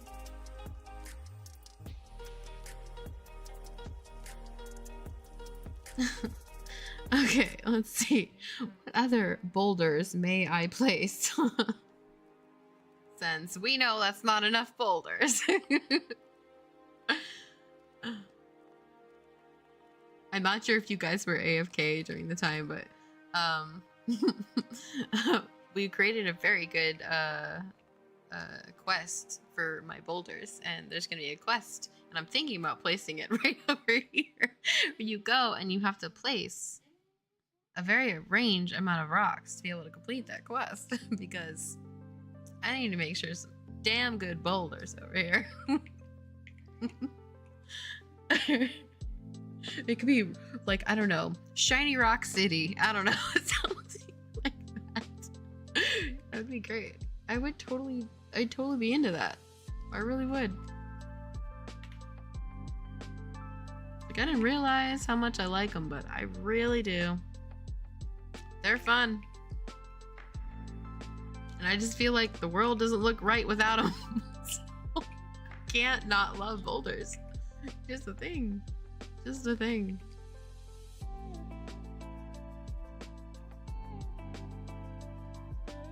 World looks wrong without them.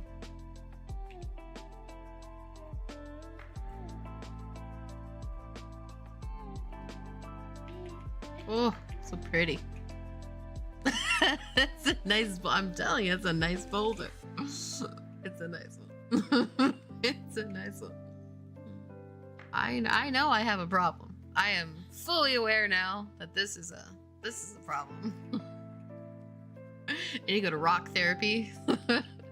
That's something. Rock therapy. Have you heard of it? No. But I didn't know I had a rock problem. Who had rock problems? This girl right over here does. Looking at myself.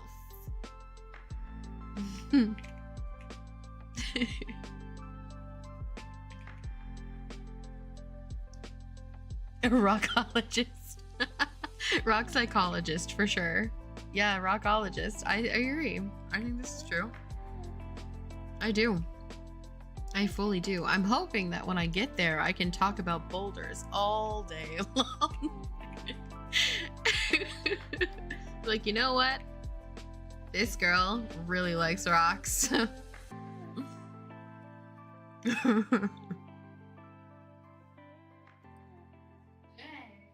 I should have been an archaeologist, right?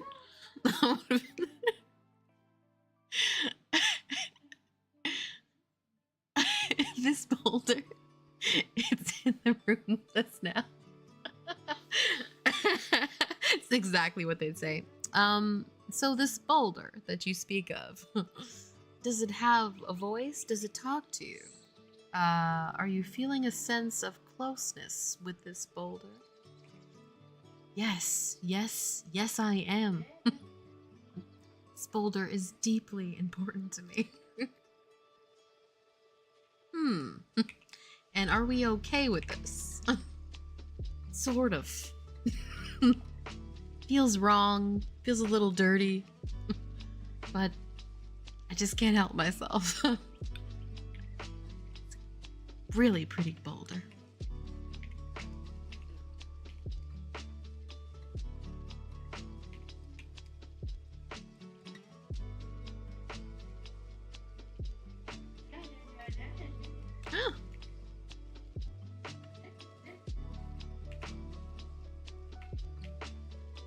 Like, oh, what? Come on. Bold and beautiful right here. Stationary, immobile. Yeah, it does. It sits there. It flows. Look at this flow. Oh. Oh. It's a nice boulder arrangement, people. Okay? It's looking pretty. Oh, that's beautiful. You could just stare at it, you know? Be like, it's just so organic. Flows. It's got movement. We get it still and idle. It's great. Gives me tingles all in my stomach.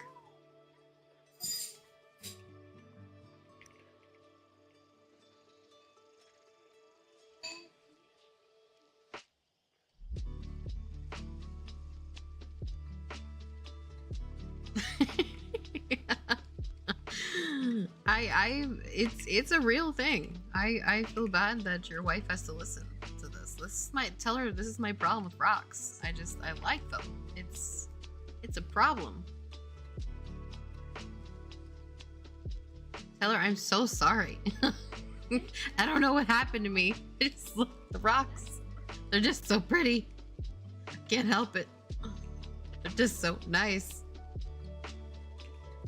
They make me happy.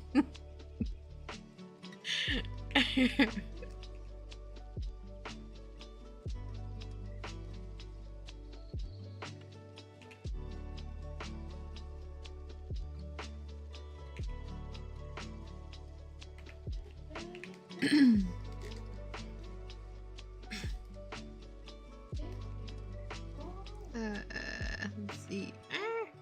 There we go. That's a little small. There we go. Okay. Oh.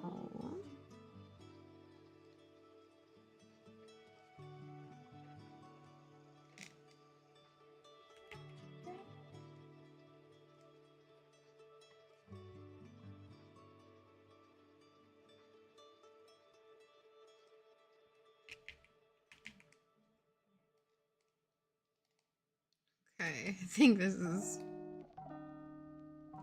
looking pretty. Pretty boulders.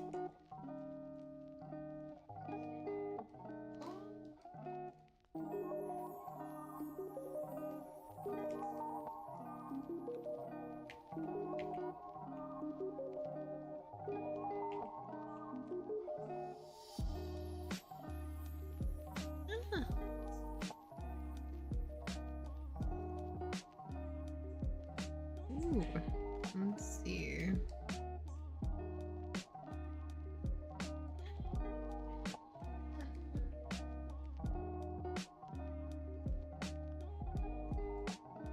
Ooh, I want that too.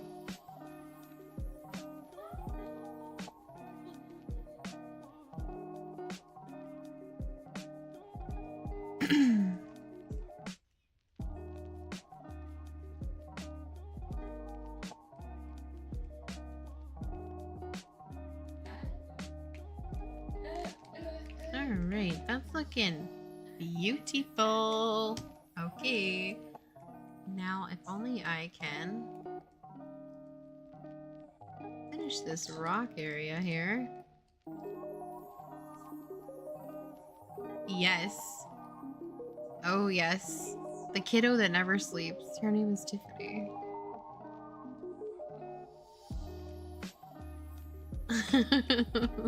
She never sleeps. She's like, here, I'm gonna sleep for 4 whole hours. Is that good? Not particularly, no. We're always tag teaming with her. She's a fun gal.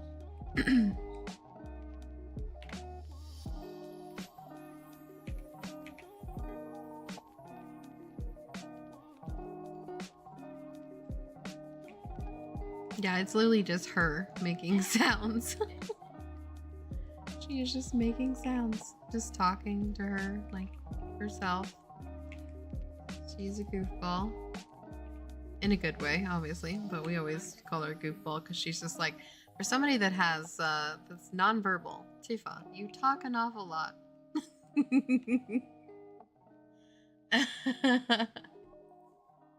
Okay, actual sleep now. Stay awesome. Love to you too, and Chris. Oh, thank you. We love you guys as well.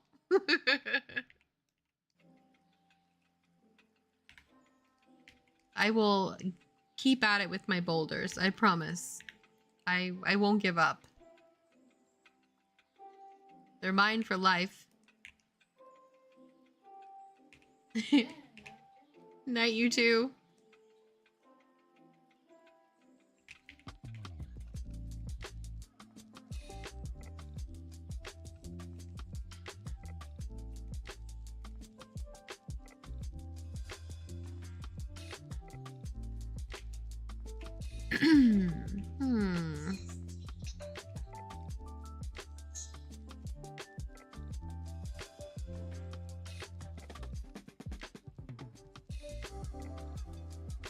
Alright, so let's see.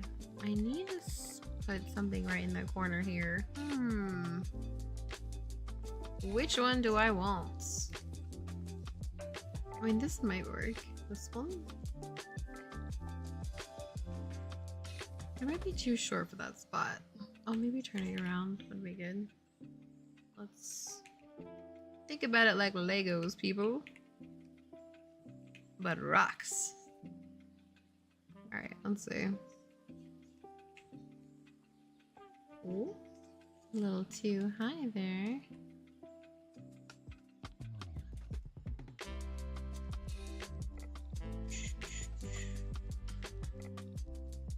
Oh, I like that.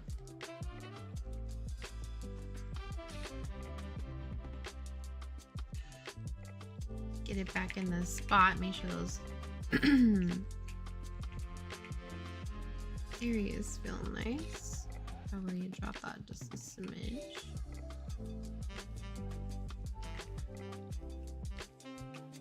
And then I can quickly. Oop.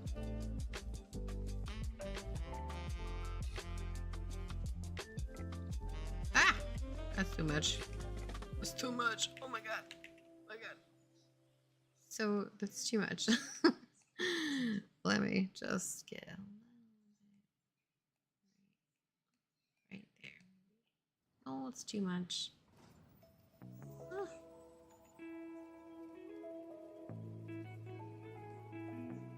No.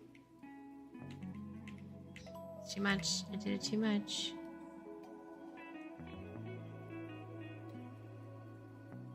Ugh.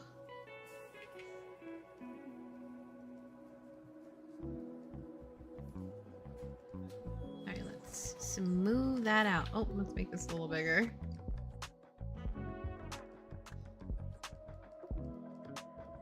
Pretty. Perfect spot, boulders. Oh. No, let's finesse. Let's finesse. Just in case.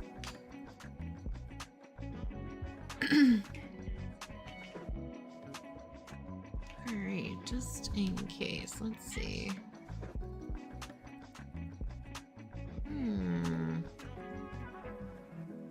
Ooh, that could be a nice edging. That could be a nice edge. Maybe like right in there. Just like tuck it in.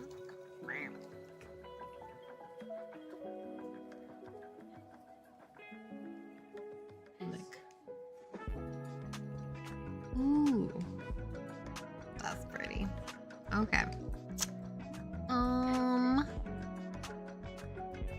Maybe this here.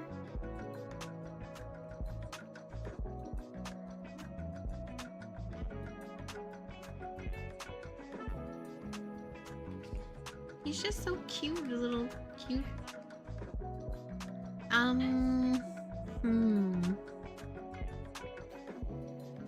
do I put?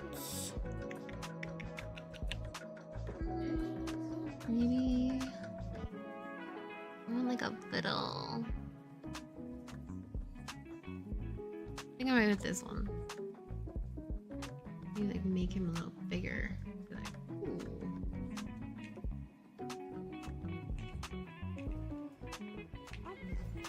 Let's turn him this away, maybe? No. I like this spot. Right in the corner is pretty, and then I can put like maybe like one more boulder right here. Let's try it.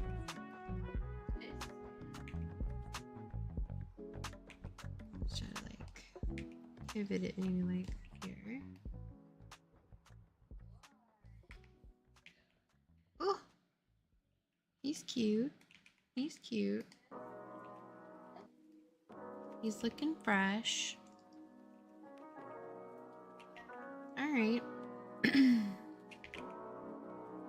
Guys, giving me the tingles. Getting the tingles. Getting the tingles. This is looking pretty. I'm liking it. It's giving me the tingles.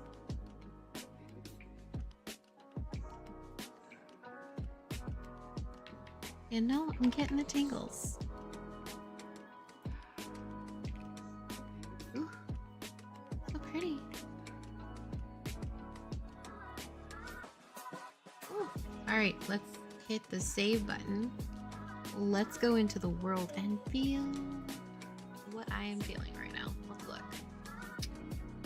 I'm feeling like it's gonna look fresh and perfect.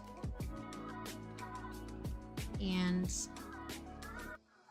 I don't get the tingles, I'll be like, nope, nope, and nope. That's pretty much the deal. It's gotta feel good. It's gotta feel good.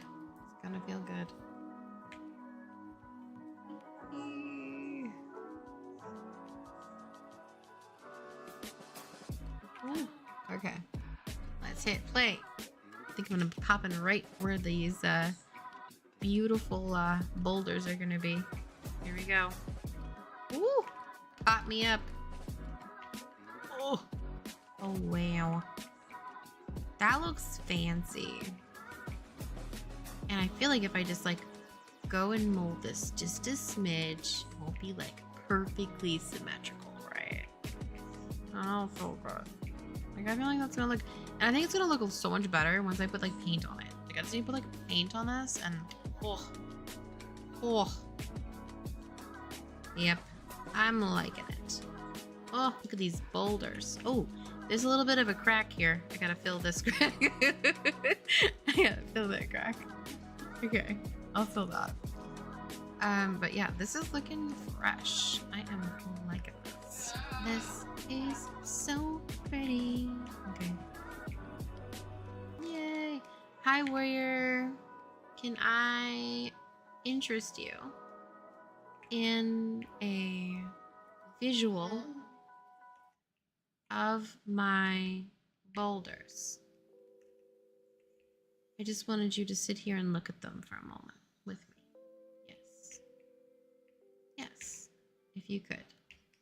Like, I feel like we should talk about these rocks. Yeah, actually, I have a better idea. There we go. Now they kind of have to.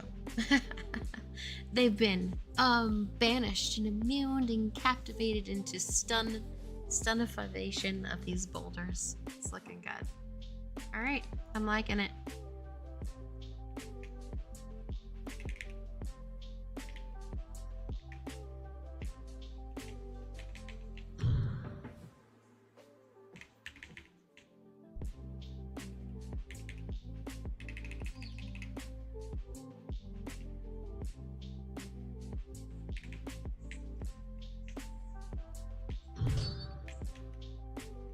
Ooh.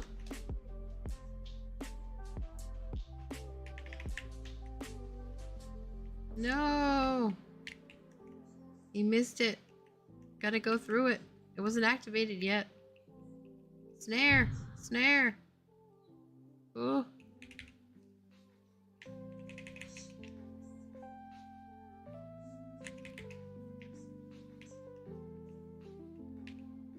Ooh.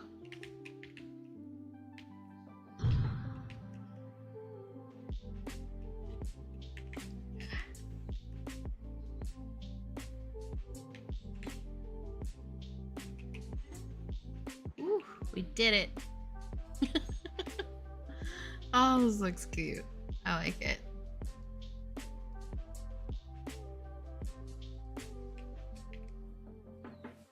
Let's put this over here. All right. Back to the environment.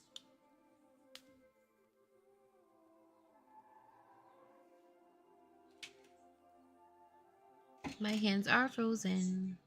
Super cold. Ooh. Cold, cold, colds. Mm-hmm.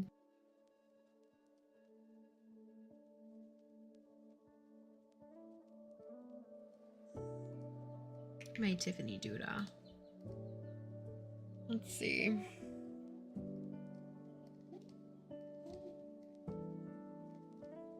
Hey, bird.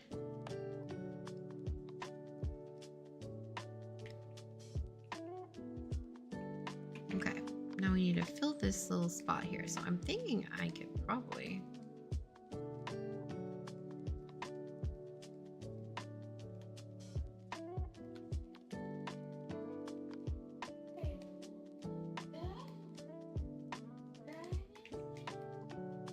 Let's see, does this actually fix it? Nope. I need to go further than that. So let's do the trusty dusty boulder act. And let's bring this guy in more. Like so.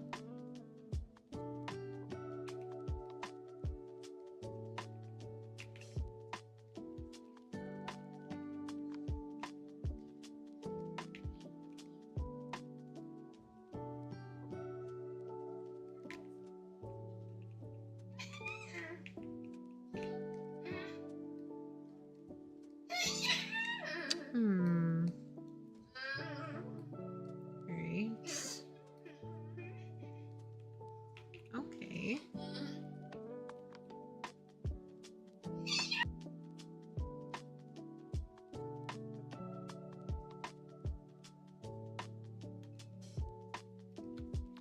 Okay. Let's. Oops. Let's make sure this is nice and seamless. I don't really want a line there if I can help it.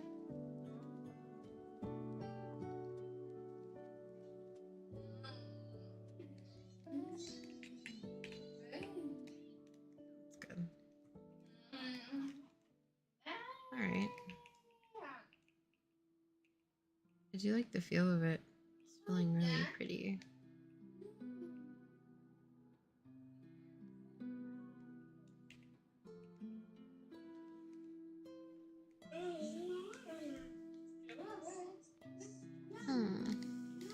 Let's go in here and let's move some of these trees for now that are hidden by this thing called There's No Floor. Oh. Great if I can pull this tree where I want it to be. But, you know, we'll see.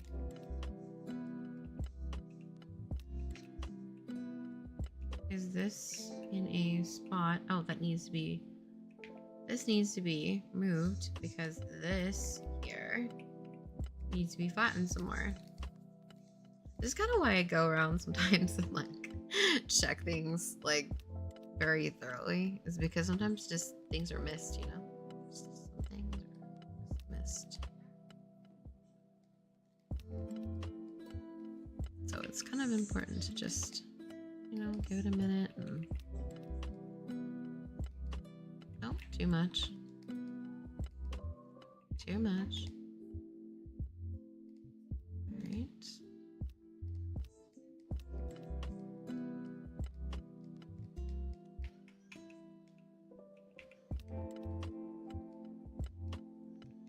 Okay.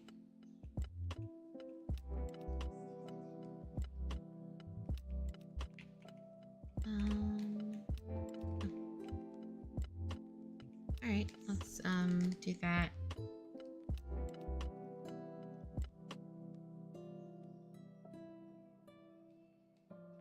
Save, save, save.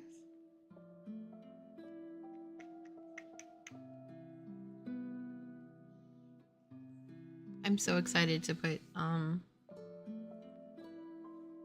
of those updates tomorrow in.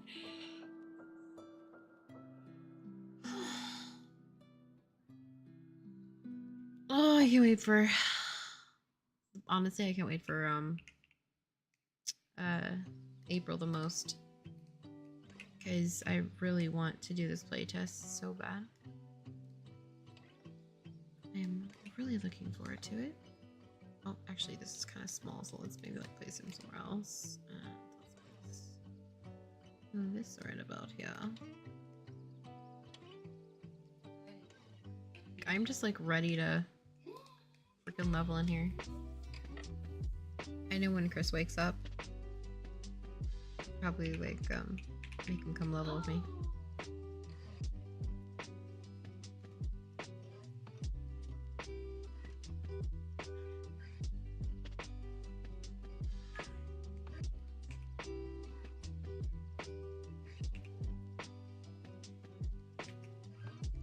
Do this on the rock because like it is so cute seeing the roots come out. It's like adorable.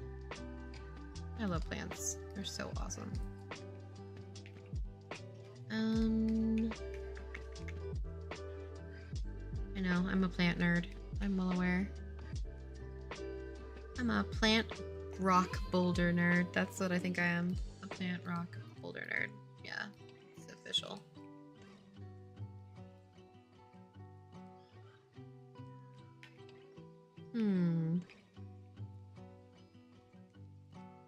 Okay, should I even think about perhaps, I know this is crazy, but I'm like kind of vibing it. Do you think I should actually start painting some of this surface? Ooh, it feels so fun being in it, and I'm kind of feeling like ready for it.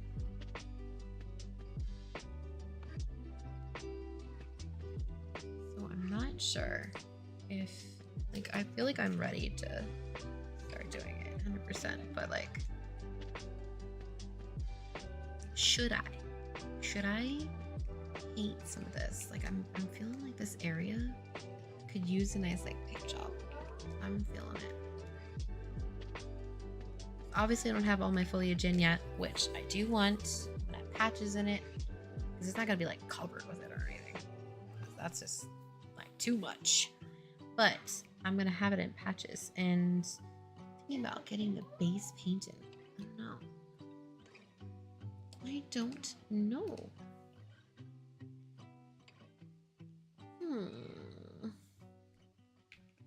I mean, I guess I should do the wall, right? Or no? Should I not? Should I not?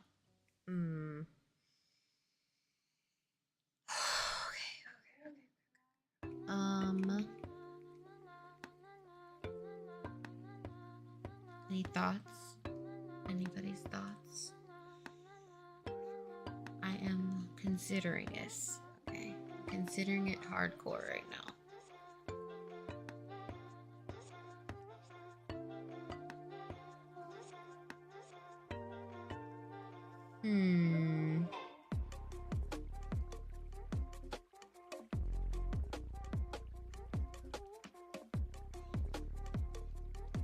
I think I'm doing it.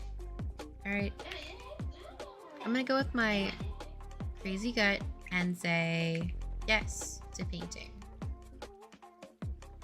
Yes. That might not be the right choice, but we'll see. I might have to be like, oh, do it all over again. Nope, that's okay. I'll just do it anyways, right? Like, no bigs, no bigs. No big deals.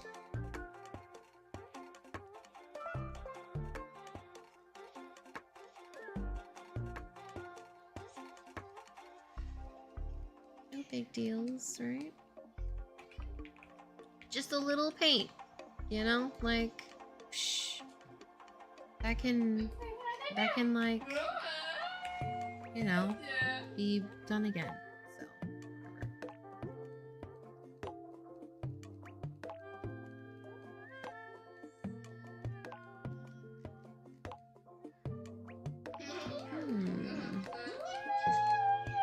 Ooh.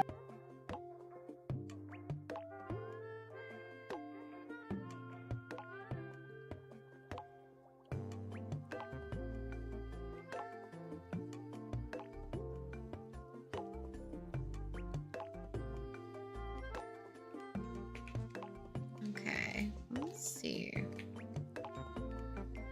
Okay, water, hold on.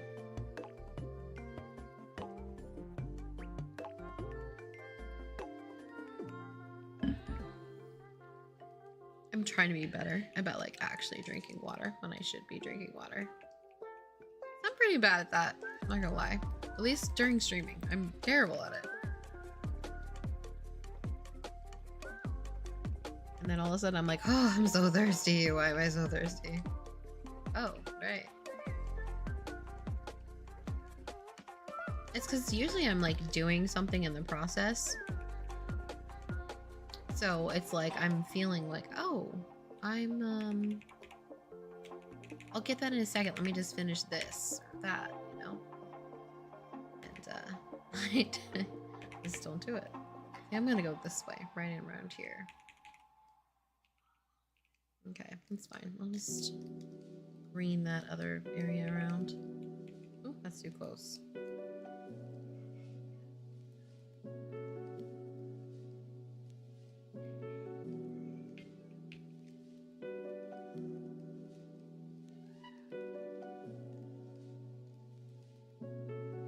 Ooh, that was a bit of a flick there.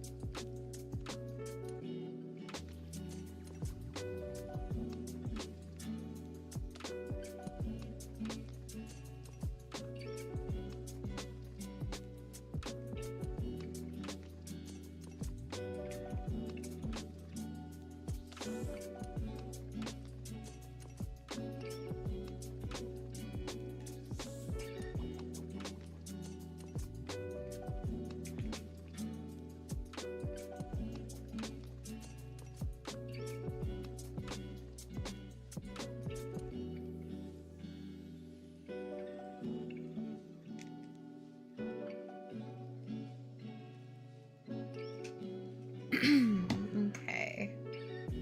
And then let's just add a little bit more here.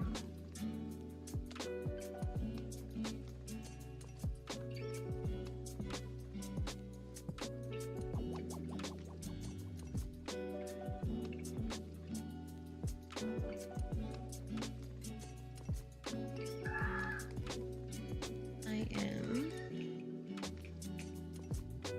feeling like if I can just get this area around the lake too, because that will be really good.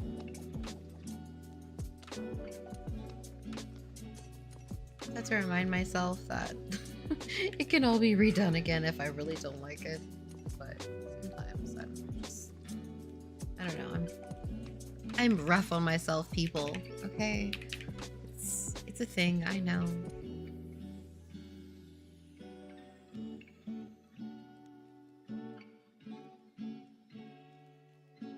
It's definitely a thing I have a problem with.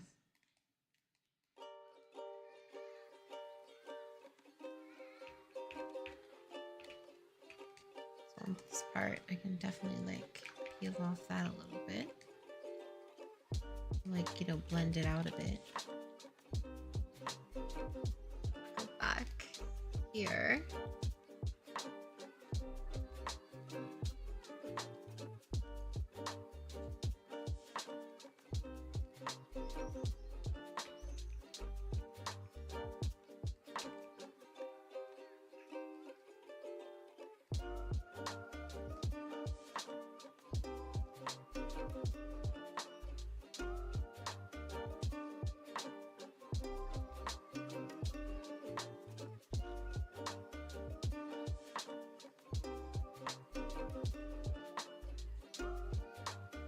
The color that it gave underneath. More of like a yellow green color, which I like.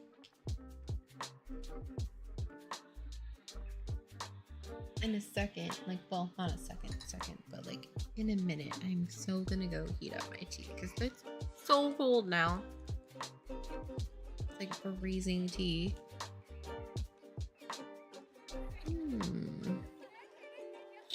Okay.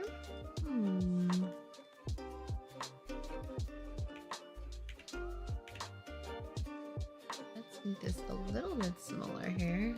Just like get this edge here. Yeah. There. Oh yeah. Oh yeah. Ooh. Yeah. Okay. I like that connection. Ooh, yeah. Look at that. Feeling good. Feeling good. I'm liking the base. Liking the base, guys. Okay. Alright. Following the instincts, right? Okay. Question I have is I'm gonna do...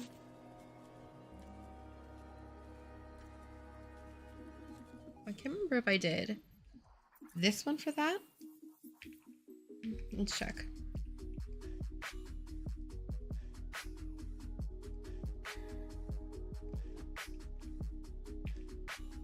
I don't know if that's right.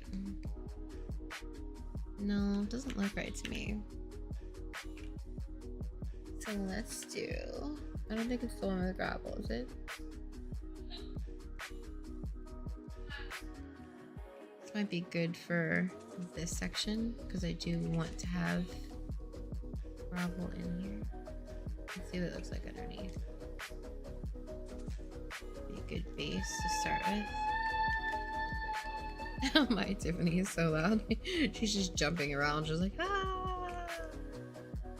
This kiddo like never sleeps. She's good old Angelman syndrome. She's like, nope, don't feel like sleeping.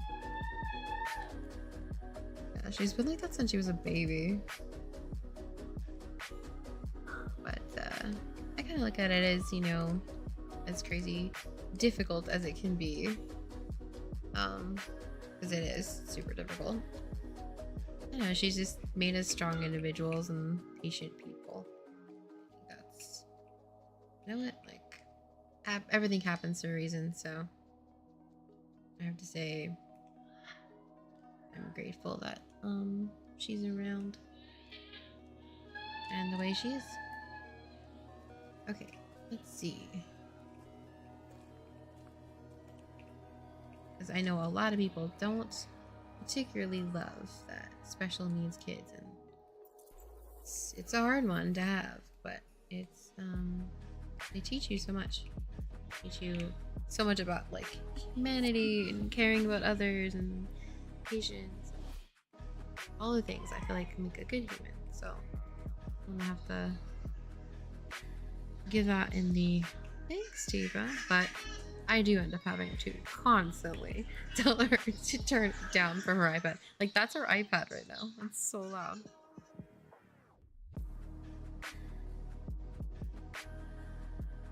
The thing is, like, we're always like turning it down because she's like blaring her ears out. I'm like, holy crap, it's so loud.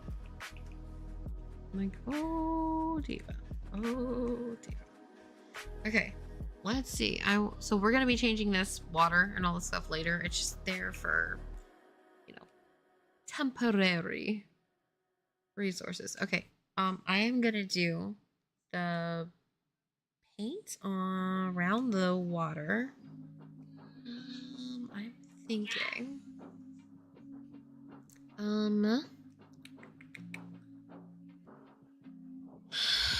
I think I used mud for this one, if I recall. And so look.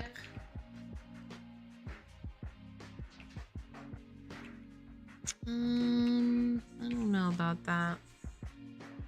Maybe it was a different dirt.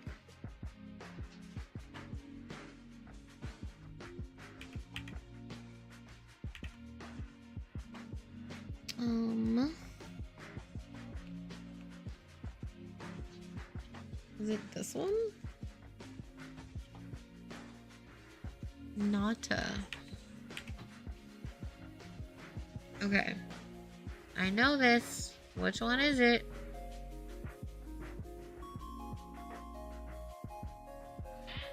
That's the one I used for the gravel for the Bible Lake, which I do really like. And then this one is more red, but I think what I did is I layered it. So I layered some grass on top, and it gives it a nice, like, interesting vibe. It's all about the layers. It's all about those layers. And I do have, it looks like, some leaves in there. I might give it some nice, like, red. Yeah, there we go. Some nice, like, pretty red.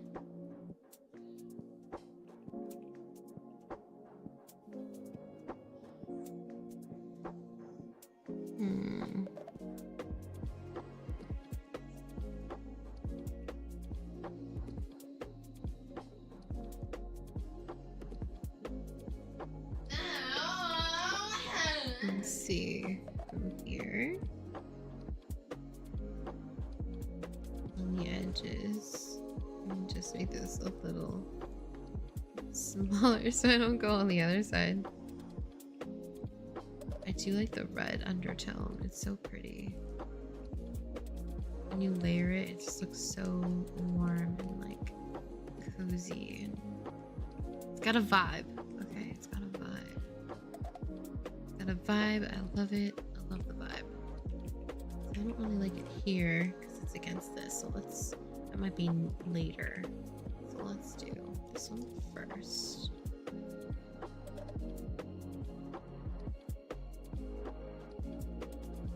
And then let's go over with the base.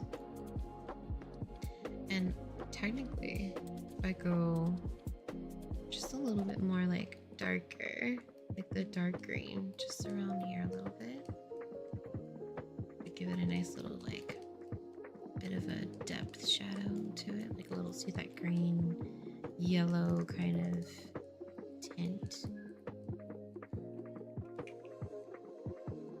Could give a nice vibe.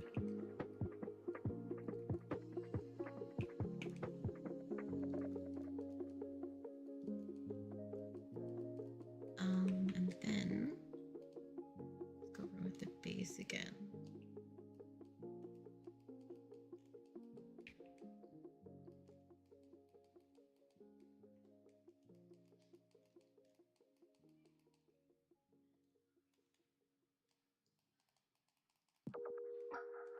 And then what I did before, so I went back with this to lighten it up.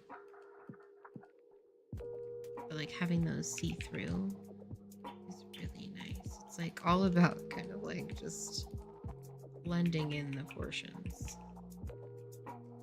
Alright, so let's do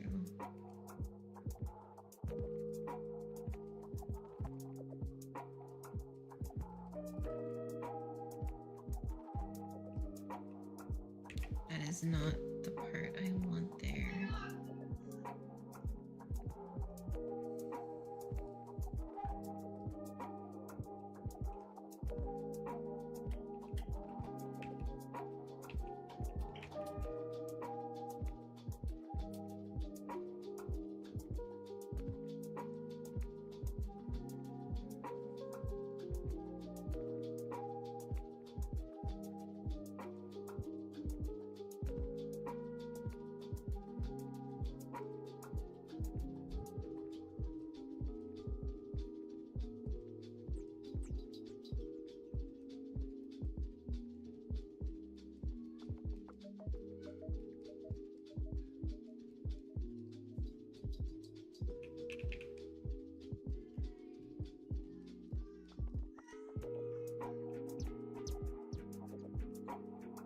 Okay.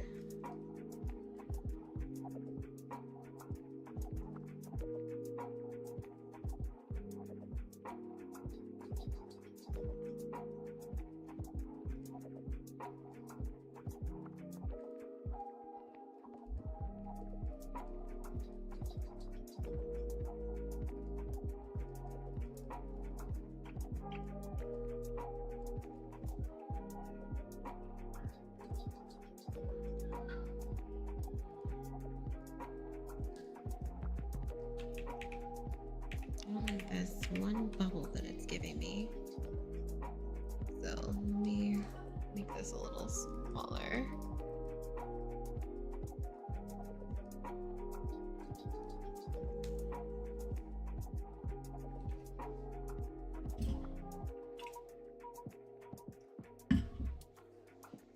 Um.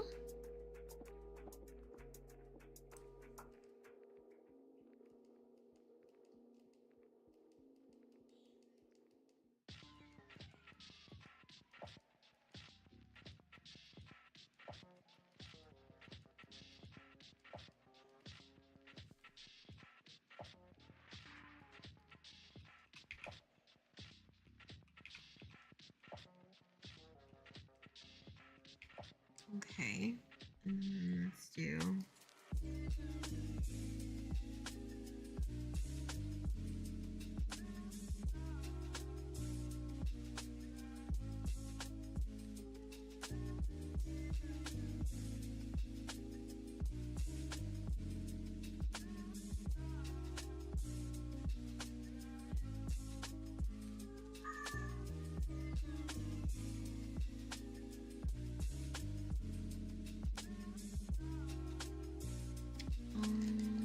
Okay.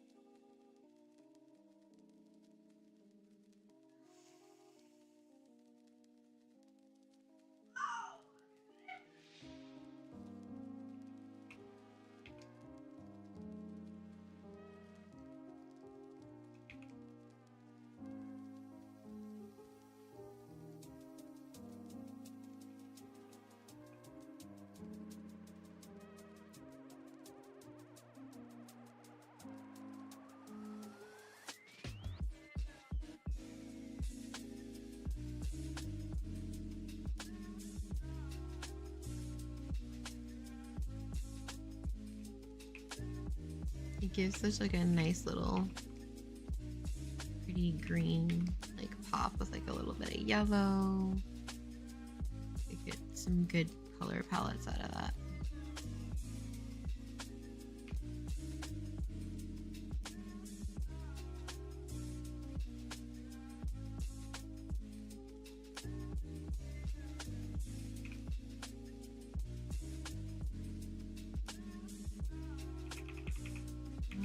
Instead of like getting that clean line like I always do.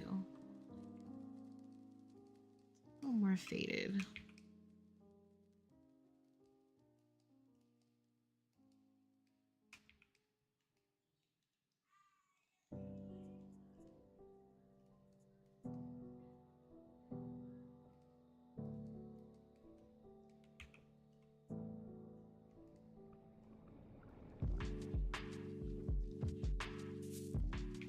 It's definitely a print. It's not. It is not that. Okay.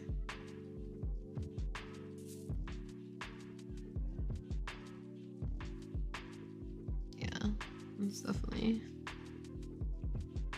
paints. Yeah. Okay. That is a wicked spot right there. I'm like, no.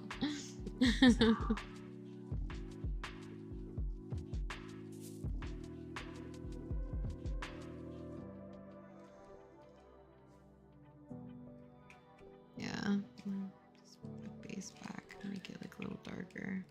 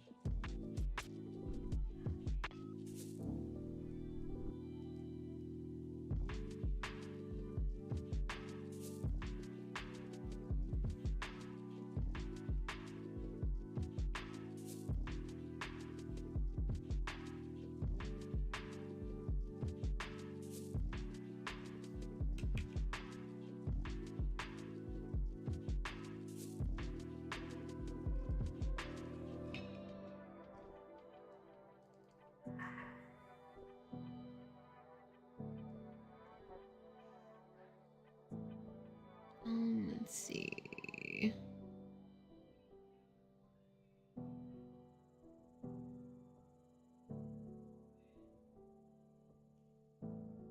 Ooh, this is the longest stream I've had.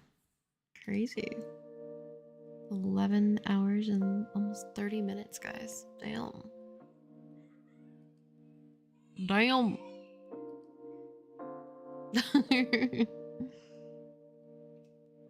I was not expecting that. Ooh.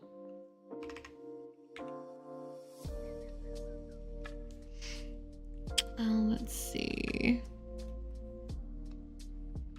I wanted to see.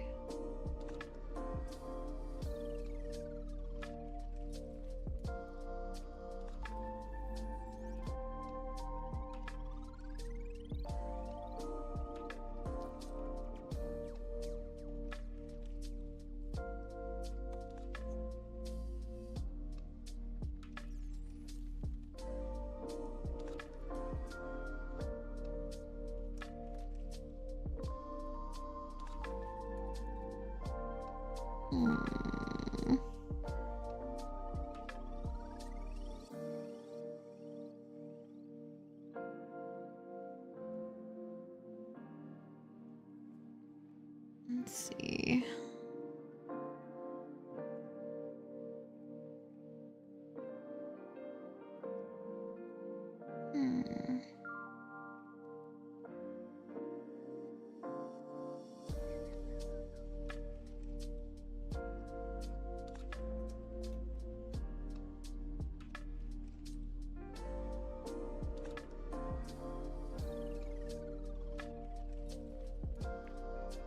Okay.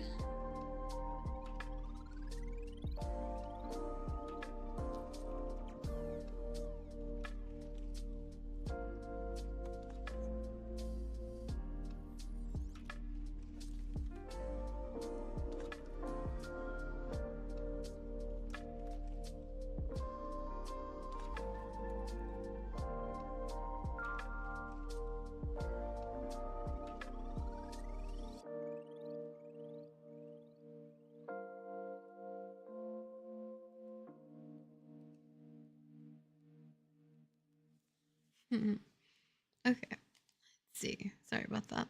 I was looking at something. I want to go heat up my tea real quick. If you don't mind, I'm just gonna go quickly heat that up because it is stone cold. BRB.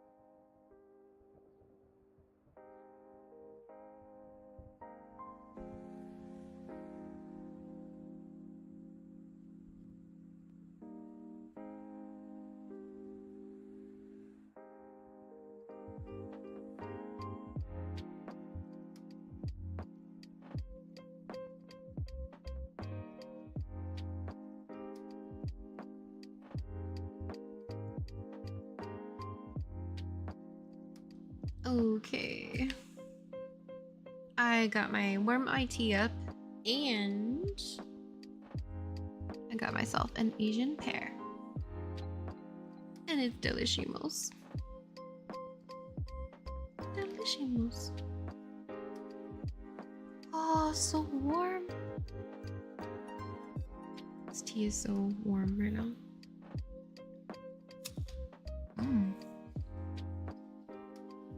Asian pear. It's good stuff. Okay. I'm gonna do right here.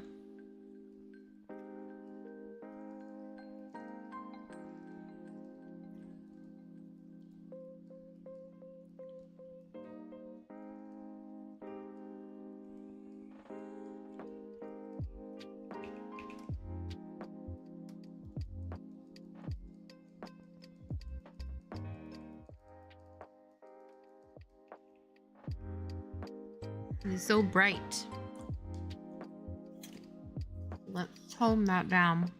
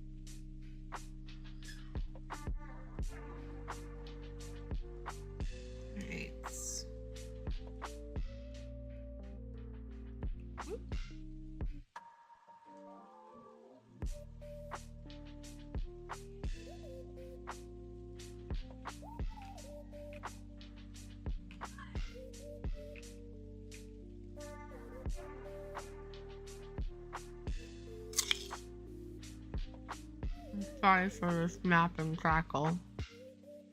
Asian pear's like kind of loud.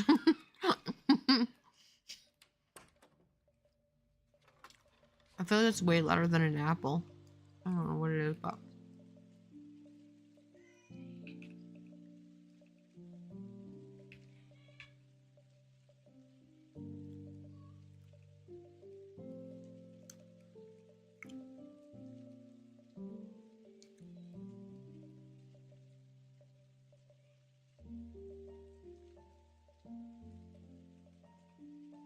I'm not sure if I want this fully stirred. What do you think? Oh no.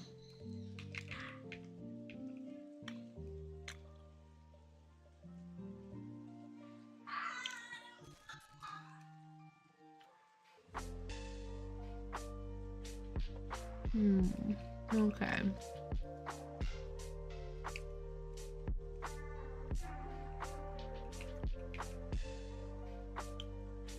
Make this a little smaller.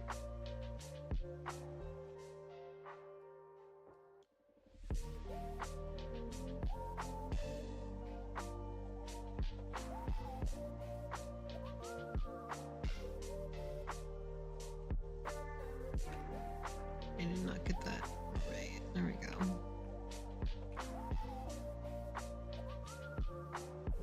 That's too big. Trying to get that crisp line, but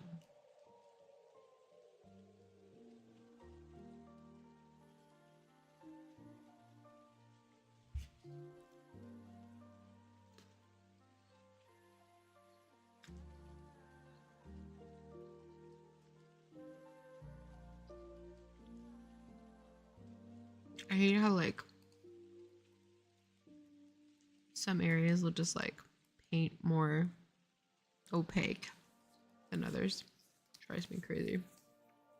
Like, why?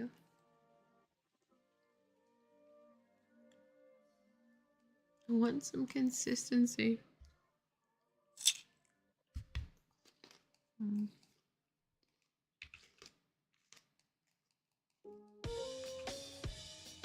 Oh, look at that lime. So annoying. Wait, what is playing right now? No, I need like this back.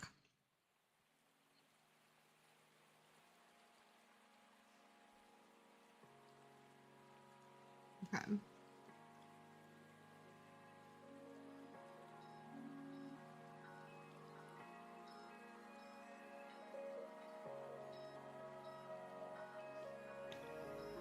Okay, let's do.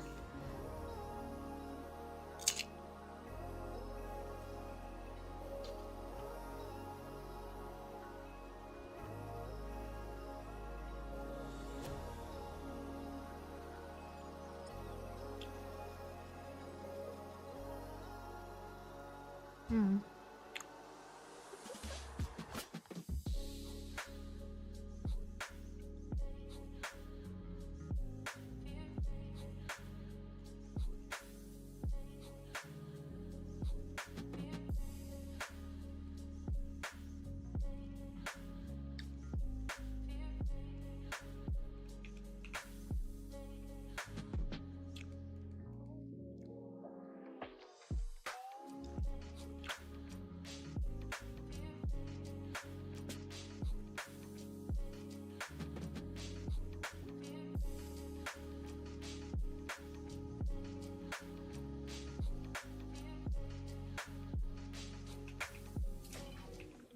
How muddy it gets. See, look.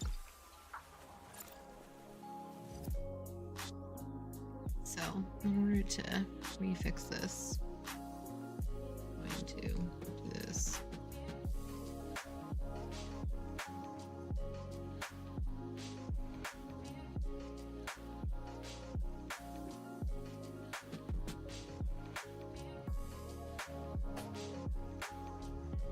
Oh, so potent.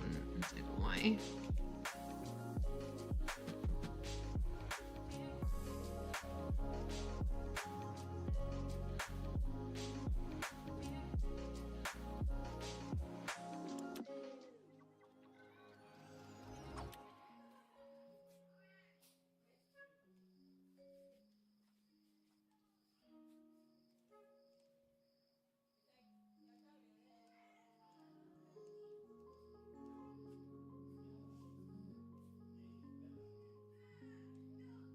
So light.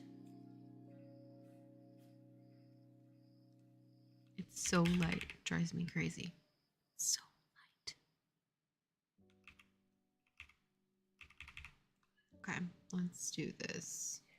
Just go back to the base and start from here. That's the best bet I have. To get rid of that like, line that I can't stand.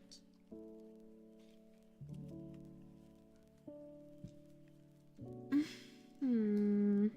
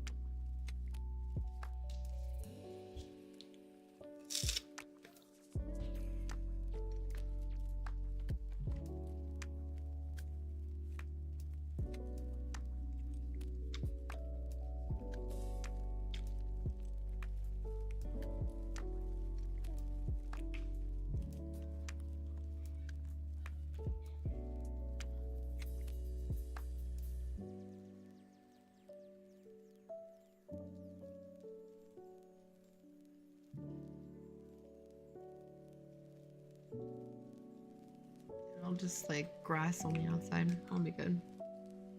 Let's put some these on just to give it some nice like hopefully some dirt mud area. Darken this color.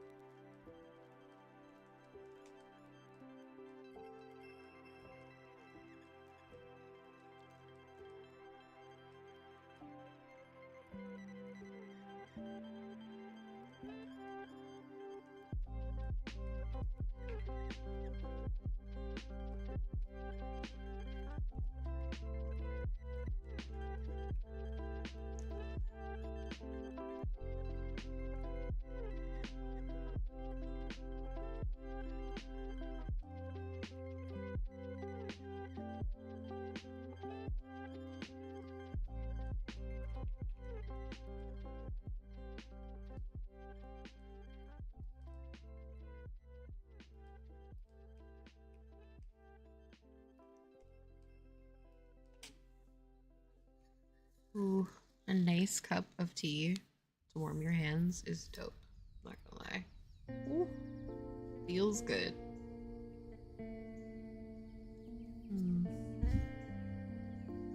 I bet there my hands were like so cold. It's like just touching that like freaking hot cup is like, oh, it feels so good.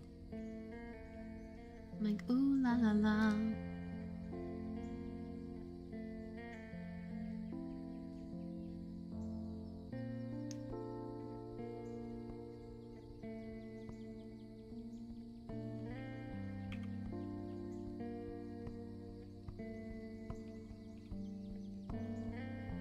What is this watermark? Not an actual watermark, but you know what I mean. I was just like, what is that? Why? Why?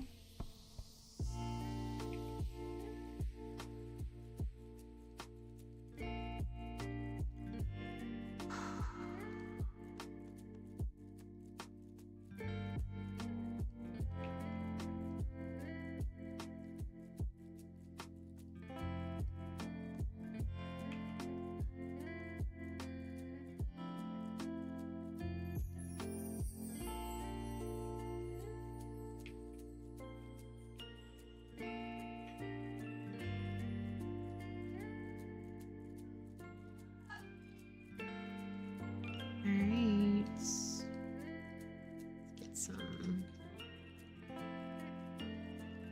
base here. Let's try like just at least getting some of the roundabouts a little bit more.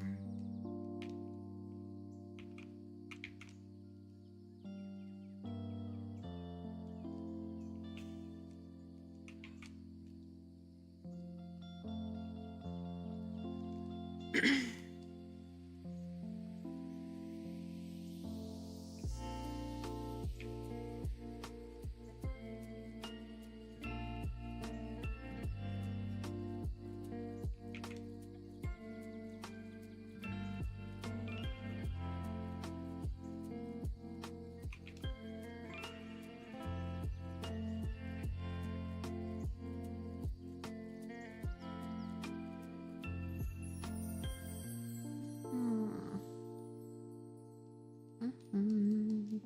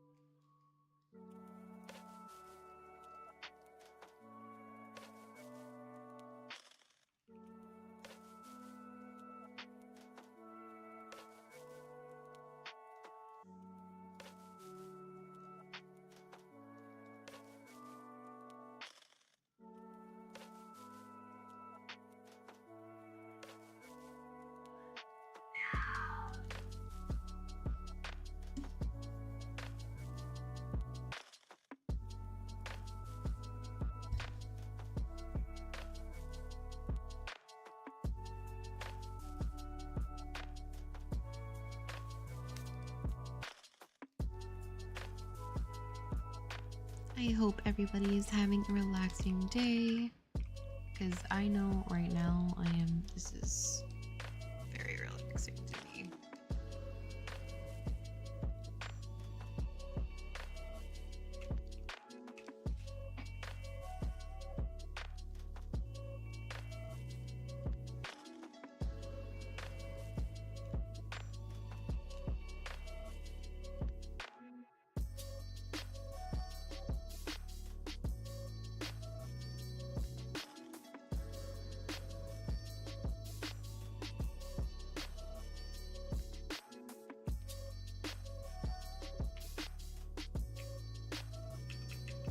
Too much on a faded look.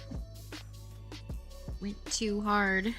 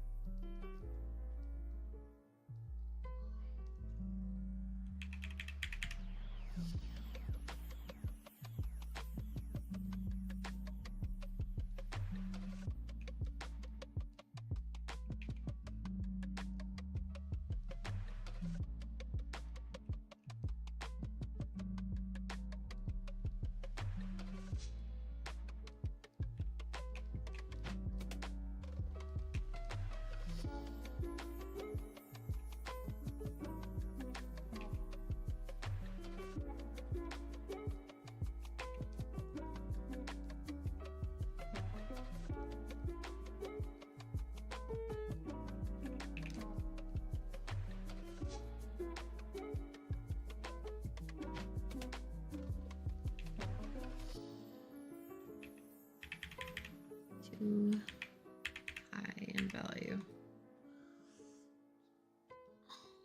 I need it to be lighter. It's too dark. It's like rich, beautiful, like almost like dark cherry color.